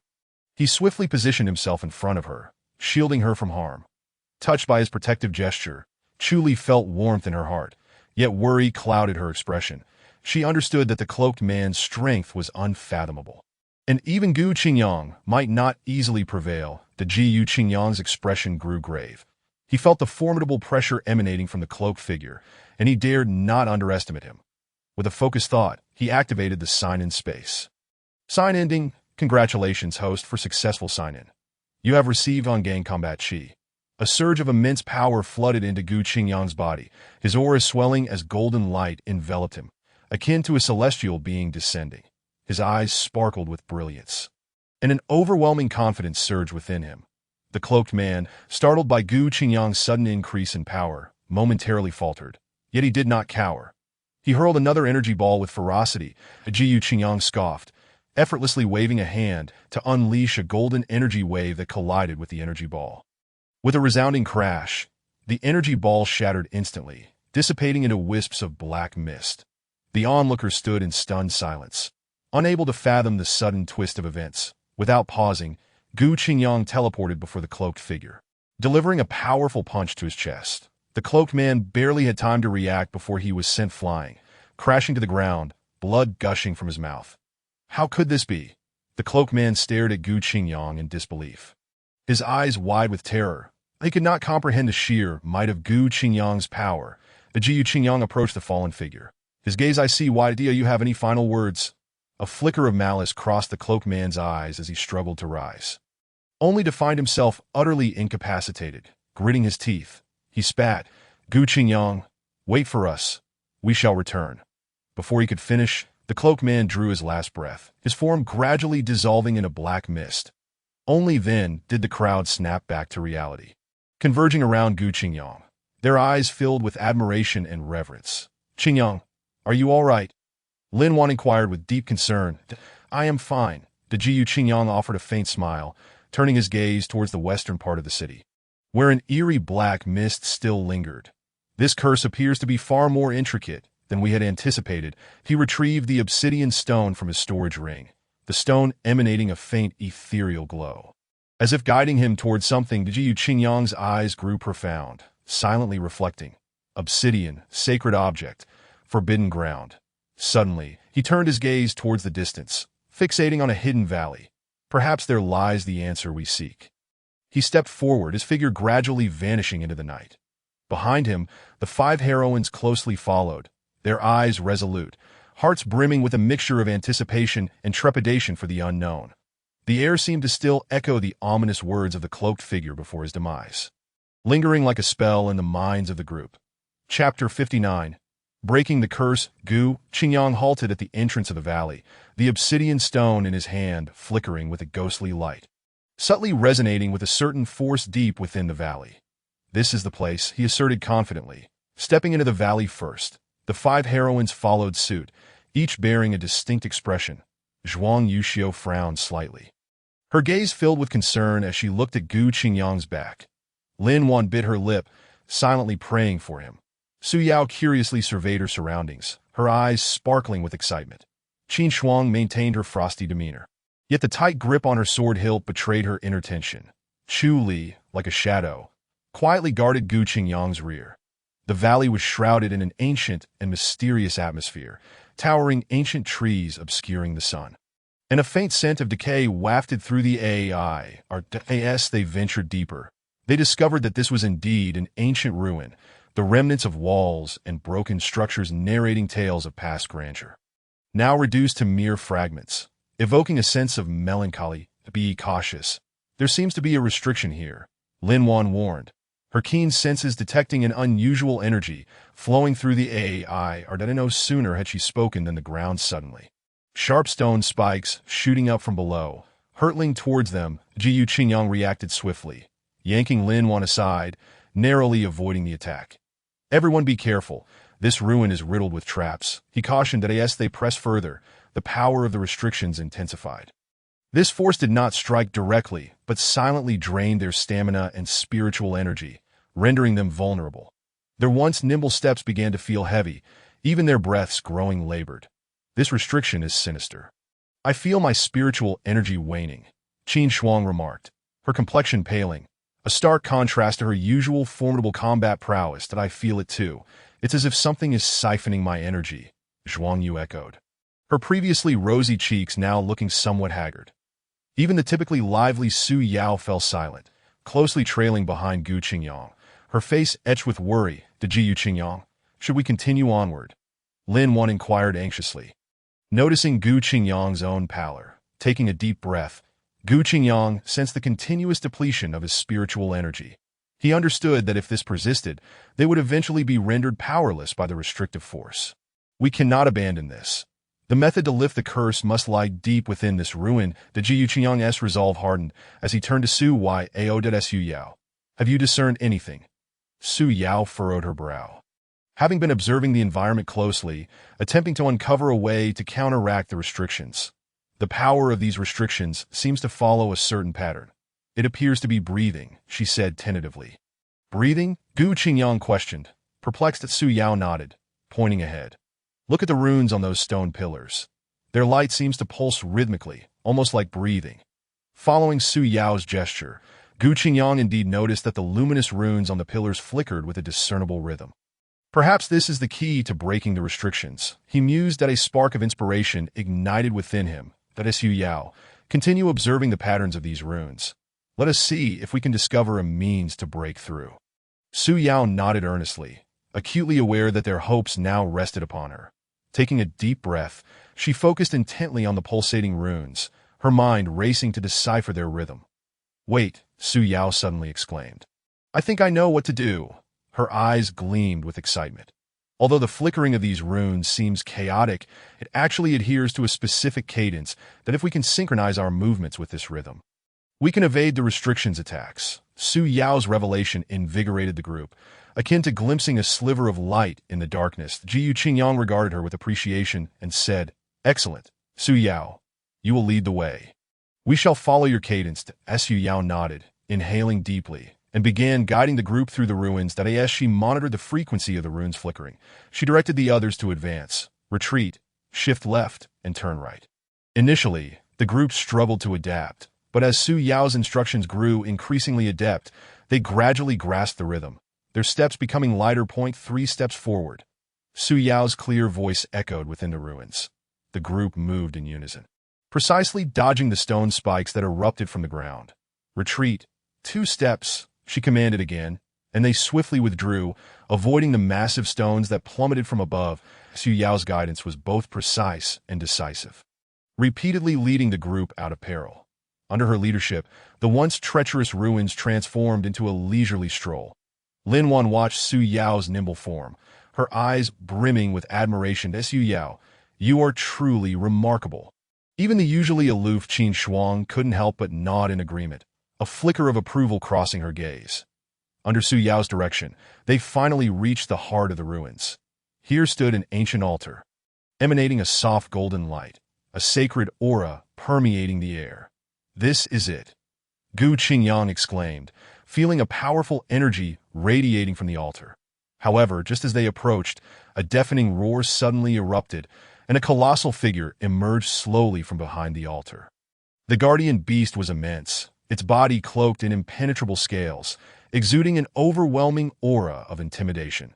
Its crimson eyes fixed intently on the group, emitting low growls as if poised to rend them to shreds. It's the guardian beast. Zhuang Yu's expression changed, sensing the creature's strength far surpassed any foe they had encountered before. I'll handle this, Qin Shuang declared, her voice sharp as she transformed into a fleeting shadow, charging towards the guardian beast. Zhuang Yu followed closely, the two joining forces to unleash a fierce assault on the guardian beast. The brilliance of their swords flashed, and the shadows of their blades danced, powerful energy rippling through the ruins. Yet the guardian beast's defense proved formidable, and despite the ferocity of Qin Shuang and Zhuang Yu's strikes, they could not inflict any significant damage. Conversely, the guardian beast's counterattacks were ferocious, each strike carrying devastation in its wake. Gradually, Qin Shuang and Zhuang Yu found themselves at a disadvantage, sustaining various injuries and struggling to catch their breath. This won't do. We must find a way to breach its defenses, Zhuang Yu urged anxiously. At that moment, a glimmer of insight sparked in Gu Qingyang's eyes. He felt the cool down for the signing space had concluded. Wait, he said in a deep voice, I have a plan. Taking a deep breath, he silently invoked the signing. In an instant, golden light flickered within the signing space, revealing an ancient jade rui in his hand. This jade rui was translucent, intricately carved with complex dragon and phoenix patterns, radiating a vast power that seemed to encapsulate the principles of heaven and earth. This is the Chaos Rui, Gu Qingyang exclaimed, a glint of surprise in his eyes. The Chaos Rui, an artifact from ancient times, possessed the ability to manipulate the forces of chaos, significantly enhancing the wielder's offensive capabilities. Qin Shuang, Zhuang Yu catch, Gu Qingyang said resolutely, tossing the Chaos Rui towards them. As Qin Shuang and Zhuang Yu caught the Jade Rui, they felt an immense power surge into their bodies. Their previously depleted true energy instantly revitalized, even more abundant than before. What kind of treasure is this? Qin Shuang marveled, her eyes wide with astonishment at the power contained within the Jade Rui. No time for questions. Use it to attack, Gu Qingyang urged sternly. Exchanging glances, Qin Shuang and Zhuang Yu nodded, channeling their true energy into the Chaos Rui. The Jade Rui instantly blazed with brilliant light, a torrent of chaotic energy sweeping forth, manifesting into 2 fierce attacks aimed at the Guardian Beast's vulnerabilities. Roar. The Guardian Beast emitted a pained roar, its hardened scales cracking under the onslaught of chaotic power. Blood seeped from the fissures, staining the ground around it. With its defenses shattered, Qin Shuang and Zhuang Yu seized the opportunity to launch a renewed assault. Sword chi surged and knife light flickered as their formidable attacks poured down upon the Guardian Beast like a tempest. The beast's injuries grew increasingly severe, and its breath gradually weakened until it finally collapsed, producing a thunderous sound that reverberated through the AI. As the Guardian Beast fell, the golden light atop the altar became even more radiant, and a divine power began to spread slowly. The Gu Qingyang sensed a peculiar surge of energy and immediately understood that the key to breaking the curse lay upon this altar. That he hastened to the altar, seated himself cross-legged, formed seals with his hands, and began to chant incantations. That a powerful force surged from within him, infusing the altar. The golden light atop the altar intensified, ultimately transforming into a pillar of light that soared into the sky. A tremendous wave of energy radiated outward, enveloping the entire city. The surrounding gloom gradually dissipated, and sunlight once more bathed the earth.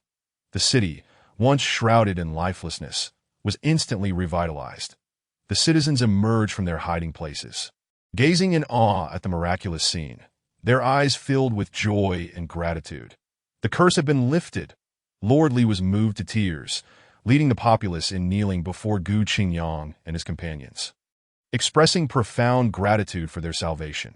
Lin Wan, Su Yao, and Chu Li also approached the altar, their eyes brimming with admiration and affection as they regarded Gu Qingyang. Slowly, he opened his eyes, a glimmer of fatigue crossing his features. Yet they were also filled with contentment. Rising to his feet, he offered a gentle smile to the assembled crowd. Through this ordeal, the strength of Gu Qingyang and his companions had significantly increased. Particularly Gu Qingyang, who, after utilizing the chaos of the wishful thinking, had refined his command of power to an even greater degree. However, this fantastical continent was rife with peril, and they knew that this was merely a new beginning. In the future, they would face more challenges and unknowns. Chapter 60. A brilliant strategy to break the deadlock before the joy of lifting the curse had fully dissipated. The earth began to rumble ominously, echoing like the thunder of 1,000 galloping horses, drawing nearer. From the horizon, a black tide surged forth, exuding an oppressive aura. It was the beast horde. An overwhelming number of monstrous beasts surged toward the city like a dark flood, roaring and howling, radiating a savage and violent presence. The soldiers atop the city walls turned pale, their hands trembling around their weapons. Some recruits were so frightened that their legs buckled, involuntarily retreating a few steps. How can we possibly fight against this? A young soldier's voice quivered with fear. Lord Li was even more terrified, his face drained of color as he cowered in the city tower, muttering incessantly. "It's over. It's really over this time," that he dared not even peek outside to witness the scene beyond the walls. Observing this, Zhuang Yu, stationed at the fortifications, furrowed her brow, a wave of concern rising within her. She turned to Lin Wan beside her and spoke in a low voice. "Wanner, it seems this beast horde is more ferocious than any we have encountered before." Lin Wan nodded gently, her gaze resolute. "Indeed, but we cannot falter. We must protect this city." She began directing the medical team, preparing to tend to the wounded at a moment's notice that Su Yao dashed along the city wall, surveying the movements of the beast horde. Seeking to identify their weaknesses that as she observed, she murmured, "Strange, these beasts seem more frenzied than before. There must be a reason behind it." Qin Shuang, wielding her longsword, fixed a cold gaze ahead, ever ready to engage in battle. "Where is Qingyang? He should be here by now," she said softly, her tone laced with an imperceptible urgency. Hidden in the shadows, Chu Li silently observed everything, her dagger clutched tightly in hand, prepared to protect Gu Qingyang at a moment's notice. Though she remained silent, the glint in her eyes revealed her unwavering determination. The beast horde drew ever closer, the deafening roars threatening to topple the city walls. The soldiers atop the walls grew increasingly frantic, and some even began to stealthily retreat into the city. "Everyone, stand your ground. Anyone who dares to flee will face military law." Zhuang Yu barked, momentarily stabilizing the troops' morale. Yet, she understood that with just the few of them, it was impossible to withstand such a massive horde. Just then, a colossal figure emerged from the depths of the beast horde. It was a gigantic lion-like beast, exuding an overwhelming pressure. It was the Beast King. It roared to the heavens, its voice shaking the very land. "Humans, tremble. Your doom is upon you." The Beast King's voice dripped with disdain and cruelty. Faced with such a formidable foe, despair gripped the soldiers atop the walls. However, at this critical juncture, Gu Qingyang did not appear atop the walls as everyone had anticipated. Instead, he commanded, "All the elderly, weak, and women and children, assemble immediately at the city center." His voice resonated throughout the city, imbued with an undeniable authority. Through the amplification array, Gu Qingyang's voice reached every ear in the city, and he did not charge in a battle as usual. Rather, he began organizing the elderly, weak, and children to move to safety. A course of action that left many puzzled. "Lord, shouldn't we be organizing forces to resist the beast horde?" one soldier boldly questioned, only to be hastily interrupted by Lord Li, who was in a panic. "Dante asked me. I know nothing. Listen to young Master Gu." Lord Li trembled in the tower, his voice quaking as if he might break into tears at any moment. His cowardly demeanor only heightened the unease among the surrounding soldiers. Zhuang Yu, Qin Shuang, and the others also looked to Gu Qingyang with confusion, uncertain of his intentions. Only Su Yao's eyes sparkled with a glimmer of realization, and she immediately turned to dash toward the direction of the beast horde. Although the citizens were terrified, they complied with Gu Qingyang's instructions, beginning to move orderly toward the central square. Some murmured complaints, while others wept, creating a scene of chaos. What is he trying to do? Is he truly abandoning the fight? An elderly man asked tremulously, despair evident in his voice. "But he wouldn't he? I believe young Master Gu surely has a plan." A young woman declared firmly, hope shining in her eyes.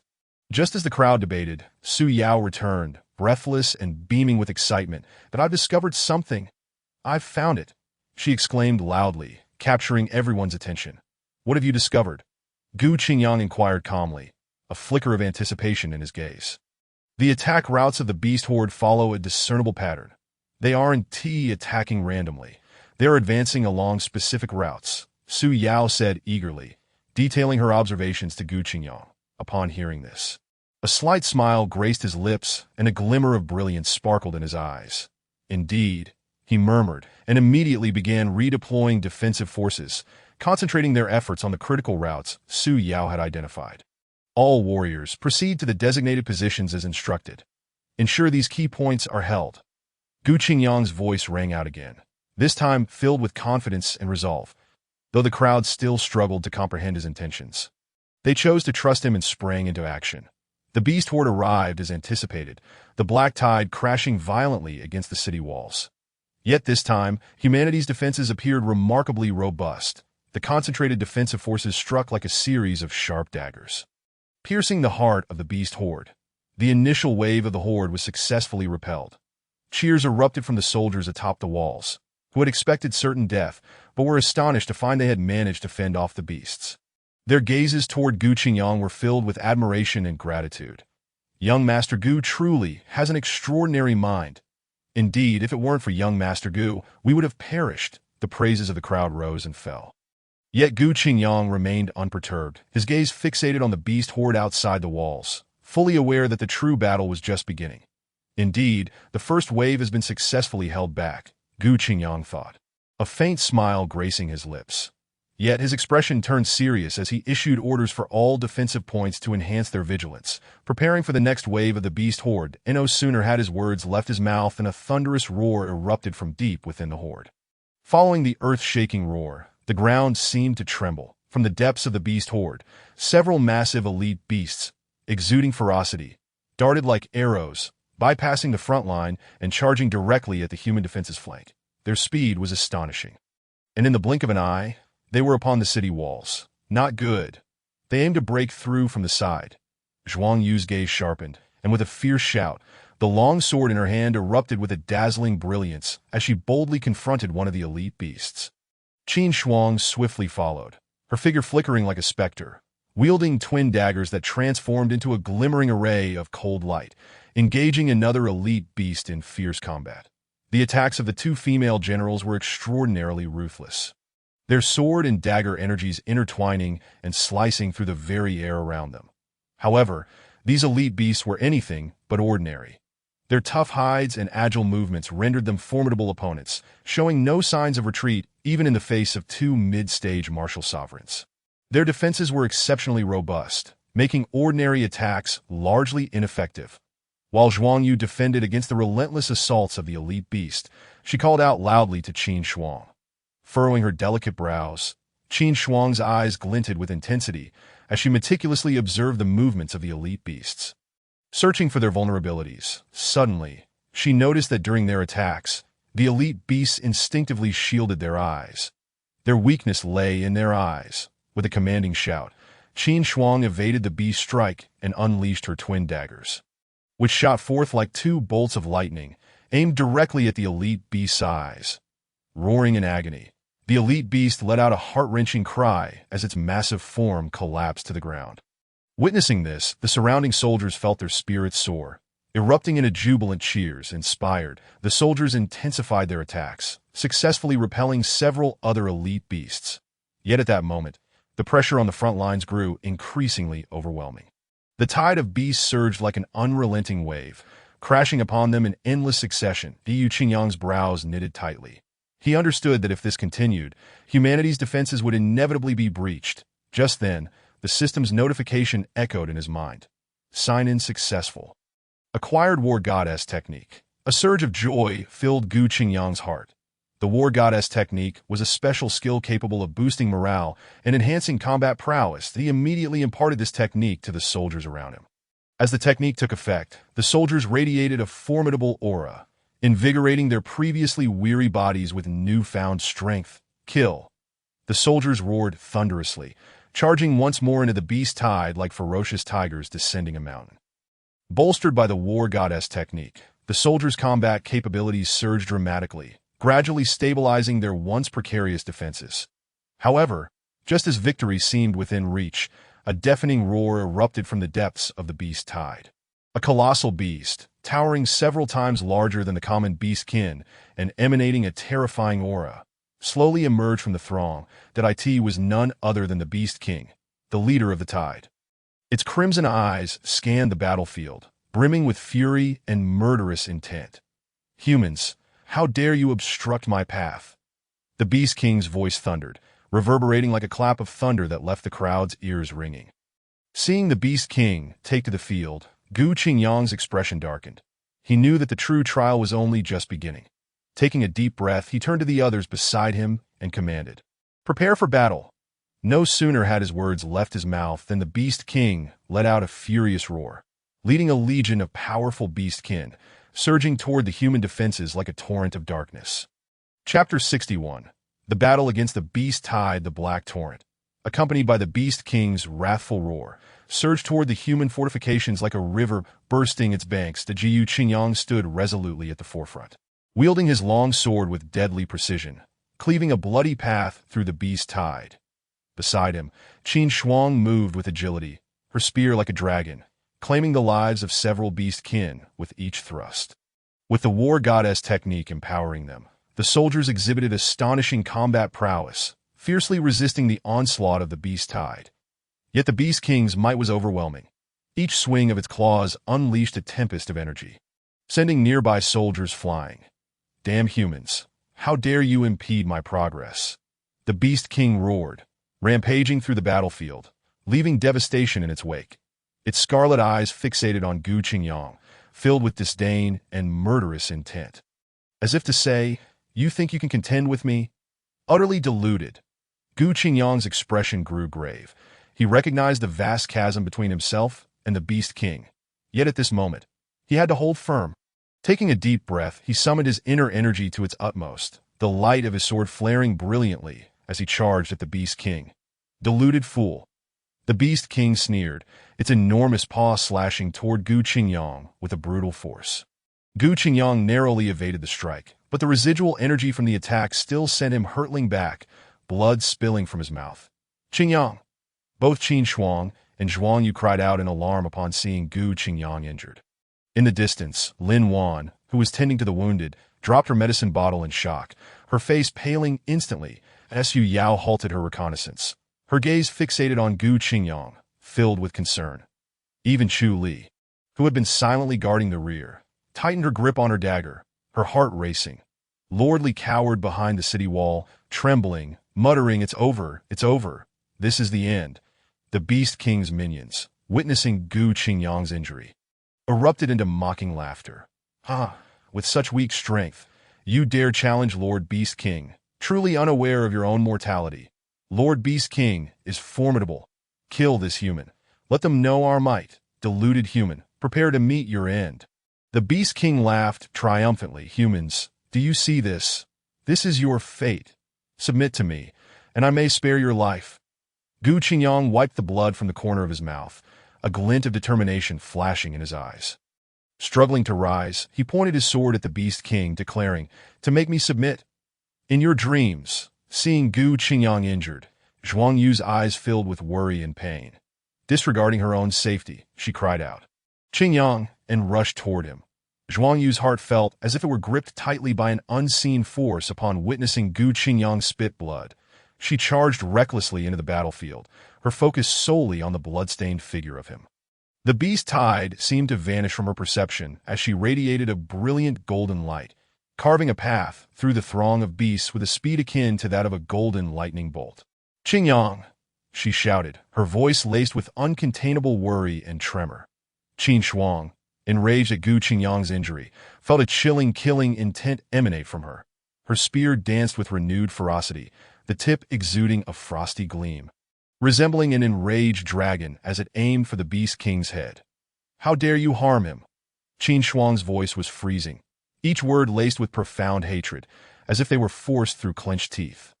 Her typically calm eyes now blazed with an inferno of rage, as if she sought to incinerate the Beast King entirely. Meanwhile, Su Yao observed the battlefield's dynamics closely from the rear. Her mind raced. Meticulously analyzing the Beast King's movements and attack patterns, at last, she discerned a small patch of missing scales on the Beast King's abdomen, its only vulnerability. She swiftly relayed this crucial information to Qin Shuang through a special communication technique. Receiving Su Yao's message, Qin Shuang felt a surge of hope. Seizing the opportunity amid the Beast King's attack, she moved like a flash of lightning, her spear transforming into a beam of golden light aimed directly at the Beast King's weak point. With a pained roar, the Beast King staggered back, its massive form retreating involuntarily. IT had not anticipated that such a seemingly weak human could identify its vulnerability and strike with such precision. The Beast King's roar sent ripples through the surrounding beast kin, slightly diminishing their ferocity. At last, Zhuang Yu reached Gu Qingyang's side, lifting him up. "Qingyang, are you all right?" she implored anxiously, her voice tinged with a hint of tears. Gently examining his injuries, her eyes brimmed with concern, Gu Qingyang forced a faint smile. "I'm fine, just a minor injury," but he did not wish to burden Zhuang Yu with worry, enduring the pain coursing through him as he spoke. Still saying you're fine.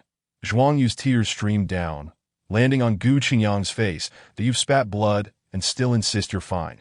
She produced a healing elixir, intent on administering it to him. At that moment, the Beast King roared in fury. Its deafening bellow seemed to tear the very air apart.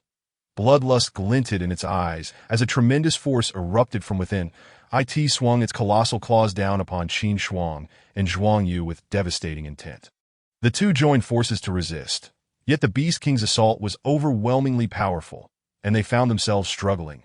Suddenly, a shadowy figure descended from the heavens, positioning itself before Qin Shuang and Zhuang Yu. Chu Li. Chu Li's presence was ghostly, her dual blades shimmering with a chilling light as she stood resolutely before them, absorbing the Beast King's cataclysmic strike. Boom! A thunderous explosion reverberated, the ground trembled, and Chu Li emitted a muffled groan, blood trickling from the corner of her mouth. Yet she remained steadfast, like a guardian deity, resolutely protecting the two behind her. Zhuang Yu gasped, her worry evident. Chu Li shook her head, signaling that she was unharmed. Her gaze icy as it bore into the Beast King, "that I am here to lend you my strength." She did not bring mere soldiers, but rather the elite forces of the Lord's Manor, each exceptional in skill and rigorously trained. They formed a unique battle formation, deftly neutralizing the Beast King's onslaught, granting Qin Shuang and Zhuang Yu a precious moment to catch their breath. Enraged, the Beast King had not anticipated that these human insects would prove so tenacious. Unable to be subdued, It let out a howl that pierced the heavens, a surge of even more ferocious power emanating from within, causing the air around to warp as if it were about to be torn apart. Lowly humans perish. Qin Shuang and Zhuang Yu felt the terrifying aura radiating from the Beast King, their expressions turning grave. They understood that the Beast King was now fighting for its life. "Shuang, be careful," Chu Li cautioned. Qin Shuang nodded, her long spear swirling as its tip shimmered with a chilling light, resembling a silver dragon, making a beeline for the Beast King's head.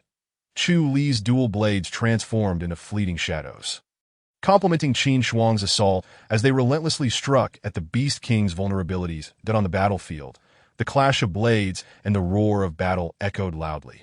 the formation of elite soldiers, while unable to inflict fatal harm upon the Beast King, effectively restrained its movements, allowing Qin Shuang and Chu Li to concentrate their efforts on the attack at that moment. Lin Wan's figure appeared at the edge of the battlefield. Ignoring the wounded she was attending to, she sprinted forward with precious healing elixirs in hand. Having heard the news of Gu Qingyang's injury, she was frantic, wishing to fly to his side immediately. Qingyang. Lin Wan's voice trembled as she navigated through the crowd to reach Gu Qingyang. Her eyes filled with concern and anguish. Without hesitation, she swiftly retrieved a healing elixir and administered it to him. The elixir dissolved upon entering, coursing through Gu Qingyang's body like a warm stream. His complexion gradually improved, and his breathing steadied to water. Gu Qingyang weakly spoke, his gaze brimming with gratitude. Lin Wan gently caressed his face, tears silently streaming down her cheeks. It's all right, it's all right. After taking the elixir, Gu Qingyang felt his injuries begin to mend, sensing a restoration of strength within him, a glimmer of vitality flashing in his eyes. That he struggled to rise but was restrained by Lin Wan. Rest well. We shall handle this. The Gu Qingyang looked at the courageous figures around him, his heart swelling with emotion that he knew he could not afford to fall again. The Beast King, frustrated by its prolonged failure to subdue them, roared in fury. It inhaled deeply, drawing in the surrounding spiritual energy, its body swelling as its presence grew increasingly menacing. Its eyes glinted with a bloodthirsty light, fixated on Gu Qingyang with a chilling intent. You shall die, wretch. The Beast King's voice was laced with rage and murderous intent as it leaped ferociously towards Gu Qingyang. Seeing this, Chu Li's expression changed. Not good. She swiftly positioned herself in front of Gu Qingyang. Chapter 62. Battling the Beast King. Chu Li, like a bolt of lightning, stood before Gu Qingyang, her sword brandished, emitting an icy gleam. However, the Beast King's might was overwhelming. Chu Li's strikes merely impeded its advance slightly. The Beast King's enormous claws descended, sending Chu Li staggering back several steps, blood trickling from the corner of her mouth. Chu Li. Lin Wan gasped, a soft green light enveloping Chu Li, healing her wounds. I am fine. Chu Li wiped the blood from her lips, her eyes resolute that I must protect young Master Gu. The Beast King unleashed a deafening roar, charging again towards Gu Qingyang, its gaze filled with mockery and cruelty. As if envisioning Gu Qingyang being torn to shreds, the surrounding soldiers and civilians watched in terror, knowing that if Gu Qingyang fell, their last hope would be extinguished. Lord Li was pale with fear, cowering behind the crowd, muttering incessantly, It's over, it's over, it's all over. Gu Qingyang's injuries had just begun to heal, yet faced with such a formidable assault from the Beast King, he felt an overwhelming sense of helplessness. He realized that in his current state, he could not withstand the Beast King's assault. Brother Qingyang. Su Yao cried anxiously, You must hold on. Young Master Gu, we will aid you. Zhuang Yu and Qin Shuang rushed forward, joining Chu Li in the fight, attempting to thwart the Beast King's advance. Yet their strength was still far inferior to that of the Beast King. Each of the Beast King's attacks carried cataclysmic force, and they could only barely defend themselves, wounds beginning to mar their bodies. A pack of ants dares to obstruct me. The Beast King laughed maniacally, its eyes filled with disdain. Today, you shall all perish. It swung its massive claws once more, sending the four of them hurtling away. Gu Qingyang gazed at the scene unfolding before him, despair flooding his heart. Was he truly destined to die here? Just then, a thought struck him. He still had a powerful artifact, the Nine Heavens Profound Thunder Mirror, yet to be utilized in his spatial inventory. That a spark ignited within him as he summoned the Nine Heavens Profound Thunder Mirror. Upon its emergence, a radiant light burst forth, a tremendous power radiating from the mirror, causing the very space around to tremble. Even the Beast King sensed the threat of this power, halting its assault, uncertainty flickering in its eyes. What is that? The Beast King stared at the mirror in Gu Qingyang's hands, a sense of foreboding rising within the Gu Qingyang, wielding the Nine Heavens Profound Thunder Mirror, felt a glimmer of determination in his eyes. You wish to know what this is? A slight smirk graced his lips. Then let me show you its might. As he held the mirror, its surface shimmered with dazzling lightning, an overwhelming celestial force unfurling.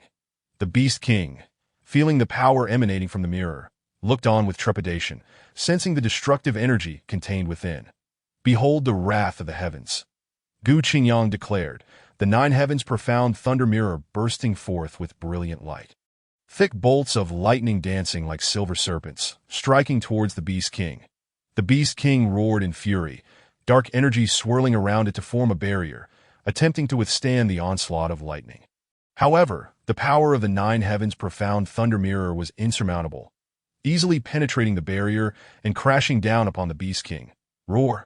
The Beast King emitted a pained howl, its colossal form being forced back by the relentless lightning strikes.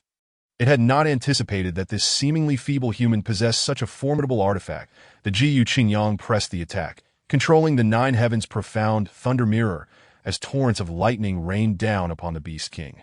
The Beast King's roars grew weaker, its dark energy gradually dissipating. The onlookers were spellbound, having never witnessed such overwhelming power. Lord Li, paralyzed with fear, collapsed to the ground, muttering to himself, "A miracle! This is a miracle!" Zhuangyu, Linwan, Su Yao, Qin Shuang, and Chu Li all looked on with concern, yet a glimmer of hope flickered within them. They understood that Gu Qingyang was their final hope. Should he falter, they would lose everything. The Beast King, battered by the relentless lightning, was gravely injured, its breath shallow. Its eyes brimmed with unwillingness and fury, yet it was powerless to resist. It realized its defeat, vanquished by a human it had never deemed worthy of its regard. Impossible! I cannot lose. The Beast King let out a final roar. Striving for one last desperate struggle, Jiyu Qingyang scoffed, the radiance of the nine heavens' profound thunder mirror surging once more, a bolt of lightning even thicker than before shooting forth from the mirror. Aimed directly at the Beast King's head, boom! With a thunderous crash, the Beast King's head was obliterated by the lightning, its massive body crashing to the ground, sending dust billowing into the air. That a profound silence enveloped the surroundings. Everyone frozen in disbelief, unable to comprehend the reality before them. The mighty Beast King had been so easily subdued by Gu Qingyang that as the dust settled, Gu Qingyang's figure gradually emerged before the crowd. The nine heavens' profound thunder mirror in hand, exuding an aura of immense power, akin to a deity descending from the heavens. That is over, Gu Qingyang said softly, a hint of fatigue lacing his tone. Brother Qingyang! Su Yao was the first to react, dashing to his side, concern etched across her face. Are you all right? I'm fine, Gu Qingyang replied, smiling and shaking his head. The other women quickly gathered around him, their eyes brimming with care. Young Master Gu, you are truly incredible. Lord Li also approached, his expression one of sycophantic admiration. The Jiyu Qingyang ignored him, turning his gaze towards the distance, where the Beast Tide was disbanding.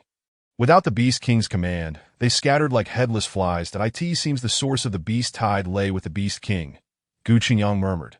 Suddenly, he felt a surge of powerful energy flowing into his body. He turned to see the five women channeling their strength into him. You all. Gu Qingyang stared at them in astonishment. Brother Qingyang, we believe in you, Su Yao declared resolutely. Let us together end this calamity. Zhuangyu added, feeling the surge of energy within him. Gu Qingyang was filled with inspiration and strength. He lifted his head, a glint of determination shining in his eyes. Very well. Let us together bring this to an end. He raised the Jutian Xianlei mirror in his hand, and a dazzling beam of light soared into the sky. Was it possible that, from a distance, a mysterious figure observed this scene? Their eyes filled with astonishment. The brilliant radiance did not emanate from the Jiotian Xianlei mirror, but rather burst forth from Gu Qingyang himself. The strength of five women converged within him, resonating and surging, manifesting an unprecedented and formidable energy. Gu Qingyang felt his meridians swell, power erupting like a volcano. He let out a howl that reverberated through the universe. The light of the Jiotian Xianlei mirror surged explosively, as if sensing its master's overwhelming battle intent. The mirror's surface crackled with lightning, transforming into a colossal lightning dragon that roared as it lunged toward the Beast King's shattered form. No, this cannot be. The Beast King bellowed in despair, never having imagined it would fall to a mere insect in its eyes. The lightning dragon, imbued with cataclysmic power, completely engulfed the Beast King. Silence fell over the world, with only the echoes of thunder resonating in the air. The Beast Tide, bereft of its leader, instantly descended into chaos, scattering in all directions. The source of the beast tide lies in the tranquil valley to the northwest. Su Yao pointed urgently towards a direction, where a dense aura of malevolence was gradually dissipating. Without hesitation, Gu Qingyang transformed into a streak of light, soaring towards the tranquil valley. The 5 women followed closely behind, knowing that the resolution of the beast tide crisis hinged upon this decisive moment. Within the tranquil valley, an enormous altar, inscribed with enigmatic runes, pulsed with remnants of sinister power. Yu Qingyang immediately discerned that this was indeed the source of the beast tide. Without a moment's hesitation, he struck out. The Zhuqian Xinlei mirror shone once more, bolts of lightning crashing down upon the altar. The runes on the altar flickered briefly before shattering entirely, causing the malevolent power to disintegrate as well. At last, it was over. Yu Qingyang let out a long sigh of relief, feeling a wave of exhaustion wash over him. With the source of the beast tide eradicated, the surrounding panicked beast horde gradually calmed, dispersing into the wild. The beast tide around the human city vanished completely, and joyous cheers erupted among the people, their hearts brimming with the elation of survival. City Lord Li led the crowd in expressing their most heartfelt gratitude to Gu Qingyang and the 5 women.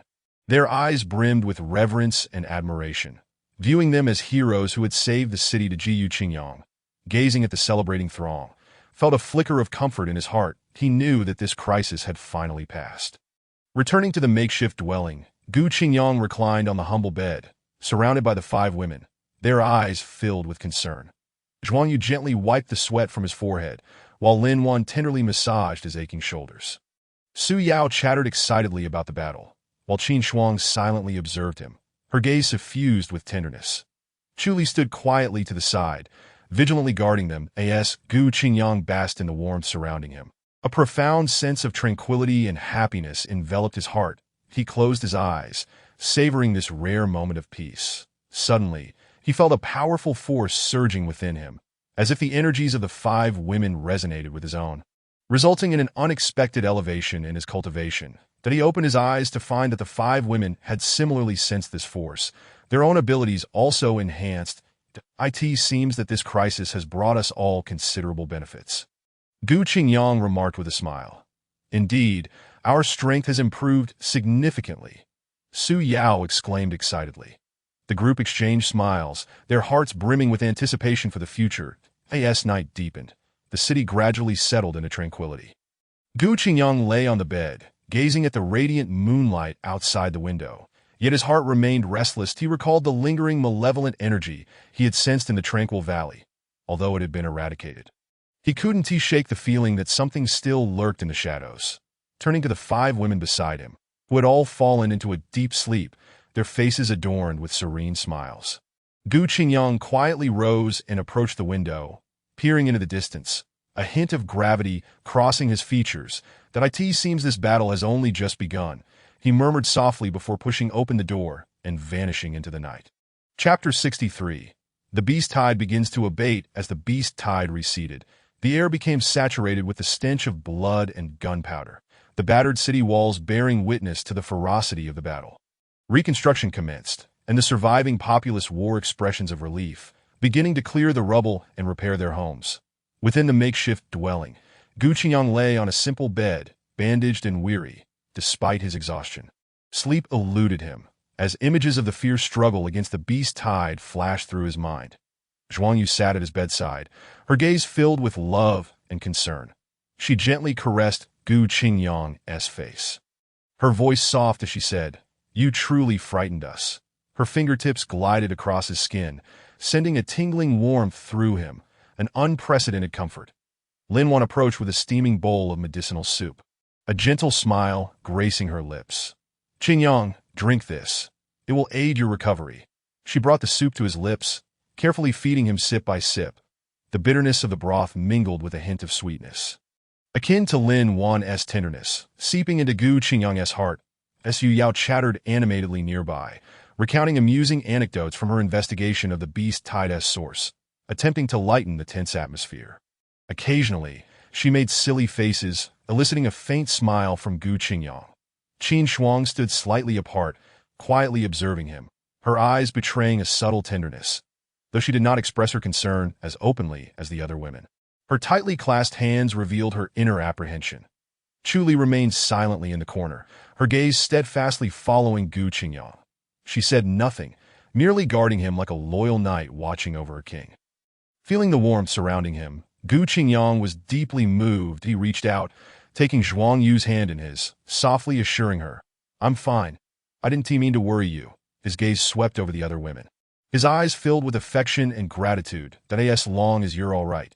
Zhuang Yu's eyes glistened with unshed tears, gripping Gu Qingyang's hand tightly as if to pour all her worries into that connection. The other women gathered around, enveloping Gu Qingyang in their warmth. This close proximity quickened his heartbeat, the air thick with unspoken emotions, that he felt a flush rise to his cheeks, an inexplicable happiness swelling within him. Under their attentive care, Gu Qingyang's injuries healed at an astonishing rate, and he sensed an increment in his strength, filling him with confidence for the future. He rose, determination lighting his eyes as he declared, "I feel much better. It's time for us to continue investigating the source of the beast tide." That he opened the door and stepped outside. That in the moonlit night, his figure appeared particularly imposing, exuding a powerful aura. "Wait for me." Pushing open the door, the night breeze brushed against his face, carrying a hint of early autumn's chill. Zhuang Yu, Lin Wan, Su Yao, Qin Shuang, and Chu Li followed closely behind, their eyes filled with concern and admiration as they watched Gu Qingyang. "Qingyang, are you truly all right?" Lin Wan asked with genuine worry, her voice as soothing as water, capable of mending any wound. Gu Qingyang smiled faintly, squeezing Lin Wan's hand reassuringly. "Don't worry. I've fully recovered and feel stronger than ever." He harnessed his inner energy, unleashing a powerful aura that radiated outward in ripples, startling a few night birds resting in the trees. The women's eyes widened with surprise and delight as they sensed Gu Qingyang's formidable presence. Qin Shuang marveled, "Qingyang, your strength has improved significantly. It's truly impressive." Gu Qingyang humbly smiled, replying, "I owe it all to your care. Without your support, I wouldn't have recovered so swiftly." In the following days, the city commenced its reconstruction efforts. Gu Qingyang and the heroines joined in, assisting the citizens in rebuilding their homes. Their presence undoubtedly infused new vitality into the beleaguered city. The grateful citizens flocked to express their thanks to Gu Qingyang and the heroines, presenting them with a plethora of precious gifts, forming towering piles of spiritual herbs, treasures, and delectable foods. Their admiration for Gu Qingyang and the others overflowed, their eyes brimming with respect and gratitude. An elderly man trembled as he approached Gu Qingyang, his voice quivering with emotion. "Thank you, benefactors, for saving our city. You are our great saviors." The common folk echoed their sentiments, expressing heartfelt gratitude. Sensing the warmth and fervor of the people, Gu Qingyang and his companions were enveloped in a profound sense of warmth and emotion. They realized that their efforts had not been in vain. They were safeguarding not merely a city, but the hopes and futures of countless individuals.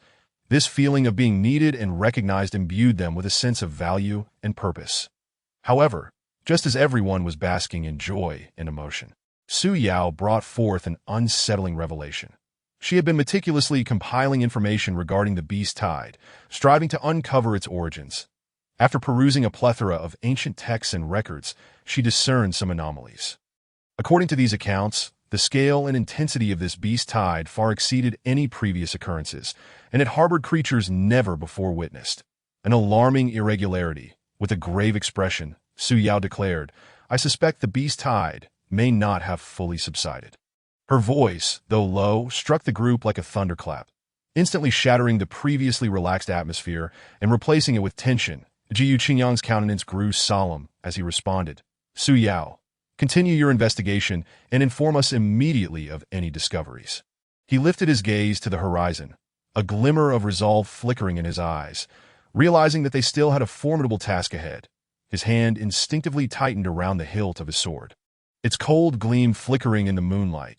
Su Yao's revelation was akin to a stone cast into a tranquil lake, sending ripples of concern across the faces of the gathered crowd, their earlier expressions of ease gradually giving way to gravity and apprehension. Lin Wan gently grasped Gu Qingyang's sleeve, her eyes filled with concern. "Qingyang, will there truly be more danger?" Indeed, another soldier, tasked with guarding, cautiously interjected, his tone laced with fear that we have only just managed to repel the beast tide. Must we brace ourselves for yet another onslaught? Gu Qingyang patted Lin Wan's hand, offering her a reassuring glance, then surveyed the group, stating earnestly, Su Yao's findings are not unfounded. We must prepare for the worst. Yet, there is no need for excessive worry. We shall confront any challenges that arise with valor. Despite his resolute tone, a sense of unease lingered within Gu Qingyang. The magnitude of this beast tide was unprecedented. And should there be a sequel, it could prove even more daunting. That moment. To everyone's surprise, Lord Li approached them, shedding his previous timid demeanor. With an earnest expression, he pledged his unwavering support to assist Gu Qingyang and his companions in countering any potential follow-up crises, offering all necessary resources and manpower. Thanks to you and the valiant ladies, our city has been preserved, Lord Li proclaimed passionately, as if transformed that I once harbored trepidation, but now I comprehend that only through unity can we surmount all adversities. While Gu Qingyang was taken aback by Lord Li's transformation, he welcomed his support, recognizing that in the face of unknown perils, any assistance was invaluable, that we shall exert every effort to ensure the safety of this city. Gu Qingyang vowed solemnly. Yet, beneath the jubilant celebration and fervent promises, a current of unease was stirring. Some factions within the city, previously aligned with the Lord's estate, now viewed Gu Qingyang and his growing influence with trepidation. So they believed themselves saviors merely because they repelled a single beast tide. A richly attired man scoffed derisively that I suspect that Gu Qingyang is not all that he seems. Perhaps he has resorted to some underhanded tactics. Indeed, an outsider garnering such favor from the Lord? Clearly, Lord Li is blinded by foolishness. Another man chimed in, his tone dripping with disdain. Though these discussions did not reach Gu Qingyang's ears, they were keenly perceived by Chu Li, who had silently stood guard by his side, her brow furrowed, a glint of cold determination flickering in her eyes. Without uttering a word, she subtly moved closer to Gu Qingyang, resembling a vigilant leopard poised to protect its prey. As the night deepened, Gu Qingyang stood by the window, gazing into the inky blackness of the sky, his mind swirling with thoughts that Su Yao's revelation, Lord Li's transformation, and the undercurrents of discontent within the city all stirred a sense of disquiet within him. He realized that this crisis was far more intricate than he had initially perceived. Turning to the steadfast Chu Li behind him, he affirmed resolutely, Chu Li, we must visit Su Yao. Nodding in agreement without further inquiry, she silently followed in his wake. The two figures vanished into the night, leaving behind a faint air of tension. Gu Qingyang pushed open Su Yao's door, finding her deep in contemplation over a map. Have you made any discoveries? He inquired. Su Yao pointed to a valley circled meticulously on the map, her expression grave that I suspect the source of the beast tide lies here. Chapter 64. Further exploration of the beast plague, Su Yao's fingertip traced the valley marked in dark ink on the map as she reiterated. I suspect the source of the beast tide is right here. Her brow furrowed deeply, her demeanor serious. Gu Qingyang's gaze fell upon the valley, his eyes dark and contemplative. After a moment of deliberation, he declared decisively, there is no time to waste. We must set off immediately. Chu Li remained silent, merely nodding in agreement. Gu Qingyang swiftly gathered Zhuang Yu, Lin Wan, and Qin Shuang. Upon learning that they were to venture once more into the territory where the beast tide might re-emerge, a flicker of concern crossed Zhuang Yu's face. She gently grasped Gu Qingyang's sleeve, her voice soft. Qingyang, we must exercise caution on this journey. Lin Wan, ever practical, began preparing a substantial quantity of healing potions and emergency supplies, meticulously checking every detail. Qin Shuang maintained her aloof demeanor, yet a barely perceptible worry flickered in her eyes. The six of them set forth into the darkness before dawn, heading towards the marked valley. An atmosphere of tension enveloped them, each individual's nerves taut, vigilantly observing their surroundings, that as anticipated by Gu Qingyang, they soon encountered remnants of the beast clan. Although individually weak, their overwhelming numbers and fierce aggression, seemingly spurred by some mysterious force, rendered them relentless in their assault. Everyone, be cautious. There is something off about these beasts, Su Yao cried out, her staff glowing as she unleashed precise magical strikes upon the horde. Zhuang Yu quickly conjured an energy shield, enveloping the group within its protective barrier. The shield reverberated with the relentless impact of the beastly onslaught, a testament to the ferocity of their attacks. Even under Zhuang Yu's protection, the group could feel the heart-stopping force of the collisions. Have these beasts lost their minds? A soldier responsible for reconnaissance exclaimed, his face pale, clearly shaken by the reckless ferocity of the onslaught. Another soldier concurred, indeed, while these beasts have always been fierce, this level of madness is unprecedented. It feels as though they are under some form of control. Within the shield, Lin Wan anxiously tended to the wounded soldiers. Beads of sweat forming on her brow. She glanced worriedly at Gu Qingyang, only to find him composed, as though everything lay within his grasp. Amidst the tidal wave of beasts, Gu Qingyang did not engage immediately. Instead, he observed quietly, seemingly searching for something. Suddenly, his expression sharpened as he directed his gaze toward the shadow lurking behind the beast horde, warning, "Be cautious. There is something there." No sooner had he spoken than a shadow sprang forth from the darkness, moving with astonishing speed toward Chu Li at the rear of the group. Chu Li's eyes narrowed, her dagger gleaming ominously as she prepared to strike. However, the shadow deftly twisted, evading her lethal blow. It was only then that the group discerned the true nature of the shadow. A sleek, jet-black feline beast, its lithe form complemented by blood-red eyes, radiating a chilling malevolence, that an abyssal panther. A fourth-tier beast, a soldier gasped, his voice tinged with a tremor. The fourth-tier magical beast was equivalent to a formidable human martial master, and the shadow leopard, renowned for its speed and stealth, was exceedingly challenging to confront. After evading Chu Li's assault, the shadow leopard did not linger, instead vanishing once more into the shadows, lying in wait for the opportune moment. This heightened the tension among the group, as if a razor-sharp blade hovered above them, ready to descend at any moment. Qin Shuang took the lead, her exquisite visage betraying no hint of fear. With her sword dancing like the wind, she unleashed a torrent of sword energy, dispatching the surrounding lower-tier beast-kin with ruthless efficiency. Her striking elegance in battle was vividly displayed. Each swing of her weapon claimed the life of a beast, leaving the onlookers in awe. Zhuang Yu stood by, assisting Qin Shuang by erecting a defensive barrier to shield their flanks. However, a powerful beast managed to breach their defenses, charging directly at Su Yao. Yet, Su Yao remained unperturbed. She deftly navigated her surroundings, skillfully evading attacks while seizing opportunities to counterstrike, her cleverness earning admiration at the rear. Lin Wan continuously tended to her injured comrades. Though a shadow of concern lingered on her face, her movements were remarkably steady, instilling an unparalleled sense of reassurance. Jiu Qingyang quietly observed the battlefield. His gaze fixed on the area where the shadow leopard appeared, but he understood that the shadow leopard posed a true threat and must be dealt with swiftly. That moment, the shadow leopard reemerged, lunging at Zhuang Yu with lightning speed, its sharp claws glinting ominously. Although Zhuang Yu reacted just in time, the claws still grazed her arm, blood instantly staining her garments. "Zhuang Yu," Gu Qingyang exclaimed, his eyes filled with fury. He finally intervened, his form flickering as he appeared before Zhuang Yu, striking towards the shadow leopard with a powerful palm. The creature could not evade in time and was struck by Gu Qingyang's blow, emitting a chilling wail as it was hurled backward. Witnessing this, the morale of the crowd surged, and they intensified their attacks. However, just then, a deafening roar resonated from afar, causing the very earth to tremble. A wave of intense unease washed over them. "Not good.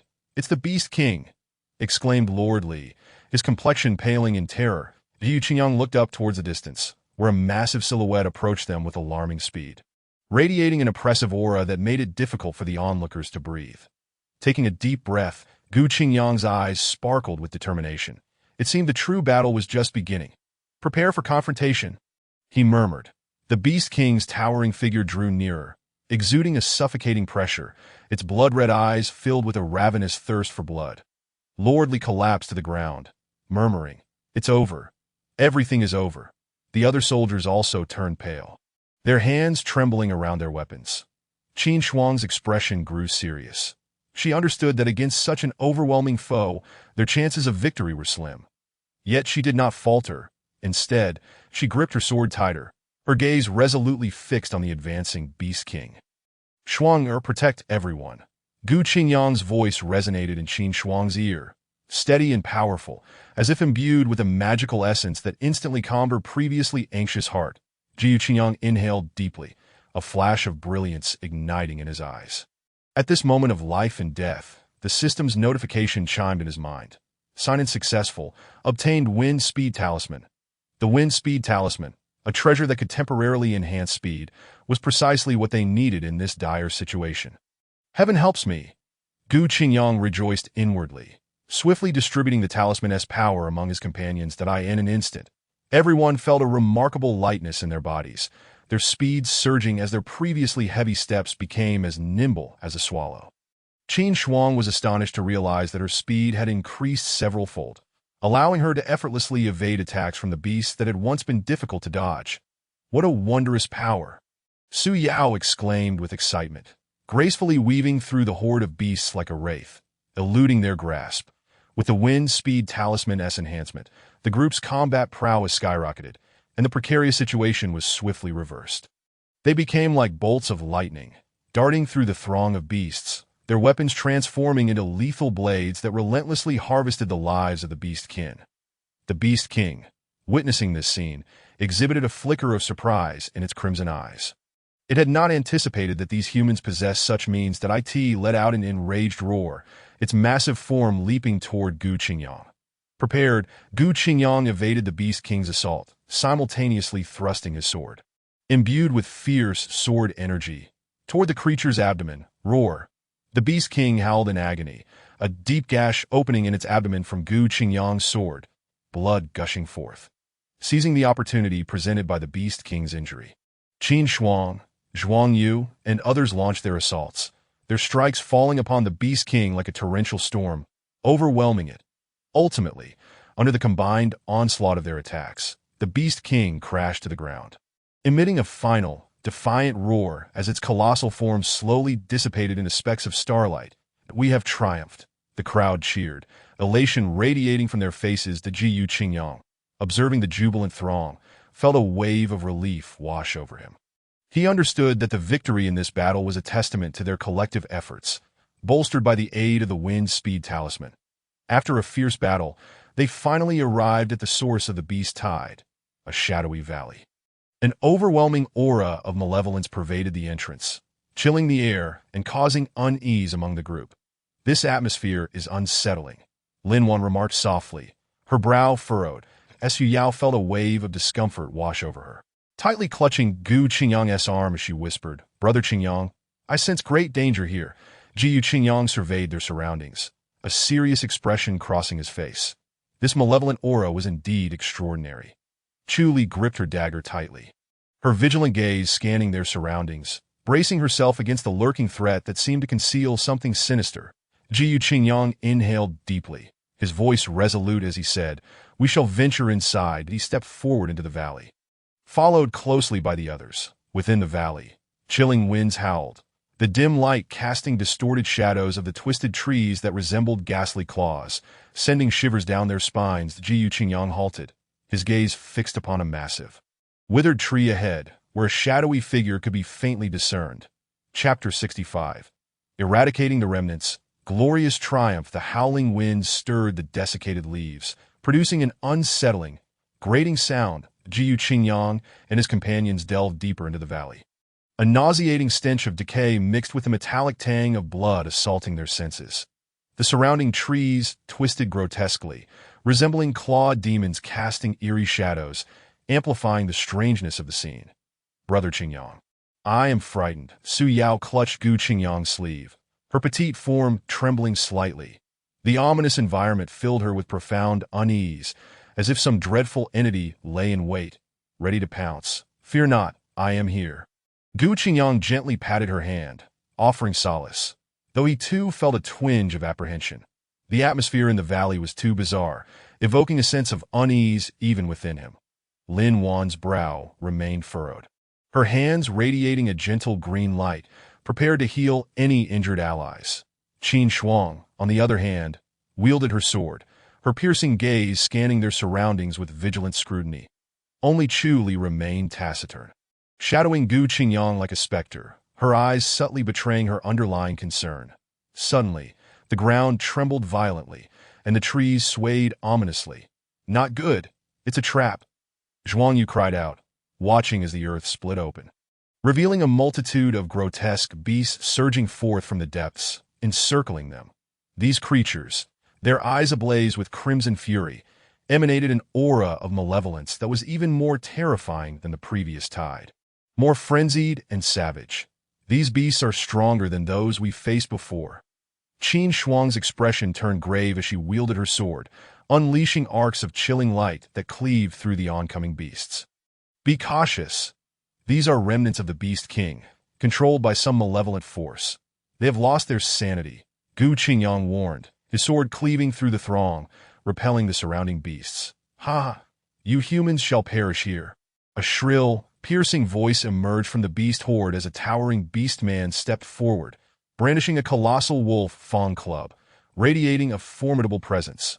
It was indeed a trusted general of the Beast King. "Who would have thought you would dare to follow us here? Truly seeking your own demise." Another beastman sneered, his eyes glinting with mockery and derision. "Do you truly believe your meager strength can contend with us?" "Such delusions roar." The surrounding beasts unleashed thunderous roars, surging toward Gu Qingyang and his companions like a relentless tide. Faced with such dire circumstances, Gu Qingyang and the others formed a defensive formation, standing back-to-back to withstand the frenzied assault of the beasts.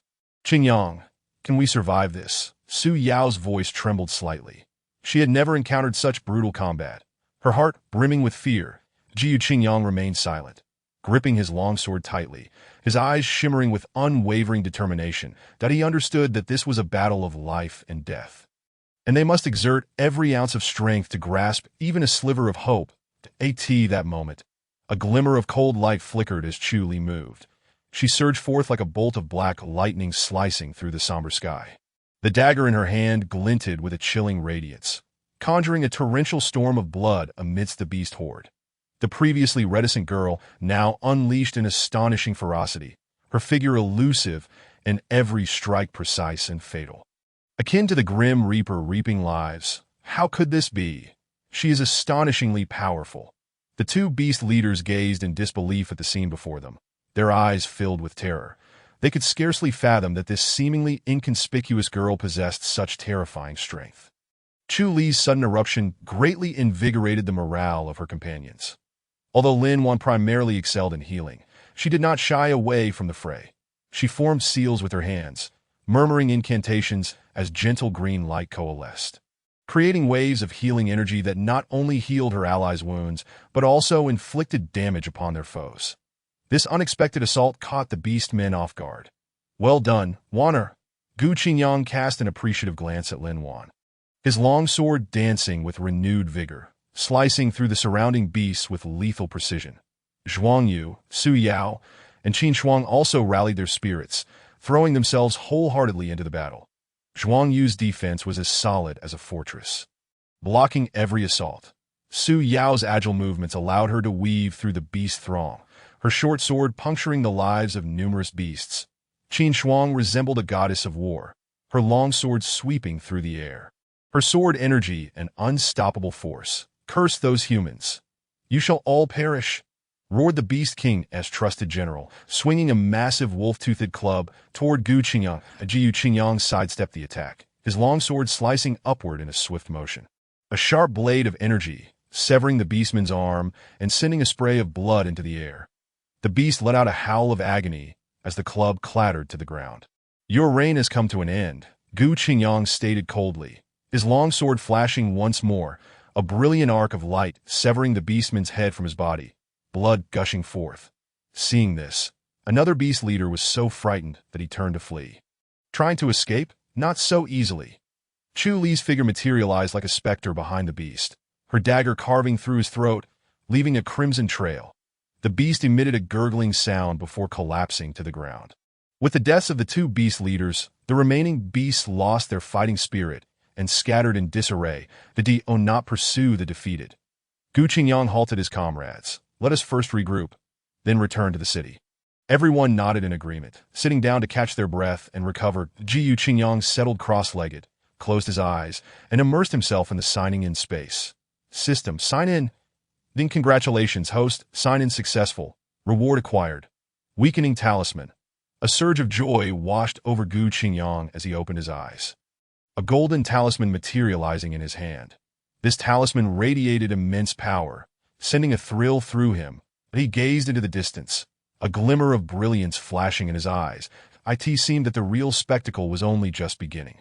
The valley was permeated with the stench of blood, the setting sun resembling a pool of blood, illuminating the devastation around. Gu Qingyang slowly rose, clutching the golden weakening talisman, its mysterious glow swirling as if it contained the power to obliterate worlds. Taking a deep breath, his gaze sharpened, locking onto the Beast King in the distance, who was directing the remaining beasts in their futile resistance. The Beast King towered 3 zhang tall, resembling a colossal bear. Covered in thick black scales that exuded an oppressive aura, it swung its massive axe. Gusts of wind whipped up, uprooting surrounding trees. Its subordinates, a ragged group of beasts, charged toward the human warriors. Their eyes gleaming with bloodlust. This Beast King is indeed formidable. Qin Shuang, wielding her long sword, braced against the king's onslaught, her fair visage etched with concern. Indeed, it appears its strength has increased since our last encounter. Su Yao remarked anxiously while evading the beast swarm. Lin Wan, positioned at the rear, continuously unleashed healing waves to mend the injured warriors, yet beads of perspiration dotted her forehead, revealing the toll it took on her. Even the usually composed Zhuang Yu displayed signs of urgency. Although her shield was sturdy, it began to show signs of strain under the Beast King's relentless attacks. Qingyang, do you have a plan? Zhuang Yu turned to Gu Qingyang, hope glimmering in her eyes. The Gu Qingyang smiled slightly, confidence flickering in his gaze. Rest assured, I have a plan. He raised the weakening talisman high, proclaiming, "Weakening talisman, activate." The golden talisman transformed into a beam of light, shooting toward the Beast King. The Beast King, sensing danger, let out a furious roar and attempted to evade, but the golden light was too swift, striking it instantly. The Beast King's massive form shuddered violently, its black scales dimming and its oppressive aura significantly diminishing. Its axe, once wielded with ease, became cumbersome, its speed of attack noticeably slowed. Now's our chance. Gu Qingyang bellowed, his long sword blazing with light as he surged toward the Beast King like a lightning bolt. The others, invigorated, re-entered the fray. The effects of the weakening talisman were immediate.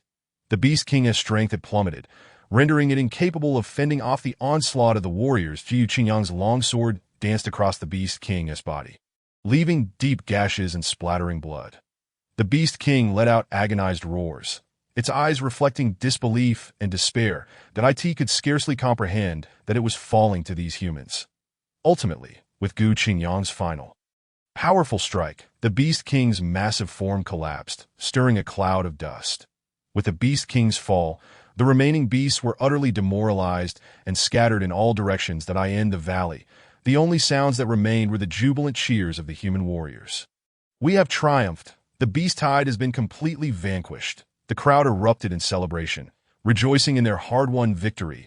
Gu Qingyang stood at the center of the valley, observing the exultant throng with a faint smile gracing his lips. He lifted his gaze toward the heavens, silently declaring, "I am ready for the new challenges ahead." Upon returning to the city, Gu Qingyang and his companions received a hero's welcome. Mayor Li personally came forth to greet them, his face adorned with a sycophantic smile. "Heroes, you have worked tirelessly. It is thanks to you that we have turned the tide of disaster." Gu Qingyang nodded indifferently, disregarding Mayor Li's flattery. He turned to the ladies beside him, saying, "Let us return to rest first."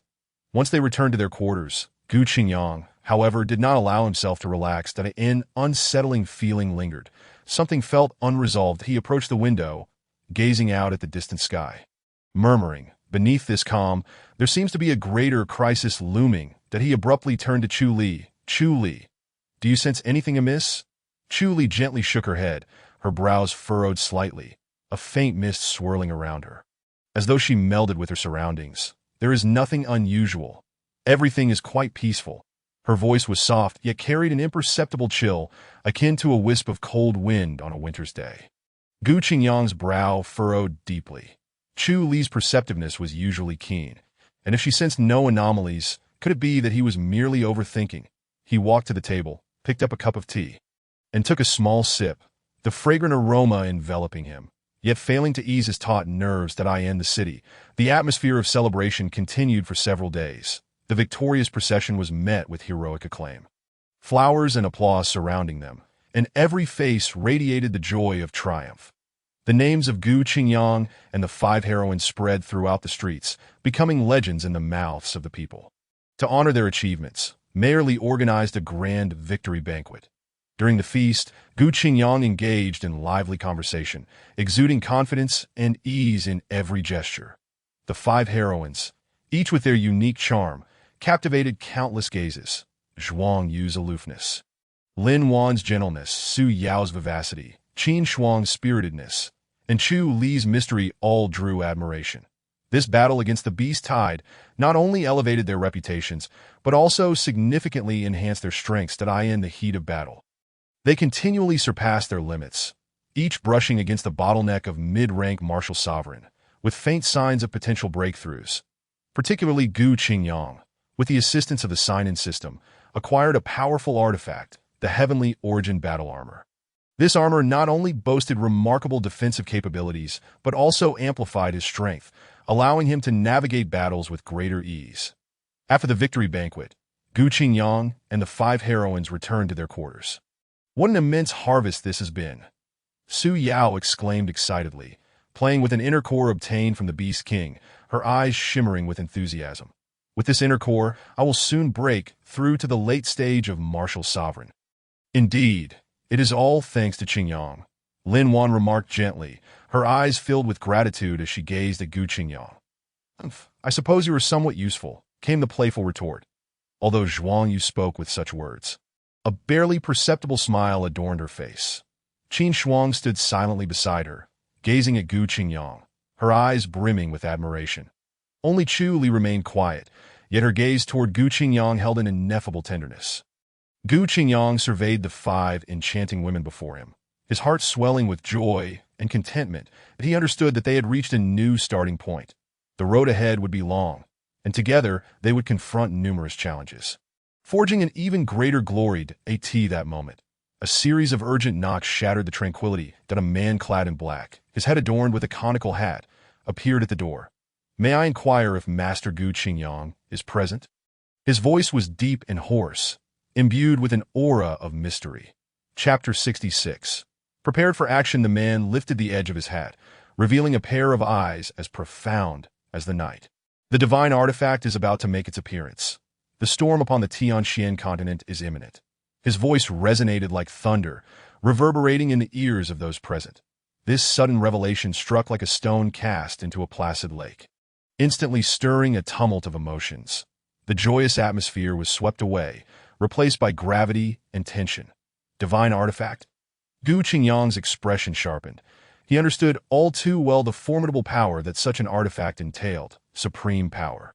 Zhuang Yu's playful demeanor faded, her brows knitting together. So, it seems we must prepare for another busy period. She approached Gu Qingyang and gently clasped his hand, offering him silent support. Lin Wan let out a soft sigh, a flicker of concern flashing in her gentle eyes. But we have only just endured the Beast Tide.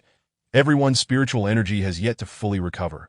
Indeed, Brother Qingyang, the recent Beast Tide took a tremendous toll on us. Su Yao remarked, her usual vivacity replaced by solemnity, her small face reflecting seriousness. Qin Shuang gripped her sword with determination in her gaze. Regardless of the circumstances, we must strive to obtain the divine artifact. Her veins coursed with a warrior's blood, instinctively yearning for formidable power. Chu Li remained silent, yet she quietly tightened her grip on the dagger in her hand, her eyes revealing a resolute intent to protect. Gu Qingyang scanned the group, inhaling deeply before speaking in a grave tone that I am aware of everyone's concerns, but the significance of the divine artifact cannot be overstated. We must give it our all. The foremost priority now is to swiftly restore our strength and prepare meticulously. The group nodded in unison, comprehending Gu Qingyang's resolve and the weight of their responsibilities. At that moment, an unexpected figure emerged, Lord Li. He hurriedly approached Gu Qingyang, panting heavily. Master Gu, I have heard about the divine artifact. Everyone was taken aback. Lord Li had previously been timid and fearful, cowering behind the city walls. His sudden appearance was truly unforeseen. Wiping the sweat from his brow, Lord Li's eyes shimmered with newfound determination. Master Gu, this time I shall not falter. I wish to gather supplies for you. Gu Qingyang narrowed his eyes, a flicker of doubt arising within him. Was this truly the same timid Lord Li? Lord Li straightened his posture, his gaze sparkling with an unprecedented firmness. Master Gu, I shall not retreat this time. I will procure supplies for you at once. Please tell me what you need.